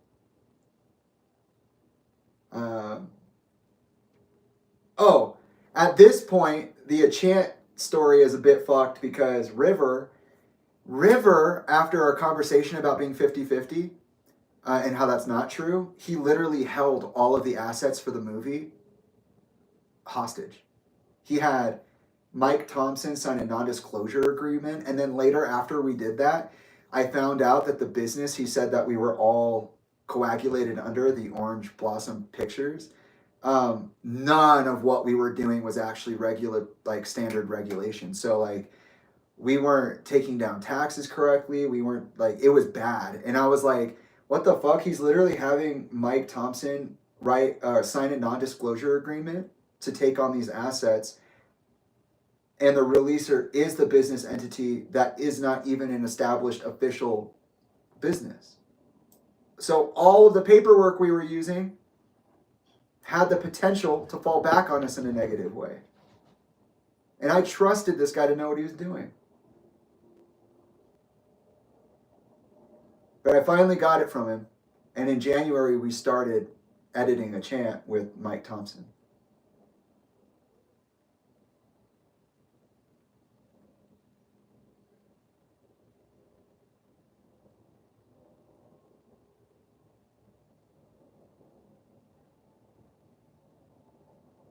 Yeah, I continue to work. I'm asking about assets that are available for use in the 320 Film Festival.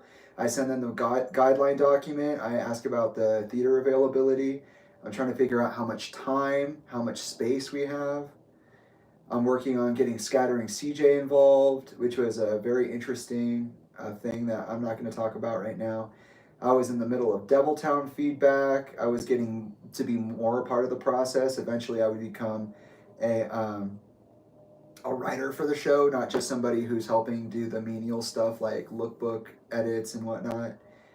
I'm working on that corporate commercial that I talked about, starting to break that. That was a miserable experience. Working with Alex's dad was really tough, and it never happened, ultimately.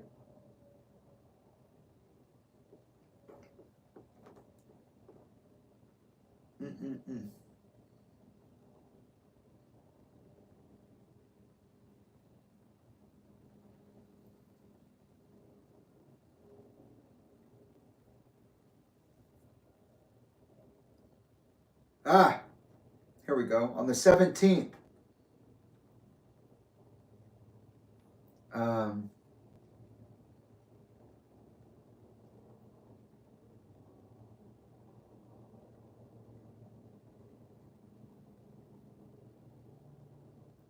Okay, so yeah.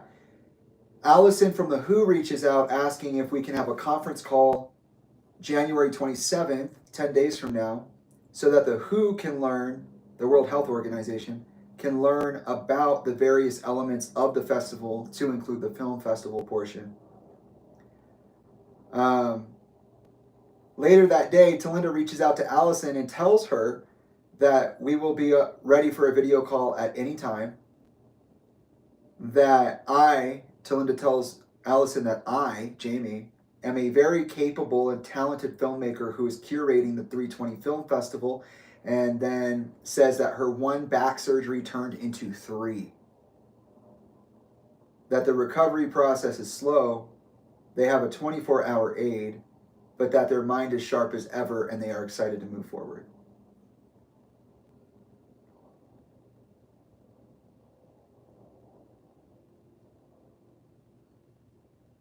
There was one more thing in here.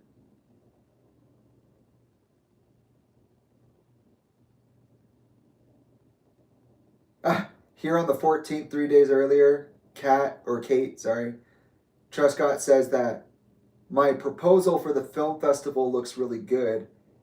That there's concern that the workload may be too big, that there's need for clarification on the Regal cinema amenities. 1 theater, 800 seats. It went from 2 to 3 theaters, many more seats than that. 1 theater, 800 seats. How do we get the rights to films? Do we know of a process through which we can manage to get the proper streaming rights? And can I present a timeline for festival completion? All things that I did. And they said that they were going to help with the streaming rights. And I never got real feedback on that ever. But one of the things I'm looking for here is that as soon as I go back in January, Talinda tells, oh, it hasn't happened yet. I don't think it's happened yet. Oh, now that I'm saying that out loud. Like this right here. When I was saying there were funny things passing my desk, Kat met a guy named Marco Orneas who won the La Jolla Fashion Film Festival award. And then she sent me this thing to all of his fashion films. And I don't know if you know what these are, but basically fashion films are kind of like stylized music videos, but for like, moods. Like any perfume commercial is a good example. She sent that to me, and yeah, he was talking about his dad, and he did say some stuff that was interesting, but like in reality, like that was not what I was looking for at all. It's not what I was looking for.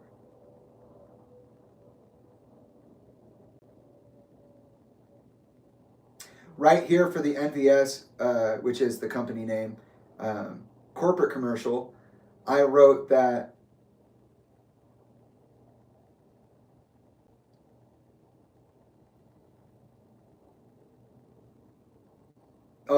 we're ironing out details, but right here it says that I apologize for the delay in my initial response, that I reviewed all materials, but it took a moment because I had to go to California. So that's crazy. This was this early. So the time dilation in my brain was bonkers.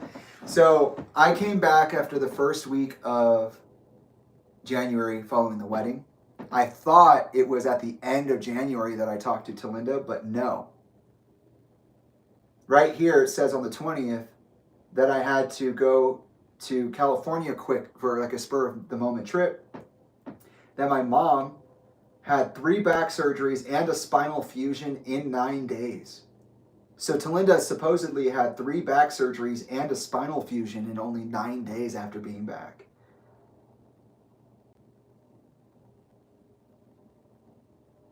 And I'm just saying that I'm out there doing that.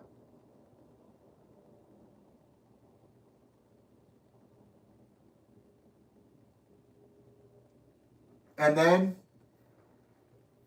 by the end of the month, I found out that I got backstabbed in the 320 project. Because, okay, here's the thing.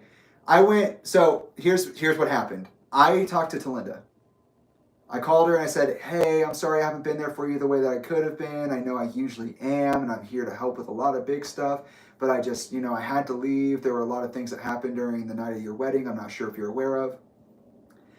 And she told me she was. She told me that Tyler came up and talked to her about what happened with Isaiah, that even when we all saw each other the next, a couple of days later, after Amanda and Heather came to check on me, and G was on the phone with me for that entire time, being locked in Alyssa's room, she didn't say anything. Michael didn't say anything. And so I thought this was much later in the month, but it's not. I told her, I said, you need to acknowledge that there's a very serious difference between the way that I'm treated and the way that like Alyssa and Isaiah are treated and all these other people are treated. Like, you're doing something to me, right? Like, that's not just me. You need to tell me. And she said, yes. She said, yes, since you said it, yes. You were always the truth teller. And so, you know, if you brought something up, you were the one to hold it and keep it going. And you were also the easiest one to like manipulate to get to be quiet. Like, it was either shut you up or deal with Isaiah or deal with Chester, and you know how difficult they could be. I said, well, how long has this been going on? This is what, like physical, mental, emotional manipulation? And she said, yes. And I said, well, how long? And she didn't answer, and I spitballed. I was like, our entire relationship? And she said, yes. So she admitted to about 9 to 10 years of physical, mental, and emotional manipulation so that she could get the outcome she wanted in life. She literally admitted that because I was the easiest one to fold, she would fold me on purpose and lie to my face about it, our entire relationship. And I said to her, you don't ever get to do that again. I said, if you ever do that again, I will literally drop you like this. I won't even think about it. My reaction, the second you do something slimy like that again, let go. And I'm not your family anymore. I can't believe I spent all my life with you and Elka and Chester gaslighting me into these fucking situations. And it turns out that every time you guys told me it wasn't true, you, at the very least, were lying to me. And I will not be your trigger finger anymore. Forget breaking up the family like I had to cut Susan and Toby and Church out for her because she was too emotionally incapable of doing it. I'm not your trigger finger anymore. I'm not your support group. You keep to your goddamn self. She admitted to a decade's worth of manipulations. And then she, as soon as we left, emailed all of our business partners in 320 and was like, my son's the best. I love him so much. He's so amazing. He literally just taught me how to walk again. But that's not what happened. When we were there, Amanda had to beg Talinda to stop moving around because she's not supposed to be walking. And Talinda said, I'll do it. I'm going to be the one to do it. I'm going to do it. Just like she did when she compressed her spine and shouldn't have flown to Hawaii. So that was false. What she said to our business partners was false. And it was just a dream. It was just something that she was happy about, I guess. But it wasn't even true. So that was weird. And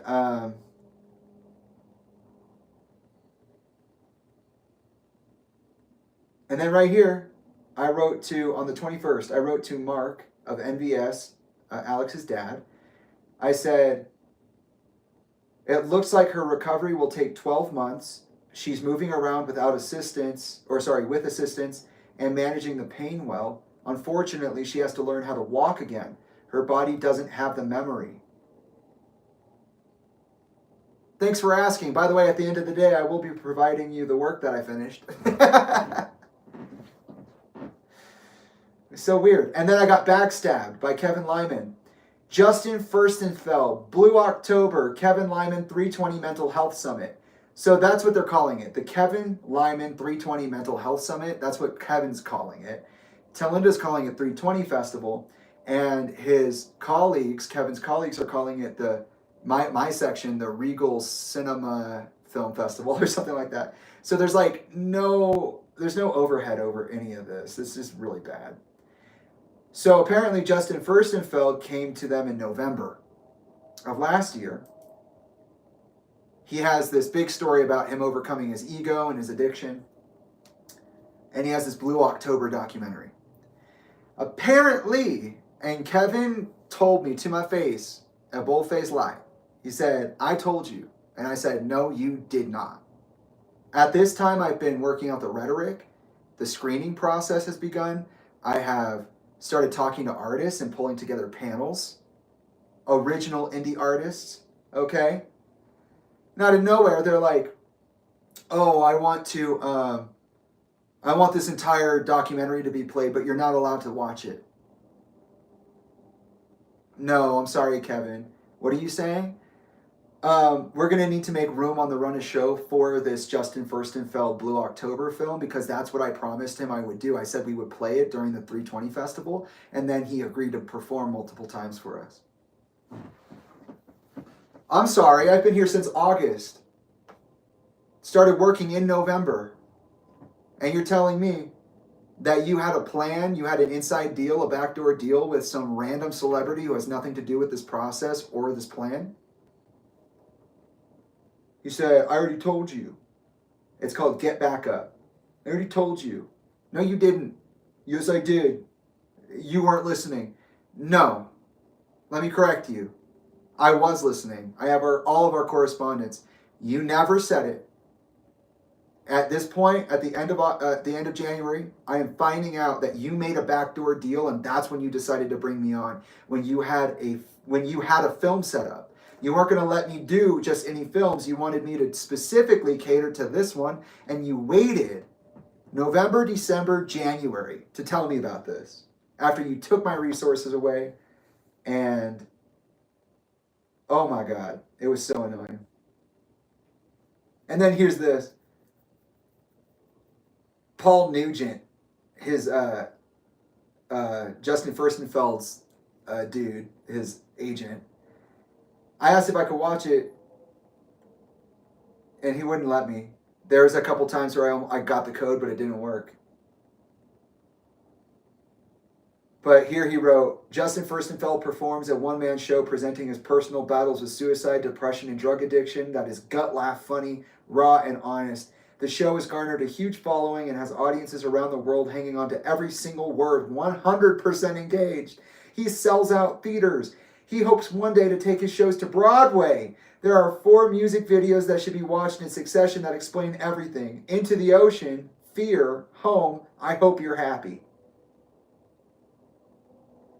Unfortunately, the industry gatekeepers haven't taken the time to get to know Justin Furstenfeld and the effect that he's having on hundreds of thousands of their core demo. It's not preachy, it's not creepy, it's honest and genuine, and so fucking beautiful.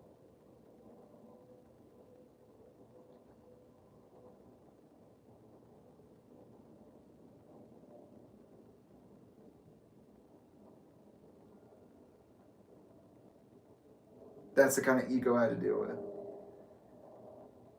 And I'm never allowed to say the same thing about myself. I'm being told by Kevin that by March 1st, I got to have my list of objects, my films list finalized. And by the way, I was hell-bent on paying this shit back. Like, I did not expect to just walk away from the res, walk away from the firefighting. I brought Brendan McDonough and Alan Sinclair and their story of the Granite Mountain Hotshots, the story that was portrayed in the film Only the Brave with Josh Brolin, Jennifer Connelly, Miles Teller, and some other big stars.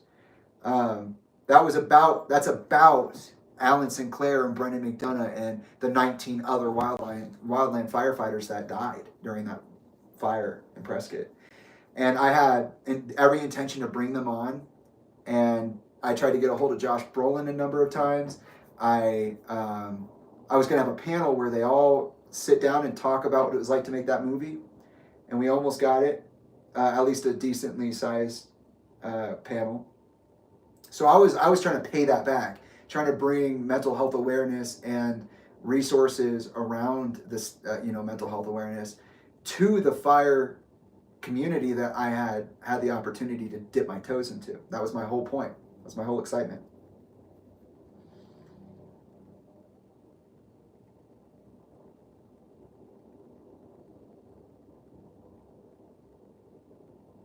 I started talking to Christopher Bailey.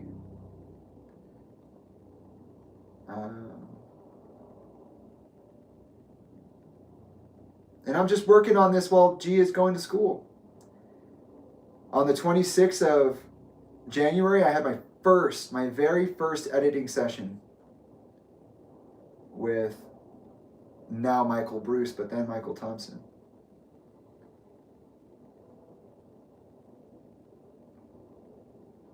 After that first session, I sat down with River. So this is like, it's got to be happening right now.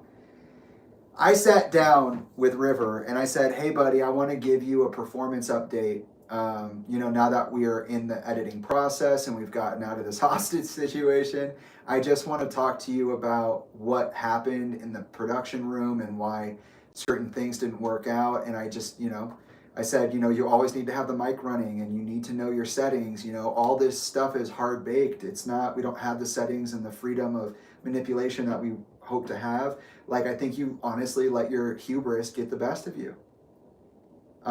Yeah, I know that you are good at what you do, and you did do it professionally for the Arizona Coyotes before we did it as a team for this movie. But like, you did so much that all you had to do was ask for help. All we had to do was move a little slower, and I could have been a asset to you. But like, half of our footage has no sound, and the other larger chunk of our footage is unusable. And he called me a fucking hack. He called me a goddamn hack. He was like, I didn't know I was making a fucking student film. And I said, watch your fucking mouth, bro. You want to fucking fight? We'll fucking fight. What's all this stupid bullshit? You get weird about the editing. You tell me you own 50% of this shit, and then you hold the assets hostage, and now you're saying that you didn't know you were working on a student film? I've been working on this since 2018. It's 2020. What the hell are you talking about? I built this from the ground up, and I was the one to approach you to work on it with me. Because I trusted you after almost 10 years of friendship and projects all dating back to Taboo. Like, give me a break. And that's when we stopped being friends. I said, I'm not talking to you for a while. I don't deserve this. And all the people who worked so hard on this don't deserve this. And what you just said is incredibly offensive, insensitive, and I'm not taking that shit.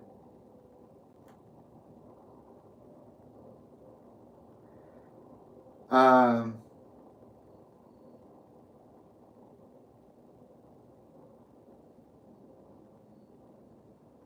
couple calls don't happen because Talinda doesn't make it for the calls.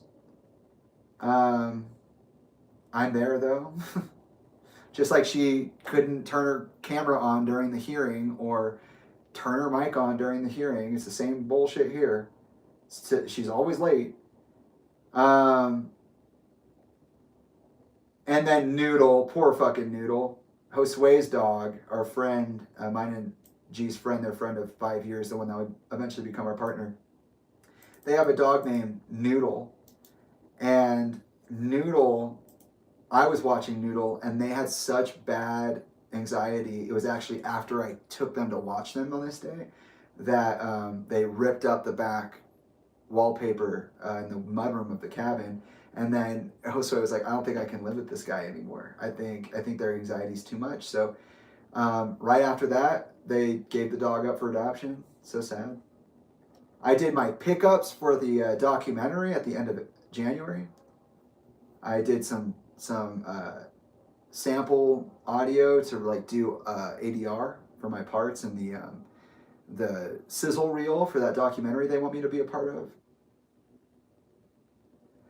And then the birth control. Oh my God. Guys, the depot shot is really seriously affecting to women's health. And I think that a lot of modern birth control obviously is. And when I tell you that Trilogy turned into a different person when they got the depot shot, I mean that they turned into a different person. I mean that they literally, it broke my heart. I was like, why did I let them do that? I did my research. The depot shot seemed to be the least painful, the most, the easiest to take care of. But it fucking destroyed them. Like, what they were building for themselves in terms of the capacity to deal with things, like, no. Depot fucking destroyed that. Made it very, very hard for them to stay stable on anything. And that was a heartbreaking moment. I was like, damn, I did this to my partner. And to be fair, Talinda said she would prefer us to be together, but only if we got birth control. Talinda said she would pay for birth control indefinitely. She said she knew that we were poor. One was a student, one was homeless and trying to get their feet under them. And she agreed to pay for birth control. She did the first session and she paid for none of the other ones. She got G on the depot shot and then did not do any of the follow-up. And when we talked to her about it, she's like, I didn't say I would do the whole thing, Jamie. We didn't talk about all week, Jamie. We just talked about July 5th. Yeah, okay.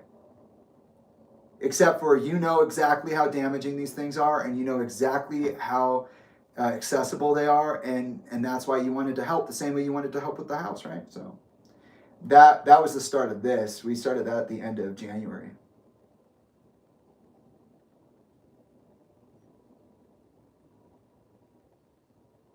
And then here, some of the alt lines are written into this timeline for the ADR. For the documentary sizzle reel, I put, but it doesn't work like that. I want to actually go meet the people who wrote our family and see if there's any more healing we can do together. Like any mental illness, it takes time and connection to get through depression. That's why I want to go meet the people who were touched by my dad's life and legacy. His struggle. Crazy. I was saying these things to people at STX. I wonder how many other advocates are out there getting their asses whooped by big companies like this. Thrown away in development hell.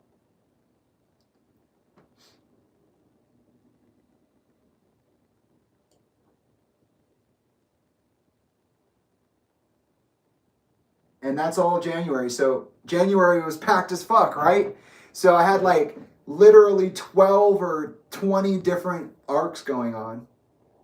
And I'm going to say that from here until May, it's going to be a breeze. I'm going to read through the month first, just list off the highlights, talk about any meaningful happenings. Toby's in here somewhere. And then we'll get to my birthday, something I've never shared with anybody public before. And we're going to talk about what caused the DVRO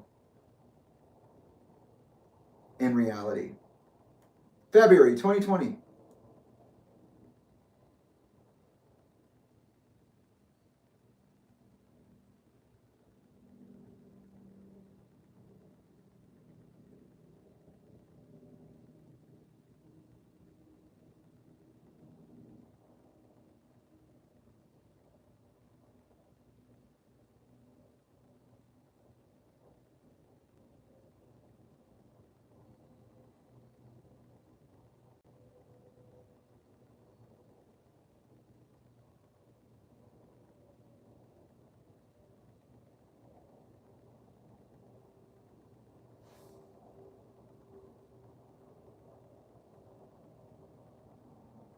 Nope, we're crawling through this one. Yep, it's still a trudge.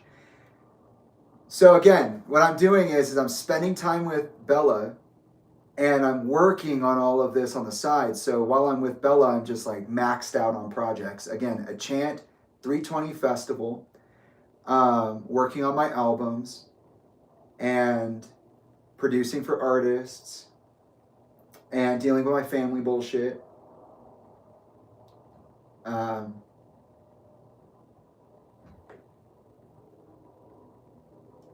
Let's see.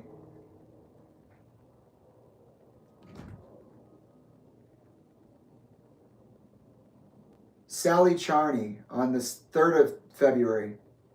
Director of Marketing and Special Partnerships at Given Hour, touches base with me and Kate concerning her previous recommendations of the short films Solitary and Continue. I tell her that I have yet to reach out to either of the filmmakers but would like to, that I want access to Catherine's film and ask if it's possible for me to look at Nadine's film, even though it's not been edited all the way through. So, Solitary was Catherine, and then Continue was Nadine. Nadine was really cool energy. Catherine was really cool energy.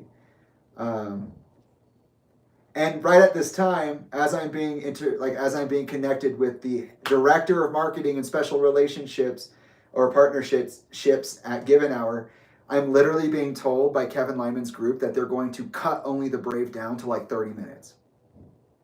30 minutes. A 2.5 hour film about the death of 19 people. And I'm like, you guys do not understand what I'm trying to do here. They said that they thought it would be better to show parts of it rather than the whole thing. And I said, I'd rather not show the mutilated work because real lives and real deaths are involved.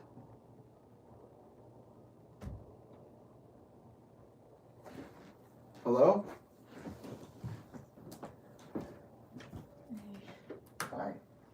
I heard you talking about the death wrong. I'm on 2020 now. I know you guys. I thought it was funny, your birth month. But I thought the thing of like, I just was remembering the time of the depot and being like, Oh, yeah. this person's gonna pay for my birth control forever until I can? Like, I don't know, but she's That's saying really she nice. will. Yeah. And then we showed up to the next one, and then I was like, it was already paid for, right? And they're like, no. I was like, oh, let me call them. And we called them right there, and she was like, yeah, I'm not doing that. And I was like, you literally said, the only reason I have this fucking chemicals in my body is because you said you would do it. Now I have to pay how much money? No, for real. And I'm dealing with this shit I wouldn't have done on my own. And it's because they said that I was gonna try and baby trap you. Yeah, look how that turned out. For your money. Yeah, for all my money, for all my success.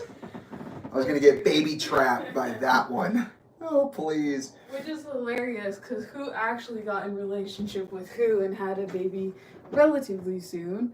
Not me. Not you. Which is... whatever. I just thought that was funny. It's very funny. I was just remembering. I was wondering if you could hear any of it. I had just got off work and like put it on the way home, but that made me like have all the feels of that time, and I was like, oh my god, yeah. No, for real. It was like it was a literal roller coaster. Yeah. And that's even when I said, I totally forgot that when I was talking about like, oh, at that time when I was meeting everybody, I literally told everybody that I was going through my like own mental health thing and like reworking myself and trying to do better, so like people communicate with me, please, blah blah blah blah blah. Aww. And then they were like, Come you here. know what, you found stability, let me insert these Come things here. in you. No, for And real. and then still real. talk to you away. Yeah. You're so I just precious. thought that was, ugh. Mwah. I love you. I can't even drink. Oh damn. No, you have to suffer. Yeah. How was work? Better. Good. That's what I'm gonna say. Okay. Now I'm gonna shower and move around this whole place. I'm excited. Were you hungry? It could be. Okay. Not exactly, but I should be. Okay, I'll see. No pressure though. Yeah. We're really just powering through this motherfucker. Good job. Thanks.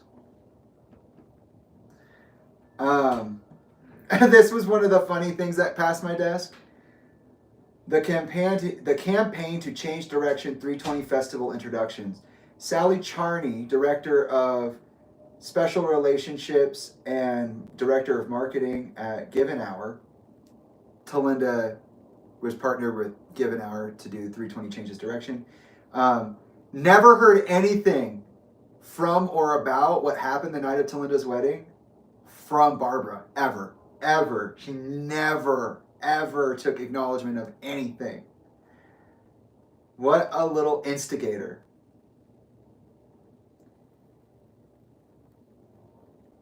In this introduction, Sally introduces me to Catherine of Solitary, and Sally speaks to me about a person named Daphne Willis. And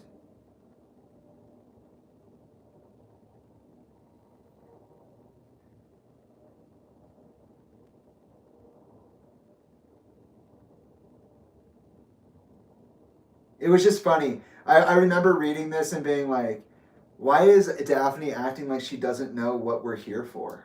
Like, nobody here knows what we're here for. It's like people are being recruited for this effort, or materials are being cultivated, and it's just anybody in any, like, whoever wants to be involved. And so, like, for here, my days get really, like, sorry, not for here. Right now, I'm going to show you just how big one day could get. So on the 3rd of February, I have correspondence on Suicide Awareness and Mental Health Festival. I have the 320 Festival /films thread going.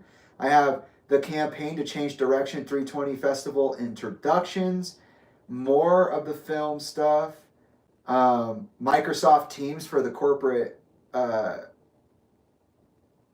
thing that I'm working on, the corporate commercial, there you go. I'm doing follow-ups and ADR for the One More Light documentary, which I believe is what its official name was. I've got like 4 or 5 things happening on any given one day, so I'm going to try to truncate this. A second art show for Beth Bowen. That's interesting.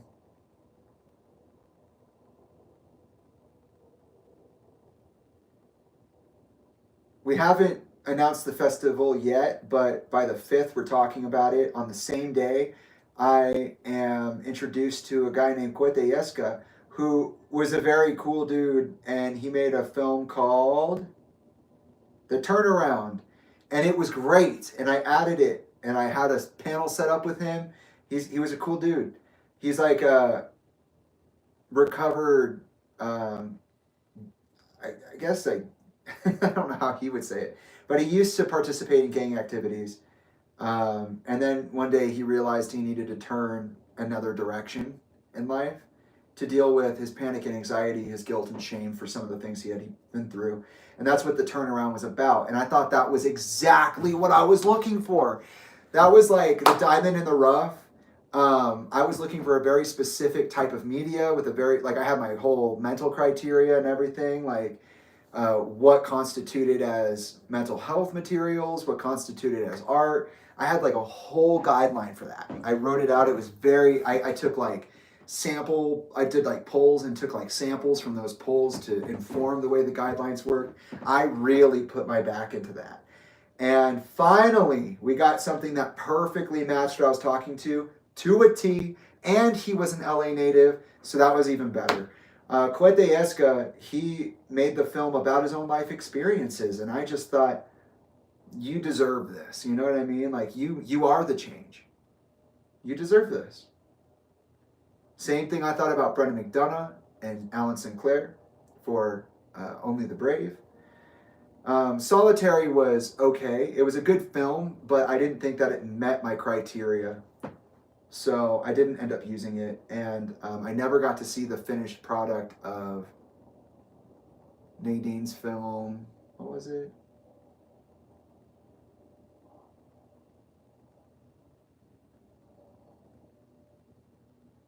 Continue. There you go. I don't think I ever saw that full product, that full object. Ironically, the turnaround had me in contact with a producer on the project, The Turnaround, a friend of Coete Yesca, who his name is Jamal Holland, and he was a graduate of USC, which, how funny is that? Twice during this festival preparation, I have been in contact with USC. One time, somebody from my college was there, someone of my cohort, and then here, there's somebody who wasn't, but is a friend of Coete's.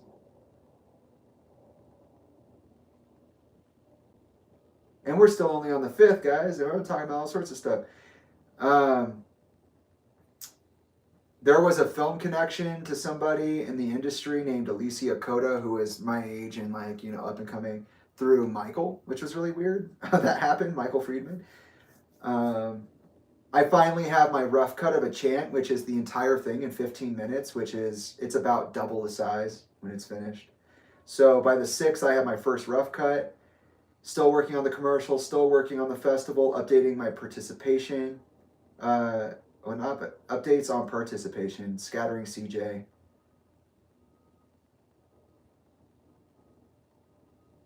Oh, this was cool.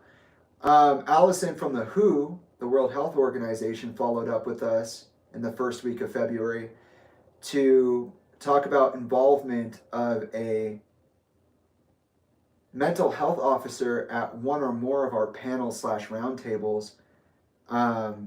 They were suggested by Devorah Kestel, the mental health director of the mental health department of the WHO.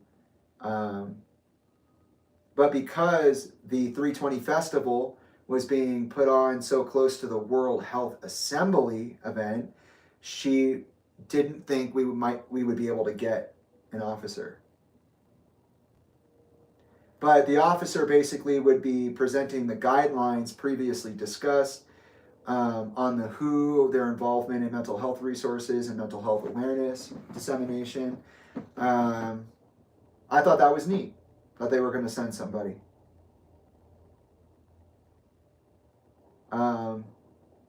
There's a possibility here that the travel of the officer could be canceled at any time. So they may not even show up for the actual thing, even if they commit. And that the one thing we're not allowed to do is put the World Health Organization logo on any of the promotional content for the event, which I thought was really weird. I was like, we're working with the World Health Organization. How come we're not allowed to share that information? We aren't allowed. Of course, it's 2020, and in literally, I think, a month, we're going to be seeing a full global outbreak of COVID. So that might be part of it.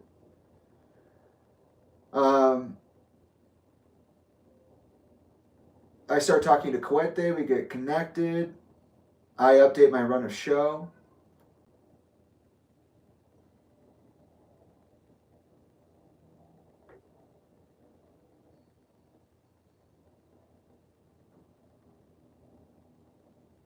My selections at this time are Only the Brave, Get Back Up Because I Have to, Scattering CJ, The Turnaround, and potentially Solitary, which is a short film, the one by Catherine, and A Chant, the one I'm working on if it's finished.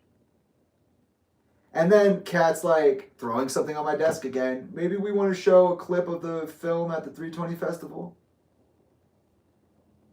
And that film is called Long Live Rock. And I was like, I don't want that at all. No, thank you.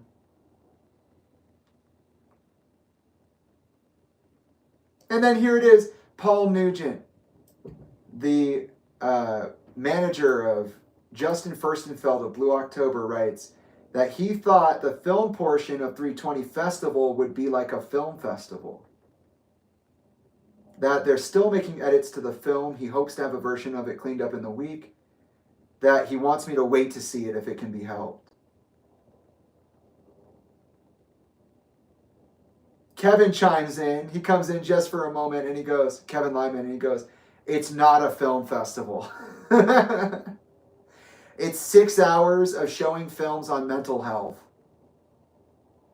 It's not a film festival. It's just 6 hours of mental health conversation and art on mental health and mental illness.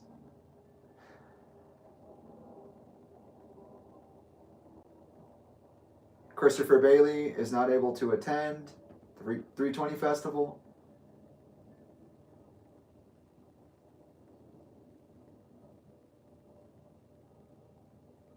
And then Paul Nugent's like, the film will be 100 minutes long. It will have a 5-minute intro and a 20-minute Q&A. You're telling me that this movie is 90 minutes long, that this movie is an hour and 40 minutes long, and it has a 25-minute buffer on both, in total for both sides, and you're forcing me to do this.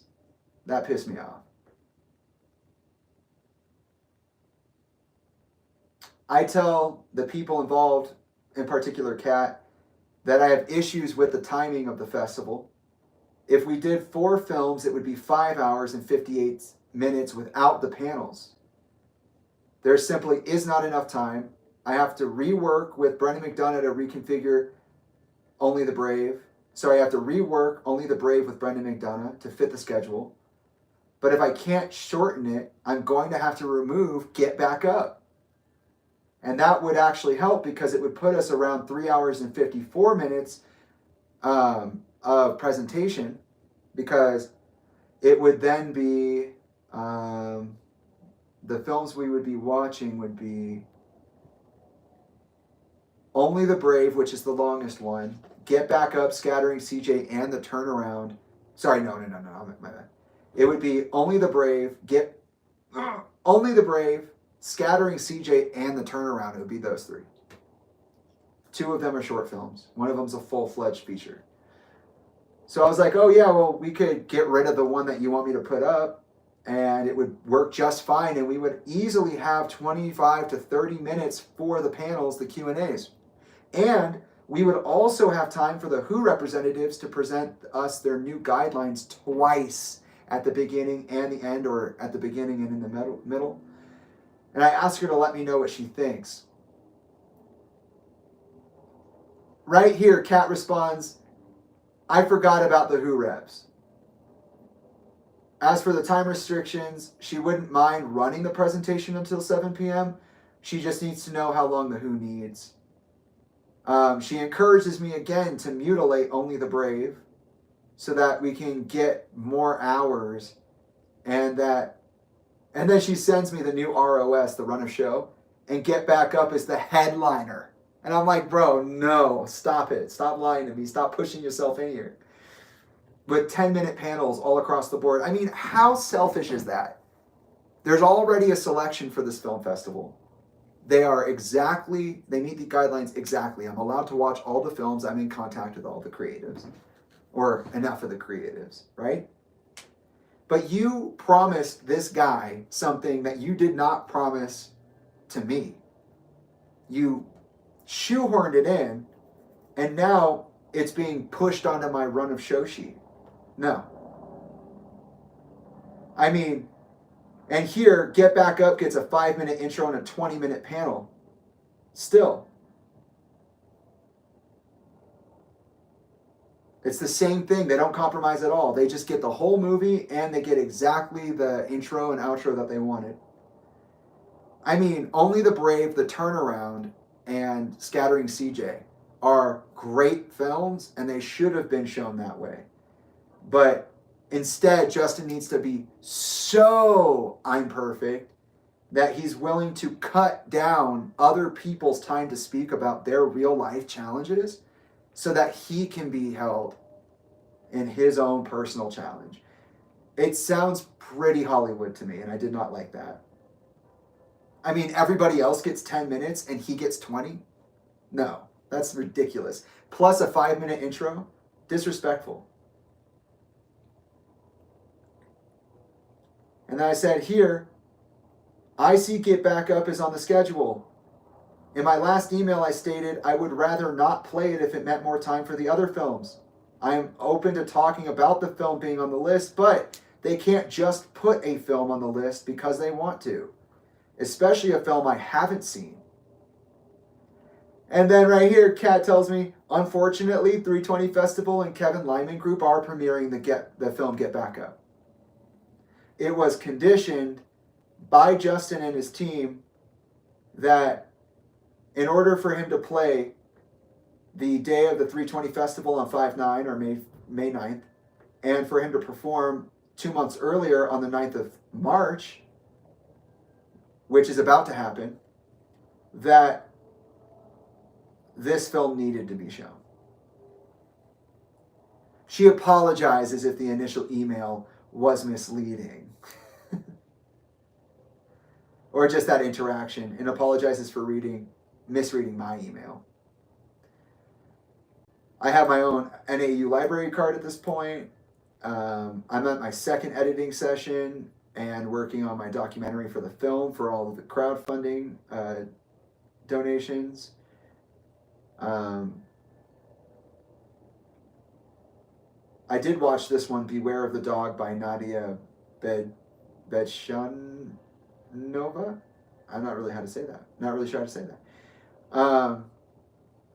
This is somebody who was like, I grew up on Linkin Park. What you're doing is so powerful and so amazing. I can't wait to work with you to touch people's lives. And it never happened. Sorry. I apologize. I wish we could. And then Talinda's talking about how honored she is that the Who's going to have such a big presence at the festival. I'm finalizing my corporate commercial script. I'm doing my 3rd editing session. Still just moving forward on all the small stuff that I was doing. Here, Nadia says hello and tells me that the film festival is an incredibly important project. That is someone who is living with their own struggles. It means a lot to have an event of this nature that is so meaningful. She wants for her work to be educational for those who struggle with OCD. She allows me to watch her film. It's super cool. At this time, I'm not being paid for anything, so I'm trying to find a job. I literally interviewed for GameStop because it was one of the only places in Flagstaff that was actually hiring. Working on my album again.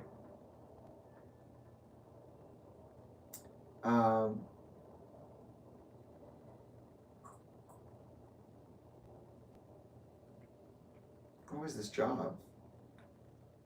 Oh, that's right. I brought on one of Mike Thompson's friends as I think he's a friend of, he's a friend of Mike Thompson. Stephen Hollinsworth, who's a DP, director of photography. I brought him on to the corporate commercial project, so we started working together on a second project, which is really cool because he helped me with the lighting for a chant.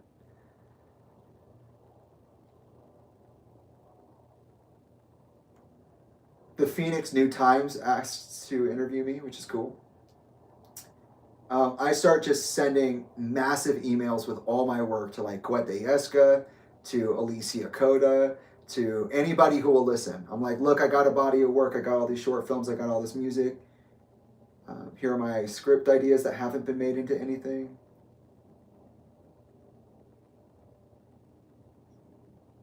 And I would get script reviews.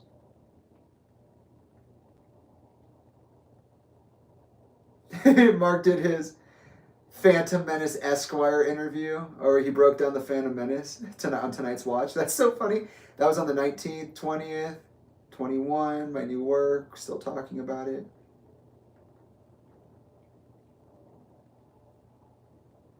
Talinda forwards me and Alyssa on the 21st of February a notice from her attorneys about John and Toby suing John and Toby for the ignoring of the cease and desist delivered earlier that day. I'm supposed to read that, so I'll read that. Let's see.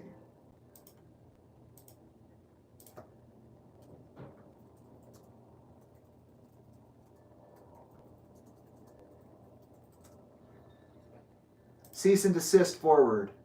Here's a copy. This is February 21st, 2020 at 4:57 p.m. on a Friday. Talinda forwarded to me and Alyssa. Here is a copy of the letter that was handed to John and Toby by a process server this morning. 2 exclamation marks. If they don't take down the posts and issue the stated apology, I will sue them and they will face criminal charges.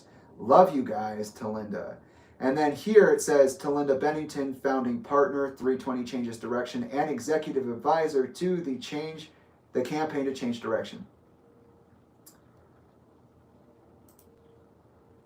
The cease and desist is from the same law group that I got the ex parte for the virtual summons when I was on my way to the hearing on 12/12/23.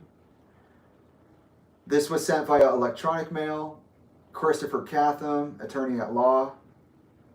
Mr. and Mrs. Kinnear, the firm represents the trustee of the Chester Bennington estate concerning the claims and damages sustained as a result of false statements that have been published and continue to be published to you on social media regarding Talinda Bennington, Chester, and their immediate family, collectively Chester's family. Chester's estate owns the right to control and protect the name, likeness, and image of Chester Bennington, a power that Talinda would abuse the living fucking shit out of when she lies about me under oath. Your recent statements on social media regarding Chester's family constitute defamation, invasion of privacy, or false light, intentional interference with contractual relations, cyberstalking, and harassment. But isn't that interesting? Intentional interference with contractual relations. I'm going to stop right here. And what I'm going to tell you is at this time, it was the time that John told everybody that I had a sexual affair with Talinda that lasted months. This is why she's reacting so strongly. But also, Toby, watch her now this interview. She was a part of 320, Changes Direction, with me. We were all in it together as a family. So I wonder if intentional interference with contractual relations is the same thing. But also, Talinda used private access to Toby's social media to prove that Toby was also talking to people, not just John. And she was, of course, speaking against the main narrative. And what I saw, maybe I was wrong, but what I saw was Talinda use social media passwords she helped Toby set up. And while Toby was her business partner during this time period, she went and unlocked Toby's social media and read her messages and used those photos to get a cease and desist. So she literally violated Toby's privacy, if I remember correctly. I remember seeing that and being like, that was fucking weird. I don't know if that's allowed. And then it just moving on without me and being like something I wasn't able to engage with fully. To prevent further damages, we demand that you remove all existing social media posts that have any reference to Chester's name, likeness, and image, as well as reference to his wife and children within 48 hours. We further demand that you issue a public apology for your false statements within 48 hours. We also demand that you cease and desist from publishing any further statements regarding Chester and or his family. This is a cease and desist. Talinda says she thought about sending me one, but she ignored me. But when it became aggressive and threatening, she decided to get the domestic violence restraining order against me, despite the fact that her testimony is false. This is Talinda during 2020. Lying on record to our business partners, hurting herself on purpose, may or may not be a reliable witness, and she's over here literally admitting to a decade's worth of manipulations while she's literally entrapping Chester's sister, from the best of my knowledge. If she wanted to send this to me, it would have been likely under the same situation. Your recent statements on social media regarding Chester's family constitute defamation, invasion of privacy, false light, intentional interference with contract relations, cyberstalking, and harassment. But I was never served this, ever. Nothing like this, ever. Weird that I didn't get the same treatment. Draven did. Samantha did. Obviously, Chester's sister did, and her husband. We are prepared to aggressively protect Chester through all available legal means. However, out of respect for the privacy of your family, children, and memory of Chester, we hope that you will respond to this private demand in good faith by retracting your posts and abstaining from making further defamatory statements. Forcing a public dispute at the expense of the privacy of Chester's family members would be disrespectful, in poor taste, and further evidence of malicious intent. Recent statements on social media. As you are aware, you both have recently been prolific in targeting Chester's family on social media, including a slew of recent Twitter posts. For instance, on February 9th, John Kinnear posted to Twitter claims that Talinda Bennington, quote unquote, just goes on pushing at 320 change or at who when she believes that depression is a character flaw. Enough. Another tweet on February 3rd, 6 days earlier, by John Kinnear, Toby's husband, claiming that Talinda began dating her current husband, quote unquote, around 3 months after Chester passed. That wasn't true. But it may have been. Talinda lied to me about her dating history on the apps that I helped set up. So, at this point, it's just, what are you lying about at this point? What are you using to your advantage at this point? Who are you manipulating and coercing at this point? Who knows? Who knows who Talinda is? In another recent Twitter post, Toby Kinnear states, Chester's sister, that, quote, Chester was not permitted to answer any social media without approval from Linkin Park and Warner Music Group. Wait a second. That's interesting because that circles directly back around to a conversation I started a couple of months ago, maybe even a month ago, where I said that Chester posted something 2 hours after he died. That means somebody has connections to his social media, has the ability to post posing as him, may have done so in the past, and also has the ability and also did, in fact, scrub his social media feed. And by this way, remember, according to Toby's timeline, at the time that this all happened, Toby had already been shut down by Warner Music Group when a group from Europe came to talk about these things. The strangeness around Chester's death. They sent them back to Europe, said don't ever talk about this again, sent Toby home and said the same thing. Other tweets around this time period similarly make various false claims about Chester's private life and his interactions with Linkin Park and his label, Machine Shop, Warner Music Group. Some of your recent Twitter posts have been picked up by news media, further exacerbating the situation. For instance, on February 5th, 2 days after the comment you made on the 3rd about Talinda dating Michael 3 months after Chester passed, she couldn't have dated Michael 3 months after Chester passed because it wasn't until 2018 May that I helped her set up her social media. So either she has a whole separate life, or she was lying before that, or she was using the social media as a way to connect for some reason, or she knew Michael beforehand. I don't know. Some of your recent posts have been picked up by Alternative Nation. On February 5th, there were claims made that Draven Bennington, quote, unquote, ripped his father's widow Talinda for claiming Chester stopped using antidepressants months before his death. The article further stated that Draven Bennington claimed Talinda Bennington was lying about her concern over Chester's cessation of antidepressants. The article then quoted Toby Kinnear's social media post wherein she stated, quote unquote, I'm supporting my nephew at Draven Bennington Studios, or Draven B Studios. I'm proud of you for speaking out. Wait, where's my family telling me they're proud of me for speaking out? Oh, that's nice. Draven got it. Oh, that's right. Toby doesn't think I'm Chester's son. Interesting. And what's really interesting about this is that literally yesterday, I think it was, right? I talked about how there are 3 different stories from Talinda about when Chester stopped using his antidepressants, how it affected him, and those around him. So Draven was on something about that, you know? John Kinnear similarly jumped on the bandwagon of falsely accusing Talinda Bennington of lying. Well, it's not false anymore. You are a bona fide liar. So I'm concerned about the actual validity of this statement right here, falsely accusing Talinda of lying. On February 7th, John Kinnear states, Draven, quote unquote, I am shocked by this as you. First it was 3 weeks he stopped taking his meds, now it's 8 months. Where was the family intervention? And now she's the spokesperson for 320. Unquote. These false statements constitute violations of California laws discussed below. Defamation. Defamation, which consists of both libel and slander, is defined by case law and statute in California as defamation is 1, a false and unprivileged statement of fact, 2, published to someone other than the plaintiff that 3, injures the plaintiff's reputation or tends to injure the plaintiff's plaintiff in his or her occupation. Where a publication, whether on the internet, print, or other medium, contains provable false factual assertions, like in your recent social media posts, it constitutes actionable defamation.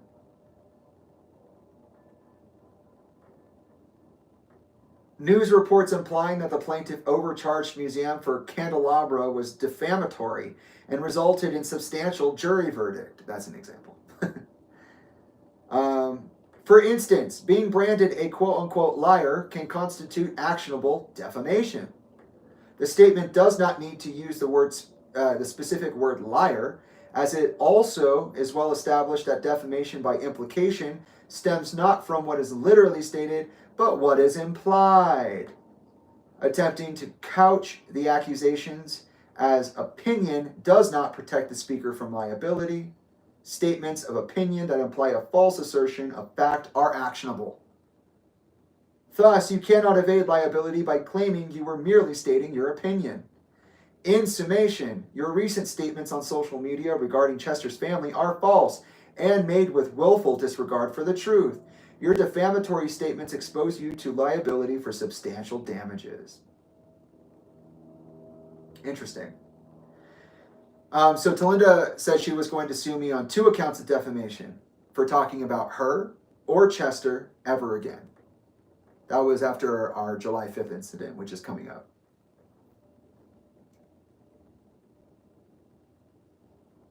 And yet she's the one who developed a narrative around me being a depressive drug addict spiral. I know what I said. Isn't that libel and slander?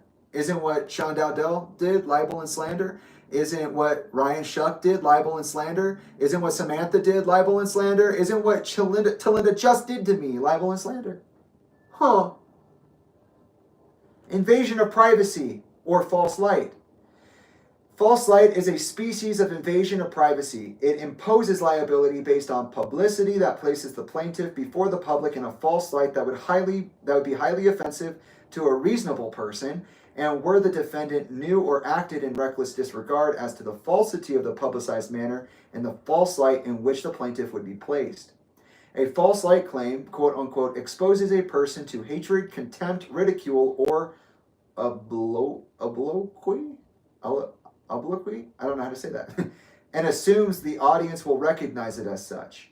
Depicting someone in a false light, either by fabrication, fictionalization, or any other type of false characterization or description, whether defamatory or not, exposes the speaker to liability for substantial damages pursuant to well-established legal precedents, Talinda. A false light would be lying under record, wouldn't it? On record, under oath, lying about what I did and did not do. Huh. Interesting. Your recent statements depict Chester's family in a false light. I agree. For instance, you have in essence publicly claimed Talinda Bennington is lying about circumstances surrounding Chester Bennington's death. You have falsely claimed she believes depression is a character flaw, that she began dating only months after Chester's death, and that Chester Bennington was not permitted to answer his social media without permission.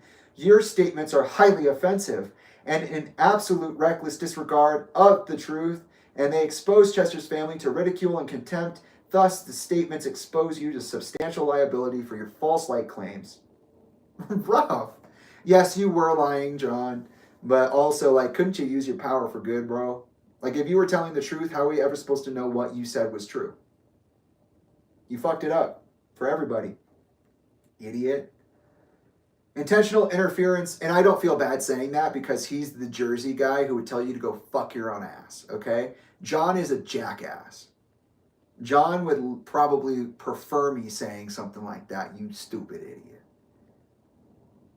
Because it's true. You had this opportunity to help the situation. And for the exact same reason that I said church isn't allowed, you aren't allowed, Toby isn't allowed, Susan's not allowed, you went online and you did the fucking thing you weren't supposed to do. You could have just been an adult about it. But no, everybody's got to be so fucking emotional.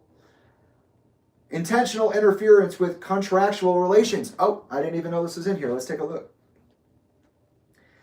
The tort of intentional interference with contractual relations projects against intentional acts designed to induce a breach of contract between plaintiff and another entity. Despite the name, the tort, quote unquote, quote, contemplates basically a disruption of a relationship. So, tort means disruption, basically. The actionable wrong lies in the inducement or inducement to break the contract or to sever their relationship, not in the kind of contract or relationship so disrupted, whether it is written or oral, enforceable or not enforceable. Your statements specifically target Talinda Bennington's work for mental health awareness with organizations like 320 Changes Direction and the World Health Organization. For instance, your egregious comment that Talinda, quote unquote, just goes on pushing at 320 Change or at WHO when she believes that depression is a character flaw, unquote, suggests she should not be carrying out this work. I agree. Talinda, stop doing this. You are not worthy. This is crazy. Further, by linking your statements specifically to those organizations, Twitter accounts, your actions show an intent to persuade the organization to sever or disrupt their ties with Talinda Bennington.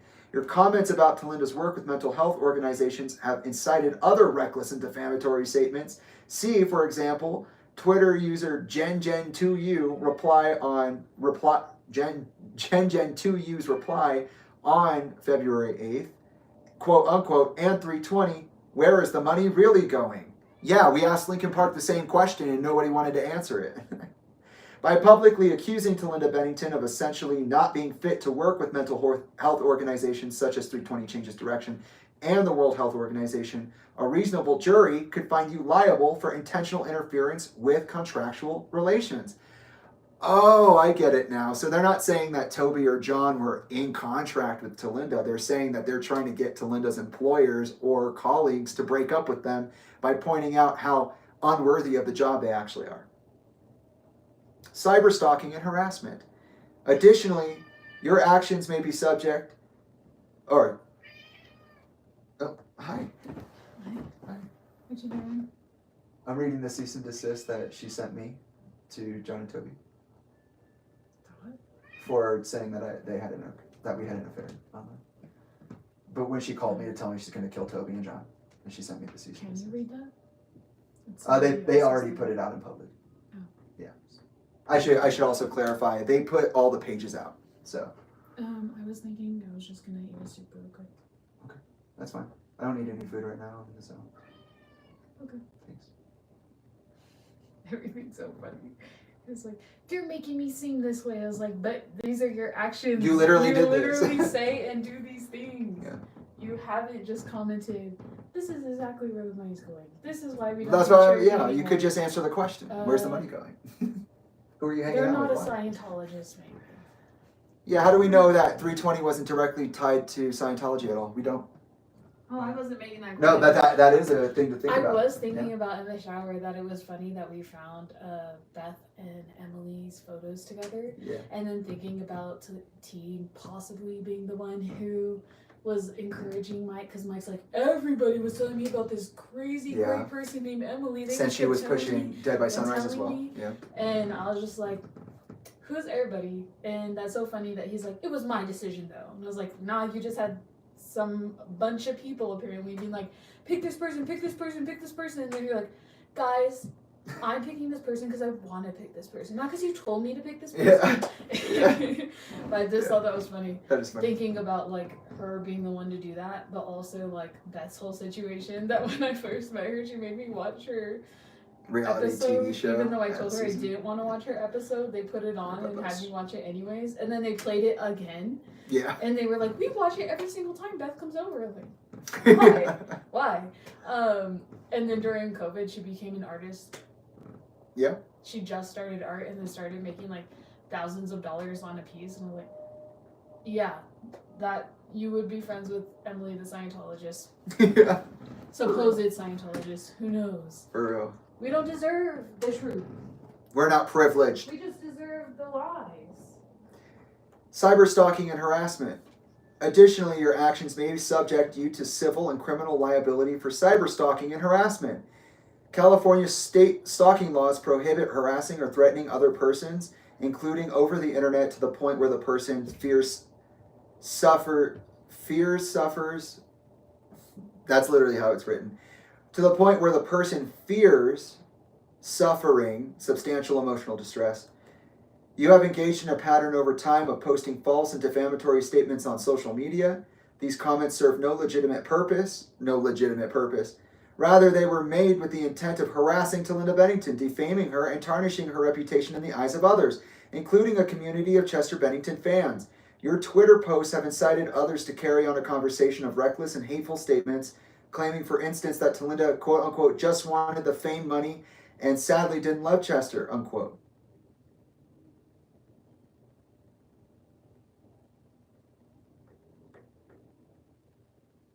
Oh, that was something somebody else said. Somebody named Michelle Burton on the 9th. And then another one by somebody named Kelly H. on February 7th. Talinda, quote unquote, should be held responsible for his death. That's pretty gnarly. But yeah, I understand the challenge here. Your conduct has accused Talinda of substantial emotional. Oh, sorry.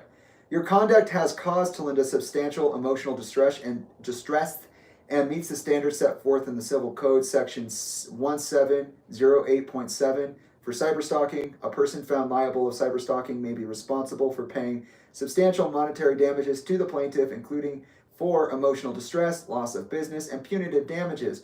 Wow. Oh, I wonder if I ever got to do that. What would happen?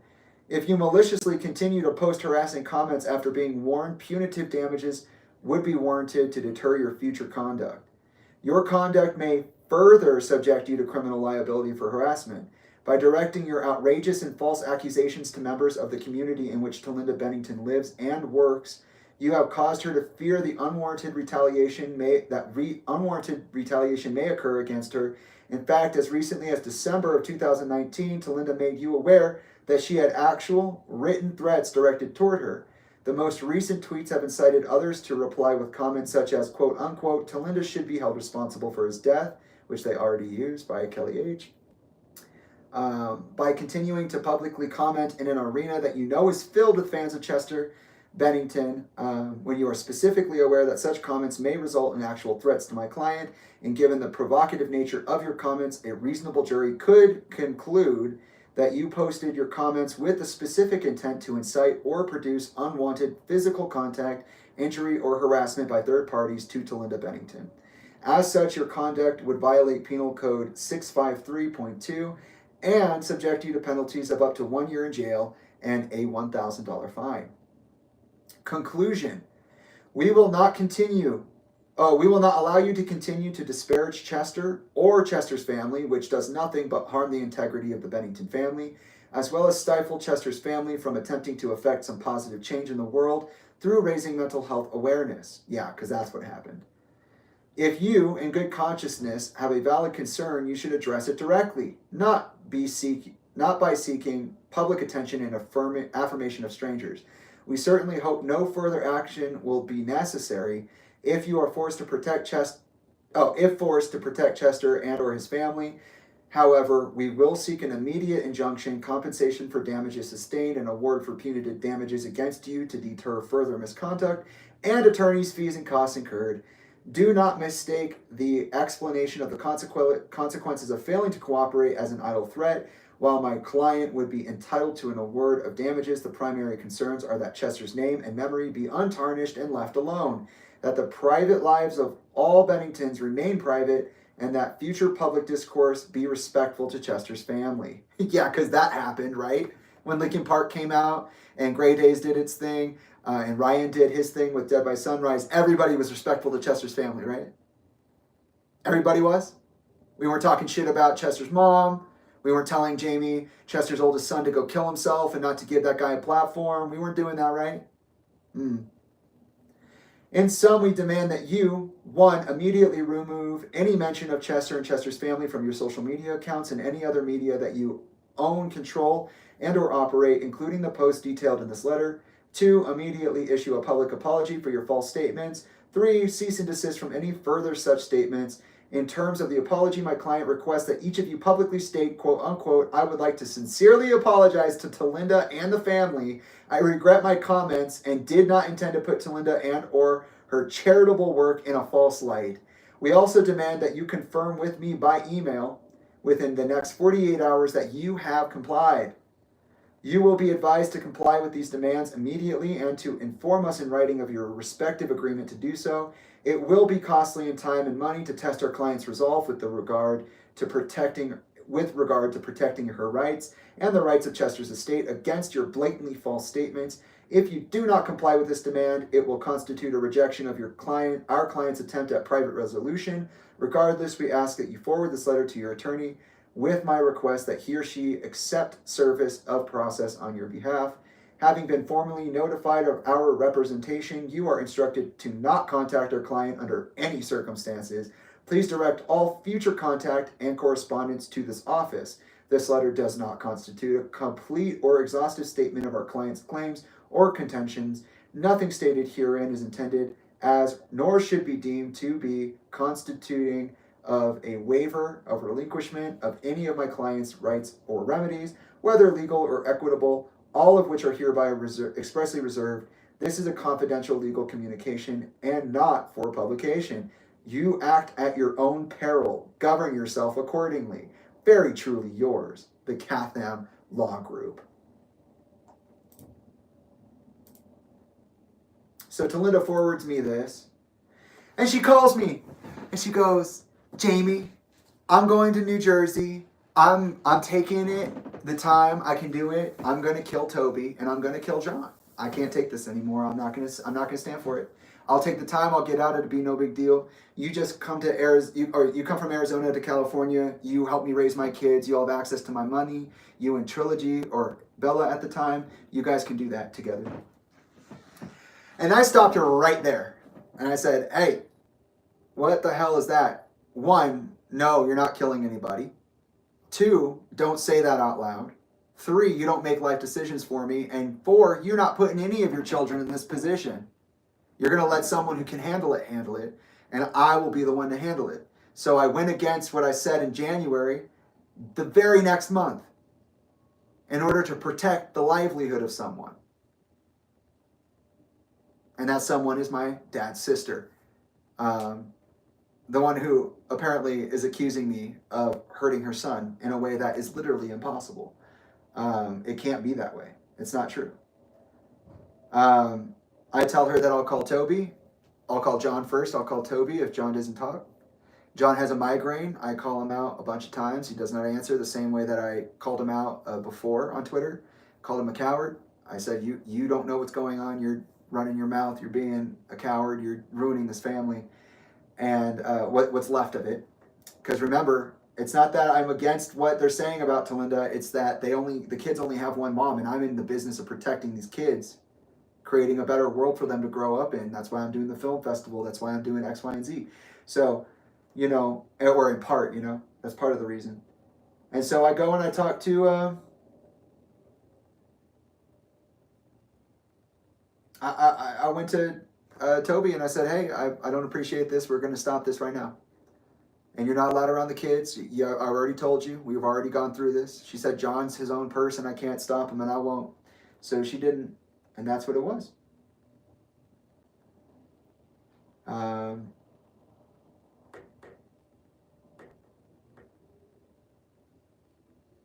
We finalized some of the run of show details for 320 Festival because on the 1st of March, my deadline is coming up for that run of show to be locked. I'm working through it with the artists. Super into Rex Orange County at the time. I'm learning Pluto Projector on the guitar. That's fun. We're just finalizing assets at this point. I do my interview with Phoenix New Times. I'm working on my corporate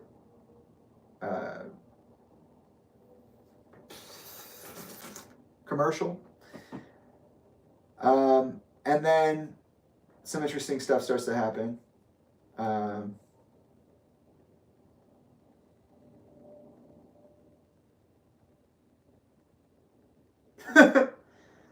On the 9th, or the 28th of February, my bad,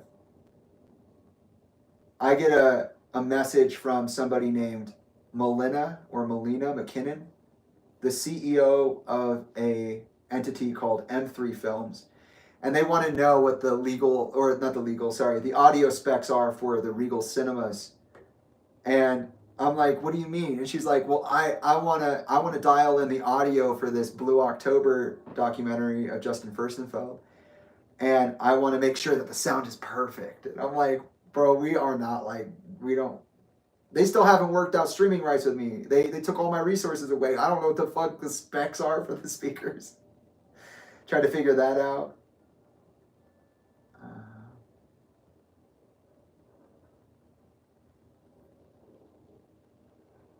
And as I'm getting closer to the date of this final run of show, like almost everybody is pulling punches. Everybody's like, oh, I don't know, I don't want to do this anymore. um,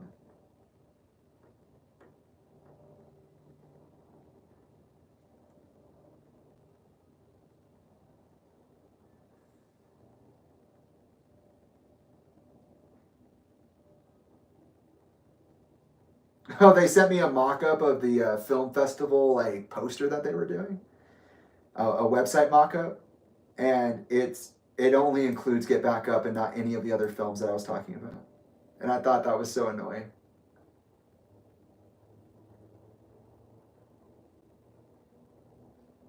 And then they start asking me questions like, okay, but who is Brendan McDonough? Is he a survivor? Is he a firefighter? Is he the main character of this movie? And I'm sitting there like, why are you asking me the questions? This is the sole survivor of the Granite Mountain Hotshots. You don't know what the fucking situation is we're talking about, and you guys think that you're running a mental health event? Like, I need you guys to really take accountability here. Like, why are you asking me who Brendan McDonough is? Why are you asking me if he's the main character in the fucking movie? The movie is it's a biography. It's a biographical film. It's a biopic about people who actually died. Know your resources. Know your materials. Treat these human beings like they're human beings. What is your problem? And we're in March now, March 2020. See, it's action-packed. And all these little nuances between the way we're talking about things and the way that we're not seeing eye to eye, very important. March.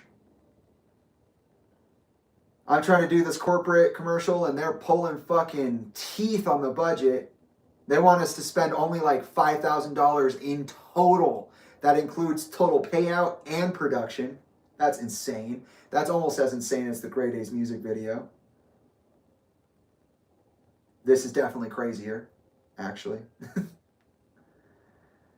It's not working out well. I go back to writing my movies and breaking down my albums. Melina comes back and she's like, we're trying to mix the loudness for the theater because there's 22 songs in this entire documentary, and it's only this 140-minute documentary, and it has such a strong fan base. And I'm just like, guys, stop with this strong bullshit. Nobody's heard of this. And it's not because I'm being rude or I'm choosing to dismiss you. It's like, you guys literally aren't listening. You're not sharing the art. You're not participating in the building of this thing. You're literally just steamrolling it. You're trying to monopolize the entire process. And you're trying to act like this guy is Chester Bennington. He's not. And regardless, I actually refuse to add anything about rock and roll in the film festival so we could distance ourselves from Chester Bennington so we could have a more fully rounded conversation about the many, many different ways in which we all struggle with mental health.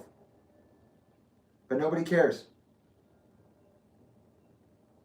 And I sent it off to somebody else. I'm like, please, somebody figure out. I got so many hands in the fire. Like, I got so many irons in the fire. Somebody just fucking give her the answer. I don't know. She's not listening to me. They figure it out on their own. We get things finalized. Like I said, we're continuing the finalization process into March. Is this just the commercial, which never happened? Yeah. And so, like, by the way, I'm on my, like, almost my third month of working out this commercial. And here's the thing, this commercial had a big payoff. It wasn't like I was just wasting time with some people. They said that they were holding a annual business conference that involved many different like people and companies, a lot like what you might think like getting advertisement for television looks like, and that Microsoft would be involved, and that there were a lot of big hitters showing up. So I was really trying to nail this so that we could get more work and we can get higher or deeper into the mesh. And it never happened, but I did stick with this commercial for a long time, like at least 3 or 4 months. Austin and I are in talks about Deviltown, about Likely Crimson River's about to come up. We finished the editing process on the 12th of March. So a chant is edited. We did everything we could with the assets that were remaining from that disaster. And now we were moving from sound to color. We did some ADR. Mike was very, very cool about that. And this was about the time, actually, that Mike started talking to me about the way LLCs work and how River was running a bad business and the NDA was actually not viable at all. That was annoying to learn, like I said. Coete Esca and I start riffing with each other, and I start working on the documentary for the third shooting block of A Chant, as well as editing sessions 1 and 2. Because I'm also trying to get this massive rollout, this massive art rollout to the people who helped me crowdfund my project. So, The Anxiety, one of Willow's side bands, releases their debut album. That's the one with Tyler Cole. There you go. Yeah, I know your name.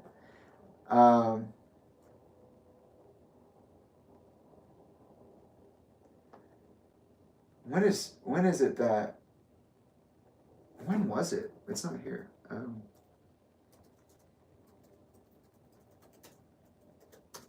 When did COVID get announced?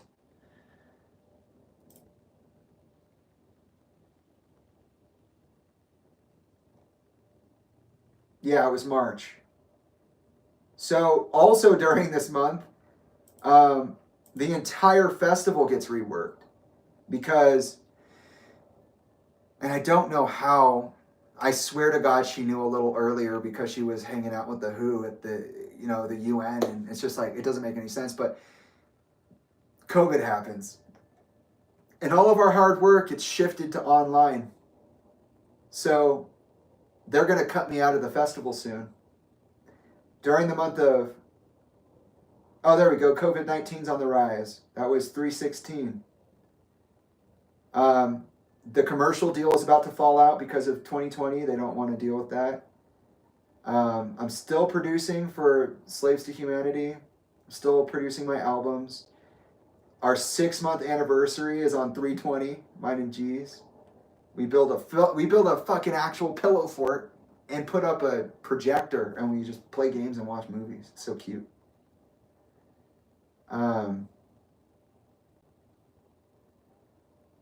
Shortly after that, G gets to see that the creek flood for the first time.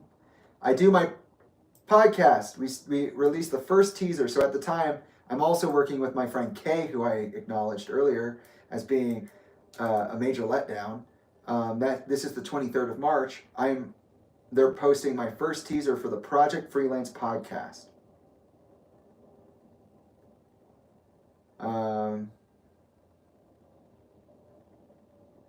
We just spend a lot of the spring hiking and being at the cabin, trying to set it up as an Airbnb, but COVID literally just washed across the planet. April 2020.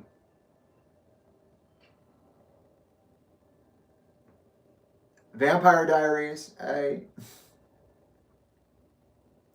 Ryan Shuck's birthday. We're still close. Wow. Who would have thought? Working Out Solo by Frank Ocean on the guitar. Sick. I put together The Elephant and posted that. That was pretty cool. Draven's birthday. And then through Loma Vista Records on the 21st of April, according to the calendar, on the 21st of April, I got in contact with Loma Vista Records. They gave me the opportunity to shoot the music video for Soul Song.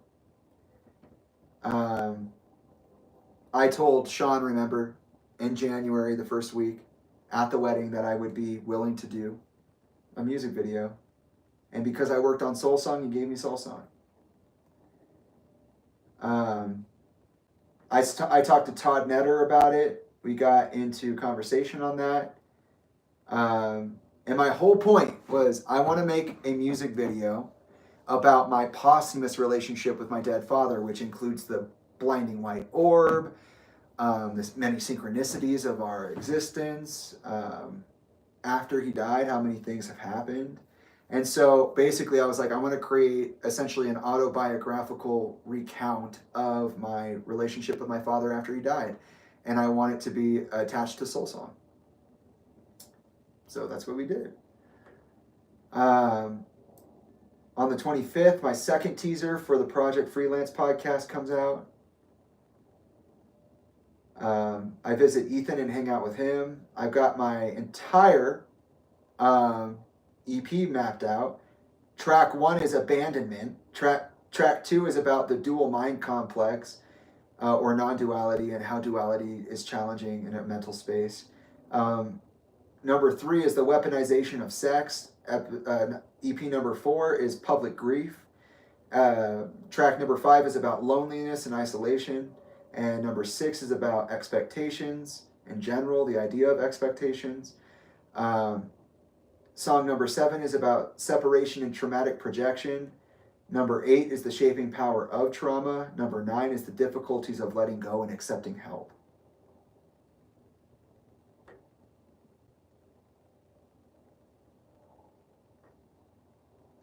And then finally, on the 27th, my episode of the Project Freelance podcast with Kate and Agonio, where I go into detail about my, and this is also available in my Now archives. I talked to Kay about making the movie so far and the impact of COVID on that process of creation. I make a note to myself to sit down and formally coagulate all of my work and lay it out nicely in front of me, like I do every couple of months. 429, the Pentagon formally acknowledges that UFOs are real. Yeah, okay, that was the first time, right? That's why when you guys did your UAP report after starting the brand new program, again, another new program, you totally left out all of Project Blue Book? Yeah, gotcha.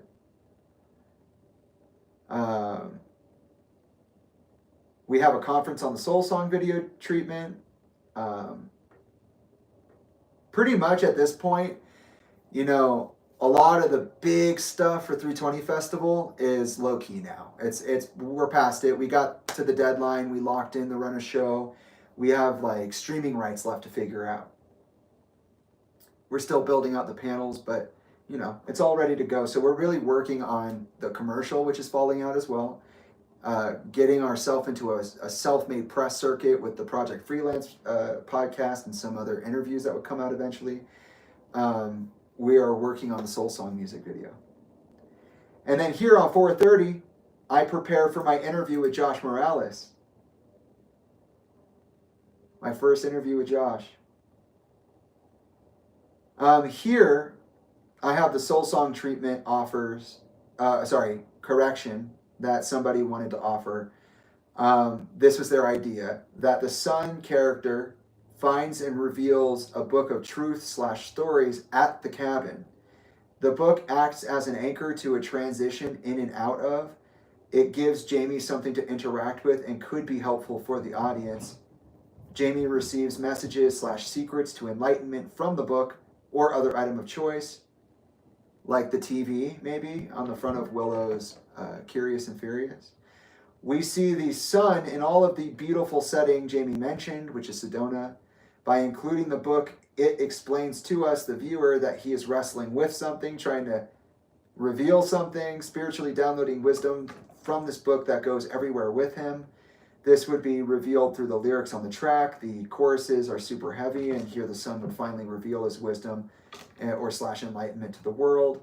He is a channel bringing the wisdom into the world. She thinks that this could be Stormy, I think is her name, thinks that this could be a beautiful, intense moment surrounded by nature, as explained, but that the setup would be like, oh, I had these secrets, now I'm sharing them, and in a heartfelt way. At this point in this, the song, we see the son seeking, understanding, and contemplating what he's learning. The son becomes a different person, a pure channel of energy and truth through the choruses. In moments where it all makes sense, this would help to set up additional transitions. It would also give us room to put something else into frame, we would want to give context to. The book is also its own character almost. It has a companion. It is Jamie's companion, where he's finding the secrets to this enlightenment, and it's his duty to reveal it, becoming the elder or the storyteller within, or the orator. 3 to 4 minutes can sometimes feel like a lot to people, and can be tricky to fill in terms of editing, when we mostly have wandering or POV shots. It can be a tricky thing to use it can be a tricky thing to use to move the story forward. Maybe something like this could help. There's something beautiful about what I said on the phone about connecting with my father.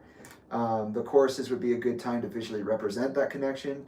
Also, a twist on the book is that it could be a TV, always on. We don't see what's on screen. It's weird and cryptic, juxtaposed to nature. You're on this journey of self-discovery, and with an out-of-place TV set, you're learning the secrets of enlightenment from. I think that would send the wrong message. Maybe this is a bit of a track away. Maybe this is a bit away from the concept, but hopefully the idea would spark inspiration for something. To show the audience that the son is grappling with something that can be revealed is important. To show that there is something from which the son is getting the wisdom or the secret to eternal enlightenment from is important as well, especially in a time of global isolation.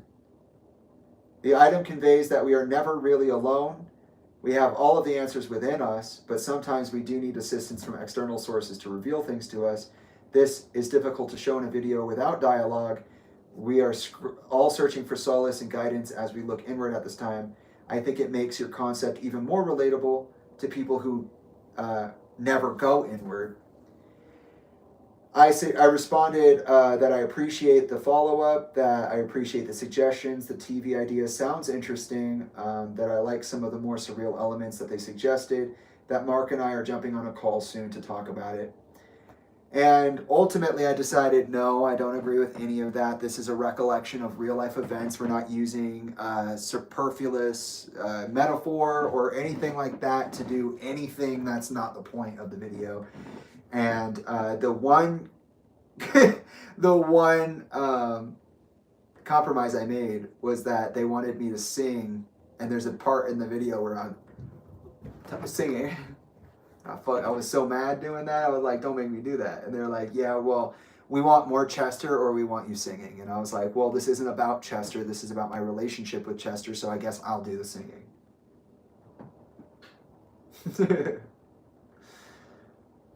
Here it says, just to give you an idea of what the production on that looked like, I spoke with Mark and we got a timeline together and a treatment together.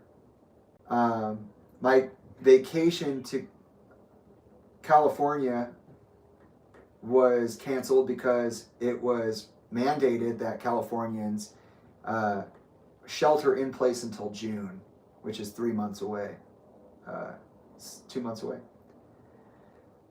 So I said, we have yet to make equipment reservations. Production will not be possible until the 5th of May next month, which is literally a week away. We plan to shoot from the 5th to the 7th, that's 3 days, edit as we go. Hopefully this will be enough to complete production with the release date of the 8th. So they came to me short notice, wanted this entire video made under these limitations. They wanted it released. This is April 30th. And they want this thing boxed and ready to go by the 8th. 1 week into July, or into May, which is literally about to happen in a day. They're giving me literally 8 days to do this. It was an extremely tight schedule. We will be lucky to have a solid production, a solid product by the 8th of May. If it doesn't pan out, we intend to continue production through the 9th or the 10th, and that would put the release date on the 11th of May, the day before my birthday. Due to the crunch, I've requested that both Mark and I are paid more than what was originally projected, $2,000 to $3,000 each, that the equipment rental will come out to $400, that the total budget will be around $3,500 and $3,600 depending on equipment availability. That we'll need to reserve the equipment today on the 30th, that I will require a credit card on file, and that I needed to be directed to those covering the costs. Todd tells me the budget is agreeable. They agreed not to pay Mark more because he was paid on retainer. And we ended up getting that solved. And then I did my interview on the 31st. There you go, Josh. I told you it was in the timelines. I told you. Here it is. The 31st of April 2020, I had my first interview with Josh Morales of Jammore. He hadn't created Jammore yet. May 2020. All right. Here comes the fucking moment. Like, I don't know if you guys are following along, but again, 2020, we're halfway through now. We're getting to the halfway point. Talinda said I was spiraling out of control, acting in rash, violent, and unexplainable ways, deteriorating in terms of my mental health. Not once did she try to get me paid for the job I was doing. Not once did she actually acknowledge any of the real life context we were going through, like her lying to our business partners, her admitting to her manipulations, her backdoor deal with fucking Justin Furstenfeld. Like, I've been done straight dirty this entire time. I'm the one who pitched it. I'm the one who put the effort in. I got all my resources taken away. She has not been involved in any of this at all.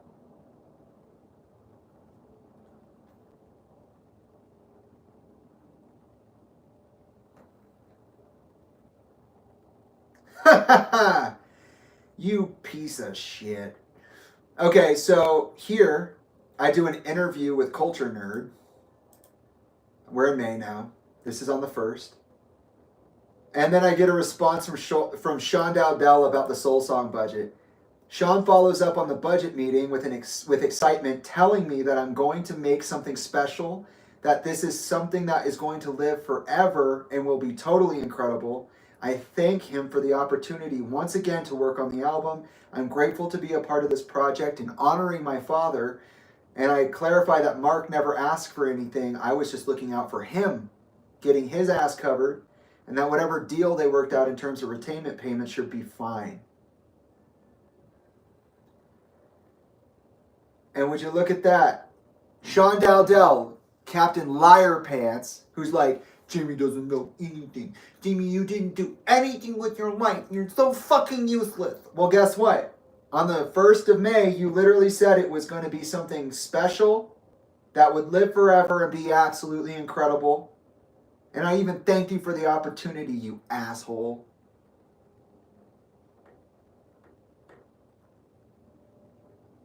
I have a meeting with Slaves to Humanity because I'm still producing music for them. Foot Goes to the Cabin. I do a joint phone interview with Sean for NME. Except for I'm pretty sure that this is the interview that falls out. It never happens. I don't know why NME never did the interview with me and Sean.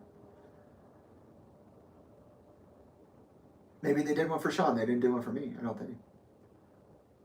I start posting Grey Days music video BTS because we're working on it. I'm walking through the production with Mark by the 5th. We've already got some of the footage edited together because I roll like that because I'm that fucking efficient. I get another follow-up on the NME interview. We're seeing if it's going to happen. No, this is the one that falls out.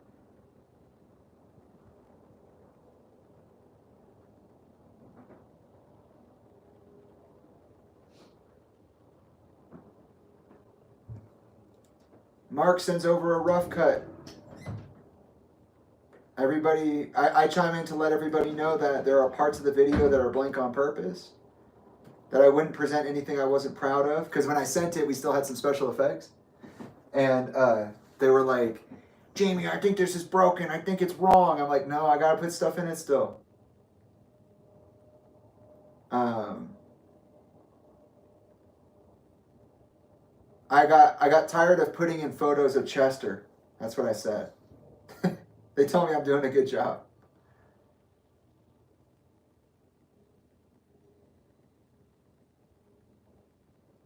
On the 8th, I thank Todd for trusting me to do this video, for allowing me to at least attempt to do this video on the timeline that they set up for us, which was literally like 2 weeks. And then the 9th, the 10th, and the 11th are the days of the 320 festival. So I called Talinda right before this, guys. I called Talinda and I said, hey, I have yet to receive the proper help from your USC assets. I have not received the oversight that I was told I would receive, the supervision. And that's concerning because I know in literally a couple of days, 320 Festival's going online, and we don't have the streaming rights figured out. And she goes, Jamie, that's not happening. I said, what? What do you mean? And she said, we're not doing the film festival, Jamie. I thought you knew that. What? What do you mean? I've been working on this since November. November, December, January, February, March, April, May. And I pitched it in August. So I'm confused. Can anybody answer this for me? Huh? She's like, don't be sensitive, Jamie. This is literally how business works. You know, we don't have time to reschedule. We don't have time to make things work. And I'm like, but I'm literally in charge of this. So why didn't you just tell me you were going online? And then I could have quickly identified what we needed to do that. Oh my God, Jamie, seriously? Why are you making this such a big deal? Because I worked pro bono for free on this festival that I pitched. And it's been nothing but a shit show since I started. Since I put that effort in. And I think it's disrespectful that you would allow me to work for so long, knowing my circumstances, knowing that I'm broke, knowing that I'm going through so much. I thought you would have tried to get me money, tried to help me out, tried to get this on my resume, tried to let me know if you were going to cut me out, anything. She's like, that's the way business works. Shut up. So, just like that, one of the biggest things I ever could have done, smoked, cut off from the body. Nobody told me. When I brought it up, I was made to feel like I was a stupid idiot who's whining about bullshit that doesn't matter. And then I was forced to watch as the 320 Festival unfolded right before my 24th birthday. Well, Bradford Delson and Mike Shinoda and Club Tattoo and Mercedes AMG and Hugo Boss all showed up to sponsor this fucking event. That really had nothing to do with mental health awareness. It had to do with making popular people popular. And that's when I knew that Talinda was not about this shit. Not only was she complicated in her personal life, but in reality, she was doing something fucking fishy. The way she treated me was dirty.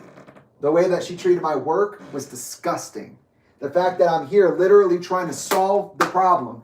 I'm literally dedicating my life essence. I may never get another chance again. And I can't even put that shit on my resume. Again, yet another project I'm cut out of. Yet another opportunity I've been gatekeeped. And Talinda gets what? The UN, the WHO. She gets to go ahead and lie and deceive and connive and not be straightforward and have a pill addiction and just go crazy. Okay, great. But Jamie's so violent. And did I respond with violence to that? Did I freak out and go, fuck you, X, Y, and Z? Nope. I said, I think that's disrespectful and unfair. No, I disagree. I don't think that's good. As an artist who knows my worth, as an artist who's currently making a movie you didn't want to help me make, as an artist who's putting together a film festival you had no intention of keeping, that you had backdoor deals on without ever telling me, that you cut out of the festival without warning anybody, it's obvious that you don't give a fuck. The movie that I made was meant to be a resource. Even Stephen King saw that. And he gave me my own contract. After I tattled on myself to Stephen King. My character is unbreakable. My record, unbreakable. I am really this motherfucker. I really am. Not fucking crazy. I really am traumatized. And really am being taken advantage of. And really am being shut down, isolated, and discarded.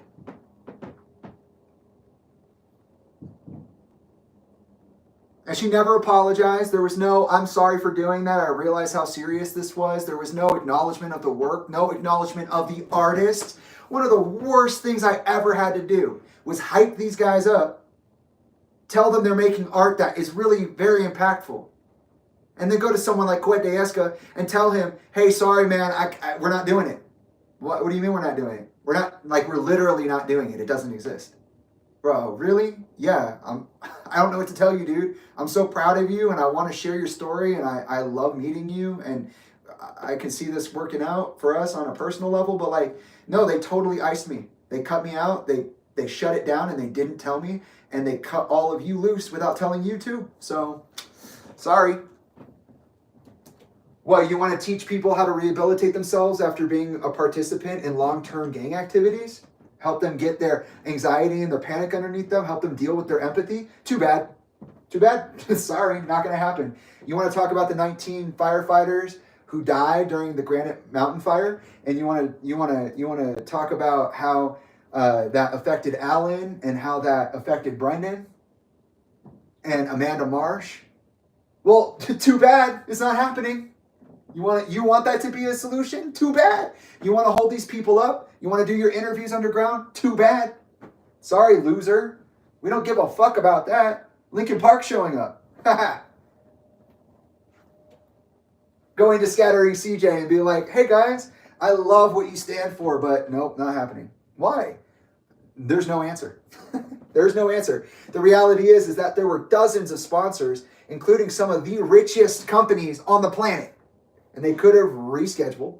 They could have, I don't know, aligned more with global fucking events. But no, COVID just happened. So we're going to do it anyways. We're going to make this bitch star-studded. We're going to pull in that donation money. And we're going to walk off with it. That's what we're going to do. That's what we're going to do. And isn't it so interesting that Bradford and Michael showed up to, present themselves, and Sean showed up, and all these other artists. And yet not a single one of them is here now. Not a single one of them is here now. Brutal. And on top of that, the NME interview fell out. We didn't end up doing it.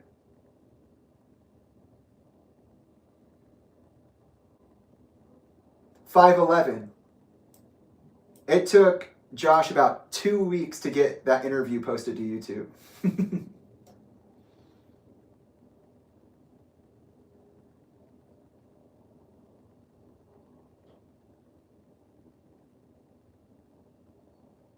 Here on the 11th, the day before my birthday, Monica Seed Evanson, Speakeasy PR, reaches out to let me know that she's working on the press release for the video, and it's just absolutely beautiful.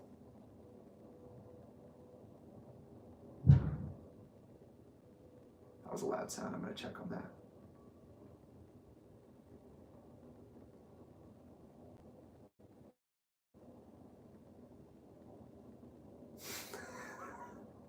We're working on the Soul Song music video press release, and then my birthday happens. I turn 24 years old, and it's a goddamn nightmare. Thank you a lot, Mom. Are you okay? That was really loud. I gotta check that.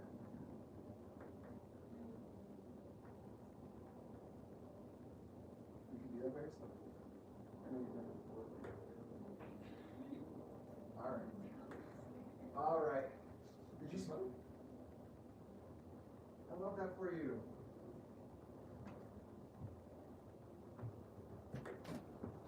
Okay. We're going to take a break because this is a time to take a break. How long have we been on?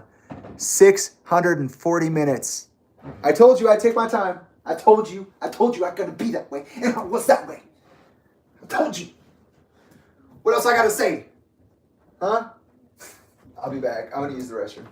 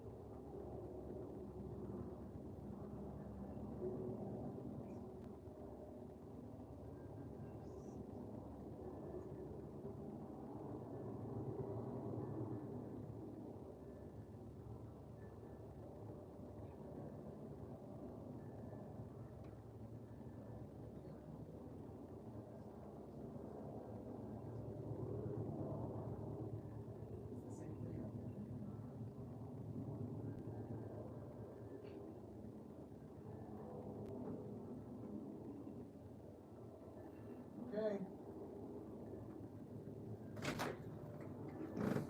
I turned 24 years old. 24. I did all of this at 23. Everything up until now I did at 23 years old. I turned 24. Talinda calls me that day. She's like, oh my God, I love you. We're family. Mama. It's real enough. All right. I mean, I guess I got to kind of forgive her. She doesn't make all the decisions. So cutting me out like that wasn't exactly her best choice. But, you know, it is what it is, right? Entertainment. It's the entertainment business. We all care about each other. We just kind of don't give a fuck too. So, and this amazing thing happens, okay? Truly upsetting. So I turn off my phone after that initial call. You know, I'm like, no, I need to take this day for myself. A practice I've been working through, right? Taking time to myself. We got our hands on like the smallest amount of mushrooms. By we, I mean me and Josue. G was working at practicum. So they were working toward being able to teach in a classroom, and they would do that through in-school teaching. So they weren't smoking weed. They were not doing mushrooms. They're totally sober. It was very safe. I turned off the phone. I took literally a mushroom and ate it, hoping that my current experience would be different than my past experience. And it's nice and mellow. And then I'm totally sober and I turn my phone back on. It's like 12:05 and boom, there's a voicemail from Talinda. So I answer it, I listen to it, and it's very weird. And I hand it to G, and I'm like, "Hey, what was this? Like, what do you make of this?"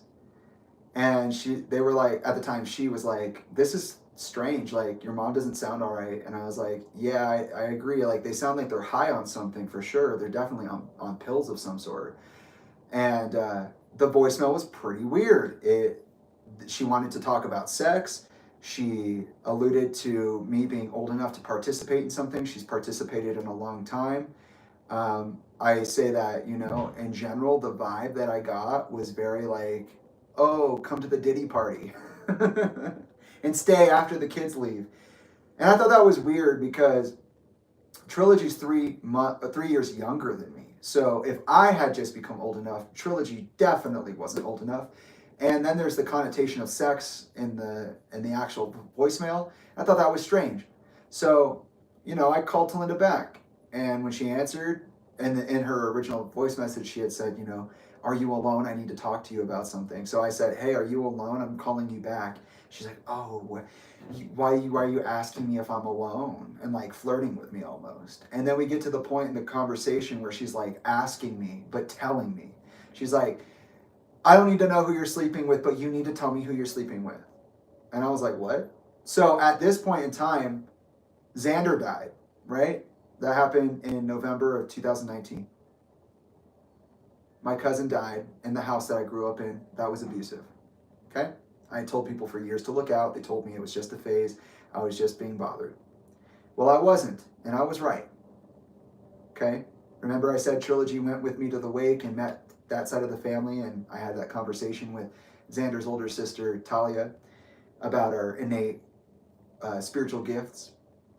Well, during that funeral, I saw the colleague of John's who allowed us to stay at his house for a year while they built their doomsday prepper compound in the desert.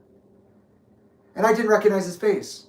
And the oldest sister, 7, who I experienced, I hadn't talked about this during my story, but this is really important.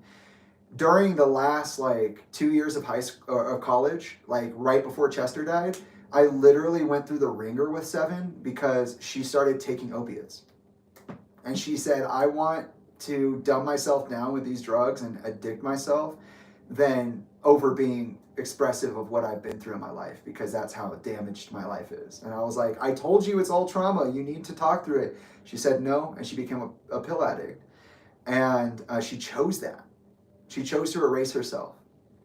And so at the funeral, I'm wondering if 7's sober or not. And then she's like, dude, did you see that? That's Todd. What the fuck? I'm like, "I don't know who that is." And they're like, "What do you mean you don't know who that is? You lived with him for a year." And I was like, "I don't know who that is." And she's like, "I can't believe he shows his fucking face here after what he did to my family, after what he put Johnny through." And they start talking about sexual trauma, about how his adopted son, Todd's adopted son, who was in the house with us, was doing things to people. And it reminded me of all that weird stuff I went through. Waking up naked, the sleepwalking and all that stuff. I don't remember the kid's face. I don't remember Todd's face even now. I just realized all of a sudden, wow, all of that trauma that's been rising to the surface is present in this moment, and I can't identify it looking straight at it. And that's when I realized I had short-term and long-term memory loss as a result of the complex PTSD I was experiencing, the undiagnosed and untreated trauma and potential, spectrum activity that I was experiencing throughout my entire life. And Talinda knew that, and I told her about it. And as soon as I started paying more attention to my memory and realizing what things I didn't have such a deep connection to or what things I did, I started to recognize things like, for example, maybe TMI for some people, but it is a thing to talk about. I realized that my circumcision, the thing that was performed on me at birth, actually mutilated my genitalia to a certain degree. And I was wondering, oh, what is that? Did I have a disease that I didn't know about that I recovered from? Was it sexually transmitted? I just started to recognize things about myself in a certain way. And I called Dave Curran about that, and I talked to him about it. And someone I mentioned before, the Stars of the Season, that's organized by him, a good friend of my dad's. And I told Talinda, and then I also told Talinda that I was really sad about Matt. Like in the last year, I told her, I'm really sad about Matt. And one of the things I love about being around Trilogy is that I have a best friend again. And, you know, it's everything I could have wanted in a relationship and more. And they're just such a beautiful soul. Like, this is everything that I ever wanted. And I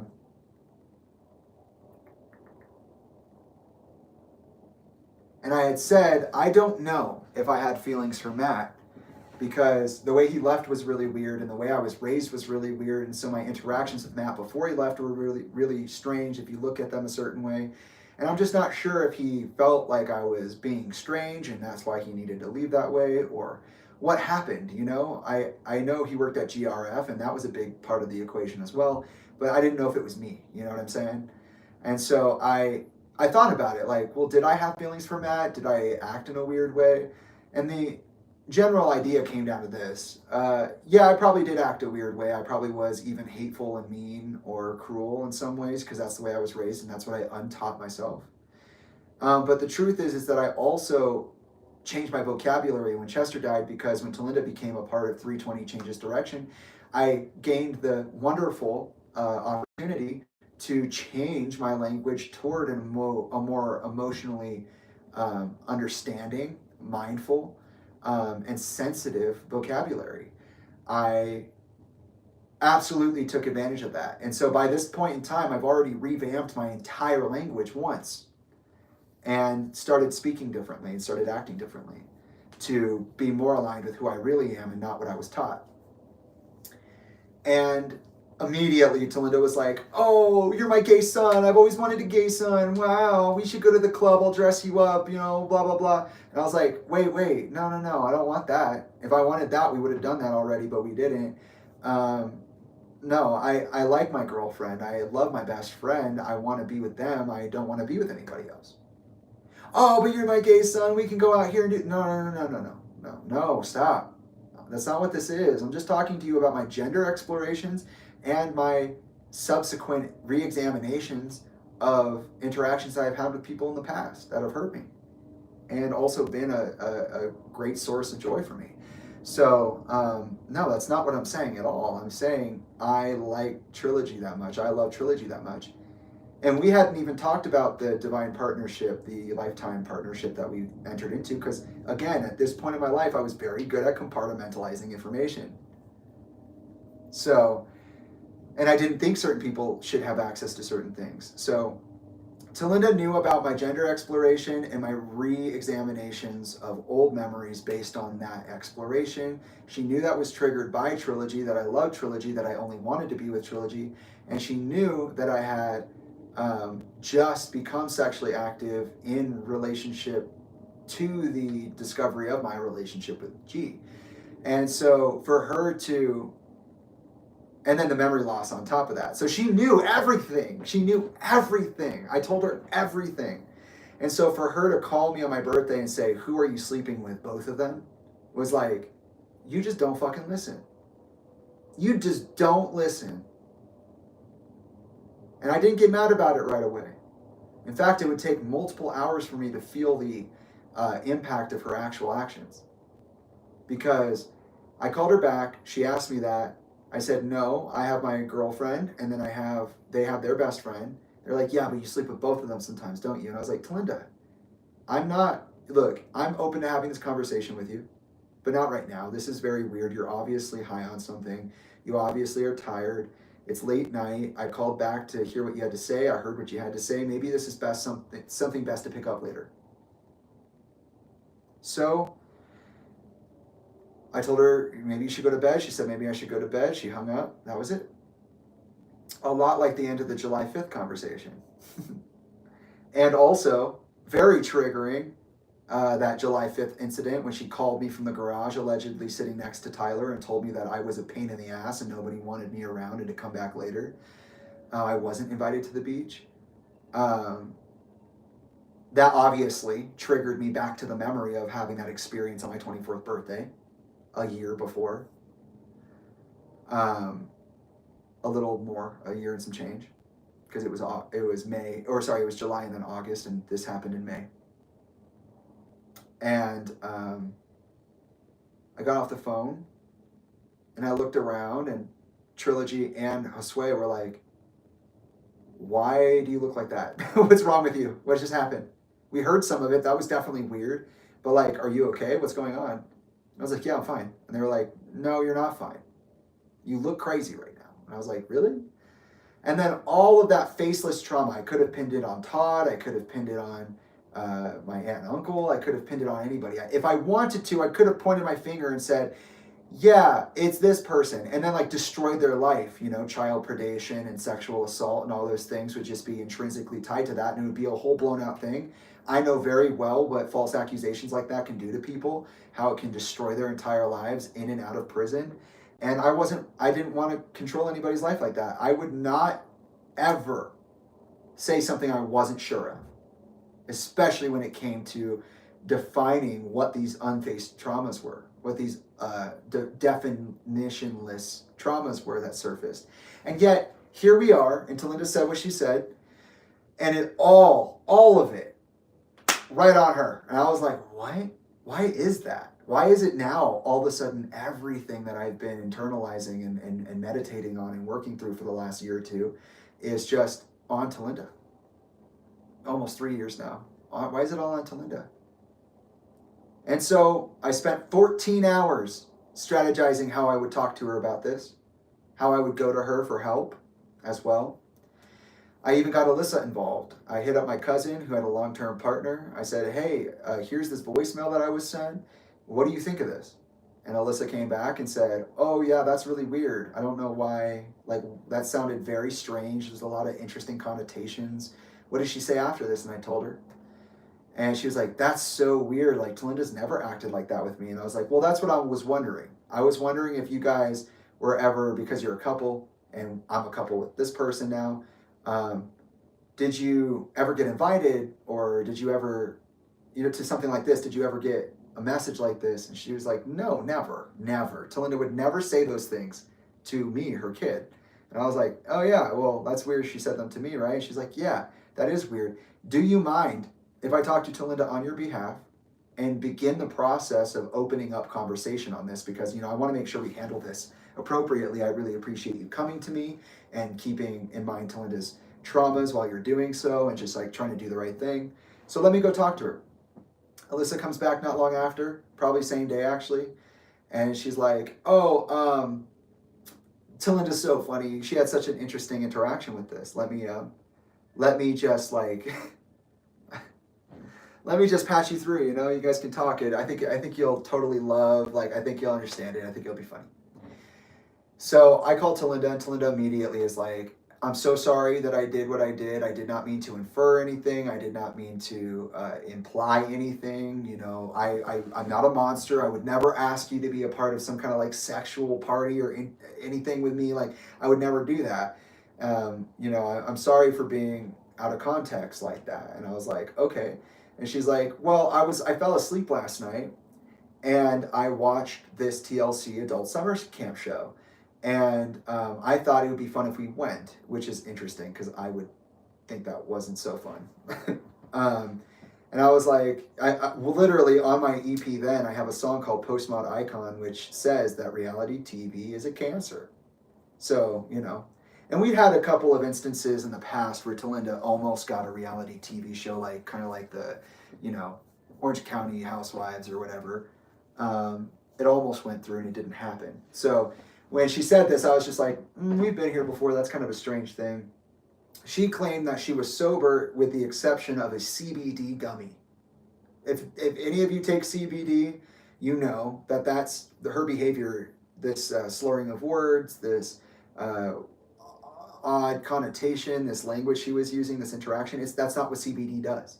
CBD is literally, it causes you to stop feeling pain. It's a treatment for pain. THC gets you high. It's only one of the psychoactive components of cannabis or marijuana. Cannabis is another. And so it's like, No, I know. I just started smoking again. I just started seriously smoking, using it as plant medicine. G got me into it. They got me to a point where I felt held enough to be able to participate in something like that.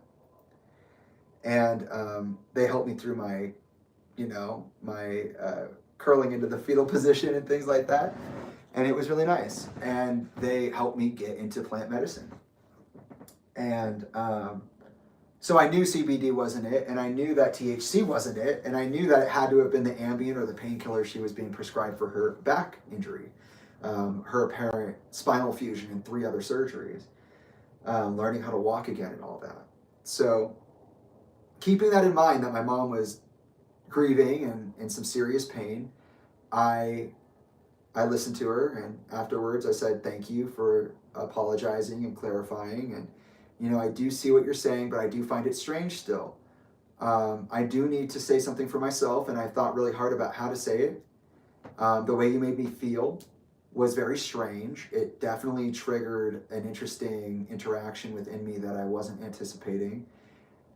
So I need to tell you, and I am coming to you as somebody who is your child, and as somebody who has thought very deeply about your traumas as a child and what you've worked through as an adult. Like, I don't want to startle you, but I'm going to say what I'm going to say. And she was like, okay. And I said, in all of my reflection, all I could tell was that there were 3 possible explanations to this situation that I'm finding myself in right now. Starting with the least likely option, the thing that I don't think is realistic, but is possible. You are my abuser. You are the one, given your admission to manipulating me for about a decade, over a decade. It's worth acknowledging that you could be my aggressor in some way, and that either that just left me with a bad feeling, or it was something more serious. As a child of abuse, children who, it's proven, like, you live what you learn, and sometimes you don't know you're doing it. So, like, maybe in the scenario, the more likely option is that you are my abuser, but you were also someone who was abused. And I'm okay with that. Like, I would just rather us talk about it, right? The second neutral option is that in reality, you met me around the time that this supposed trauma was happening, this alleged trauma was happening, and you having just started your own process of therapy to deal with these things that you wouldn't even confront until after that man walked you down the aisle on your wedding day. You saw the situation. I recognize that you saw it. I know that you were there for it. You just didn't know how to handle it. And in that case, I wish that we circle back to the situation and talk about what that environment looked like. And, we, again, are accountable with each other and we work through it together. And then I said the most likely option is that in reality, I was raised by someone with a very serious substance dependency. They were a female, and so you represent, by metaphor, a lot of the traumas I've experienced all in one magical moment. And maybe you didn't mean anything, and maybe that is where you were standing with the adult summer camp and whatnot. But, like, in reality, you probably had nothing to do with it. You probably just were the right combination of things to trigger me into memory about some of the stuff that I forgot about, stuff that was hard to go through. Regardless, I would like to say that I trust you, and that's why I'm coming to you, and that I now believe I am ready for EMDR therapy. I want the memories back. I want to do the work that it takes to get the memories back. I want to be a part of the solution, and I will not accuse anybody of anything that they didn't do. So until I get the memories, I'm just going to be stuck with my hypothesizing, and that's it. She did not like that. She was like, I'm not a fucking monster. I would never do that to you. I can't believe you're saying that I would sexually assault you. And I was like, I didn't say that. I did not say that at all. I said that there were actually 3 potential options. I was willing to go to therapy after years of telling you that I wouldn't want to, and why, and that this was the right time to do it. And I'm coming to you for help because you did trigger something in me, and I do want to understand it. And she was like, oh, okay, after some convincing, she was like, okay, well, I'll pay for it. We'll do it together then. Okay. She's still upset, but she was like, all right. Off the phone, 10 minutes. She calls back. You need to tell me right now that you know that I didn't do this. What? What do you mean? Jamie, I'm serious. I'm not a monster. I would never do this to you, and you need to acknowledge that right now that I'm not someone who did this. I can't do that. Jamie, I'm serious. Like you need to say it right now. What do you mean you can't say it? You say it. You know it. You know I didn't do it. Well, actually, no, I don't. First of all, I'm coming to my mother for help. Second of all, you're my mother and you're trying to tell me to tell you what you want to hear so you feel better when that's not how this works. Third of all, you taught me how to be standing in my truth this way. You told me to stand tall like this. You told me to, when I see something, say something. So I did. And I'm saying to you that this is the reasonable reflection that I've had, and this is the reasonable path forward. Therapy. We can do it together. No problem at all. I didn't accuse you of anything. I'm sorry if it sounded like that. I tried really hard to stay away from certain kind of language. But no, I will not just tell you what you want to hear because that's what you want to hear. I don't know what happened.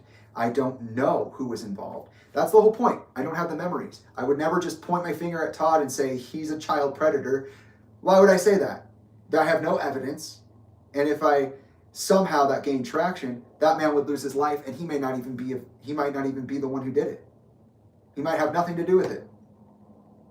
The same thing I afford to him is the same thing I afford to you.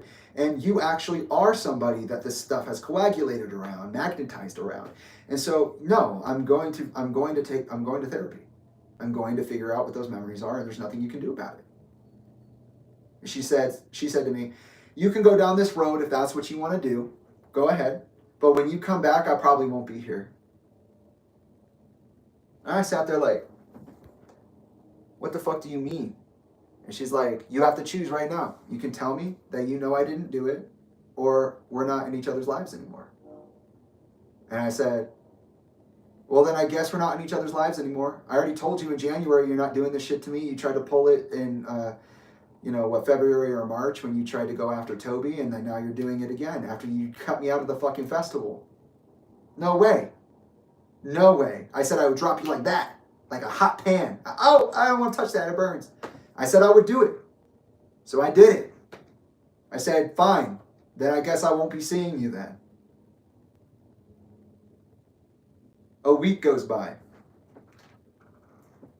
Now's a good time to pull this out. A week goes by. Almost total radio silence. I get like one phone call from Talinda before a scheduled phone call, like early as fuck on like a Sunday. I'm like, why'd she call me like that?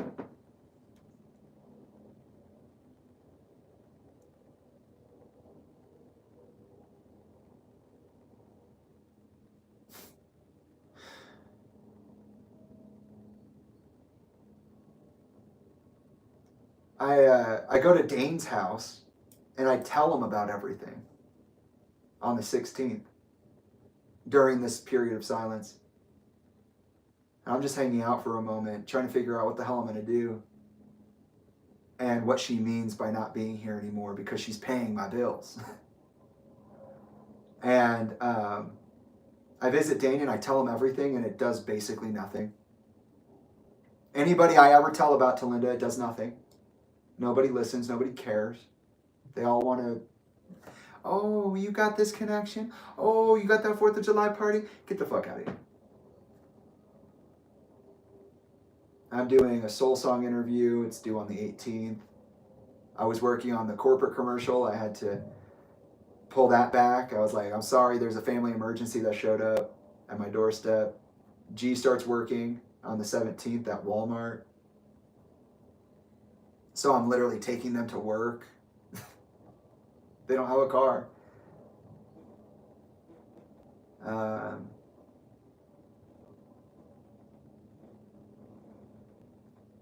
The Alt Press interview for Soul Song music video was released on the 19th. I'm ready to continue my Talis Valhije project. I'm just trying to keep moving.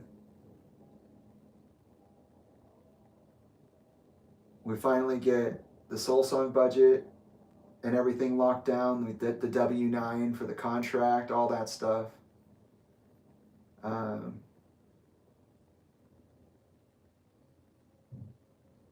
I'm just waiting. I'm like, what the hell's going on? And here it doesn't say it. Let's see. I'm going to go through June and see if it's there.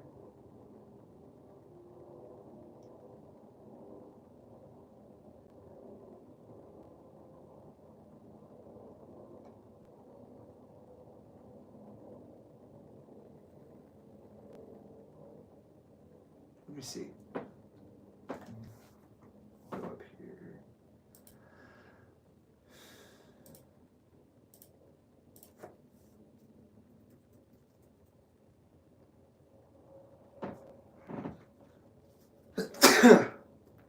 Caught it just in time.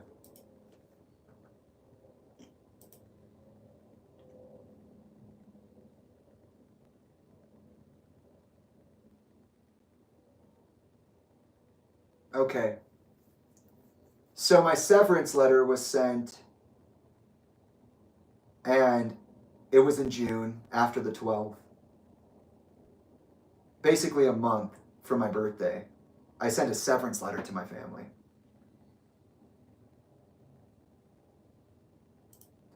We're not going into that yet, though. We're close. Let me see when was...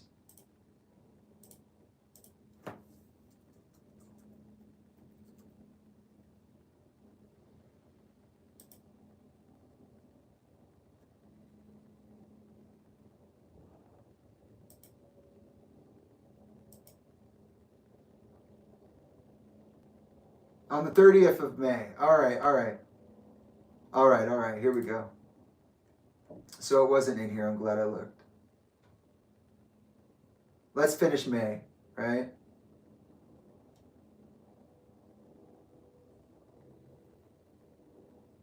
Yep, we're close to the end here. On the 26th, the thing progresses. If it doesn't say here, I'll say it at the 12th of June. Yeah, on the 27th, I did a Soul Song reception appreciation post. After 1 week, that thing hit 900,000 views. And still nobody in the video knows who I am or cares to ask the real question or cares to know about me. I made it a point at this point in my life to beat Mario Kart 8 on the Switch. 3 stars on everything, so I was working through that. Josue had a family get together at the cabin or at the apartment. I wasn't allowed to be there. And then Soul Song at the very end of the month hits 1 million views and still nobody knows who I am. How is that? How is it that Sean Dowdell, I did an alternate press interview.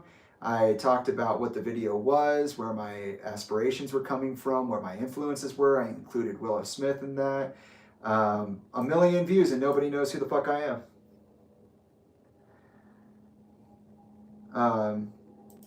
And actually I helped. I was allowed to be there for this Josue event. He finally let me. So I met in September, October, November, December, January. September, October, November, December, January, February, March, April, May. So I've known G for about 9 months now. And finally, Josue's letting me be his friend. He allowed me to go down to Yuma, pick up his family, bring them up to Flagstaff, and drive them home. And he also joined. How cool is that?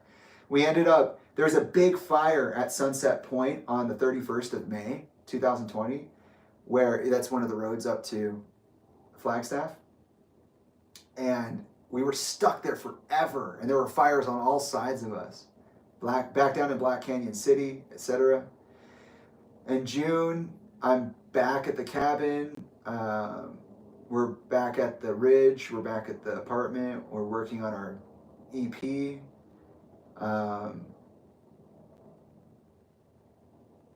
I decided to take shrooms again, I guess. I don't remember that, but it's here. So I guess I should look at that. That'd be interesting. And then I go to White Horse Lake up here, up north, because both of Dane's parents, people I grew up with, Franny and Herb, they both died. So they're going to spread the ashes. So I'm there with the Bartels, who are Dane's sister's married family, And then I'm with Dane and his family, my sister Abby, my sister Devin, my sister Valerie. Having told Dane about the situation, he hasn't said anything, but I'm showing up to spread the ashes of his parents. On the 7th, I get to meet the father side of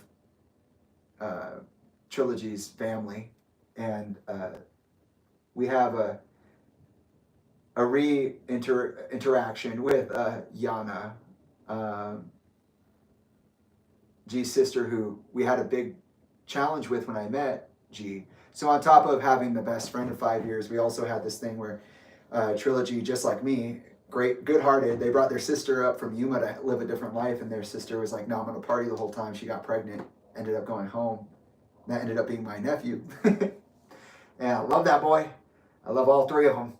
And we hadn't seen her since then, so she showed up for this. That was really cool.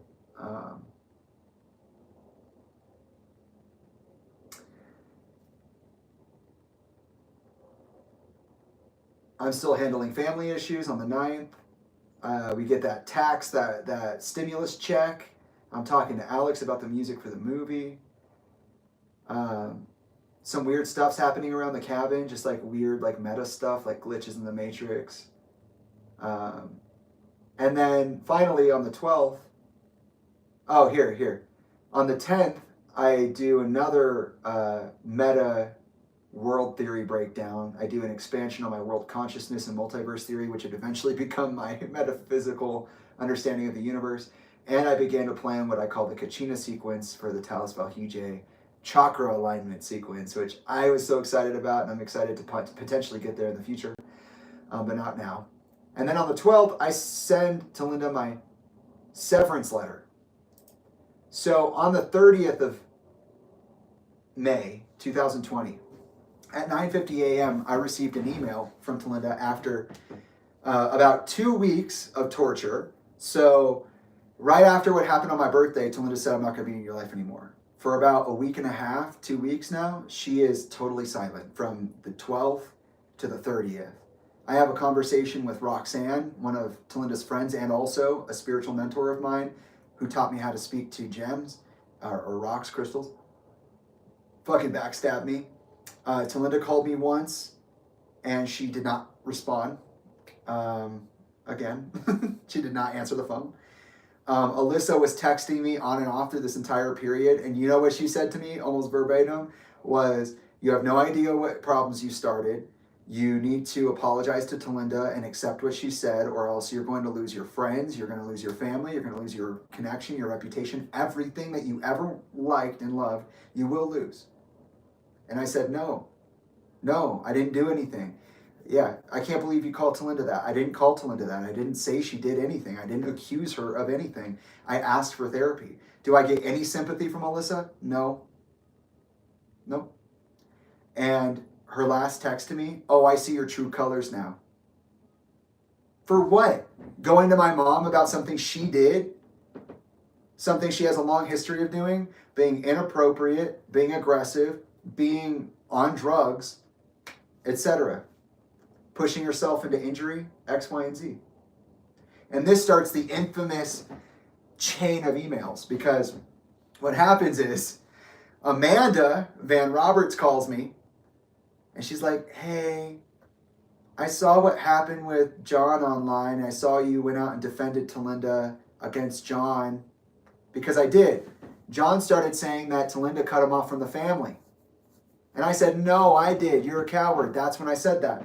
I said that even though Talinda literally just dumped me. She just dumped me. She just cut me off and went, nope, I don't care about you anymore. On my birthday. And Amanda at first is like, I'm so sorry you have to keep going through this. And then all of a sudden she's like, oh, actually I needed to share some information with you that you might not know. And I was like, what? And she's like, so this is me serving you. Talinda did go and get the advice of an attorney after what you claim she did to you. And she started preparing the kids for this, alternative future that we have. You're not allowed to see your siblings or speak to them without strict supervision by Dane. the person I went to, and he said nothing about what happened with me and Talinda. And this will be in perpetuity, so it won't end soon. You can't speak to them. You can't interact with them without him present, which was so weird to me because he's Elka's ex-husband. What the fuck? Why does he get that privilege? And I was like, what do you mean? She's taking the kids from me? He's like, yeah. And you're not allowed to talk to her except for through the attorney. So no phone calls, no nothing. She has to do what she needs to do to protect herself and the family.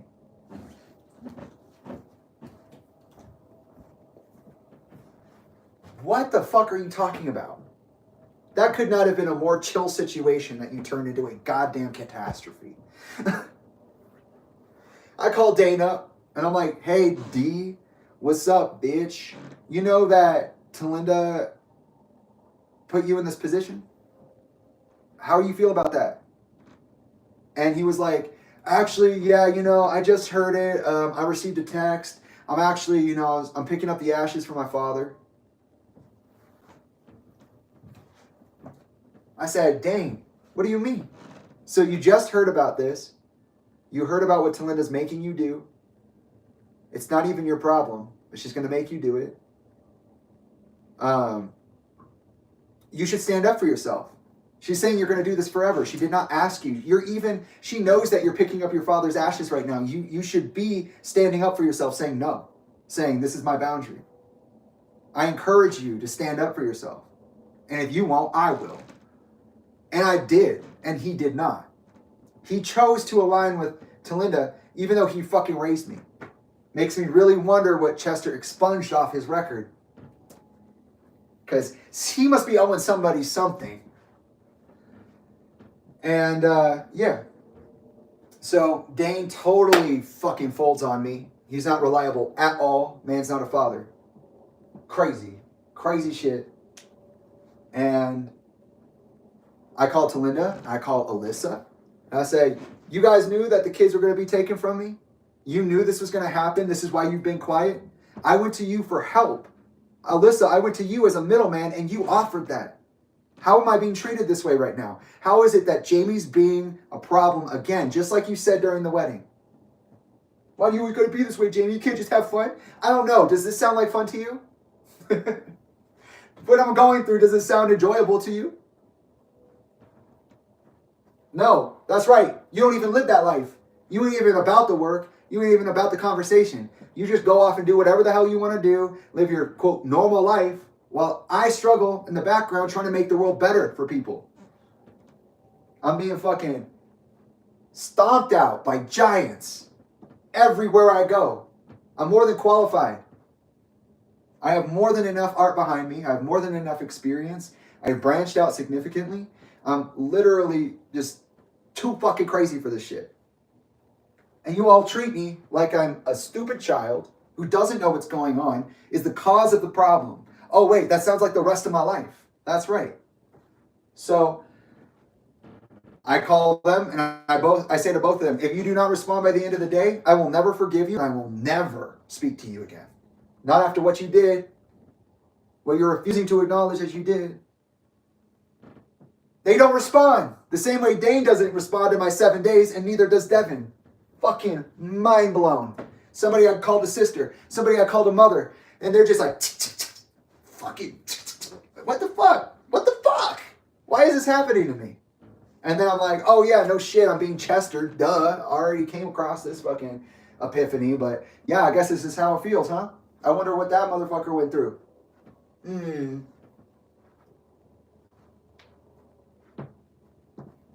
And then on 5:30, I get an email from Talinda, starting the infamous chain of, I wrote this down so there's no confusion. May 30th, 2020, 9:50 a.m. Jamie, I'm sending you an email rather than calling because I want to make sure that what I am about to say is on record and not misunderstood. Okay. I will not allow you to say that I, quote unquote, either was inappropriate with you or I knew about it and covered it up. You have and continue to accuse me of something I never have done and would never do. You say you were confiding in me, Confiding is saying, hey, I think this happened to me. Not either you did it or you knew about it. Literally what I said. Hey, I think this might have happened. I want to go to therapy.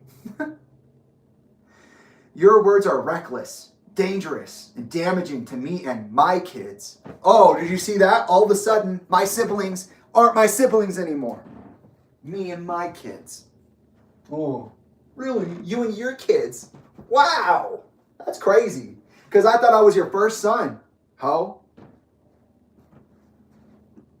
I'm only holding you accountable to your promise. And yet here I am, officially. You say it to my face. You're not my kid. Goddamn right. I'm my daddy's son. That's why I'm a pain in the ass. I will not allow anyone, even you, to be in my life with such vile in their mouth about me. The consequences of your words falling onto the ears of someone who believes them could lead to CPS removing Tyler, Lily, and Lila from my home until I can prove my innocence. That's not how it works. You're always innocent until proven guilty. That's the whole fucking point. CPS doesn't just go, huh, you said something? Okay, I'm going over there right now and taking the kids. That's not the way it works. And coming from someone who was in CPS interaction twice before the age of 8, I take that to the fucking bank. You obviously don't remember who you're talking to. You obviously don't know who you're talking to. Because guess what? They didn't take me away from the meth addict. Nope. Even though she sent that motherfucker to jail. Okay. That's the absolute most terrifying feeling I could ever have. And you, yes, you made me feel that way. And the fact that you can't even acknowledge how what you said to me is not okay. Okay, Ryan. You may be thinking that's not true. I'm here to assure you that it is very true and a very real possibility. I have spoken with a lawyer, quote, or in parentheses, to know how to protect myself and my family. And told them the situation in its entirety, which is what? That you called me high on pills after treating me horribly for half a year? And triggered me to something that you knew I was working through? And then I went to you, thought about your traumas, took time and space for you, and even got a middleman involved. You know, they told me exactly what could happen and what I'd have to do to have my babies returned home. The police and CPS don't take words like this lightly. Oh, that's probably why I didn't call the police first. Or tell CPS. I just talked to my mom. Well, crazy. There are people that hate me and would happily make that call to CPS upon hearing your lie. You need substantial evidence. It's literally a process of investigation. They don't just take kids. They don't just take kids. It's getting the kids out of CPS once they're in it. That's the trick. Upon hearing my lie. I didn't lie. I didn't accuse you of anything. I did not threaten you. I am not trying to make this about me, as you have said. Yeah, okay. Your words have consequences, and I have every right to respond to them. You can't say whatever you want, whenever you want. Really? That's why you called me up and told me you were going to jump in a plane, take the jail time, and kill my dad's sister and her husband? Okay. Yep. Right.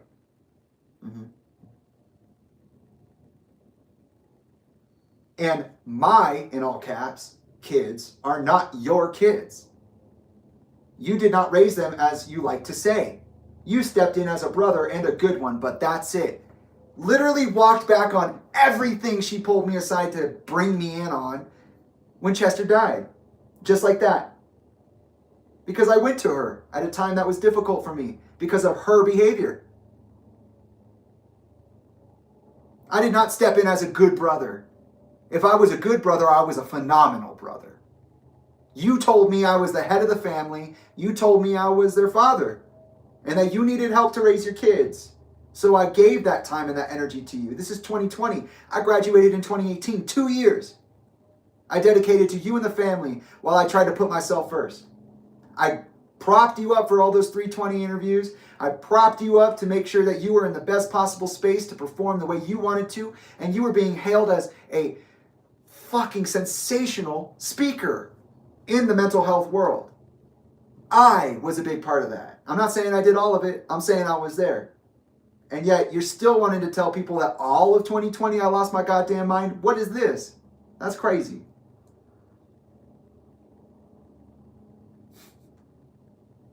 If you want to have a relationship with your siblings, oh, now it's an ultimatum. You absolutely cannot speak ill of me, which is exactly what I told Church, Susan, John, and Toby. So what the hell are you talking about? I already did it. What you're telling me I'm doing is something I'm not doing, and you're just buckling down. No matter how much you hate me now, didn't say that. I told her I hated her because she didn't respond to my phone call when I said, either you can talk to me now or never again. And she chose never again. Yeah, that might bring a little of the aggression, a little of the hate out. Yeah, so go ahead and share all of those videos with people. Go ahead. Or I guess voicemails and text messages. But share all of them. Like I said, you have my permission, but share all of them. Tyler told me some of what you said, and I'm just disappointed that you would try to tell my child those things. Saying what kind of mother would do such a thing, you don't get to talk to my kids that way. When I was forced to abandon my child, I told him that he should not have been used the way that you used him. That it was not his fault. This shouldn't have been his problem at all, and that it's disgusting the way that you treated your child. The way that you roped him in and force-fed him lies. And I told him that. I told him that as late as the fucking court hearing. So no, you're wrong. That is wrong. That is wrong. If you want to have a relationship with your siblings, you can't have any original thoughts of your own. And also, when you told Tyler the truth, shame on you, you fucking jerk. I'm a mom. Okay, then act like one. I'm not seeing it. And I'm not included now in your biological children, nor your extended children. I'm not your first son. You're saying that I did things that I went out of my way to explicitly avoid. And now you're telling me that if I ever want to be around my siblings, I just can't talk about you in a way. Get out of here. Telling me that I'm lying. I didn't lie. I didn't do anything. You're telling me I did something. I didn't do it. You don't get to talk to my kids that way. You don't get to tell Chester's son that he's 50-50 in the family and then say some asinine bullshit like this, some contradictory fucking jerk-ass shit like this. I am fully acknowledging the fact that my phone call made you very uncomfortable and most likely triggered you about some shit that I have nothing to do with. But I, in caps, never was perverse in my call with you. Jamie, who are you sleeping with? You don't have to tell me, but you do have to tell me. You sleep with both of them sometimes, right? I was never perverse with you. Okay, sure, man. Yeah, live your own life. Tell your own stories. Doesn't mean they're true. I most definitely never asked you to a sex club. That's disgusting. I didn't say sex club. You did. I didn't say the things that you're saying I said. You said those things.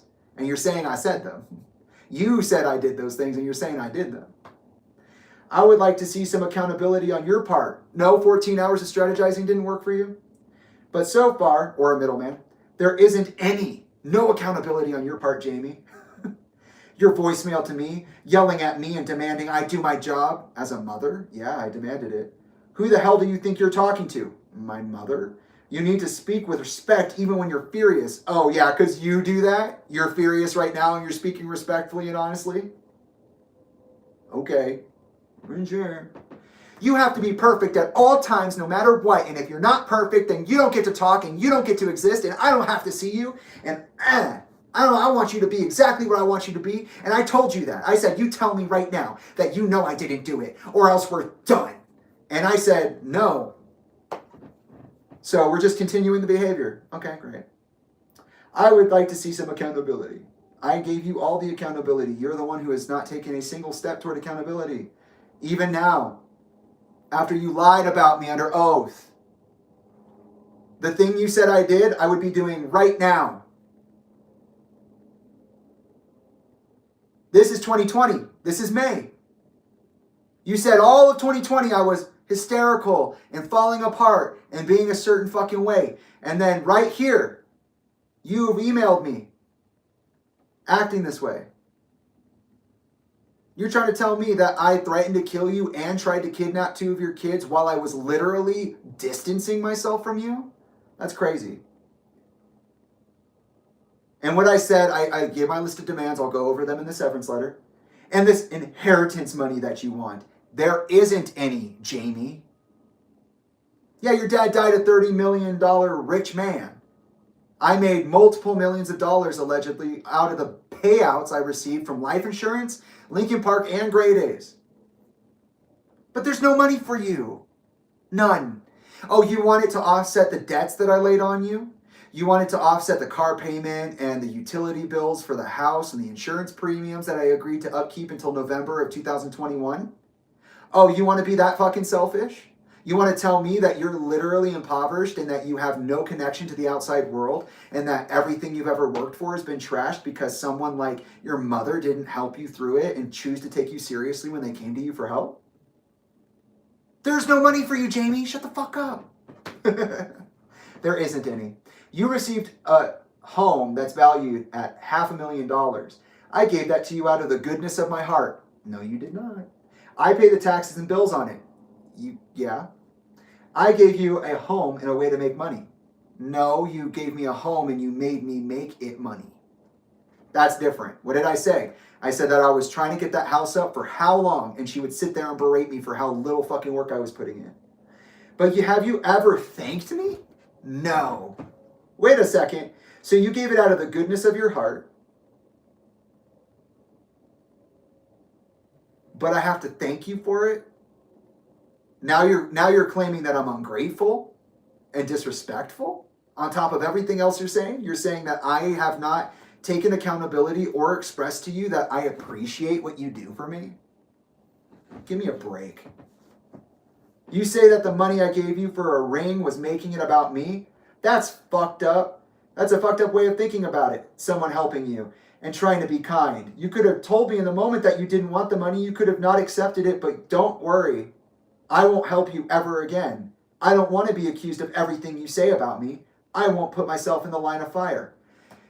You guys know what that was about? I told Talinda, G and I have an unusual relationship. It is a unique relationship. I will not marry them. I told them now, at this point in time, about the life partnership. And they said, oh, you need to get a good ring. You need to propose right. Otherwise, they're going to leave you. The same way that Elka said that stupid, weird shit about, oh, G's turning 21, so they're going to turn into a slut. What is this misogyny you women act like you aren't fucking indoctrinated with, mother? I did tell you no about the money. I said, I don't want a ring. Do not give me money to pay for a ring. You sent the money anyways. I accepted it because you fucking sent it, and I sent it back. And I said, no, you don't get to make that decision for me. I will be in love the way I want to be in love, and I will handle this situation the way I want to fucking handle this situation based on what my relationship demands of me. And it's not what your vain excuse for a relationship means to you. So your whole thing here about, oh, you don't want the money for the ring? You don't want, how is that? That's fucked up, treating someone who's trying to help you like that. You aren't being helpful. You're doing what you want to do the same way you did when you came and redid my entire fucking house for that one date with Danielle. You're just doing what you want to fucking do. You wrote in words what you would have said to me in a situation like that just now. This is what it was like to go to Talinda and tell her, hey, I brought all the stuff that you left in my house. I asked you not to leave there. I'm never fucking helping you again. I hate you. Okay, hate me. You know what I hate? I hate you taking control of my life and acting like you know what's best for me when you don't know me.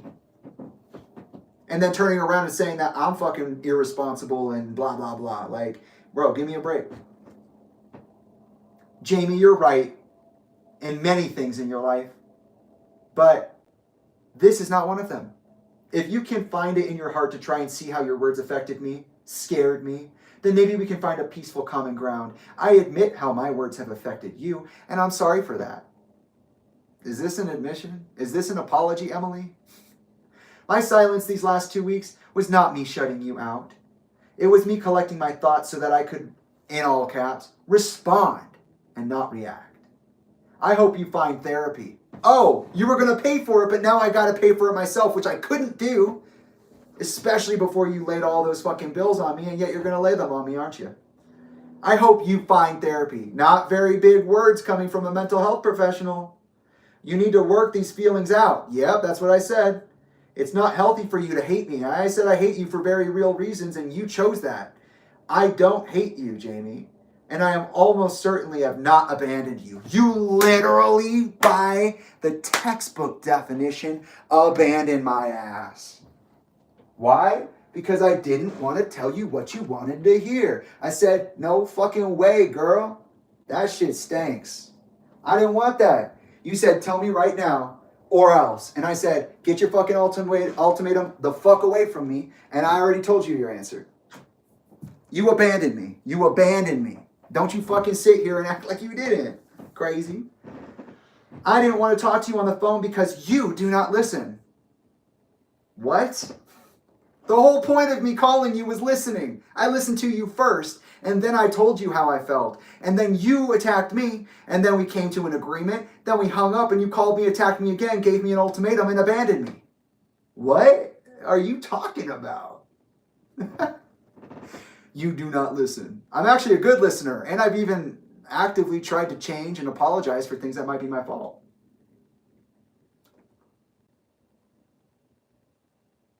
And it feels like if I don't agree with you, you get mad at me and invalidate my feelings. That's literally what you're doing to me. I cannot emotionally or financially support you after what you've said about me and continue to say.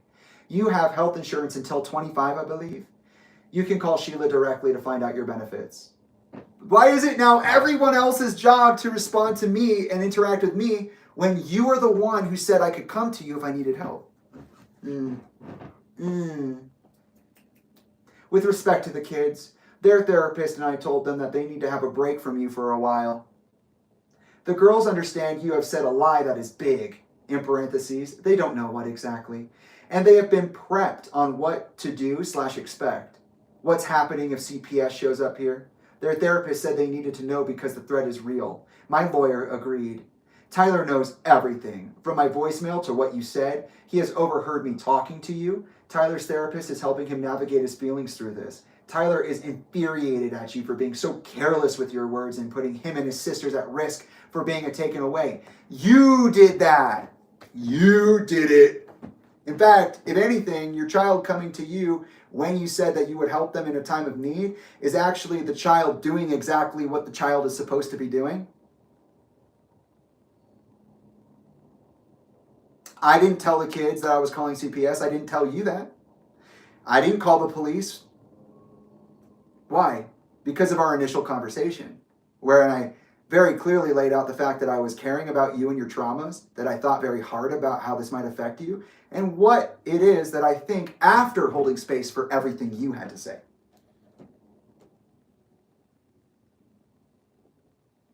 You told the girls that I lied about you, that I could have them taken away from you, what to expect, what to do. You have Tyler in on it as well. You continue to inundate him with your bullshit. And you got the therapist and the lawyer involved. Bro, you need to relax. You need to calm down. You took 2 weeks to respond and you reacted. Jamie, I do not know who you are anymore. Really. And you have shattered my trust in you. I shattered my trust, your trust in me? Really? That's rich coming from you.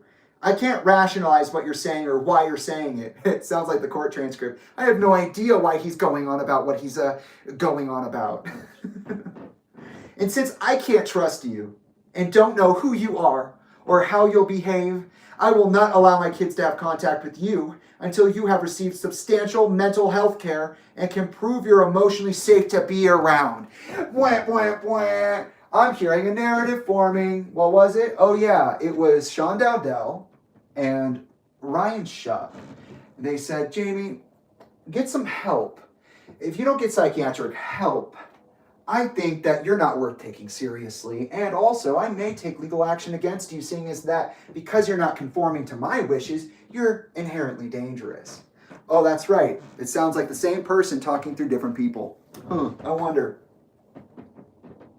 Oh, that's right. It was Talinda who encouraged Dead by Sunrise to come back. Got them all set up. That's right, it was Talinda who caused Ryan Shuck to sacrifice our relationship for something he deems to be something of greater value, which is Warner Music Group connections, Linkin Park connections, Dead by Sunrise connections. Set up his baby for life.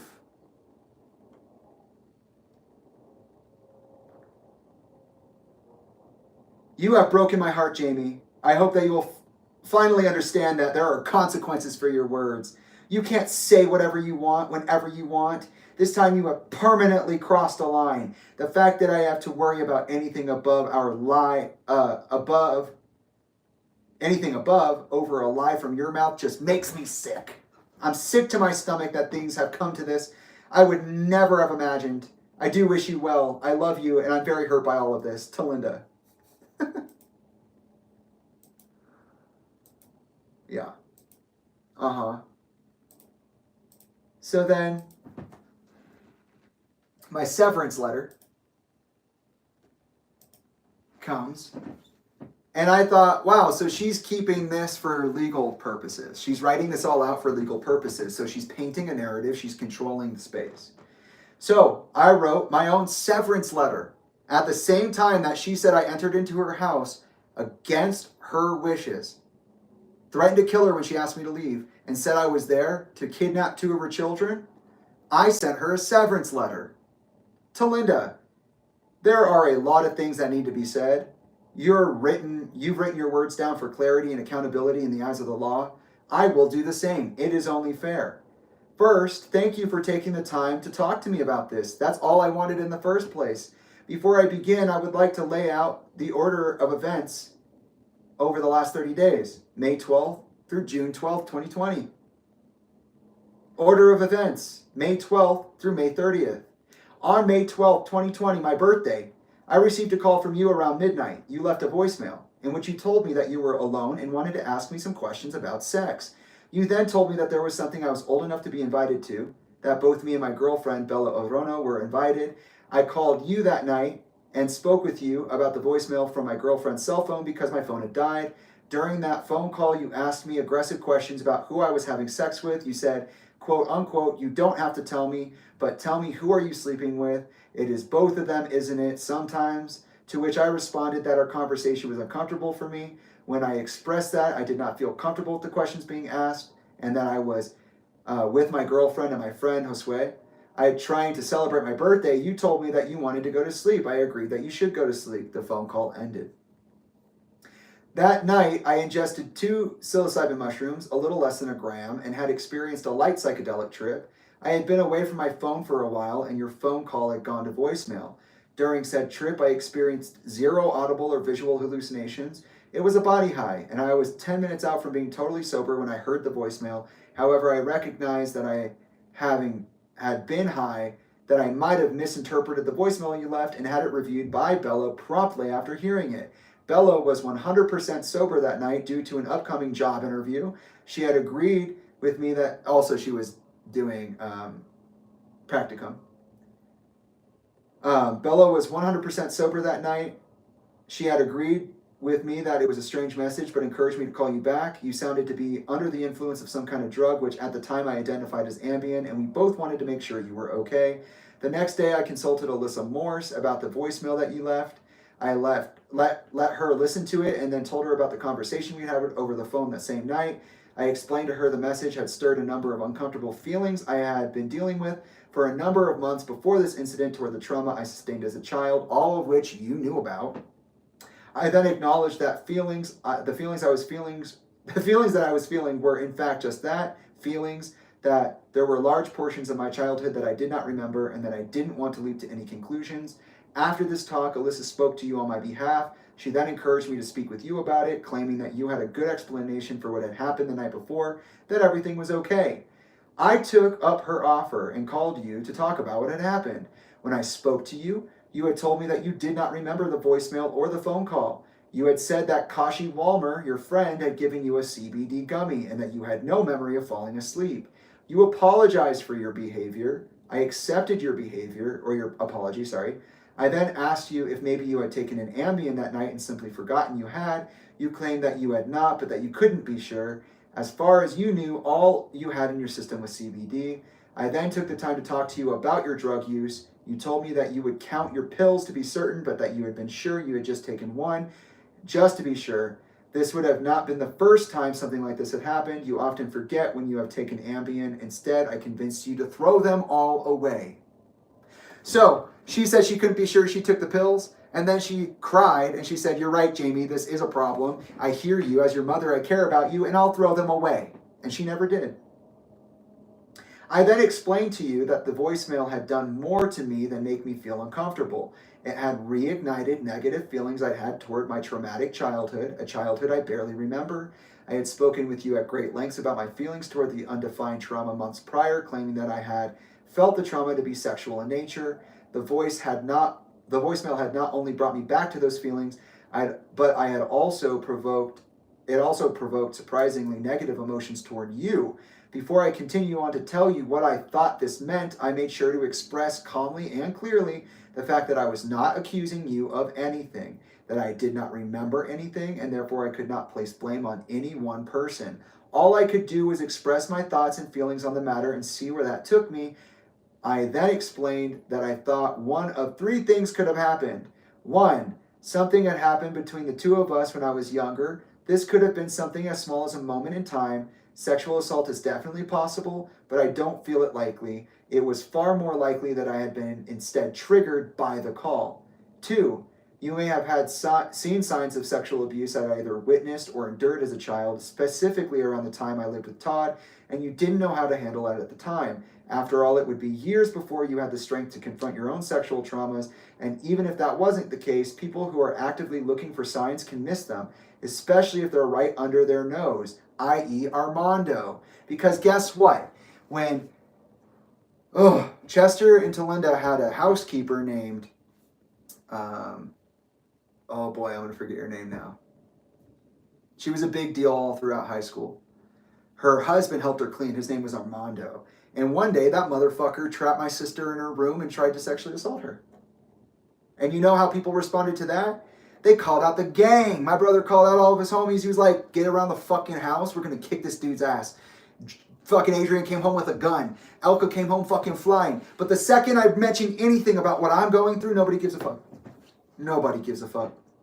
And I'm glad that they were there for Abby. I'm not saying I'm not. I'm just saying it was very hard to see that happen and the response to that, and see how whenever I bring up anything, whether I have good reasons or not, which I usually do have good reasons and evidence, I'm always treated as a fucking non-problem. Every time.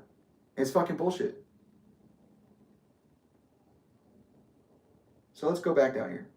There was never any blame placed on you concerning this, just a desire to acknowledge this as a possibility.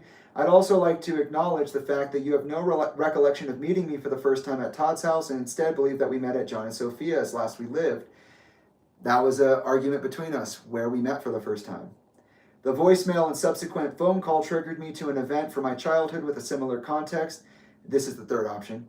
That the voicemail and subsequent phone call triggered me to an event from my childhood with a similar context, an event that I do not remember. Nothing had happened between us, and I was just confusing the two things. This was something I alluded to and explained, and something that you explicitly acknowledged as a possibility. For the record, I also want to say that this possibility was and is the most likely of the three to have happened. I acknowledged this during our conversation. I had asked you to think about these things for a little bit. You agreed to do so before calling me back the very same day. So I guess that's how the first phone call ended. I said, "Can you please think about it?" And then she called me back 10 minutes later. "Tell me you know I didn't do this." Quote unquote, "It's natural for you to question everything about your life during this process, but you are not allowed to question me. If you continue to have this conversation, we are going to have an issue." Unquote. I then refused to write you off simply because you wanted me to, and you told me that if I went down this path that I might not see you at the end of it, that you would not be there for me when it was over. 2 days passed, I heard nothing from you. Meanwhile, on Alyssa's end of the conversation, I was getting nothing but threats. She had told me that I needed to drop the issue, that if I refused, I could possibly damage my relationship with everyone on this side of the family beyond repair. She accused me of negligence